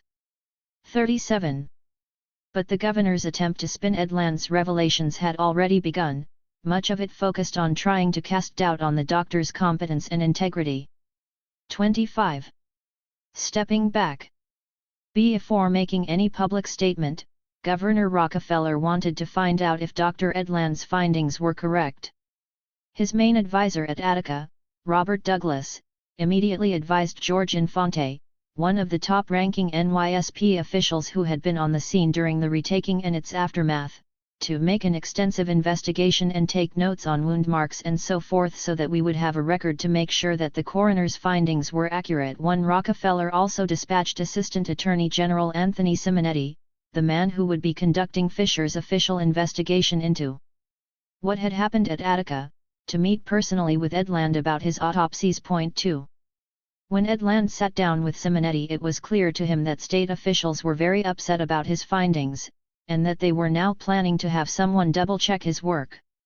Sure enough, by 7:30 p.m. on September 14, he was informed that Dr. Henry Siegel of the Westchester County Medical Examiner's Office would go to the various funeral homes where the hostages' bodies had been sent to re-examine them. 3.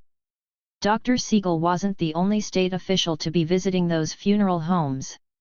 Terrified about what might come out about the retaking, troopers went out to obtain affidavits from directors and employees of these morgues stating that there were in fact no gunshot wounds to the hostages. 4. Meanwhile, on both the 13th and 14th, troopers were themselves running around to various morticians' parlors and attempting to look at bodies, to see whether or not they could discern injuries other than those which were reported to have been recorded by the medical examiner, and attempting to lean on funeral personnel to cover up the fact that gunshot wounds had killed the hostages. 5.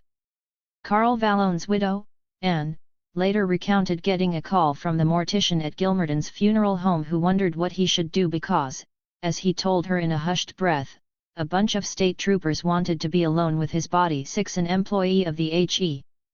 Turner Funeral Home on Main Street in Batavia received his own visit at home from troopers who wanted him to certify that slain hostage Richard Lewis had no visible bullet wounds on the body. 7. And when the widow of Edward Cunningham went to see her husband's body at Marley's funeral parlor in downtown Attica, to her surprise she was greeted by Mr. Marley himself. Looking harried and scared, Marley proceeded to take her into the room where her husband's body lay, put a finger to his lips, looked nervously around the area to make sure that none of the many troopers in the building were watching, and then slowly turned the body over so she could see for herself that he had been shot in the head. The prisoners' bodies, unlike the hostages' bodies, had not been sent to funeral homes, nor would they be for several more days, because Simonetti prevented the medical examiner's office from releasing them.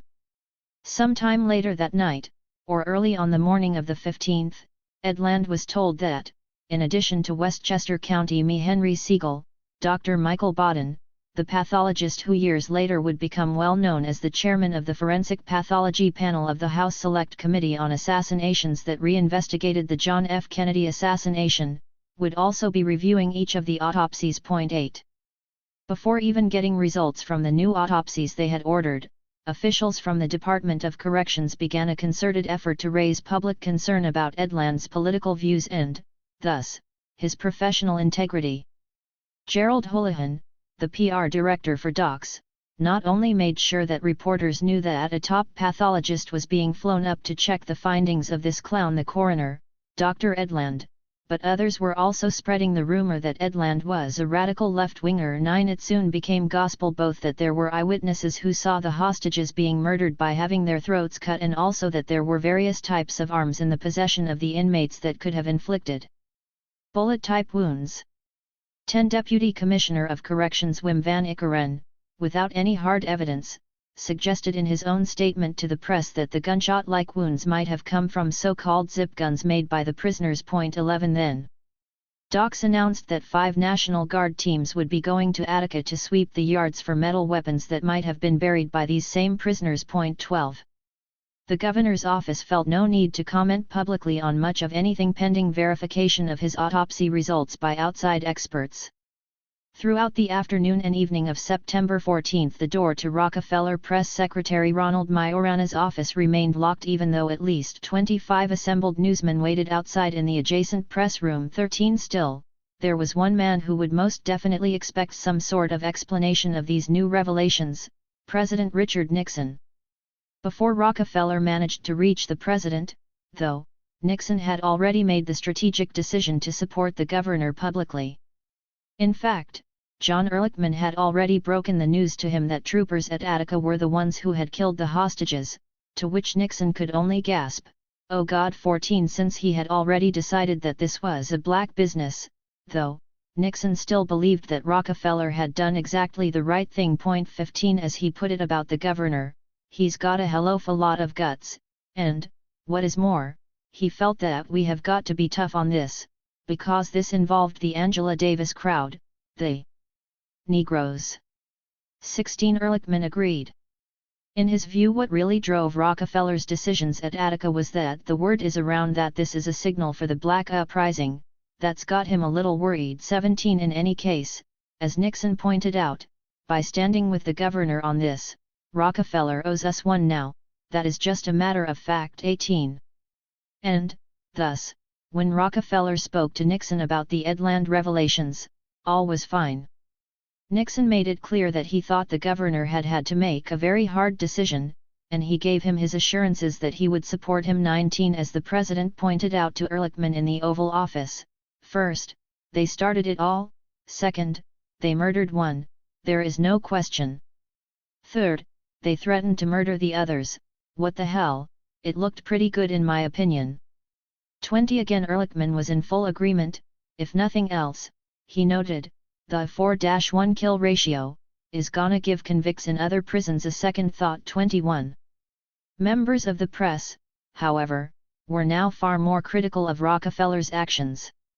Indeed, From the second the Times-Union piece about the results of Dr. Edland's autopsies appeared, reporters from virtually all outlets were furious at having been misled because they too now had to scramble to explain why they had so readily printed outrageous stories of castration and throat slashings without a shred of corroboration. Many sought out Gerald Houlihan, the man who had first told them these tales, and began shouting at him angrily. Houlihan only escaped by promising them that Oswald would soon answer their questions. 22. At 11 o'clock the night of Tuesday, September 14, Oswald found himself standing just inside the main gate of Attica talking to a crowd of reporters and conceding that the throat-slashing stories were false. 23 But, he reminded reporters, you know, I never told you this. 24 As for how the hostages might have been shot, the commissioner offered up the possibility that hostages could very well have been used as shields or forced into the gunfire. 25 And, lest the reporters miss the real point about the dangers the state police had faced, Oswald went on, approximately 400 homemade weapons were recovered in the prison area directly after the action to recover the prison. Today, additional hundreds of weapons were uncovered. And minesweepers are now being used to uncover other weapons. 26. In the absence of any satisfactory answer from either the governor's staff or the Department of Correctional Services regarding how they could have given the press such serious misinformation, reporters began their own damage control. Some journalists insisted that they had done the best reporting they could have based on the evidence they were given.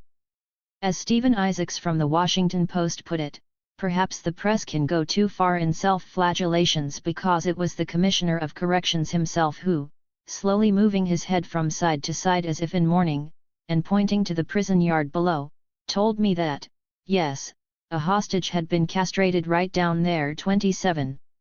Other reporters were willing only to admit that their coverage had been sloppy but maintained that it had not been at all dishonest. 28 There had been, many argued, a number of alleged eyewitness accounts to what they had reported.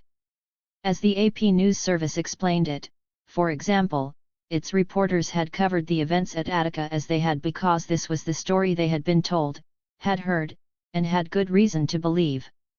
Indeed, it was not the case, as some critics of the coverage had suggested, that the press was too ready to accept as fact the word of the officials. 29 According to the AP, it had set up a coverage command post in a private home 150 yards from prison walls, and the very first stories reporters filed were not from docks but were based on the sounds of the assault, the choking odor of tear gas that spread over the prison walls, and what some reporters were able to pick up monitoring police radio. 30 The first news of the hostages' deaths had, they maintained, come to them in the gasping, choking voices of those who had been inside, in fragments of conversations as they stumbled, walked, or were led away. 31 The fact that an official representative from the state, Gerald Houlihan, had appeared at Attica's gate at 11:15 on the morning of the assault and had said categorically that several hostages had their throats slashed had only confirmed what they had been hearing firsthand. 32. However, there were reporters who felt guilty about the lies they had perpetuated and sought to grapple in print with the reasons why they had proceeded with their stories when there had been virtually no hard evidence to support them. 33 As two reporters from the New York Post acknowledged ruefully, everyone, prisoners and prison officials, mediators, the Rockefeller people, the press tended to believe whatever confirmed their own preconceptions, their own fears. 34. More state-critical stories might have followed Edland's revelations had it not been for the attempts of editors to manage reporters' stories, if not outright censor them. The two reporters from the New York Post who had offered mea culpas were forced to redraft that particular piece countless times because their paper's editor-in-chief, Dorothy Schiff, felt strongly that each draft was flagrantly biased in favor of the inmates and certain members of the Observers Committee. 35 In her opinion, our staffers reflect the opinion of the radicals and the liberals, who are inclined to confuse these hardcore criminals with rebellious students, the black ones, anyway. 36 In Schiff's view, a better story to write on Attica would be one that explored why the individual committed whatever crime he was convicted of. How does he feel now about what he did then? Is he defensive, or does he think it was a mistake, or is he repentant? 37. Reporters were also under pressure from state officials. When the Washington Post's Stephen Isaacs learned that a hostage at Attica had been hit during the retaking with a dum-dum and expanding bullet considered so maiming that the 1906 Geneva Convention banned them from use in international warfare, he first corroborated the story and then decided to print it, only to receive a call from the press spokesman for Deputy Attorney General Robert Fisher, who denied that the story was true, and then, according to Isaacs, asked me not to report the story. The Washington Post, he said, would be acting irresponsibly to publish such unconfirmed, inflammatory material. 38. While members of the press were trying to do their job of getting at the truth, so too was Dr. Michael Baden, whom state officials had hired to redo Ed Land's autopsies. When Dr. Baden first arrived from New York City on Wednesday, September 15, both Commissioner Oswald and Superintendent Mancusi stared at him in dismay. 39. In vetting possible candidates, Walter Dunbar had demanded that whoever was chosen to do the autopsy reviews be someone who was politically clean, as this was not a medical matter, it's a political administrative thing. 40. So Oswald and Mancusi accordingly expected someone older, buttoned down, someone more bureaucratic, yet there stood a man who was 37, had long hair, and looked like a hippie. 41. Oswald was certain there had been a mistake. 42. Still, both men tried to make the best of the situation. Oswald made it clear to Baden that Ed Land must have had some political agenda, a communist plot of some kind, otherwise, why else would Ed Land lie? 43. To Baden the idea that Ed Land was part of a communist plot did not seem plausible. In fact, Ed Land was known among mess as a right-winger, and, more to the point, he was also very good. 44. But there was no use in arguing, all he could do was get to work. Before he set out that morning, Baden had called Dr. Ed Land to let him know that he was going to view the bodies of some of the hostages and then come to his office at 5 p.m. for a critique. 45. At 9 a.m., an hour before his call from Baden, Ed Land had already met with Westchester County's ME, Dr. Siegel, who had viewed 5 of the 8 hostage bodies the night before. To Ed Land's relief, but not surprise, Siegel confirmed the presence of gunshot wounds. 46. Ed Land fully expected Baden to do the same. 47. Baden, committed to reviewing all of the autopsy findings in person, proceeded to visit the various funeral homes where the hostages' bodies lay, and also scheduled time at the Monroe County morgue to re-examine bodies and go over previous autopsy findings. 48. The cause of death for all of the hostages was as clear to Baden as it had been to Ed Land: gunshot wounds. When Baden's work concluded, days after Ed Land had first broken the news that all deaths were from gunfire, Deputy Attorney General Fisher called for all of the mess who had worked on the bodies, Ed Land, Abbott, Baden, and Siegel, to meet with Anthony Simonetti, along with other members of the Task Force on Organized Crime, and members of the NYSP, back at Attica Prison. 49. Nervously, Ed Land and Abbott got into the car sent for them and soon found themselves, again, explaining the results of the autopsies they had conducted. Over 6 grueling hours the doctors answered questions regarding their findings, but no matter how the questions were posed, and how much the NYSP officials wished differently, the answers remained the same. It was the consensus of the pathologists present that they agreed on the causes of death and that such a statement should be released. 50. Still, the state officials present at Attica were unwilling to accept these conclusions, and ended the meeting with plans to hold another meeting on the subject on Thursday, September 23. Acting independently, Dr. Baden and Dr. Siegel went ahead and published their findings in their press releases, now a full week after the assault on Attica had ended.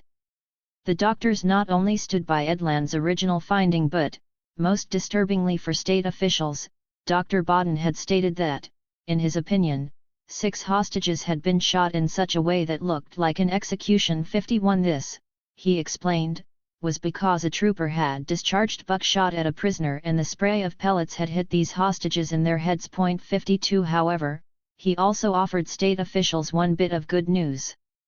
Under considerable pressure from state and police officials to consider scenarios other than deliberate homicide for how prisoners such as L.D. Barkley had come to be killed, Baden had re-examined Barkley's autopsy report and concluded that the bullet had gone in sideways.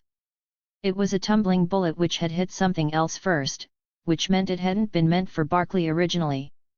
53. This finding was crucial because it suggested that, contrary to the first-hand accounts of prisoners and state politician Arthur Eves' own first-hand report that Barclay had been alive a full hour after the retaking, he had not been deliberately killed by a state trooper after the incident was over but rather during the initial retaking. For many decades to come, Boden's autopsy would stand as the definitive answer to the question of L.D. Barclay's death, seeming to exonerate the New York State Police of any wrongdoing. 54. Edland felt a huge sense of relief that Boden's overall findings about the many deaths at Attica matched his own. 55. He had endured so many threatening phone calls, so many chilling sightings of trooper cruisers idling outside his home, and so much hate mail that he needed Boden's support. One handwritten, unsigned letter sent to him on September 14 had said, "May your throat be slashed and violence come upon you and your family." 56. As unnerved as Edland was, though, he never had any intention of backing down, because you have to call them as you see them. Still, he considered the day he went public with his findings on the Attica victims the worst day of my life. 57. Sadly, the threats and character assassinations would continue to plague Edland for many years to come. Once Boden publicly confirmed that all deaths at Attica on the 13th had been caused by law enforcement, state officials had no choice but to acknowledge these facts. But, ever on the offensive, in the news conference held jointly by Deputy Attorney General Robert Fisher and Major John Monahan of the New York State Police, the state chose, as one later critic put it, not to apologize for, or correct the false press release about the stabbing and castration, but instead to show pictures of all the weapons found in D-yard clubs, knives, screwdrivers, and hammers. 58. As for the large number of wounded and dead, none of whom had in fact died from any of these weapons, the state explained simply that many of the men had been shot either accidentally in the crossfire or from ricocheting bullets. 59. Now Rockefeller was ready to speak with the press to only his second meeting with reporters since the retaking. The governor also promoted the crossfire explanation for the retaking-related deaths at Attica. And he returned to his central argument that he had had no choice but to order that the prison be retaken by force. 60. This time, though, he went much further, suggesting that there had been consensus among all parties, including the Observers Committee, that the retaking was necessary. Incredibly, he said, the decision to use force had not been made until after Tom Wicker of the New York Times, along with other committee members, had agreed no other move could be made. 61. Regarding his decision not to come to Attica, he maintained that it would have been irresponsible for him to meet with dangerous criminals, and it would have been bad public policy to set such a precedent. Rockefeller's statement followed the playbook set out for him by his speechwriter. He was to focus on the philosophy of the actions taken, initial reasonableness, willingness to meet legitimate complaints, the rejection of concessions that would tear apart the social order, the judgments to act before deterioration progressed further, the rejection of social change through violence, coercion, blackmail, etc. 62. Those who had served as observers at Attica were stunned by Rockefeller's rewriting of such recent history. As Herman Badillo told anyone who would listen, it was made absolutely clear to Rocky's staff that they were not asking the governor to come in physical contact with the prisoners. The idea was to have the committee act as a shuttle between the prisoners and the governor and possibly have the governor address the inmates over the public address system. 63. Even members of the press were taken aback that, given recent reports regarding what had caused such carnage at Attica, Rockefeller was still claiming that he had done everything possible to avoid this ugliness and, perhaps worse, was now claiming that the deaths at Attica due to crossfire were morally, if not legally, justified homicide. 64. New York Post columnist James A. Wexler simply couldn't believe that the governor would make no concession to the fact that there had indeed been alternatives to a retaking with guns. 65. As he put it, the Tombs riots the previous year were halted without a shot being fired, without a single fatality among hostages, prisoners, or guards, and without general amnesty. 66. New York City Mayor John Lindsay, who had faced not one but several major jail protests in his city the previous year, also criticized the governor's handling of Attica. Lindsay reminded the press that he had met with rebellious prisoners and, he had finally quelled the insurrections at the Manhattan and Queens houses of detention with unarmed correction officers rather than armed policemen. 67 To drive home the point, Lindsay added, not a single firearm was permitted when correction officers went in. 68. Still, many people sided with the state, including family members of the slain hostages. Julie Werner, who lost 2 family members in the retaking, continued to insist that the state police did not kill all of those hostages even after Edland's findings were confirmed. 69 As John D. Arcangelo's widow remembered, my entire family believed that somehow, no matter what we were told, the inmates must have gotten guns, because it defies logic that anyone would be killed by their own employer. 70 Dead hostage Elmer Hardy's brother Jim said that he could accept that some, but not all, of the 8 were killed by police bullets. 71 Cindy Elmore, the daughter of a hostage who had been killed at Attica, agreed. Townspeople do not believe troopers killed the hostages because it's just not true. 72 When guard John Monteleone's brother heard the news that Officer Bullets had killed John, he simply said, "Bull." He too worked at Attica but had decided to quit his job because he felt that there had been too much coddling of the prisoners from day one of the riot. As he put it, I don't want to work there so long as this state is run by the Oswalds, the Dunbars and the niggers. 73 In fact, as one reporter noted after canvassing the various local towns near Attica, few people can be found on the rustic roads who accept the medical examiner's report that the hostages who died during the state assault on the prison were killed by gunshots, even though the governor himself had just conceded that those shots had probably come from the weapons of state policemen. 74. Whatever the rest of America may have thought, there was one group of people that was outraged by both the actions and the inaction of the state, family members of the prisoners at Attica. At the same time that Dr. Edland was being attacked for his autopsy findings on the hostages, many of the children, parents, and partners of the prisoners still had no idea whether their loved ones were alive or dead, injured or well. The state had yet to communicate with them in person, or even to release a list of the casualties. Their indignities and trauma would continue. 26. Funerals and fallout.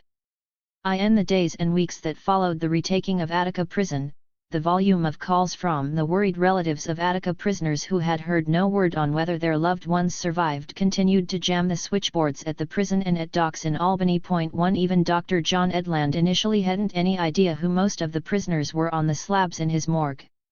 Recognizing that these were people with families who would want to know the fate of their loved ones, though, Edland had fingerprinted each of the bodies for identification to be made on that basis too.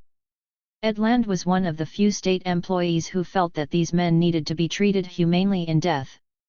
When a docks official finally released a full list of inmate casualties with their backgrounds to the media outside Attica on September 16, indicating the crime each slain man had been convicted of after reading his name, according to reporters, prison guards threw up clenched fists and shouted "White Power!" 3.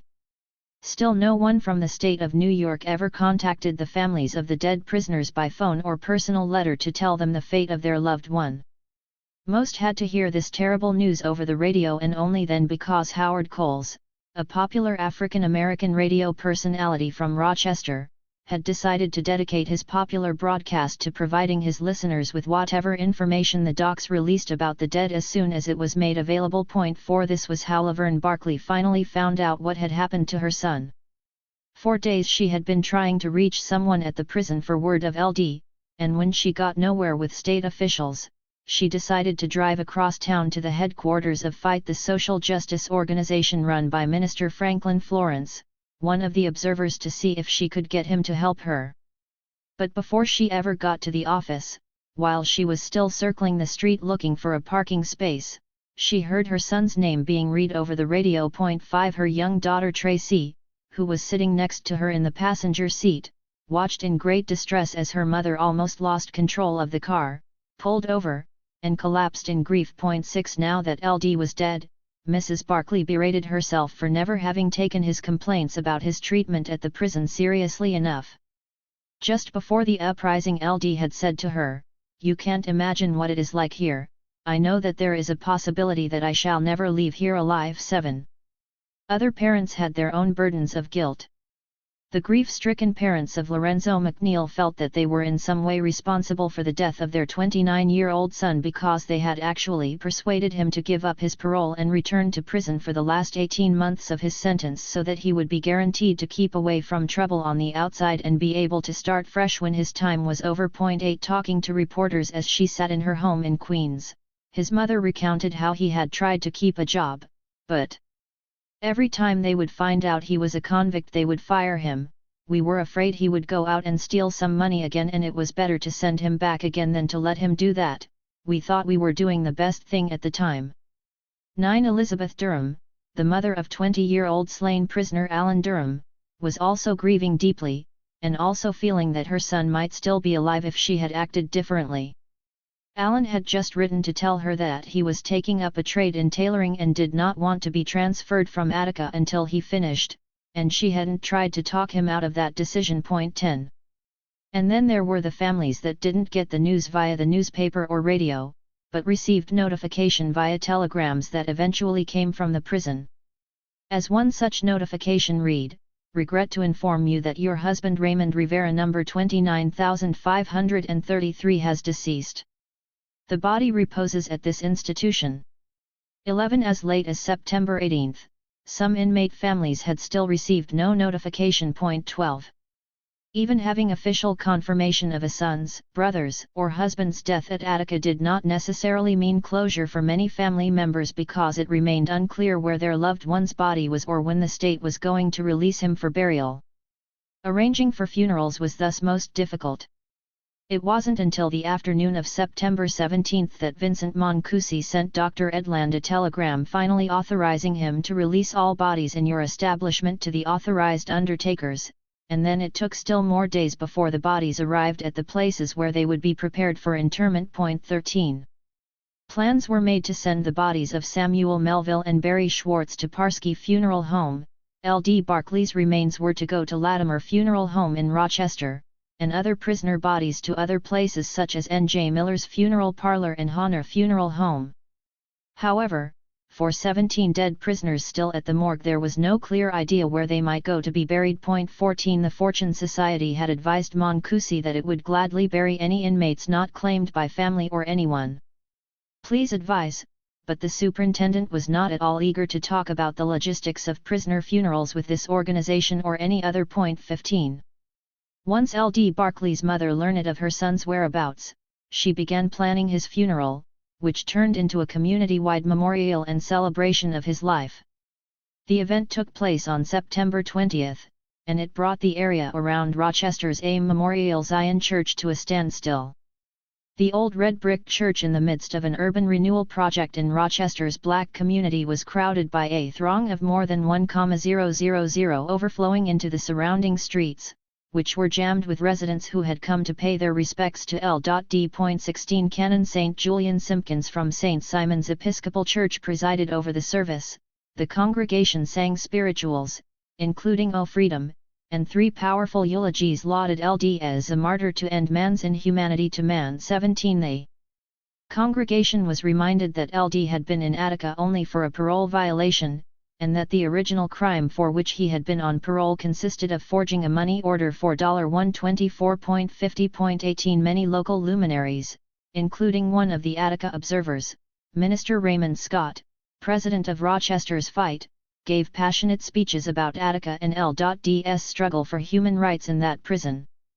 At the conclusion of the service, a hearse at the head of a long motorcade took L.D. Barclay's body to Mount Hope Cemetery for burial. 19.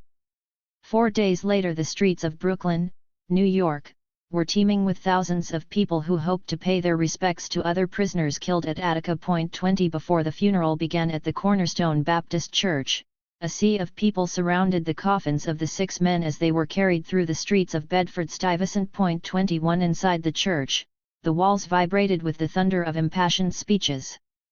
People were gripped with anguish and fury as the service proceeded. But outrage trumped all other emotions when the church officiants announced to the assembled crowd of mourners that the burials could not take place as planned. They had just been ordered to send 3 of the bodies back to the medical examiner's office in Rochester because of a dispute over their identity. 22 at noon, the bodies of 3 men were removed from the church as the crowds looked on from the packed sidewalks, wondering if the indignities would ever cease. 23.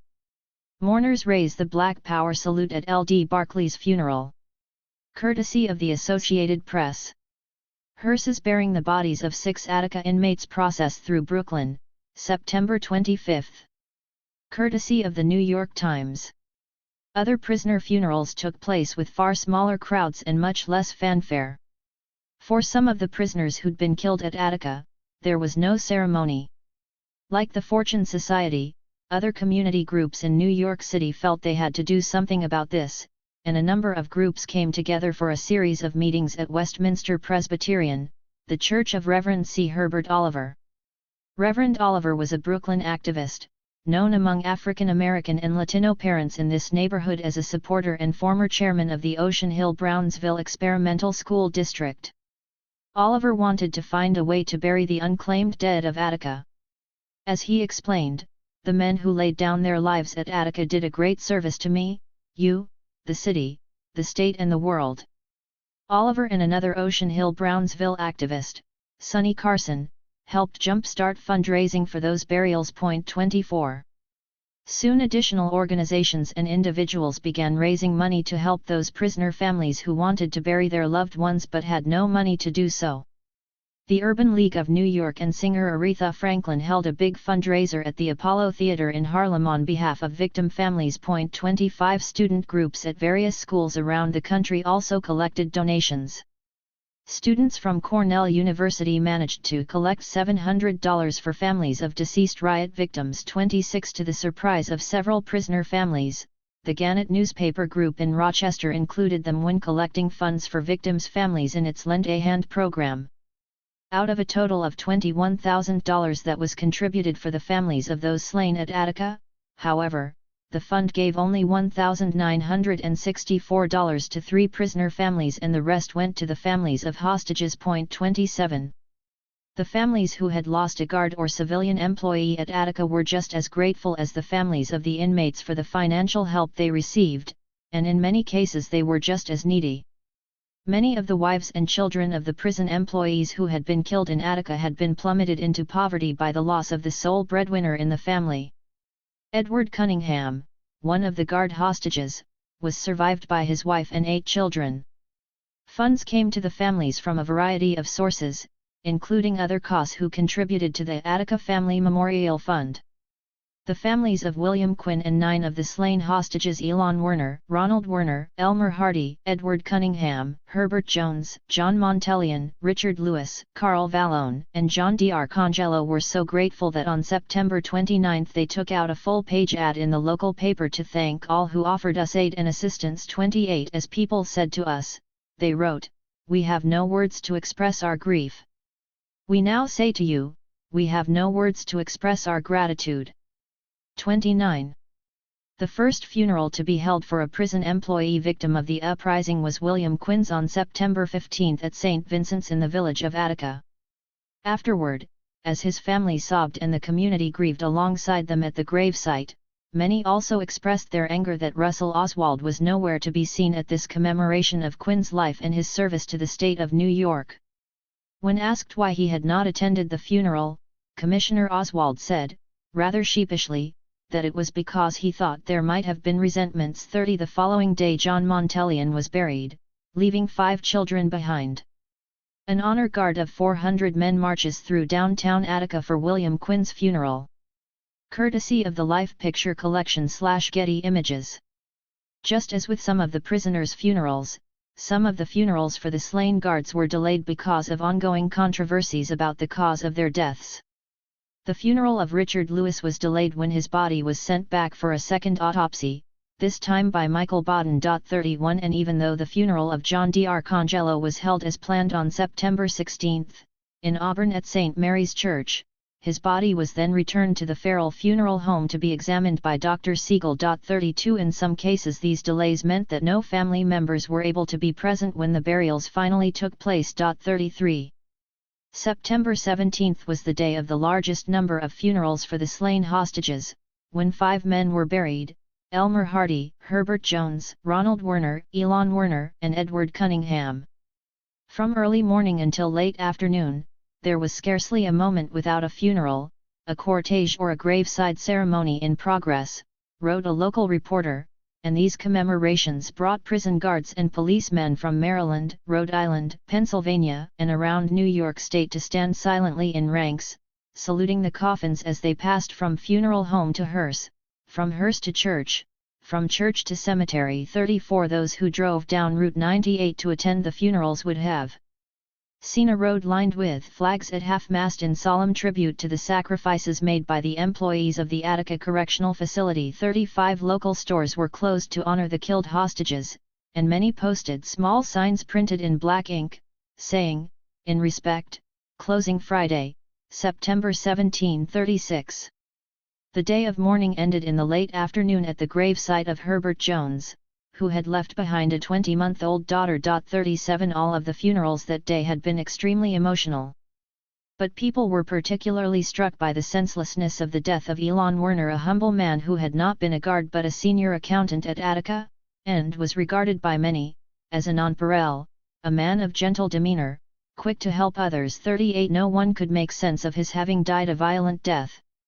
Emotions had also run high the day before at the funeral of Carl Vallone, where the clergyman who presided over the graveside ceremony at St. Joseph's Cemetery delivered a fiery speech in which he warned that major prison upheavals would recur in New York State prisons unless a separate institution was opened for inmates he described as hardcore revolutionaries. 39 The very last hostage funeral was not held until October, when Correction Officer Harrison Whalen, after clinging to life for more than 3 weeks, finally died of his gunshot wounds. Whalen's passing increased to 10 the number of guards and civilian employee hostages who had been killed because of the state's assault on the prison. 40 Carl Vallone's funeral, courtesy of the Democrat and Chronicle. Yet in all the weeks that had passed since the Attica Uprising, and even after so many men had been laid to rest, no one from the state had ever come to explain to the families what had happened.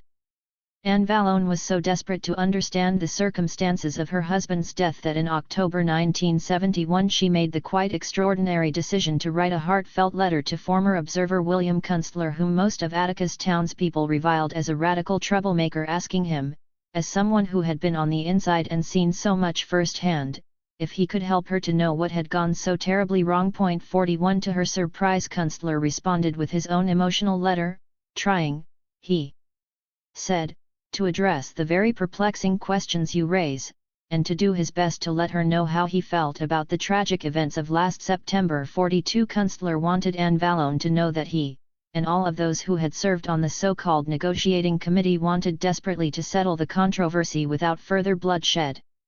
As varied as we were, we became convinced on Sunday that, had the governor come and had we been given a few more days, we could have hammered out an agreement satisfactory to all sides.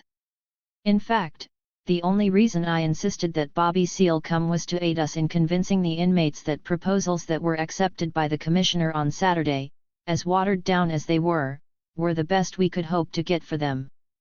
43 Kunstler closed his letter by asking for her aid in calling for greater prison reform in America, because, then, not only will men like your husband be far safer than they are now, but they will surely find their jobs infinitely more rewarding and creative than they can possibly be under present conditions. Instead of supervising resentful, desperate inmates, they will be associating with men and women who at least feel that they possess some shreds of human dignity and who can see some hope for themselves in the future.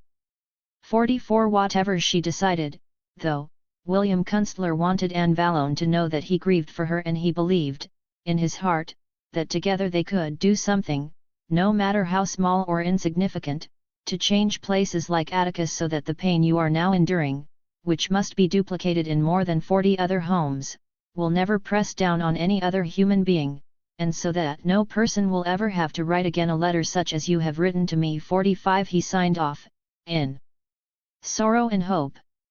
46 Nearly 2 months after Attica's retaking, Commissioner Oswald summoned about 50 employees and wives at a meeting in a Presbyterian church.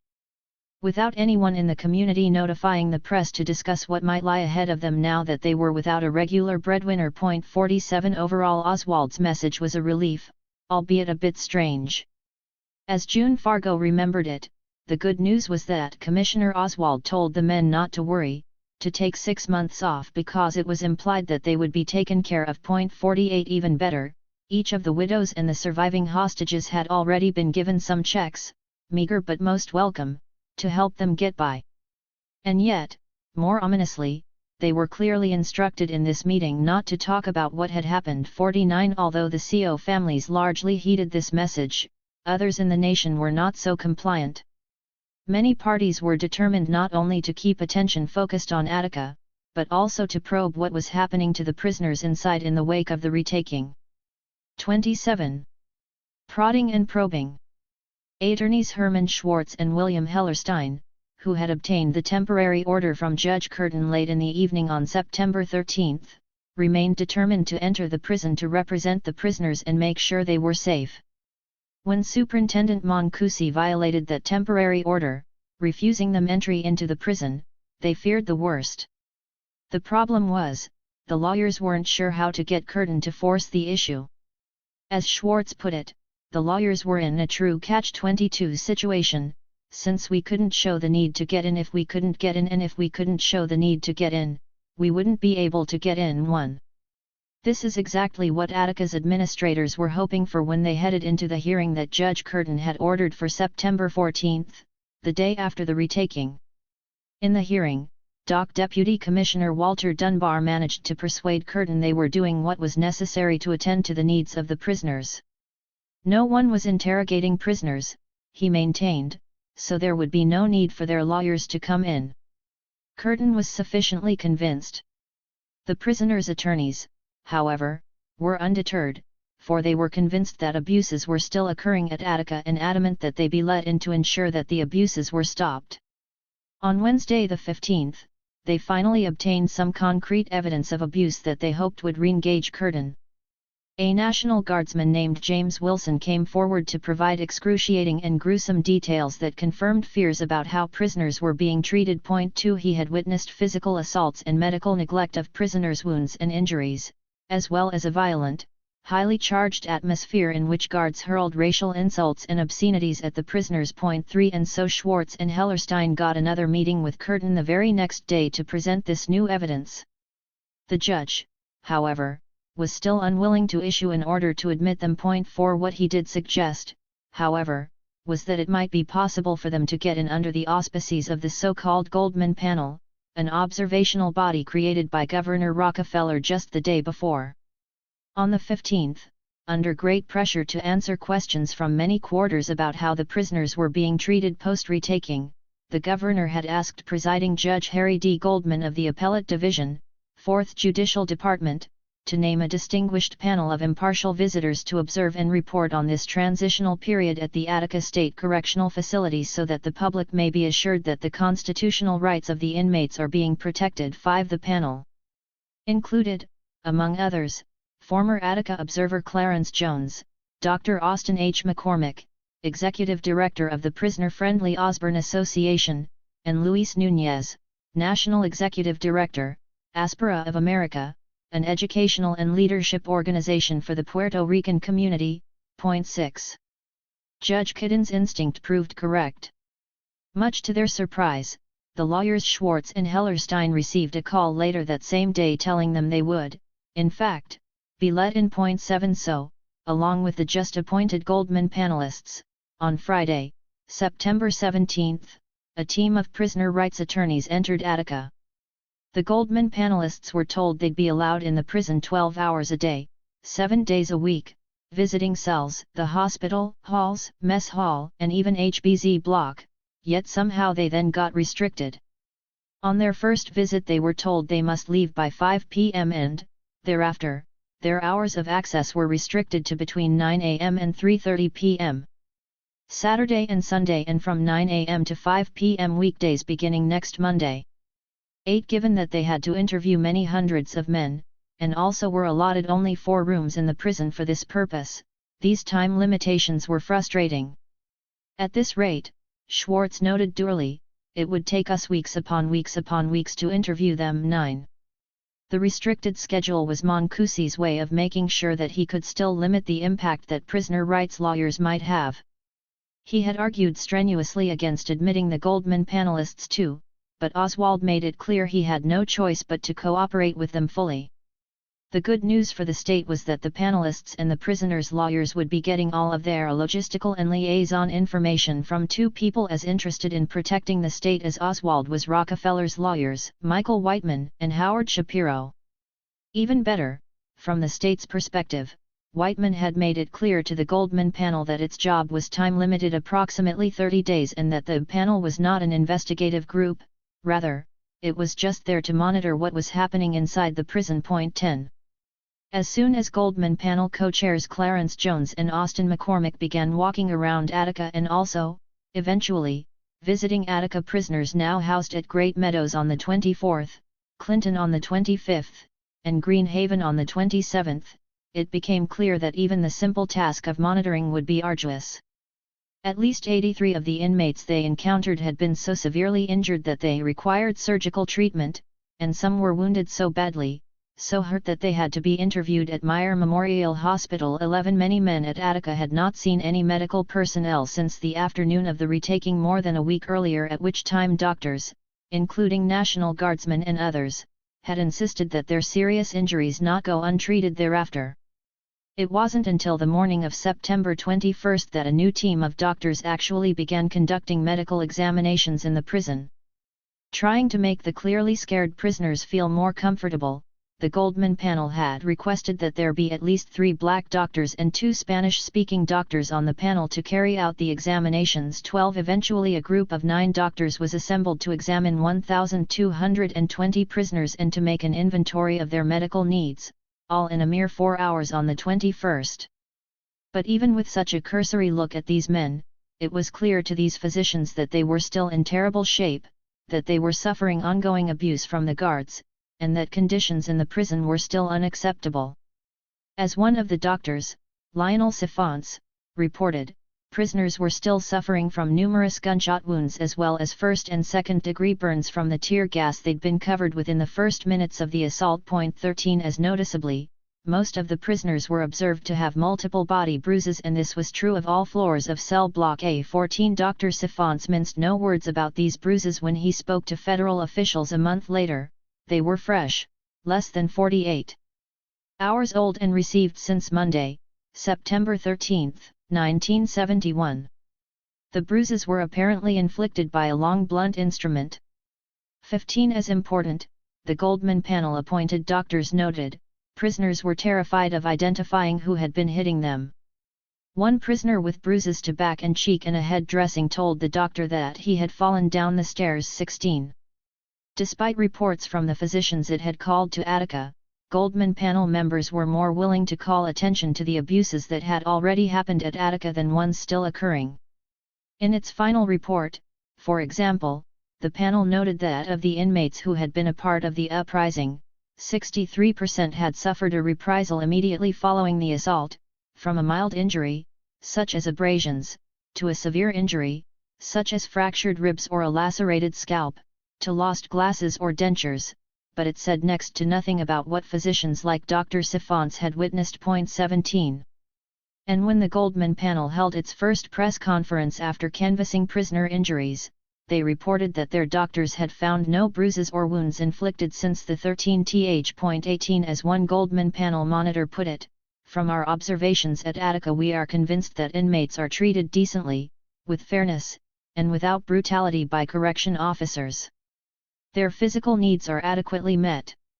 Food is good, cells are clean, medical attention is provided. Inmates appear to be washed, shaven and cleanly dressed. 19. Such a conclusion struck many who knew anything about the retaking at Attica as dangerously dishonest. Various former Attica Observers Committee members, including Herman Badillo, demanded the resignation of the Goldman Committee, and said that it should be disbanded because, among other things, it has been unable to guarantee the prisoners' physical safety. 20 The composition of the panel had in fact bothered prisoner advocates from its inception, since so many of the monitors, even if officially seen as prisoner advocates, were also close friends with Rockefeller. The potential conflicts of interest at work here were perhaps even worse than they suspected. Panel co-chair Austin McCormick had written a personal letter to Rockefeller indicating support for the actions he had taken at Attica on September 13. "I was disturbed and indignant over the unjust and unwarranted criticism you received for not going to Attica," he said. "If you would have gone to Attica," he continued, "you would inevitably have found yourself cheek by jowl with Mr. Kunstler and Bobby Seale, and some others little better than they." 21 The governor, McCormick went on, was right to retake the prison as he did, since the Observers Committee had made rational negotiation well nigh impossible at Attica. 22. And yet, even though some Goldman panelists were sympathetic to Rockefeller, and the panel as a whole had been unwilling to mention the continuing and persistent abuses that their own doctors indicated were taking place, this monitoring body did insist that serious work needed to be done at Attica on behalf of the men locked up there. They called, for example, for a more permanent monitoring system to be set up in the prison and staffed by people unaffiliated with the prison, and, in view of allegations by inmates of post-riot beatings, they called for improvements in prisoner rights, including prisoners' greater access to legal counsel. 23. Some improvements were eventually made at Attica thanks to the panel's recommendations. By the panel's last visit on November 15, the prison had 2 dentists, 2 nurses, and 2 part-time psychiatrists on staff for 2 days a week. But while this was a welcome development, prisoners also needed help securing replacement of their legal papers, necessary for appeals, parole applications, etc., which had been deliberately destroyed by the guards, as well as much more attention paid to their safety at the hands of these same guards. 24 As important, and as even the panel had to acknowledge publicly, the danger of harassment of inmates still loomed at Attica, as did the likelihood of unjust retaliatory and inflammatory acts in parole and other areas. 25. 28. Which side are you on? While members of the Goldman panel were insufficiently critical of state officials' treatment of prisoners at Attica, others across the country were much more outspoken in their outrage, taking to the pen and to the streets. Songwriters like John Lennon, for example, wrote powerful ballads to commemorate the prisoners at Attica, while activist James Forman penned a poem to Attica, Attica, Attica. Black men, brown men, white men shot down at Attica by the command of Nelson Rockefeller and supported by the Nixon administration. Black women, brown women, white women, families, friends, lovers, wives, millions of people mourning the loss of those slaughtered at Attica, killed on American soil by weapons developed in the Vietnam War. 1. Prisoner rights activist Angela Davis also authored an opinion piece, in her case for the New York Times, arguing strongly that the men at Attica needed support, particularly since in the aftermath, officials would resort to equivocation, untruths, and myriad efforts to shift the blame onto the prisoners too. In the wake of the Attica retaking, myriad rallies in support of the prisoners also took place across upstate New York, outside Elmira Prison, at the African Studies and Research Center on the Cornell University campus, and also Cornell's Rockefeller Hall, where they demanded, among other things, that the building be renamed Attica Hall. 3 other demonstrations took place in Albany, the state capital, and also the location of the Department of Correctional Services offices, which were in buildings known as the Twin Towers. The largest of the Albany protests involved about 500 demonstrators who marched for 3 miles through the city, to the steps of the Capitol. For this group, described as mostly young and white, joined at least 300 others who had already congregated at the Capitol. 5 Run Rocky, run Rocky, run, run, run, people of the world are picking up the gun, they chanted, while carrying pictures of the governor with the words "Wanted for murder, the butcher of Attica." 6. An Attica protest in Albany, 1971, courtesy of the Democrat and Chronicle. Such public protests made New York's Commissioner of Corrections, Russell Oswald, extremely nervous. He already felt he was under tremendous pressure. 7 After the retaking, in no small part because there had been at least 15 bomb threats at the Twin Towers that resulted in evacuation since September 17.8. According to the commissioner, his wife was getting threatening calls as well. 9 What is more, Oswald reported to Rockefeller, he felt personally harassed. There seems to be a relatively well-organized group called the Prisoners' Solidarity Committee, he explained, which has decided to bird dog all of my appearances and, at one such appearance, they tried to take over the luncheon meeting, grabbed the microphone, kept chanting murderer and carried huge banners insulting you and me. 10. Many months after the retaking, protests against Rockefeller were still going strong, including some particularly high-profile events in Manhattan. At a gala hosted by the Cerebral Palsy Foundation of New York City in December, where the governor was to receive a humanitarian award, more than 1,000 people showed up to picket. 11 People from all walks of life came out against the governor's actions at Attica, including artists who paraded outside the Museum of Modern Art while demanding Rockefeller's resignation from the museum's Board of Trustees. 12. Attica-related protests also exploded in other American cities right after the retaking. In Los Angeles, at least 150 people crowded into downtown on a sticky 90-degree day in September to show solidarity with the Attica prisoners and to call for prison reform nationwide. 13 over 75 African American students at the University of Oklahoma in Norman blocked a one-way street for several hours chanting and carrying signs, one which read 30 brothers dead, and things go on as usual. 14 According to the National Student Association, the country's largest organization of college students, by October 1971 Attica teach-ins on prisons and prison reforms had been planned at more than 20 college campuses. 15. To be sure, not all of the protests were critical of the state of New York's actions at Attica.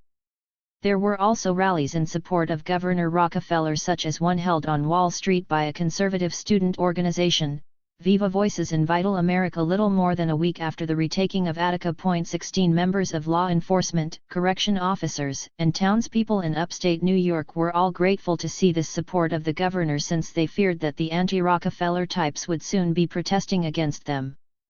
Some Attica residents had decided to arm themselves in case this happened, and New York State troopers near the town were regularly on the lookout for troublemakers. 17 They patrolled the highways into the big cities nearby as well, looking for anyone they thought might be a prisoner supporter.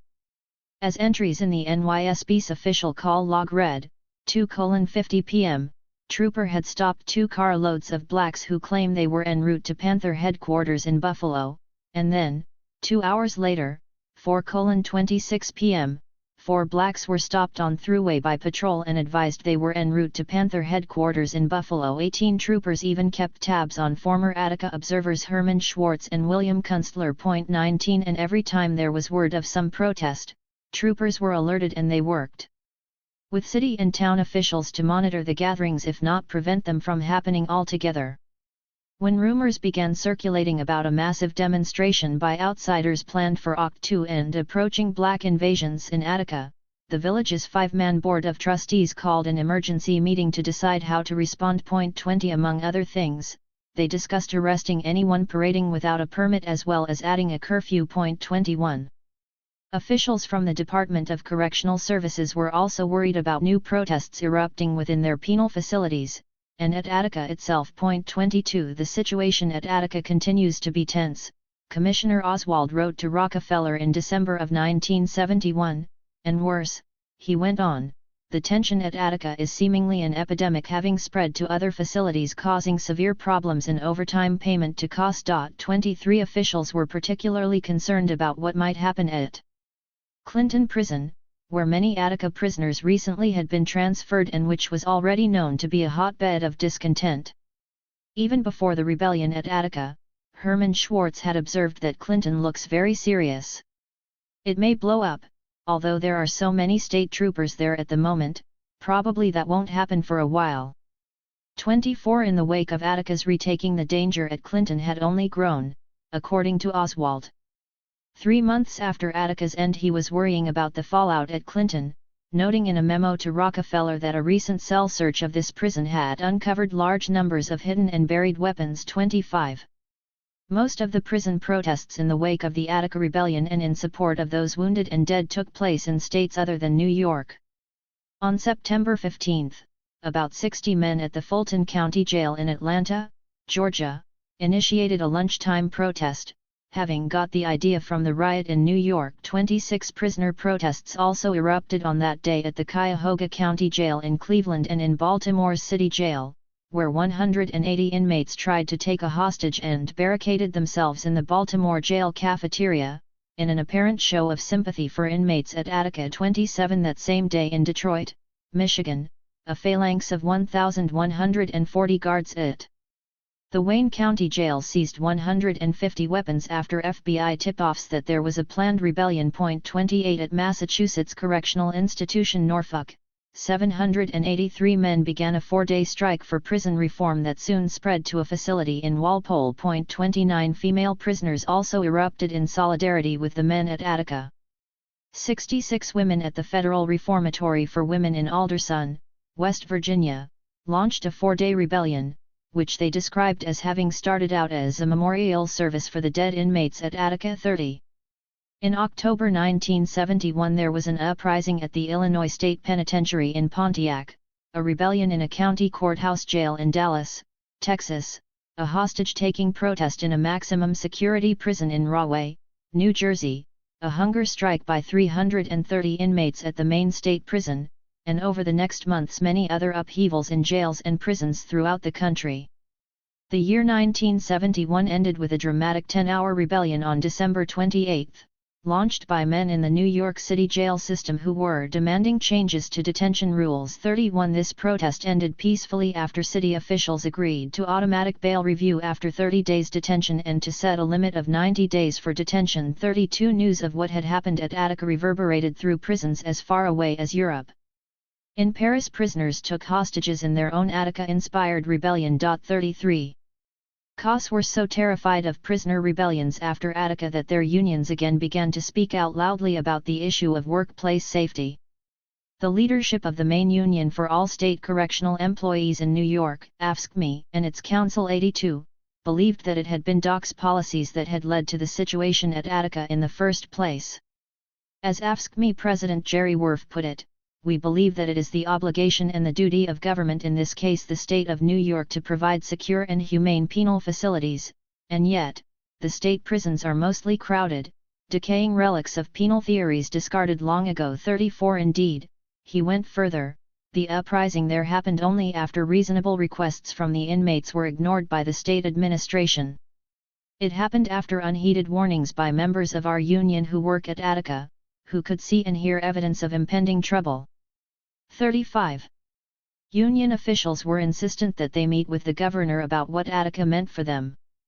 They currently were in negotiations with the state on several broad demands for changes in the prison system formulated by members of Council 82, and in their view the uprising at Attica only strengthened their arguments for New York to bring about immediate and widespread change in the state's ill-administered prison system. 36 5 of the 10 hostages killed at Attica had been members of AFSCME and, as far as their union was concerned, the most tragic thing about the bloody riot and massacre is that it could have been avoided.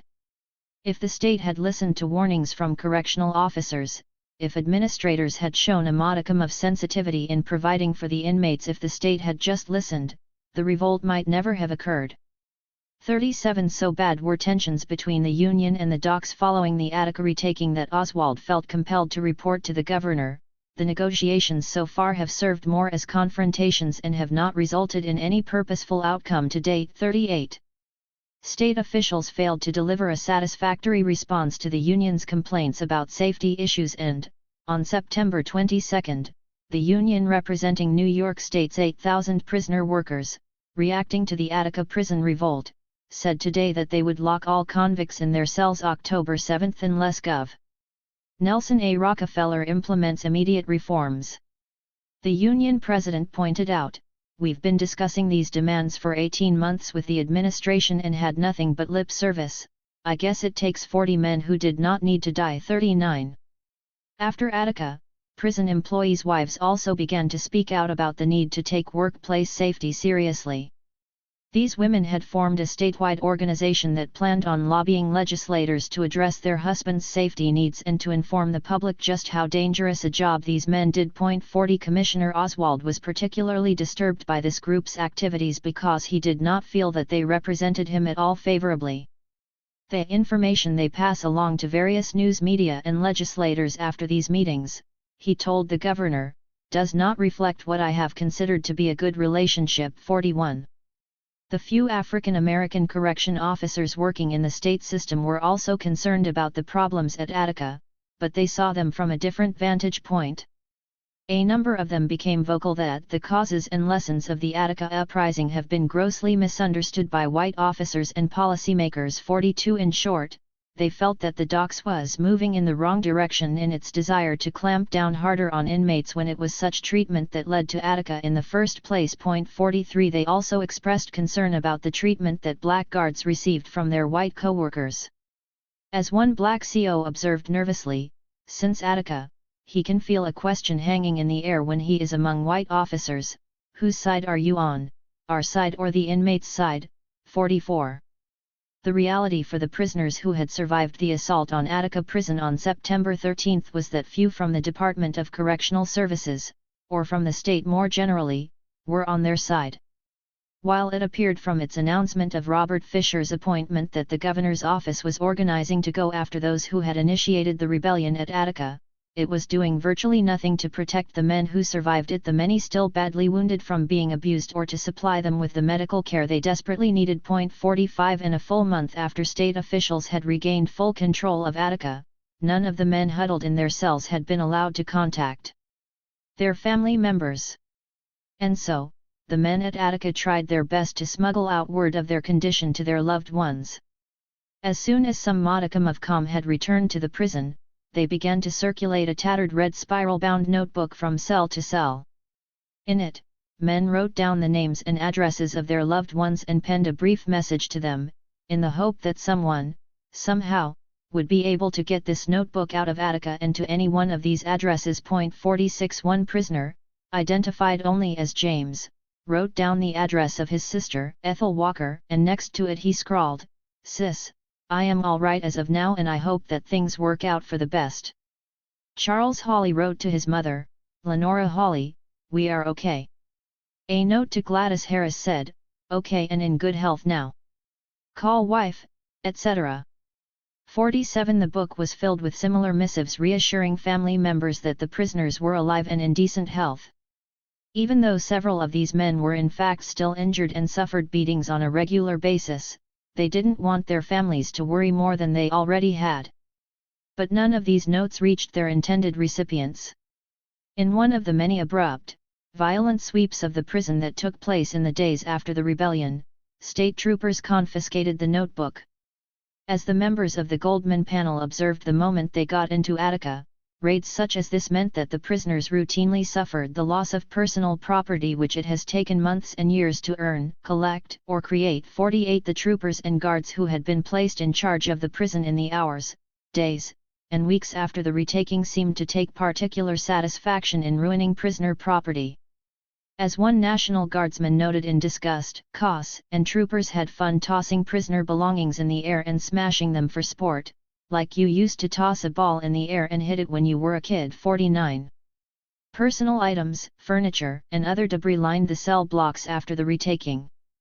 Courtesy of Corbis. A particularly egregious problem that continued at Attica, as noted by the Goldman panel, was that state officials were not acting quickly enough to replace the prisoner eyeglasses and dentures that had been smashed by correction officers and troopers. As the panel had pointed out, these were needed for eating and seeing and, therefore, involve fundamental human rights. 50. By Vincent Mancusi's own count, at least 78 prisoners were in need of new dentures in connection with the problem of dental prosthetics that were lost or destroyed during the riot. 51. Mancusi ultimately was forced to call upon the University of Buffalo School of Dentistry to replace the many dental appliances and dentures that had been destroyed as a result of the September incident. 52. He was also pressured by the Goldman panel to contact several optometrists to deal with the backlog of requests for glasses. 53. Beyond damaging prisoner belongings, troopers and COS had also worked hard to destroy anything in the prisoners' cells that they worried might be used against them.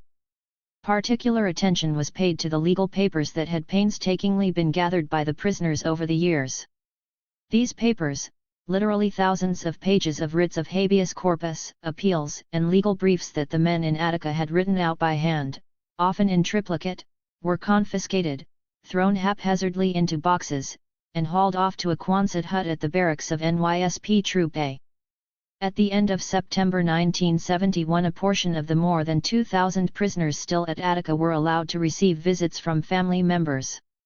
Unsurprisingly, what the more than 200 visitors who streamed through Attica prison's iron gates to spend an hour with inmate relatives heard on that first visit was deeply upsetting.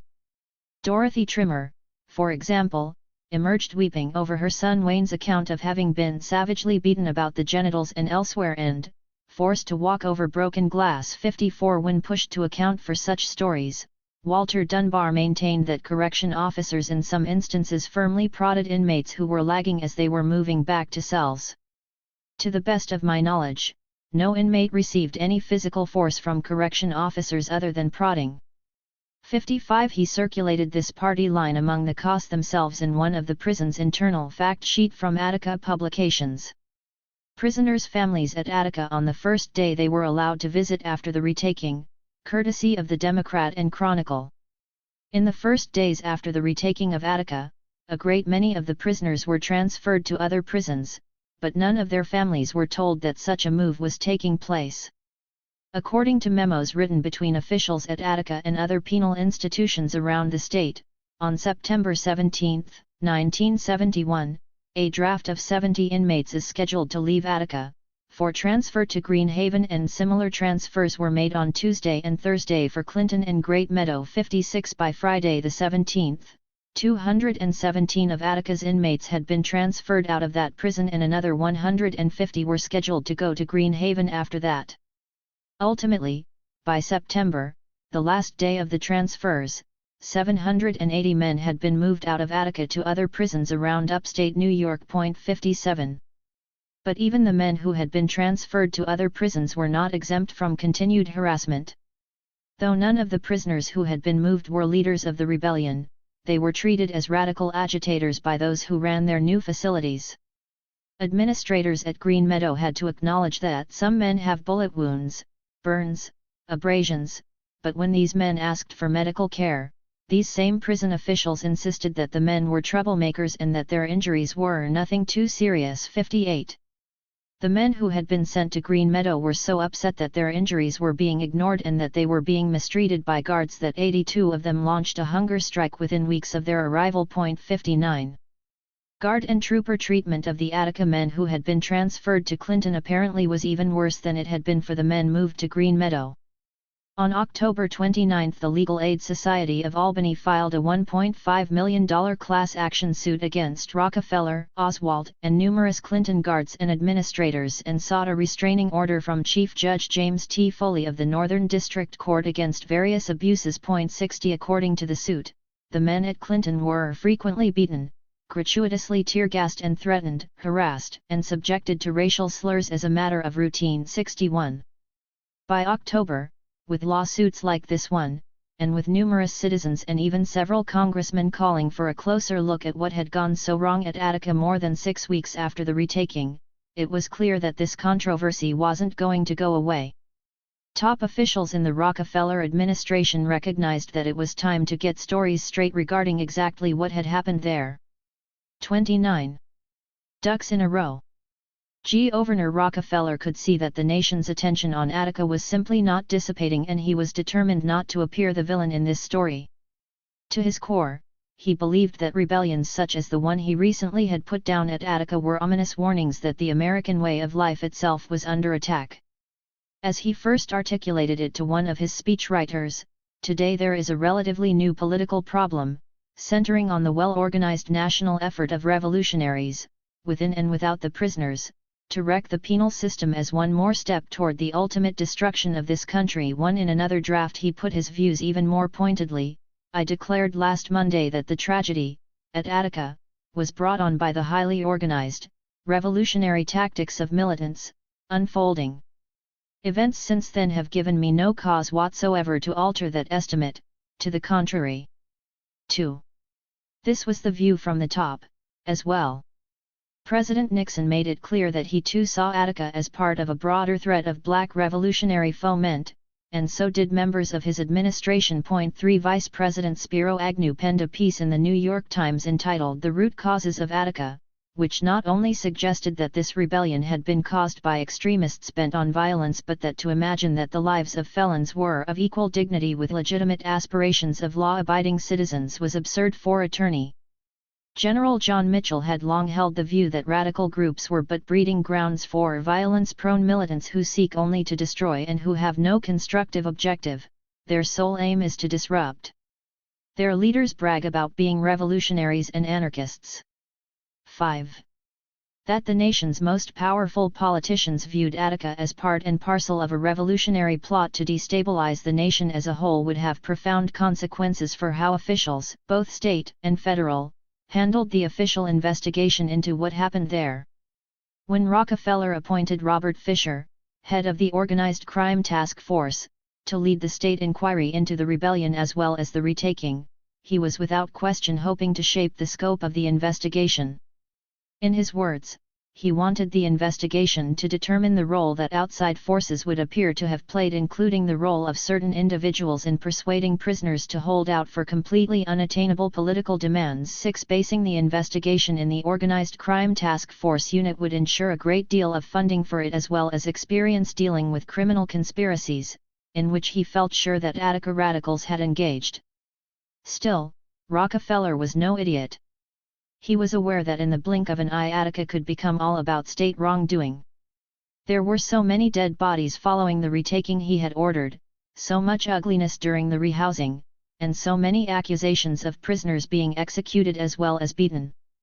Therefore, it was vital that he and his staff have a chance to debrief those who'd been on the ground at Attica before any investigations, not only Fisher's, but any of the others that would surely be undertaken, got underway.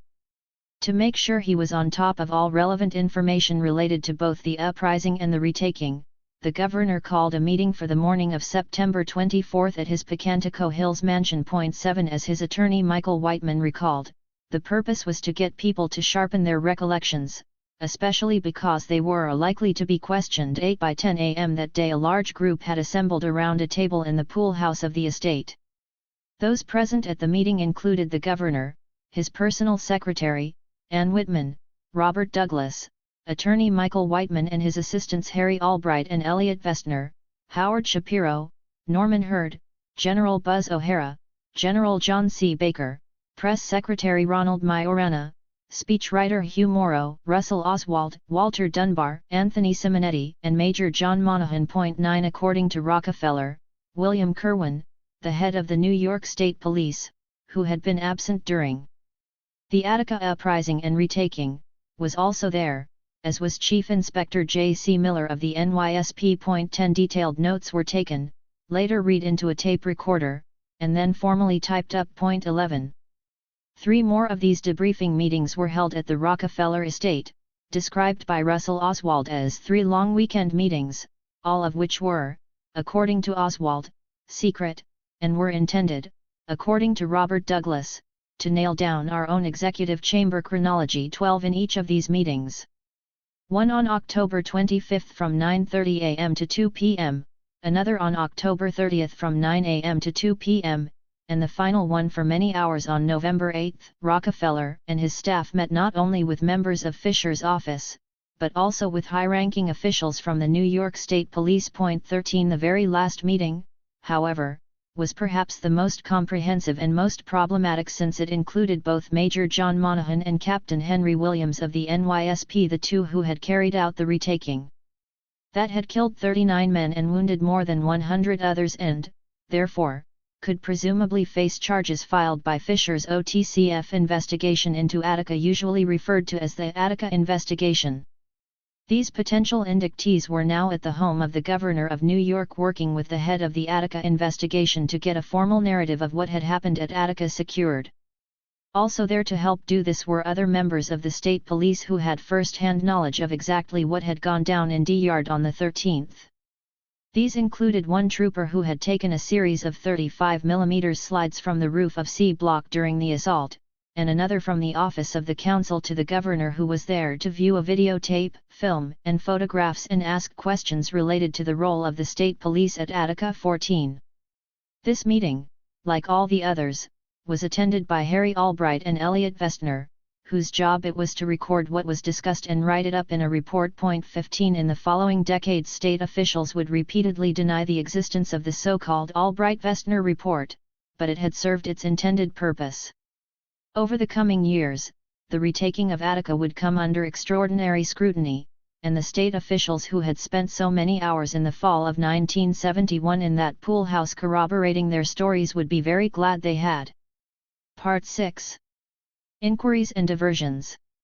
Anthony Simonetti.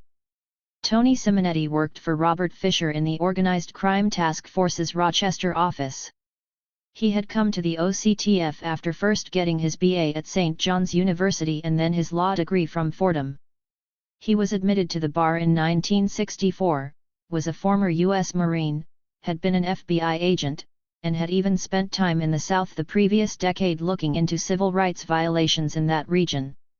Simonetti had come to Robert Fisher's attention, though, as someone who worked for famed Manhattan de Frank Hogan. Tony Simonetti had been a bit of loner in Hogan's office, but he had nevertheless earned the respect of staff lawyers and investigators alike. He got the job done. Not only did he investigate his cases carefully and methodically, but he was also extremely sharp in the courtroom. Everyone could see that Simonetti relished getting witnesses on the stand and then, with little fanfare and a penchant for simple but devastatingly direct questions, getting them to say exactly what he needed them to say. When Tony Simonetti got the call from Robert Fisher to come to the Attica Correctional Facility on September 13, 1971, he had no idea how much his life was about to change. It soon became clear that most of the responsibility for investigating what had happened at Attica was going to fall on his shoulders. Even Simonetti's investigative and prosecutorial skills would be challenged. He would have power as Attica's Special Prosecutor Anthony G. Simonetti, but it would be hard to do his job without stepping on a lot of toes. The very man who was employing him, the governor of New York, had ordered the retaking of the prison that he was now supposed to look at carefully and critically. And, as awkwardly, New York state troopers who had retaken the prison were now collecting the evidence from Attica's yards that he would soon have to rely upon to make cases. 30. Digging more deeply. Rockefeller's office worked hard to control all investigations into what had happened at Attica. Choosing Robert Fisher to head up the official inquiry, the OCTF's Attica investigation, was but one way. Devoting several meetings to creating a unified state version of what had taken place was another. Still, by mid-fall of 1971 there were many individuals, groups, and organizations calling for very different, and far more independent, probes into why the retaking of Attica had been so deadly. Those investigations would be much harder to direct. One among those calling for an Attica inquiry were 13 African American members of the House of Representatives, the New York Urban League, the National Legal Aid, the Defender Association, and the Buffalo Council of Churches. Additionally, a group of 300 students at Harvard Law School signed a petition to President Nixon asking for assignment of a federal commission to investigate the country's penal system more generally. 2 The Prison Reform and Justice Committee of Rochester's Fight organization also began calling for a statewide coalition to pressure for prison reform, and the committee's chairwoman was none other than Betty Barkley, L.D. Barkley's sister. 3. So unhappy was Governor Rockefeller with these inquiries that he attempted to meet with legislative leaders in Albany in an effort to consolidate the many investigations of the rebellion that have been called for. For this he was unable to do, and, worryingly, word had it that Attica's Observers Committee, the group that had been constituted during the Uprising, had started meeting again in order to pressure legislators to order a totally independent investigation of the retaking. The Observers Committee had in fact reconvened on Sunday, September 26, at the behest of Arthur Eve, who felt strongly that they should collect and preserve all the documents, papers, tapes, and records they had accumulated over the course of the 5 days they'd spent at Attica.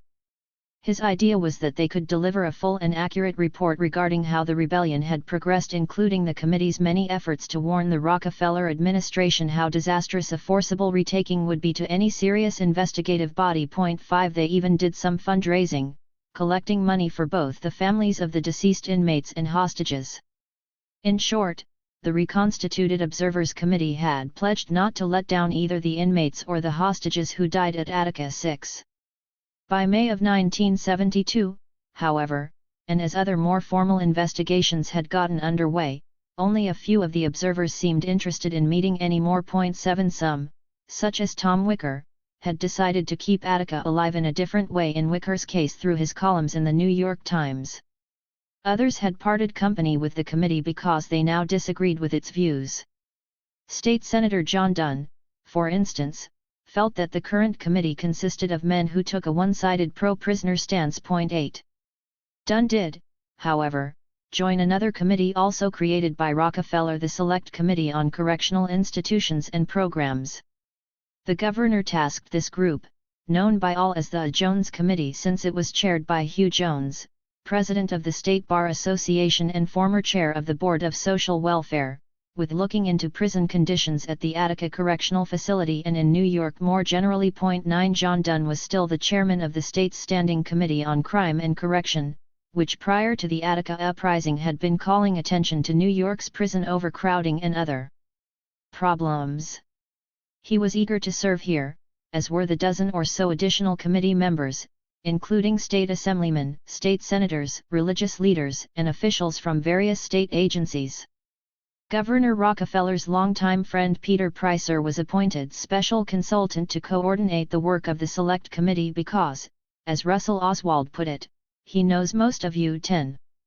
Beginning in early October, the Jones Committee visited numerous correctional institutions across the state where they explored the experiences, feelings, and judgments of inmates, administrative staff, correction officers and other institutional personnel. 11 When the committee visited Attica, its members were horrified by accounts they heard from at least 1720 inmates, about excessive and continuing brutality, and detailed descriptions of episodes of gauntlets and beatings. 12. After what they had seen and heard at Attica and other prisons, the Jones Committee pulled no punches in the first report it submitted to the governor on January 24, 1972.13. As it noted, the committee is profoundly troubled by its impression of the present institutional system after making its initial assessment. There is substantial doubt as to whether the existing system offers any real hope of accomplishing the stated objectives.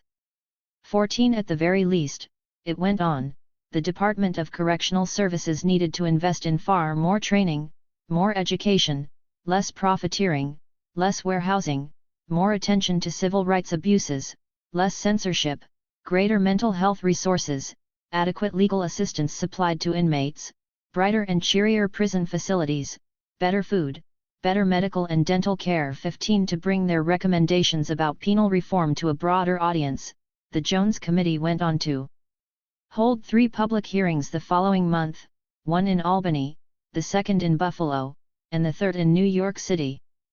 Such hearings and the scathing final report that the Jones Committee issued were not at all what the Rockefeller administration had expected. DOC's Commissioner Russell Oswald was incensed. "It seems to me," he wrote Governor Rockefeller, "that this continuing negative emphasis by the Jones Committee is a disservice to the effort of department and administration personnel who have worked so hard to bring about meaningful change." 16 The Commissioner had been equally unhappy with the findings of the Goldman panel. As he put it, a disturbing situation has developed with the advent of the Goldman and Jones Commission reports. Both have consistently failed to credit the efforts of the department in the very areas in which it has contributed so much. 17. DOC's officials and the Rockefeller administration became more alarmed, though, once an even higher-ranking committee really began looking into Attica, this one a federal investigative body chaired by Representative Claude Pepper, who also headed up the House Select Committee on Crime. Initially, at least, the governor's office felt pretty good about this particular inquiry, which had begun almost immediately after the retaking. On Friday, September 17, Pepper and 5 other congressmen, including Charles Rangel of New York, went to New York City to have an hour-and-a-half meeting with Rockefeller in order to listen to the governor's account of the uprising. Afterward, the governor flew them to Attica in his private jet so that they could see what conditions were like a few days after the retaking. 19 After this initial trip, Representative Pepper told the press that they had had a most interesting and profitable visit. 20 Committee member Representative Frank Brasco elaborated a bit further, stating to reporters that, in his view, Commissioner Oswald had gone as far as he could in negotiations. 21. The Pepper Commission, Congressman William Keating, O., Sam Steiger, A.Z., Charles Rangel, New York, Claude Pepper, F.L., Frank Brasco, New York, courtesy of Corbis. The next day, however, the Pepper Commission members spoke to some of the prisoners in Cos, and had decided that they would stay at the prison for as long as necessary, perhaps the whole weekend, to get a full sense of conditions there. 22 According to the New York Times, the commission was not at all pleased to hear prisoners tell of suffering much abuse after the retaking, and having had to run a gauntlet of officers wielding batons. 23. The Pepper Commission went on to examine other prisons in the country that had also experienced uprisings, institutions that Rockefeller felt were also hotbeds of destructive revolutionary activism, which slightly buoyed the governor's faith in its mission. But once the commission hearings got underway, he realized that his office was going to get an earful that it didn't particularly want to hear. 24 Despite Claude Pepper's opening the hearings by stating that the committee was primarily interested in a national inquiry into the American system for treating and rehabilitating criminal offenders so that the nation could better deal with the problem of crime, conditions at Attica were clearly going to dominate the agenda, taking up a full 2.5 days of the 5 days of hearings. 25. It appeared that the Pepper Commission intended to probe conditions at Attica fully, even arranging for Richard X Clark as well as other prisoners they had spoken to at Attica to come in to offer graphic testimony about severe and continuing abuse prisoners experienced at the hands of troopers and correction officers, but the prisoners ultimately were let down. Russell Oswald and Walter Dunbar refused to let Clark come, arguing that his visit would pose a security risk. 26 And, instead of prisoners testifying, the commission instead heard a great deal from Superintendent Mancusi as well as many of Attica's guards, all of whom denied that any beatings or officially sanctioned brutality occurred at the prison. 27. These witnesses did get some pushback from committee members. Representative Charles Rangel, for example, refused to accept the viewpoint that prisoners were nothing more than militant troublemakers determined to destroy America. Rangel noted with disgust that this trope had gotten so out of hand that there is talk right now from the governor's office right on down, that prisoners now will be labeled as to whether or not they are rebellious, they're revolutionists, or they're moderate, and they will be systematically segregated or removed from the general population. 28 Some of Rockefeller's own political friends, including John Dunn, also disagreed with his view of the Attica rebels. Dunn had steadfastly maintained that there was no basis for Warden Mancusi's belief in a conspiracy influenced by Marxists, Maoists, and far-leftists, enhanced by an atmosphere of permissiveness in the outside world. 29 One of the governor's closest advisers, attorney Michael Whiteman, indicated as well that he and Rockefeller had a stark difference of opinion about this. 30 Commissioner Oswald too rejected the idea that Attica's uprising had been a leftist plot. He testified before the Pepper Commission that he saw no evidence that a communist or a revolutionary conspiracy lay behind the Attica prison riot, and therefore, like Rangel, Oswald thought it far more productive to focus on root causes, such as an obsolete prison system long starved by the state government for funds and trained personnel. 31. Still, the first set of Pepper Commission hearings did little to further prisoner rights in America. Indeed, the whole affair seemed relatively pointless to Congressman Badillo, who stepped in to testify at the last minute when Richard Clark was prevented from doing so. Badillo felt that no investigation of the rebellion at Attica prison, including the Pepper inquiry, got at the heart of the issues at hand in New York's prisons. This one had even managed to obfuscate the fact that inmates' demands agreed to by state have not been implemented. 32. Eventually the Pepper Commission did hear testimony from a few of Attica's prisoners.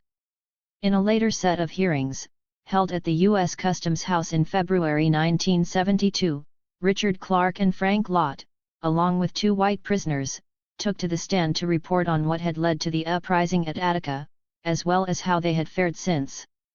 All 4 expressed their frustration that, despite having finally spoken to the men from the commission during their visit to the prison back in September, little had changed for them. 33 Clark was particularly dismayed by the commission's ineffectiveness. As he put it, "We had people come up and talk about reform and rehabilitation, and that's all it is talk. We've still got brothers being beaten up in here." 34. While both the Jones Committee and the Pepper Commission expressed criticism of Rockefeller for not going to Attica, most prisoners, civil rights groups, and what remained of the Observers Committee felt that all the committees appointed by the state to investigate the events of Attica would produce a whitewash. 35. There was one investigative body that state officials had almost no influence over. In the wake of the retaking, the public had persistently and loudly demanded a genuinely independent inquiry, and the governor was eventually pressured to create a fully independent Citizens Committee to conduct the investigation. 36 On September 21 he announced that Chief Judge Stanley Fold would be in charge of appointing this committee, which would investigate the facts leading up to, during, and following the riot at Attica, and then file a full, factual, and impartial report just as soon as possible. 37. Chairing the citizen inquiry was Robert McKay, Dean of New York University School of Law. The McKay Commission, which first met in November 1971, was comprised of judges and lawyers, members of the clergy, and leaders of various political and social justice organizations, who were all formally empowered by the state Supreme Court. 38 The Commission's General Counsel was Arthur L. Lyman, an experienced lawyer who had worked as both a defense counsel and a prosecutor, and was currently a partner in the very prestigious New York firm of Paul, Weiss, Rifkind, Wharton and Garrison. This commission was one impressive body, to be sure, but as Lyman himself put it, black and white alike they were all save one, totally ignorant of prisons. The exception was Commission member Amos Hennicks, who had served several sentences as a young man and had become a leader in the movement for the rehabilitation of addicts. 39. The commission was sent to work with a budget of $250,000, and Lyman was tasked with putting together a full-time staff, which eventually contained 36 full-time attorneys, investigators, researchers, and clerical personnel. They were assisted by more than 60 part-time interviewers, student volunteers, and consultants in the fields of communications, penology, sociology, hospital and health services, psychiatry, pathology, and ballistics. 40. Despite its official independence, however, members of the McKay Commission felt from the beginning that they had to fight to keep the governor's office from trying to control or undermine their inquiry. 41 The Commission's goal was not to make general recommendations on penal reform that had been the goal of both the Jones and Pepper Commissions. 42 The McKay Commission was to focus solely on Attica, going over the rebellion and the retaking with a magnifying glass.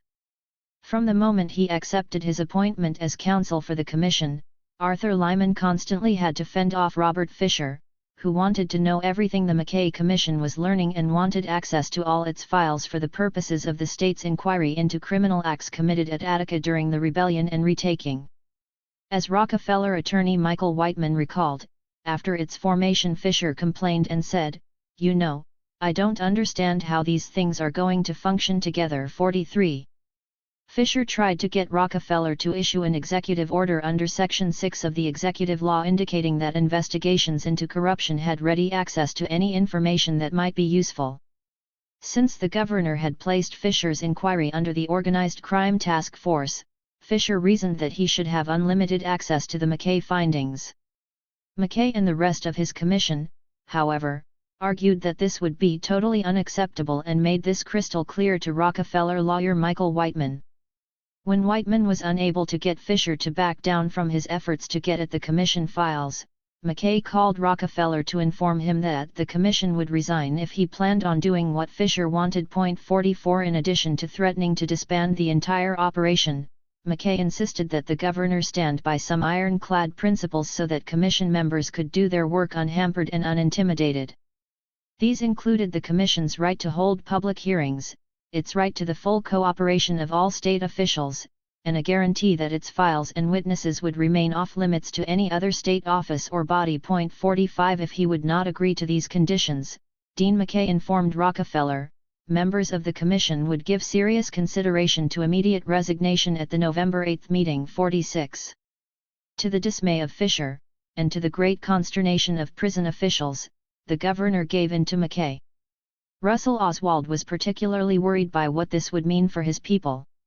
He wrote to Attica Superintendent Vincent Mancusi, "Frankly, I can see nothing but trouble ahead for you, Walter Dunbar and me, for the next several months with the manner in which this commission is moving. You are undoubtedly aware of the fact that they have recruited law students from New York University, Columbia University Law School and Yale Law School to assist in their study. Need more be said?" 47. Once the McKay Commission entered Attica in November of 1971, just after the Goldman panel left, Mancusi had his hands full. The Commission spent the next 7 months trying to interview anyone who had any knowledge of the causes of the Uprising, the day-by-day course of the Uprising, the retaking by the state, and the immediate aftermath of the retaking. The Commission members faced great difficulty in collecting this information. The costs they encountered were often hostile, doing their best to instill a serious fear of the prisoners in the interviewers, in particular the young ones. Recalled Arthur Lyman, "The initial reaction of many guards to our visit was that even the male members of the commission would be raped, and when a woman arrived to conduct interviews, they unnerved her by constantly peering in the window to make sure that she was okay." 48. Another serious barrier to the McKay investigators was that many prisoners were deeply suspicious of them, particularly because they were an overwhelmingly white group. Aware of this potential reaction, Robert McKay and Arthur Lyman had tried to include black interviewers in the group. Lyman had specifically met with members of the Black Law Students Association at Yale, but he ultimately recruited only 4 part-time students. Ironically, these few black interviewers among so many whites became objects of suspicion for the prisoners. As a prisoner writing on behalf of the group of 80 men who were locked in Attica's HBZ segregation unit put it, "When the McKay Commission saw that the greater majority of us, who are black, were reluctant to talk to them, white, they went and got 5 or 6 blacks, hoping we would relate to them. As a result, we strongly feel that the blacks appointed to this commission compromised their principles and sold their blackness to obtain information from us." 49. If the commission were really interested in hearing about events leading up to the rebellion and its bloody climax, he went on, "From the beginning it should have been made up of our peers, of people who know how we live, who come from our communities, who are poor like us, who can relate to our struggle for survival in this society." 50. These same prisoners had been willing to talk to congressmen as well as members of both the Goldman panel and the Jones Committee, yet it had gotten them no improvements. They were understandably jaded. The real issue driving prisoner suspicion of the McKay Commission interviewers, however, was that for the past 2 months they had endured some particularly aggressive interrogations by Fisher's investigators, both state police and state investigators who had been grilling them and trying to get them to inform on their cell mates. The prisoners knew that Fisher was trying to find evidence of criminal wrongdoing during the rebellion and retaking, and it certainly appeared to the prisoners that his team was only looking at them. When the McKay investigators came in, it was hard for the prisoners to know how the McKay investigation might relate to the Fisher investigation, or which investigators belonged to which group. Even if the former was independent of the latter, prisoners feared that something they might say to investigators from McKay's office could end up twisted by Fisher's men to build cases against them. As a man in HBZ explained, it was the fear of what the state might do with McKay information that terrified prisoners who had participated in the rebellion and kept them from cooperating. Any and all information the Commission accumulates can be subpoenaed by the grand jury and used as evidence against us. 51. Roger Champin was particularly concerned about the McKay investigators, as he put it, "They worried me to death." 52. Not only did they want him to make statements about the rebellion, but they wanted him to testify about his experiences in future public hearings. Arthur Lyman was at my cell. I thought the man would move in there with me. I'm serious. He came up there one night just before the hearing and said, "Are you sure you won't reconsider?" And I said, "Listen, I respect you, but I don't think you give me the same respect." I told you repeatedly I am not speaking to you or any member of the McKay Commission, because I am going to be indicted and the testimony I give you can be used in the trial. I'm not going to give it to you," and he stood there trying to convince me, so much so that I had to be rude and ignore him. 53.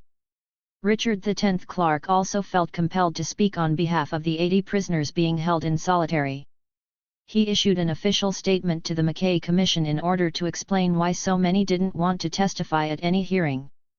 The Commission had spoken to thousands of inmates, he said, but had done nothing favorable for them. 54 More to the point, he continued, the Commission is solidly connected with the privileged class, which makes it a whitewash group. 55 Some prisoner rights advocates were so suspicious of the McKay Commission's true intentions that a group calling itself the Ad Hoc Citizens Committee to Defend the Constitutional Rights of Prisoners in New York State filed a case in U.S. District Court on December 22, 1971, on the prisoners' behalf, so that the Commission would not be able to go forward with its investigation. 56.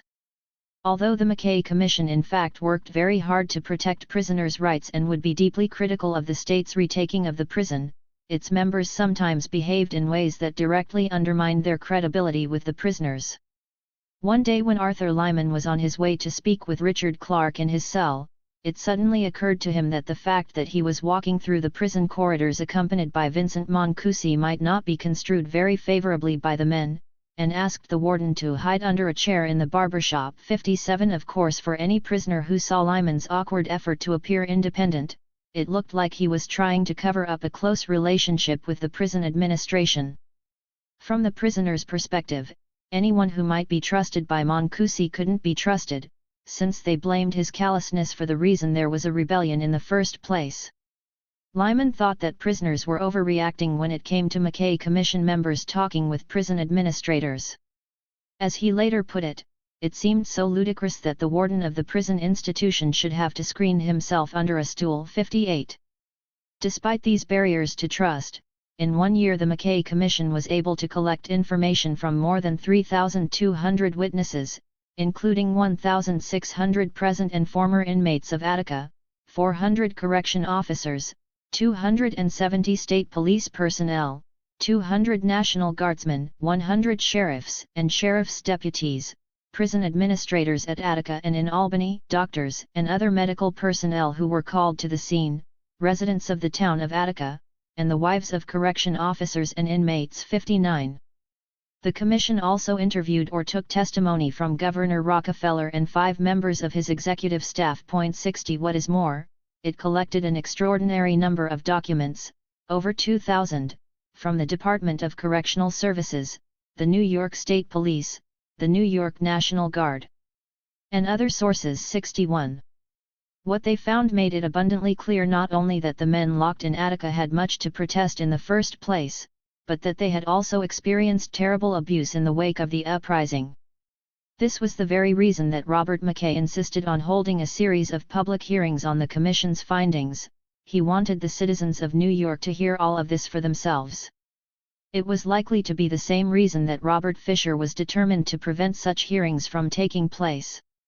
Just before the hearings were to commence on April 12, 1972, Fisher sought an 11th-hour injunction against them. 62 Dean McKay immediately fired off a letter to Rockefeller reminding him of previous correspondence in which the governor had already agreed that the Commission would be empowered to hold public hearings and issue our report without any restrictions and without the approval of any court. 63. Once again, McKay won his battle to keep the Commission on track.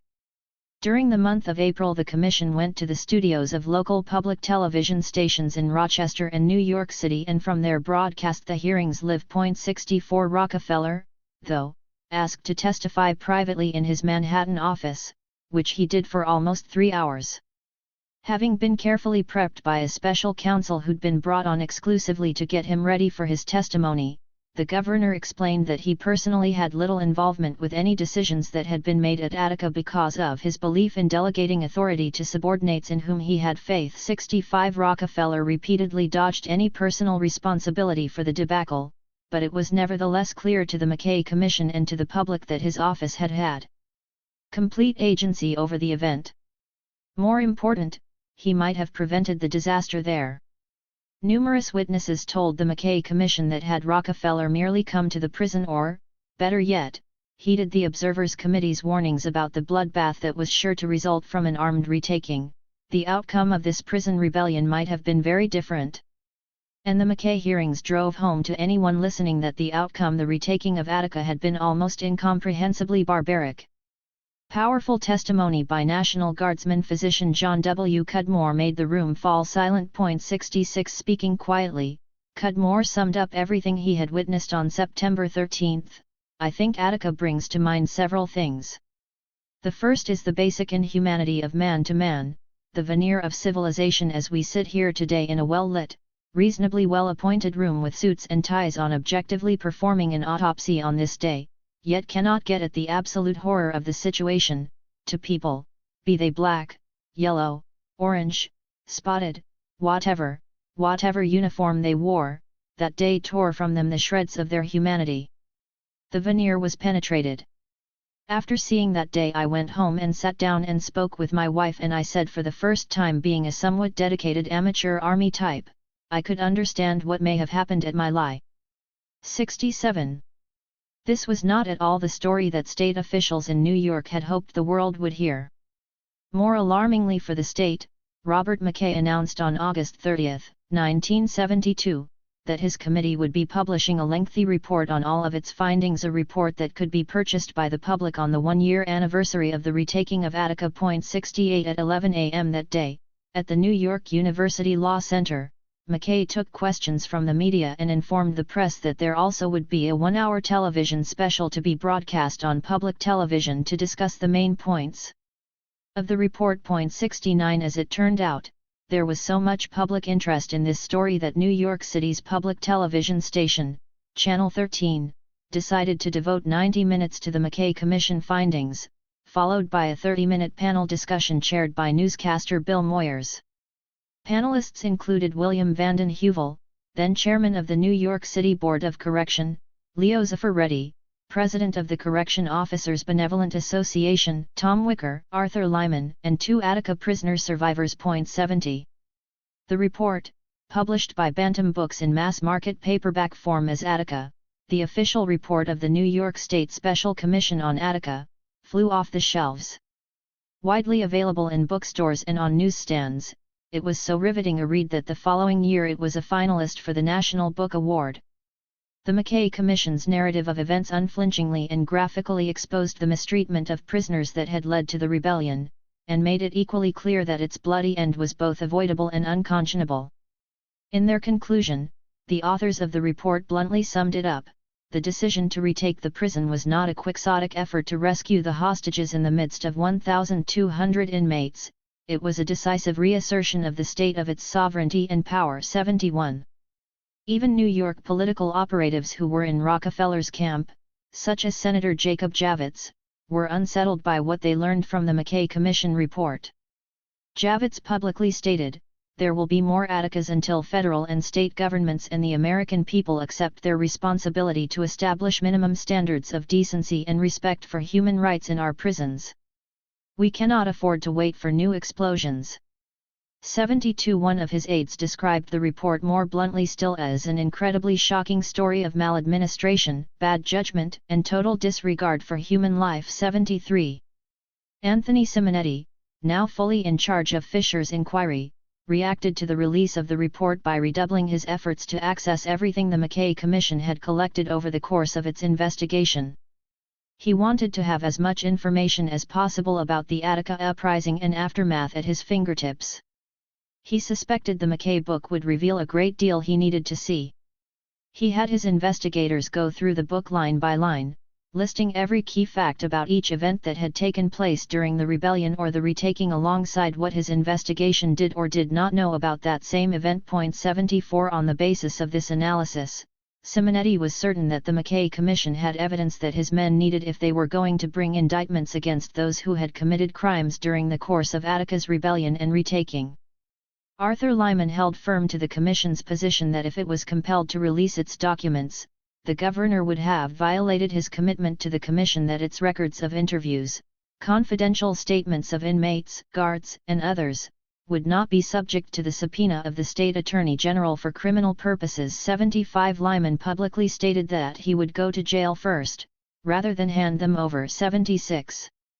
Drawing this line in the sand was not enough to make the issue of state access to the McKay files go away, particularly since, according to one political aide, the governor's people were apparently saying that no such commitment as such was made. 77 Fisher refused to back down from his belief that he had a right to these files. He particularly wanted any information that would allow him to prosecute whoever had killed Correction Officer William Quinn. In a bold move, New York State Attorney General Louis Lefkowitz, who had recently replaced Fisher as the main person overseeing Anthony Simonetti's ongoing criminal investigation after Fisher accepted a judgeship, decided to subpoena top McKay officials to come before a grand jury, testify to what they had learned in the course of their investigation, and then turn over all of their investigative files. 78 As far as McKay was concerned, however, the files remained protected. As he reminded everyone, in carrying out our task we made statements to inmates, state police, and correction officers that their confidentiality would be respected. If the records are given over to the grand jury, the credibility of the state and the commission would be compromised, and it would be another justified instance where the inmates could not trust the establishment. 79. Eventually, Judge Lee P. Gagliardi settled the matter in a hearing on October 17, 1972, ruling that the McKay files would remain protected. 80 Rockefeller had been pressured not to play a public role in the dispute, likely making it easier for the judge to rule in favor of the McKay Commission. As Rockefeller attorney Michael Whiteman later recalled, the men charged with running the Attica investigation were, in the end, quite embittered, a. that we wouldn't support them in their demands to get the McKay records, and b. that they lost 81. Not getting to see the McKay files, however, did not prevent Simonetti's office from moving forward in its investigation. 31. Foxes in the Hen House. Simonetti's investigation of criminal wrongdoing at Attica was not at all disadvantaged by its inability to see the McKay Commission's files. The reality was that Simonetti's office had unfettered access to every person involved in the rebellion, as well as the retaking better access than the McKay investigators had had, and was asking questions of prisoners well before anyone from the McKay Commission ever set foot in Attica. Before the gas had even cleared over Attica, Anthony Simonetti had complete access to the prison yard. He was also present when the prison was sealed so that investigators could gather evidence such as ballistics information, blood tests, weapons, fingerprints, and preparation of diagrams. Incredibly, the investigators that Simonetti was relying upon to collect that evidence were from the New York State Police's Bureau of Criminal Investigation, BCI. Troop A's Captain Henry Williams, who had been instrumental in overseeing the retaking, was the main BCI man now collecting evidence, and at least one other BCI investigator, Vincent Tobia, had used his weapon in the retaking. Indeed, during the first critical weeks of the Attica investigation, the weeks in which evidence was secured and troopers' statements about the shots they had fired were taken, the main investigators of crimes at Attica were those who may well have committed them. It was not odd or unusual for an investigation being run out of New York's Organized Crime Task Force to use the state police's Bureau of Criminal Investigation unit. In fact, it was standard practice. However, in the earliest days of the Attica investigation, even Robert Fisher realized relying on them in this case was going to raise eyebrows. To try to ward off criticism, Fisher told Rockefeller attorney Michael Whiteman up front that BCI investigators would have to report directly to him, and not, as they normally would, to their state police superiors. In fact, back in September 1971, Fisher said that he would not take the job unless he was given full control of the state police in the conduct of the investigation. Whiteman agreed and made sure to inform State Police Lieutenant Colonel George Infante and State Police Superintendent William Kerwin that their men would report directly to Fisher. 3. With so much on the line, however, BCI investigators resisted taking any direction from Fisher or Simonetti, and their superiors had little interest in doing so either. Dozens of men had died at Attica and, as Infante and Kerwin knew, many of their own men could face criminal charges if they didn't control this investigation. Within 24 hours of arriving at Attica, Tony Simonetti could see that the state police had closed ranks. As he opined, independent investigators were required if he had any hope of examining what troopers might have done wrong. 4 Barring such independent investigators, for which there was no funding allotted, Fisher and Simonetti held a pointed meeting with Lieutenant Colonel Infante, Major John Monahan, Captain Henry Williams, and other state police personnel to set everyone straight about who was in charge of this investigation. 5 However, this had little effect on the men on the ground. Fisher and Simonetti, and later Lefkowitz and Simonetti when Fisher left for the bench, never would be able to control the BCI investigators, let alone get them to follow proper procedures. Captain Williams went to great lengths to thwart every state effort to ask thorny questions about the actions of his men. 6 And he went even further than that. In the immediate aftermath of the retaking, Williams took it upon himself to make sure as much evidence as possible was collected that might indicate that a prisoner committed a crime, for example, collecting every baseball bat and D-yard since these could have been used by prisoners as weapons, while also making sure that nothing related to the shooting shell casings, the weapons themselves, was collected. Even though this was a crime scene, no BCI man made chalk outlines to indicate where bodies had fallen, or made any calculations regarding bullet trajectories vis-a-vis those bodies. Instead, Captain Williams ordered a crew of his men to start a clean-up operation of Attica's yards, its storage rooms, and its tunnels as well as other buildings. 7 By 5 p.m. on the day of the retaking, Williams's troopers had completed their assignment. 8. Troopers collecting evidence as the state's investigation begins, courtesy of the Democrat and Chronicle. Since there was little interest in the governor's camp in seeing state troopers indicted, no one considered removing the BCI, or even just Williams, from the state investigation. Others remarked upon their continued presence at Attica, however. Members of the Goldman panel wrote directly to Robert Fisher on October 1, 1971, to express their strong feelings that the state police could not conduct an objective and impartial investigation of the allegations against state police and correction officers, of post-riot brutality and physical mistreatment of inmates. 9 Clarence Jones and Austin McCormick of the Goldman panel went further regarding Captain Williams's involvement. Jones called it an insult to the public's intelligence. It's ridiculous. McCormick agreed. If I were Williams, he said, I think I'd disqualify myself. 10 The Goldman panel asked Fisher to remove him from the assignment as Chief of Investigators. 11 The president of the state NAACP, Donald Lee, had also called for Williams's removal. 12 Prisoner lawyer Herman Schwartz not only went public with his objections to the Fisher investigation, but he made clear that, legally, the way Williams was running it was a violation of the inmates' constitutional rights to equal protection under the law. 13. A few weeks into the start of the investigation, Fisher's own man, Tony Simonetti, also grew increasingly vocal that it was inappropriate for a state police official who had been directly involved in the retaking events to play any role whatsoever in their investigation. 14 Williams simply wasn't cooperating with him. When Simonetti asked Williams to turn over all reels of tape that the state police had recorded, he made available 2 reels of 8mm film, but refused to turn over the originals. Doing so, Williams said, was unnecessary because they had been reproduced in their entirety on the 2 reels furnished. 15 It became clear that none of the materials the BCI needed would be easy to get if it had anything to do with troopers, guns, or shooting. NYSP recalcitrance with Simonetti's office was only a real problem, however, if the state was going to start digging into crimes committed by troopers at Attica. And, at least initially, Fisher and Simonetti had little interest in doing this. When it came time to get the BCI to hand over information it had collected that might be used against prisoners, Simonetti's office had a great deal of cooperation. Officially, Simonetti's office was tasked with 4 main areas of investigation: crimes related to the rebellion itself, including the taking of the hostages, deaths that occurred in the prison prior to the retaking, deaths and injuries that resulted from the retaking, and abuses that took place as the prisoners were rehoused.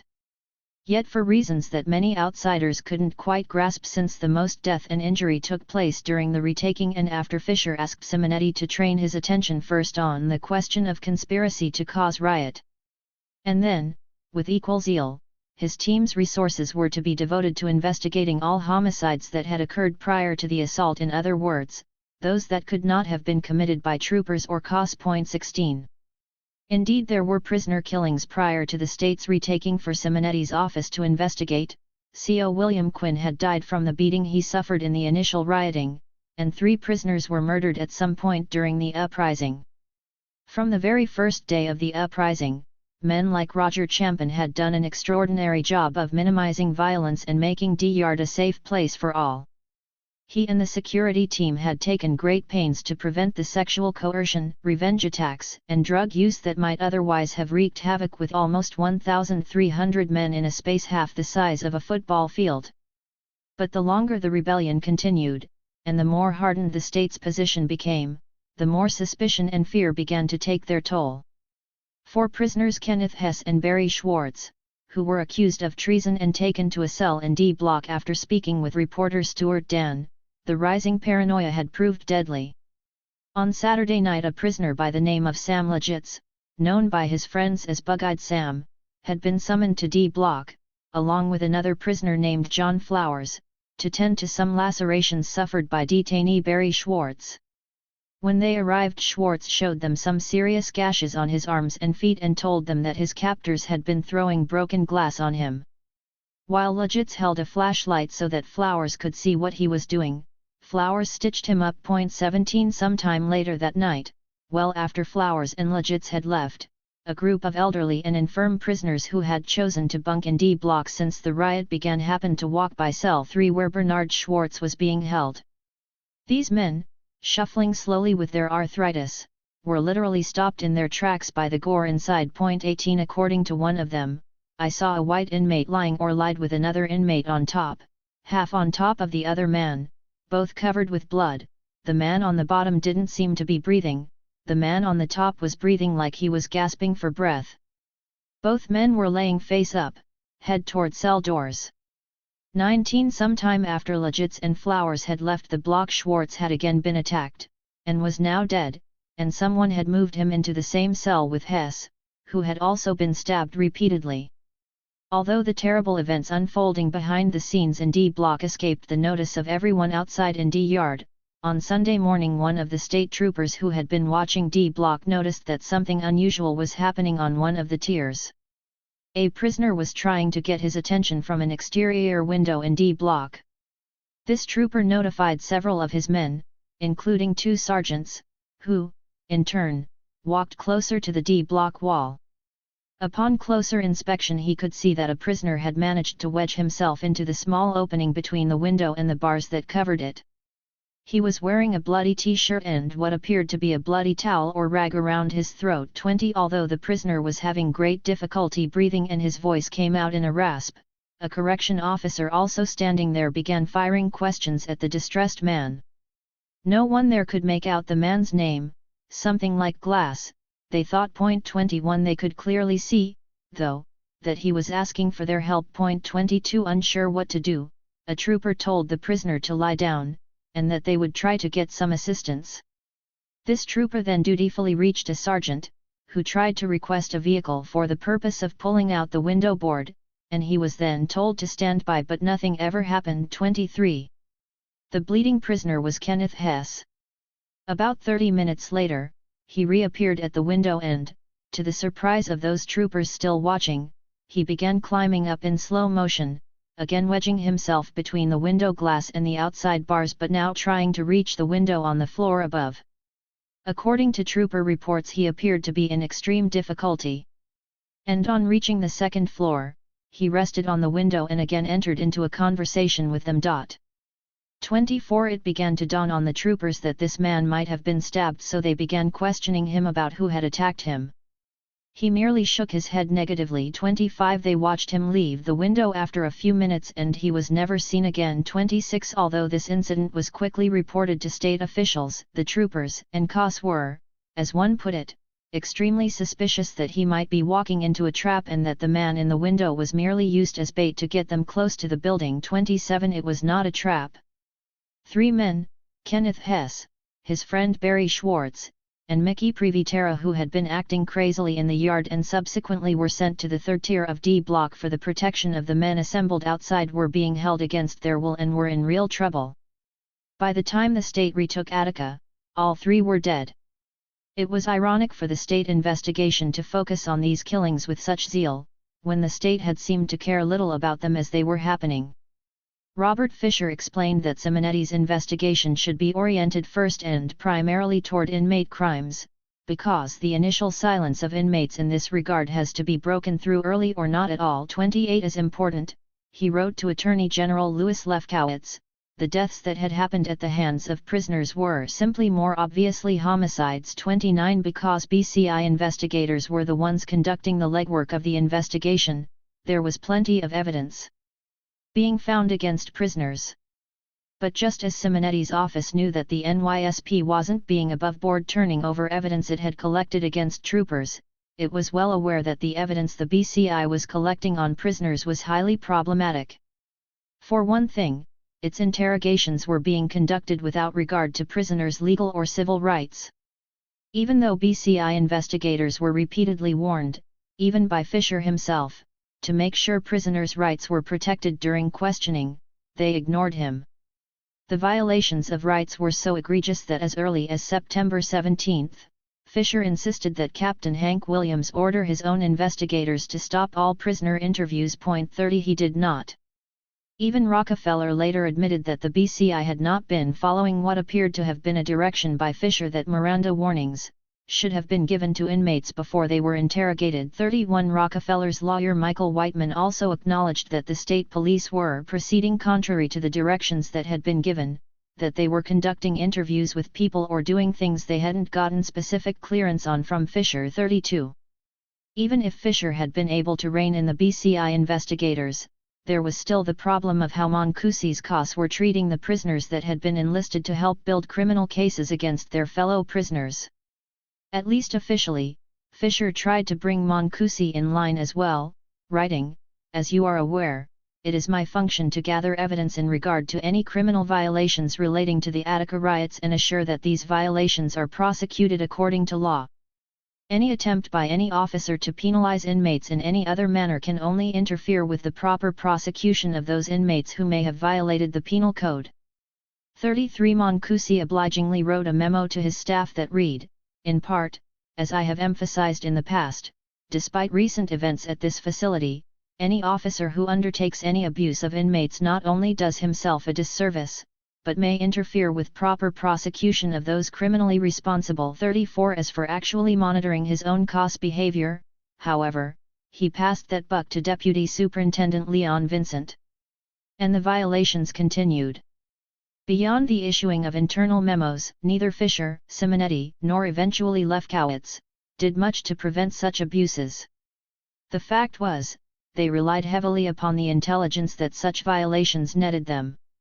With few attorneys there to protect the prisoners' right to remain silent, and with even fewer monitors in the prison to make sure that they weren't being threatened, intimidated, and physically hurt, throughout 1971 and into 1972 the Attica investigation proceeded most aggressively. 32. Stick and carrot. Simonetti paid little attention to the cases of BCI interrogation-related abuse that prisoners repeatedly brought to his attention. The fact was that the endless months of interrogating prisoners were netting his office the very prisoner witness accounts it would need if it wanted to move to begin indicting prisoners, clearly what the higher UPS wanted. From the earliest days of the investigation, this disinterest in prisoner claims of abuse was mirrored by his boss, Robert Fisher. Back in October of 1971, Fisher had actually asked Governor Rockefeller to contact U.S. Attorney General John Mitchell about the possibility of the Justice Department beginning its own, separate investigation to see if prisoners' claims of abuse and illegal acts of law enforcement had any merit. The Justice Department agreed to take a look. 1 But when the U.S. Justice Department informed Fisher that it had a witness to a terrible assault on an inmate with a Phillips head screwdriver, Fisher advised that he had no information regarding the incident described by the National Guardsman, and stated firmly that there has been no medical information brought out which would substantiate any prisoner being wounded in the rear end and by being stabbed with a screwdriver too. Whether they liked to admit it or not, everyone at the Attica investigation was aware that abuse and intimidation were key to persuading Attica prisoners to agree to testify against their own. Consider one witness whom Simonetti's office looked forward to calling in its grand jury case regarding the killing of Barry Schwartz, prisoner Edward Kowalczyk. On the day of the retaking, Kowalczyk had been shot 7 times, and then was beaten savagely by correction officers so badly that a National Guardsman intervened on his behalf and got him taken to Meyer Memorial Hospital. But only a day later, while still heavily sedated and clearly in critical condition, he had to deal with BCI investigators. They pointed guns at him, threatened to pull tubes out of him, and said they would poison him. Finally, sick with fear, he agreed to cooperate. 3 He would say that he saw who killed Barry Schwartz.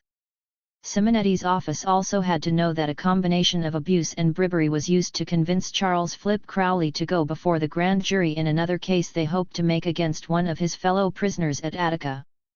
On September 17, 1971, Crowley recounted, "I gave an interview under an atmosphere of the most intense terror that I have ever seen. I gave an interview, indeed, to save my life. I felt and knew within myself that had I not spoken to the 2 officers of the law at the hospital that I would not have been allowed to live." 4. The 2 officers who came into Crowley's hospital room told him they knew he'd been having a hard time and were willing to transfer him out of Attica to a safe location where he would not be harassed by correction officers or state troopers. In return, though, they had certain pertinent facts that they wanted him to confirm for them. 5 When he was unable to do so to their satisfaction, according to Crowley, the officers proceeded to beat me, and they beat me for at least a half an hour. During the course of the beating I was made to crawl around on the floor and shout white power and kiss their feet. This went on for 2 days. 6 To Crowley's shock, a clergyman had seen the whole thing, but when he begged this man for help, according to Crowley, the clergyman just bowed his head, and walked out and left me there. 7. Everyone in Simonetti's office presumably would have preferred to get prisoner testimony without such egregious acts of force and intimidation, and indeed, to that end, they had made noises from day one about getting Williams's BCI investigators out of Attica and, instead, hiring their own men to interview prisoners. Ideally, Fisher hoped, Simonetti would have a stable of NYC detectives who were retired or who could take retirement to help him conduct the Attica investigation. By November 20, 1971, Fisher had been able to hire 9 homicide detectives from the New York City Police Department. 8 But Simonetti still had to rely heavily on the BCI investigators if he had any hope of getting evidence before a grand jury in a timely manner.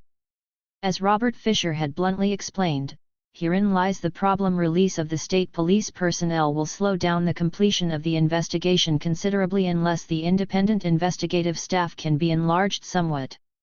The net result is that instead of being able to report in the early fall, the grand jury will not be able to present a complete report until much later." 9. As a few months turned into almost 1.5 years, prisoners continued to endure serious investigative improprieties. According to one later account of this period in the Attica investigation, the typical prisoner interviews began with investigators trying to get them to identify mug shots of the 100-plus pre-selected inmates against whom the state was seeking evidence. 10 Time and again, the prisoner failed to identify the man whom the investigator had already decided to pursue, and so that investigator would push and push, even telling the witness the name of the man they hoped he'd ID. Given enough pressure, prisoners often would cave, ultimately agreeing that they had, in fact, seen so-and-so committing an illegal act.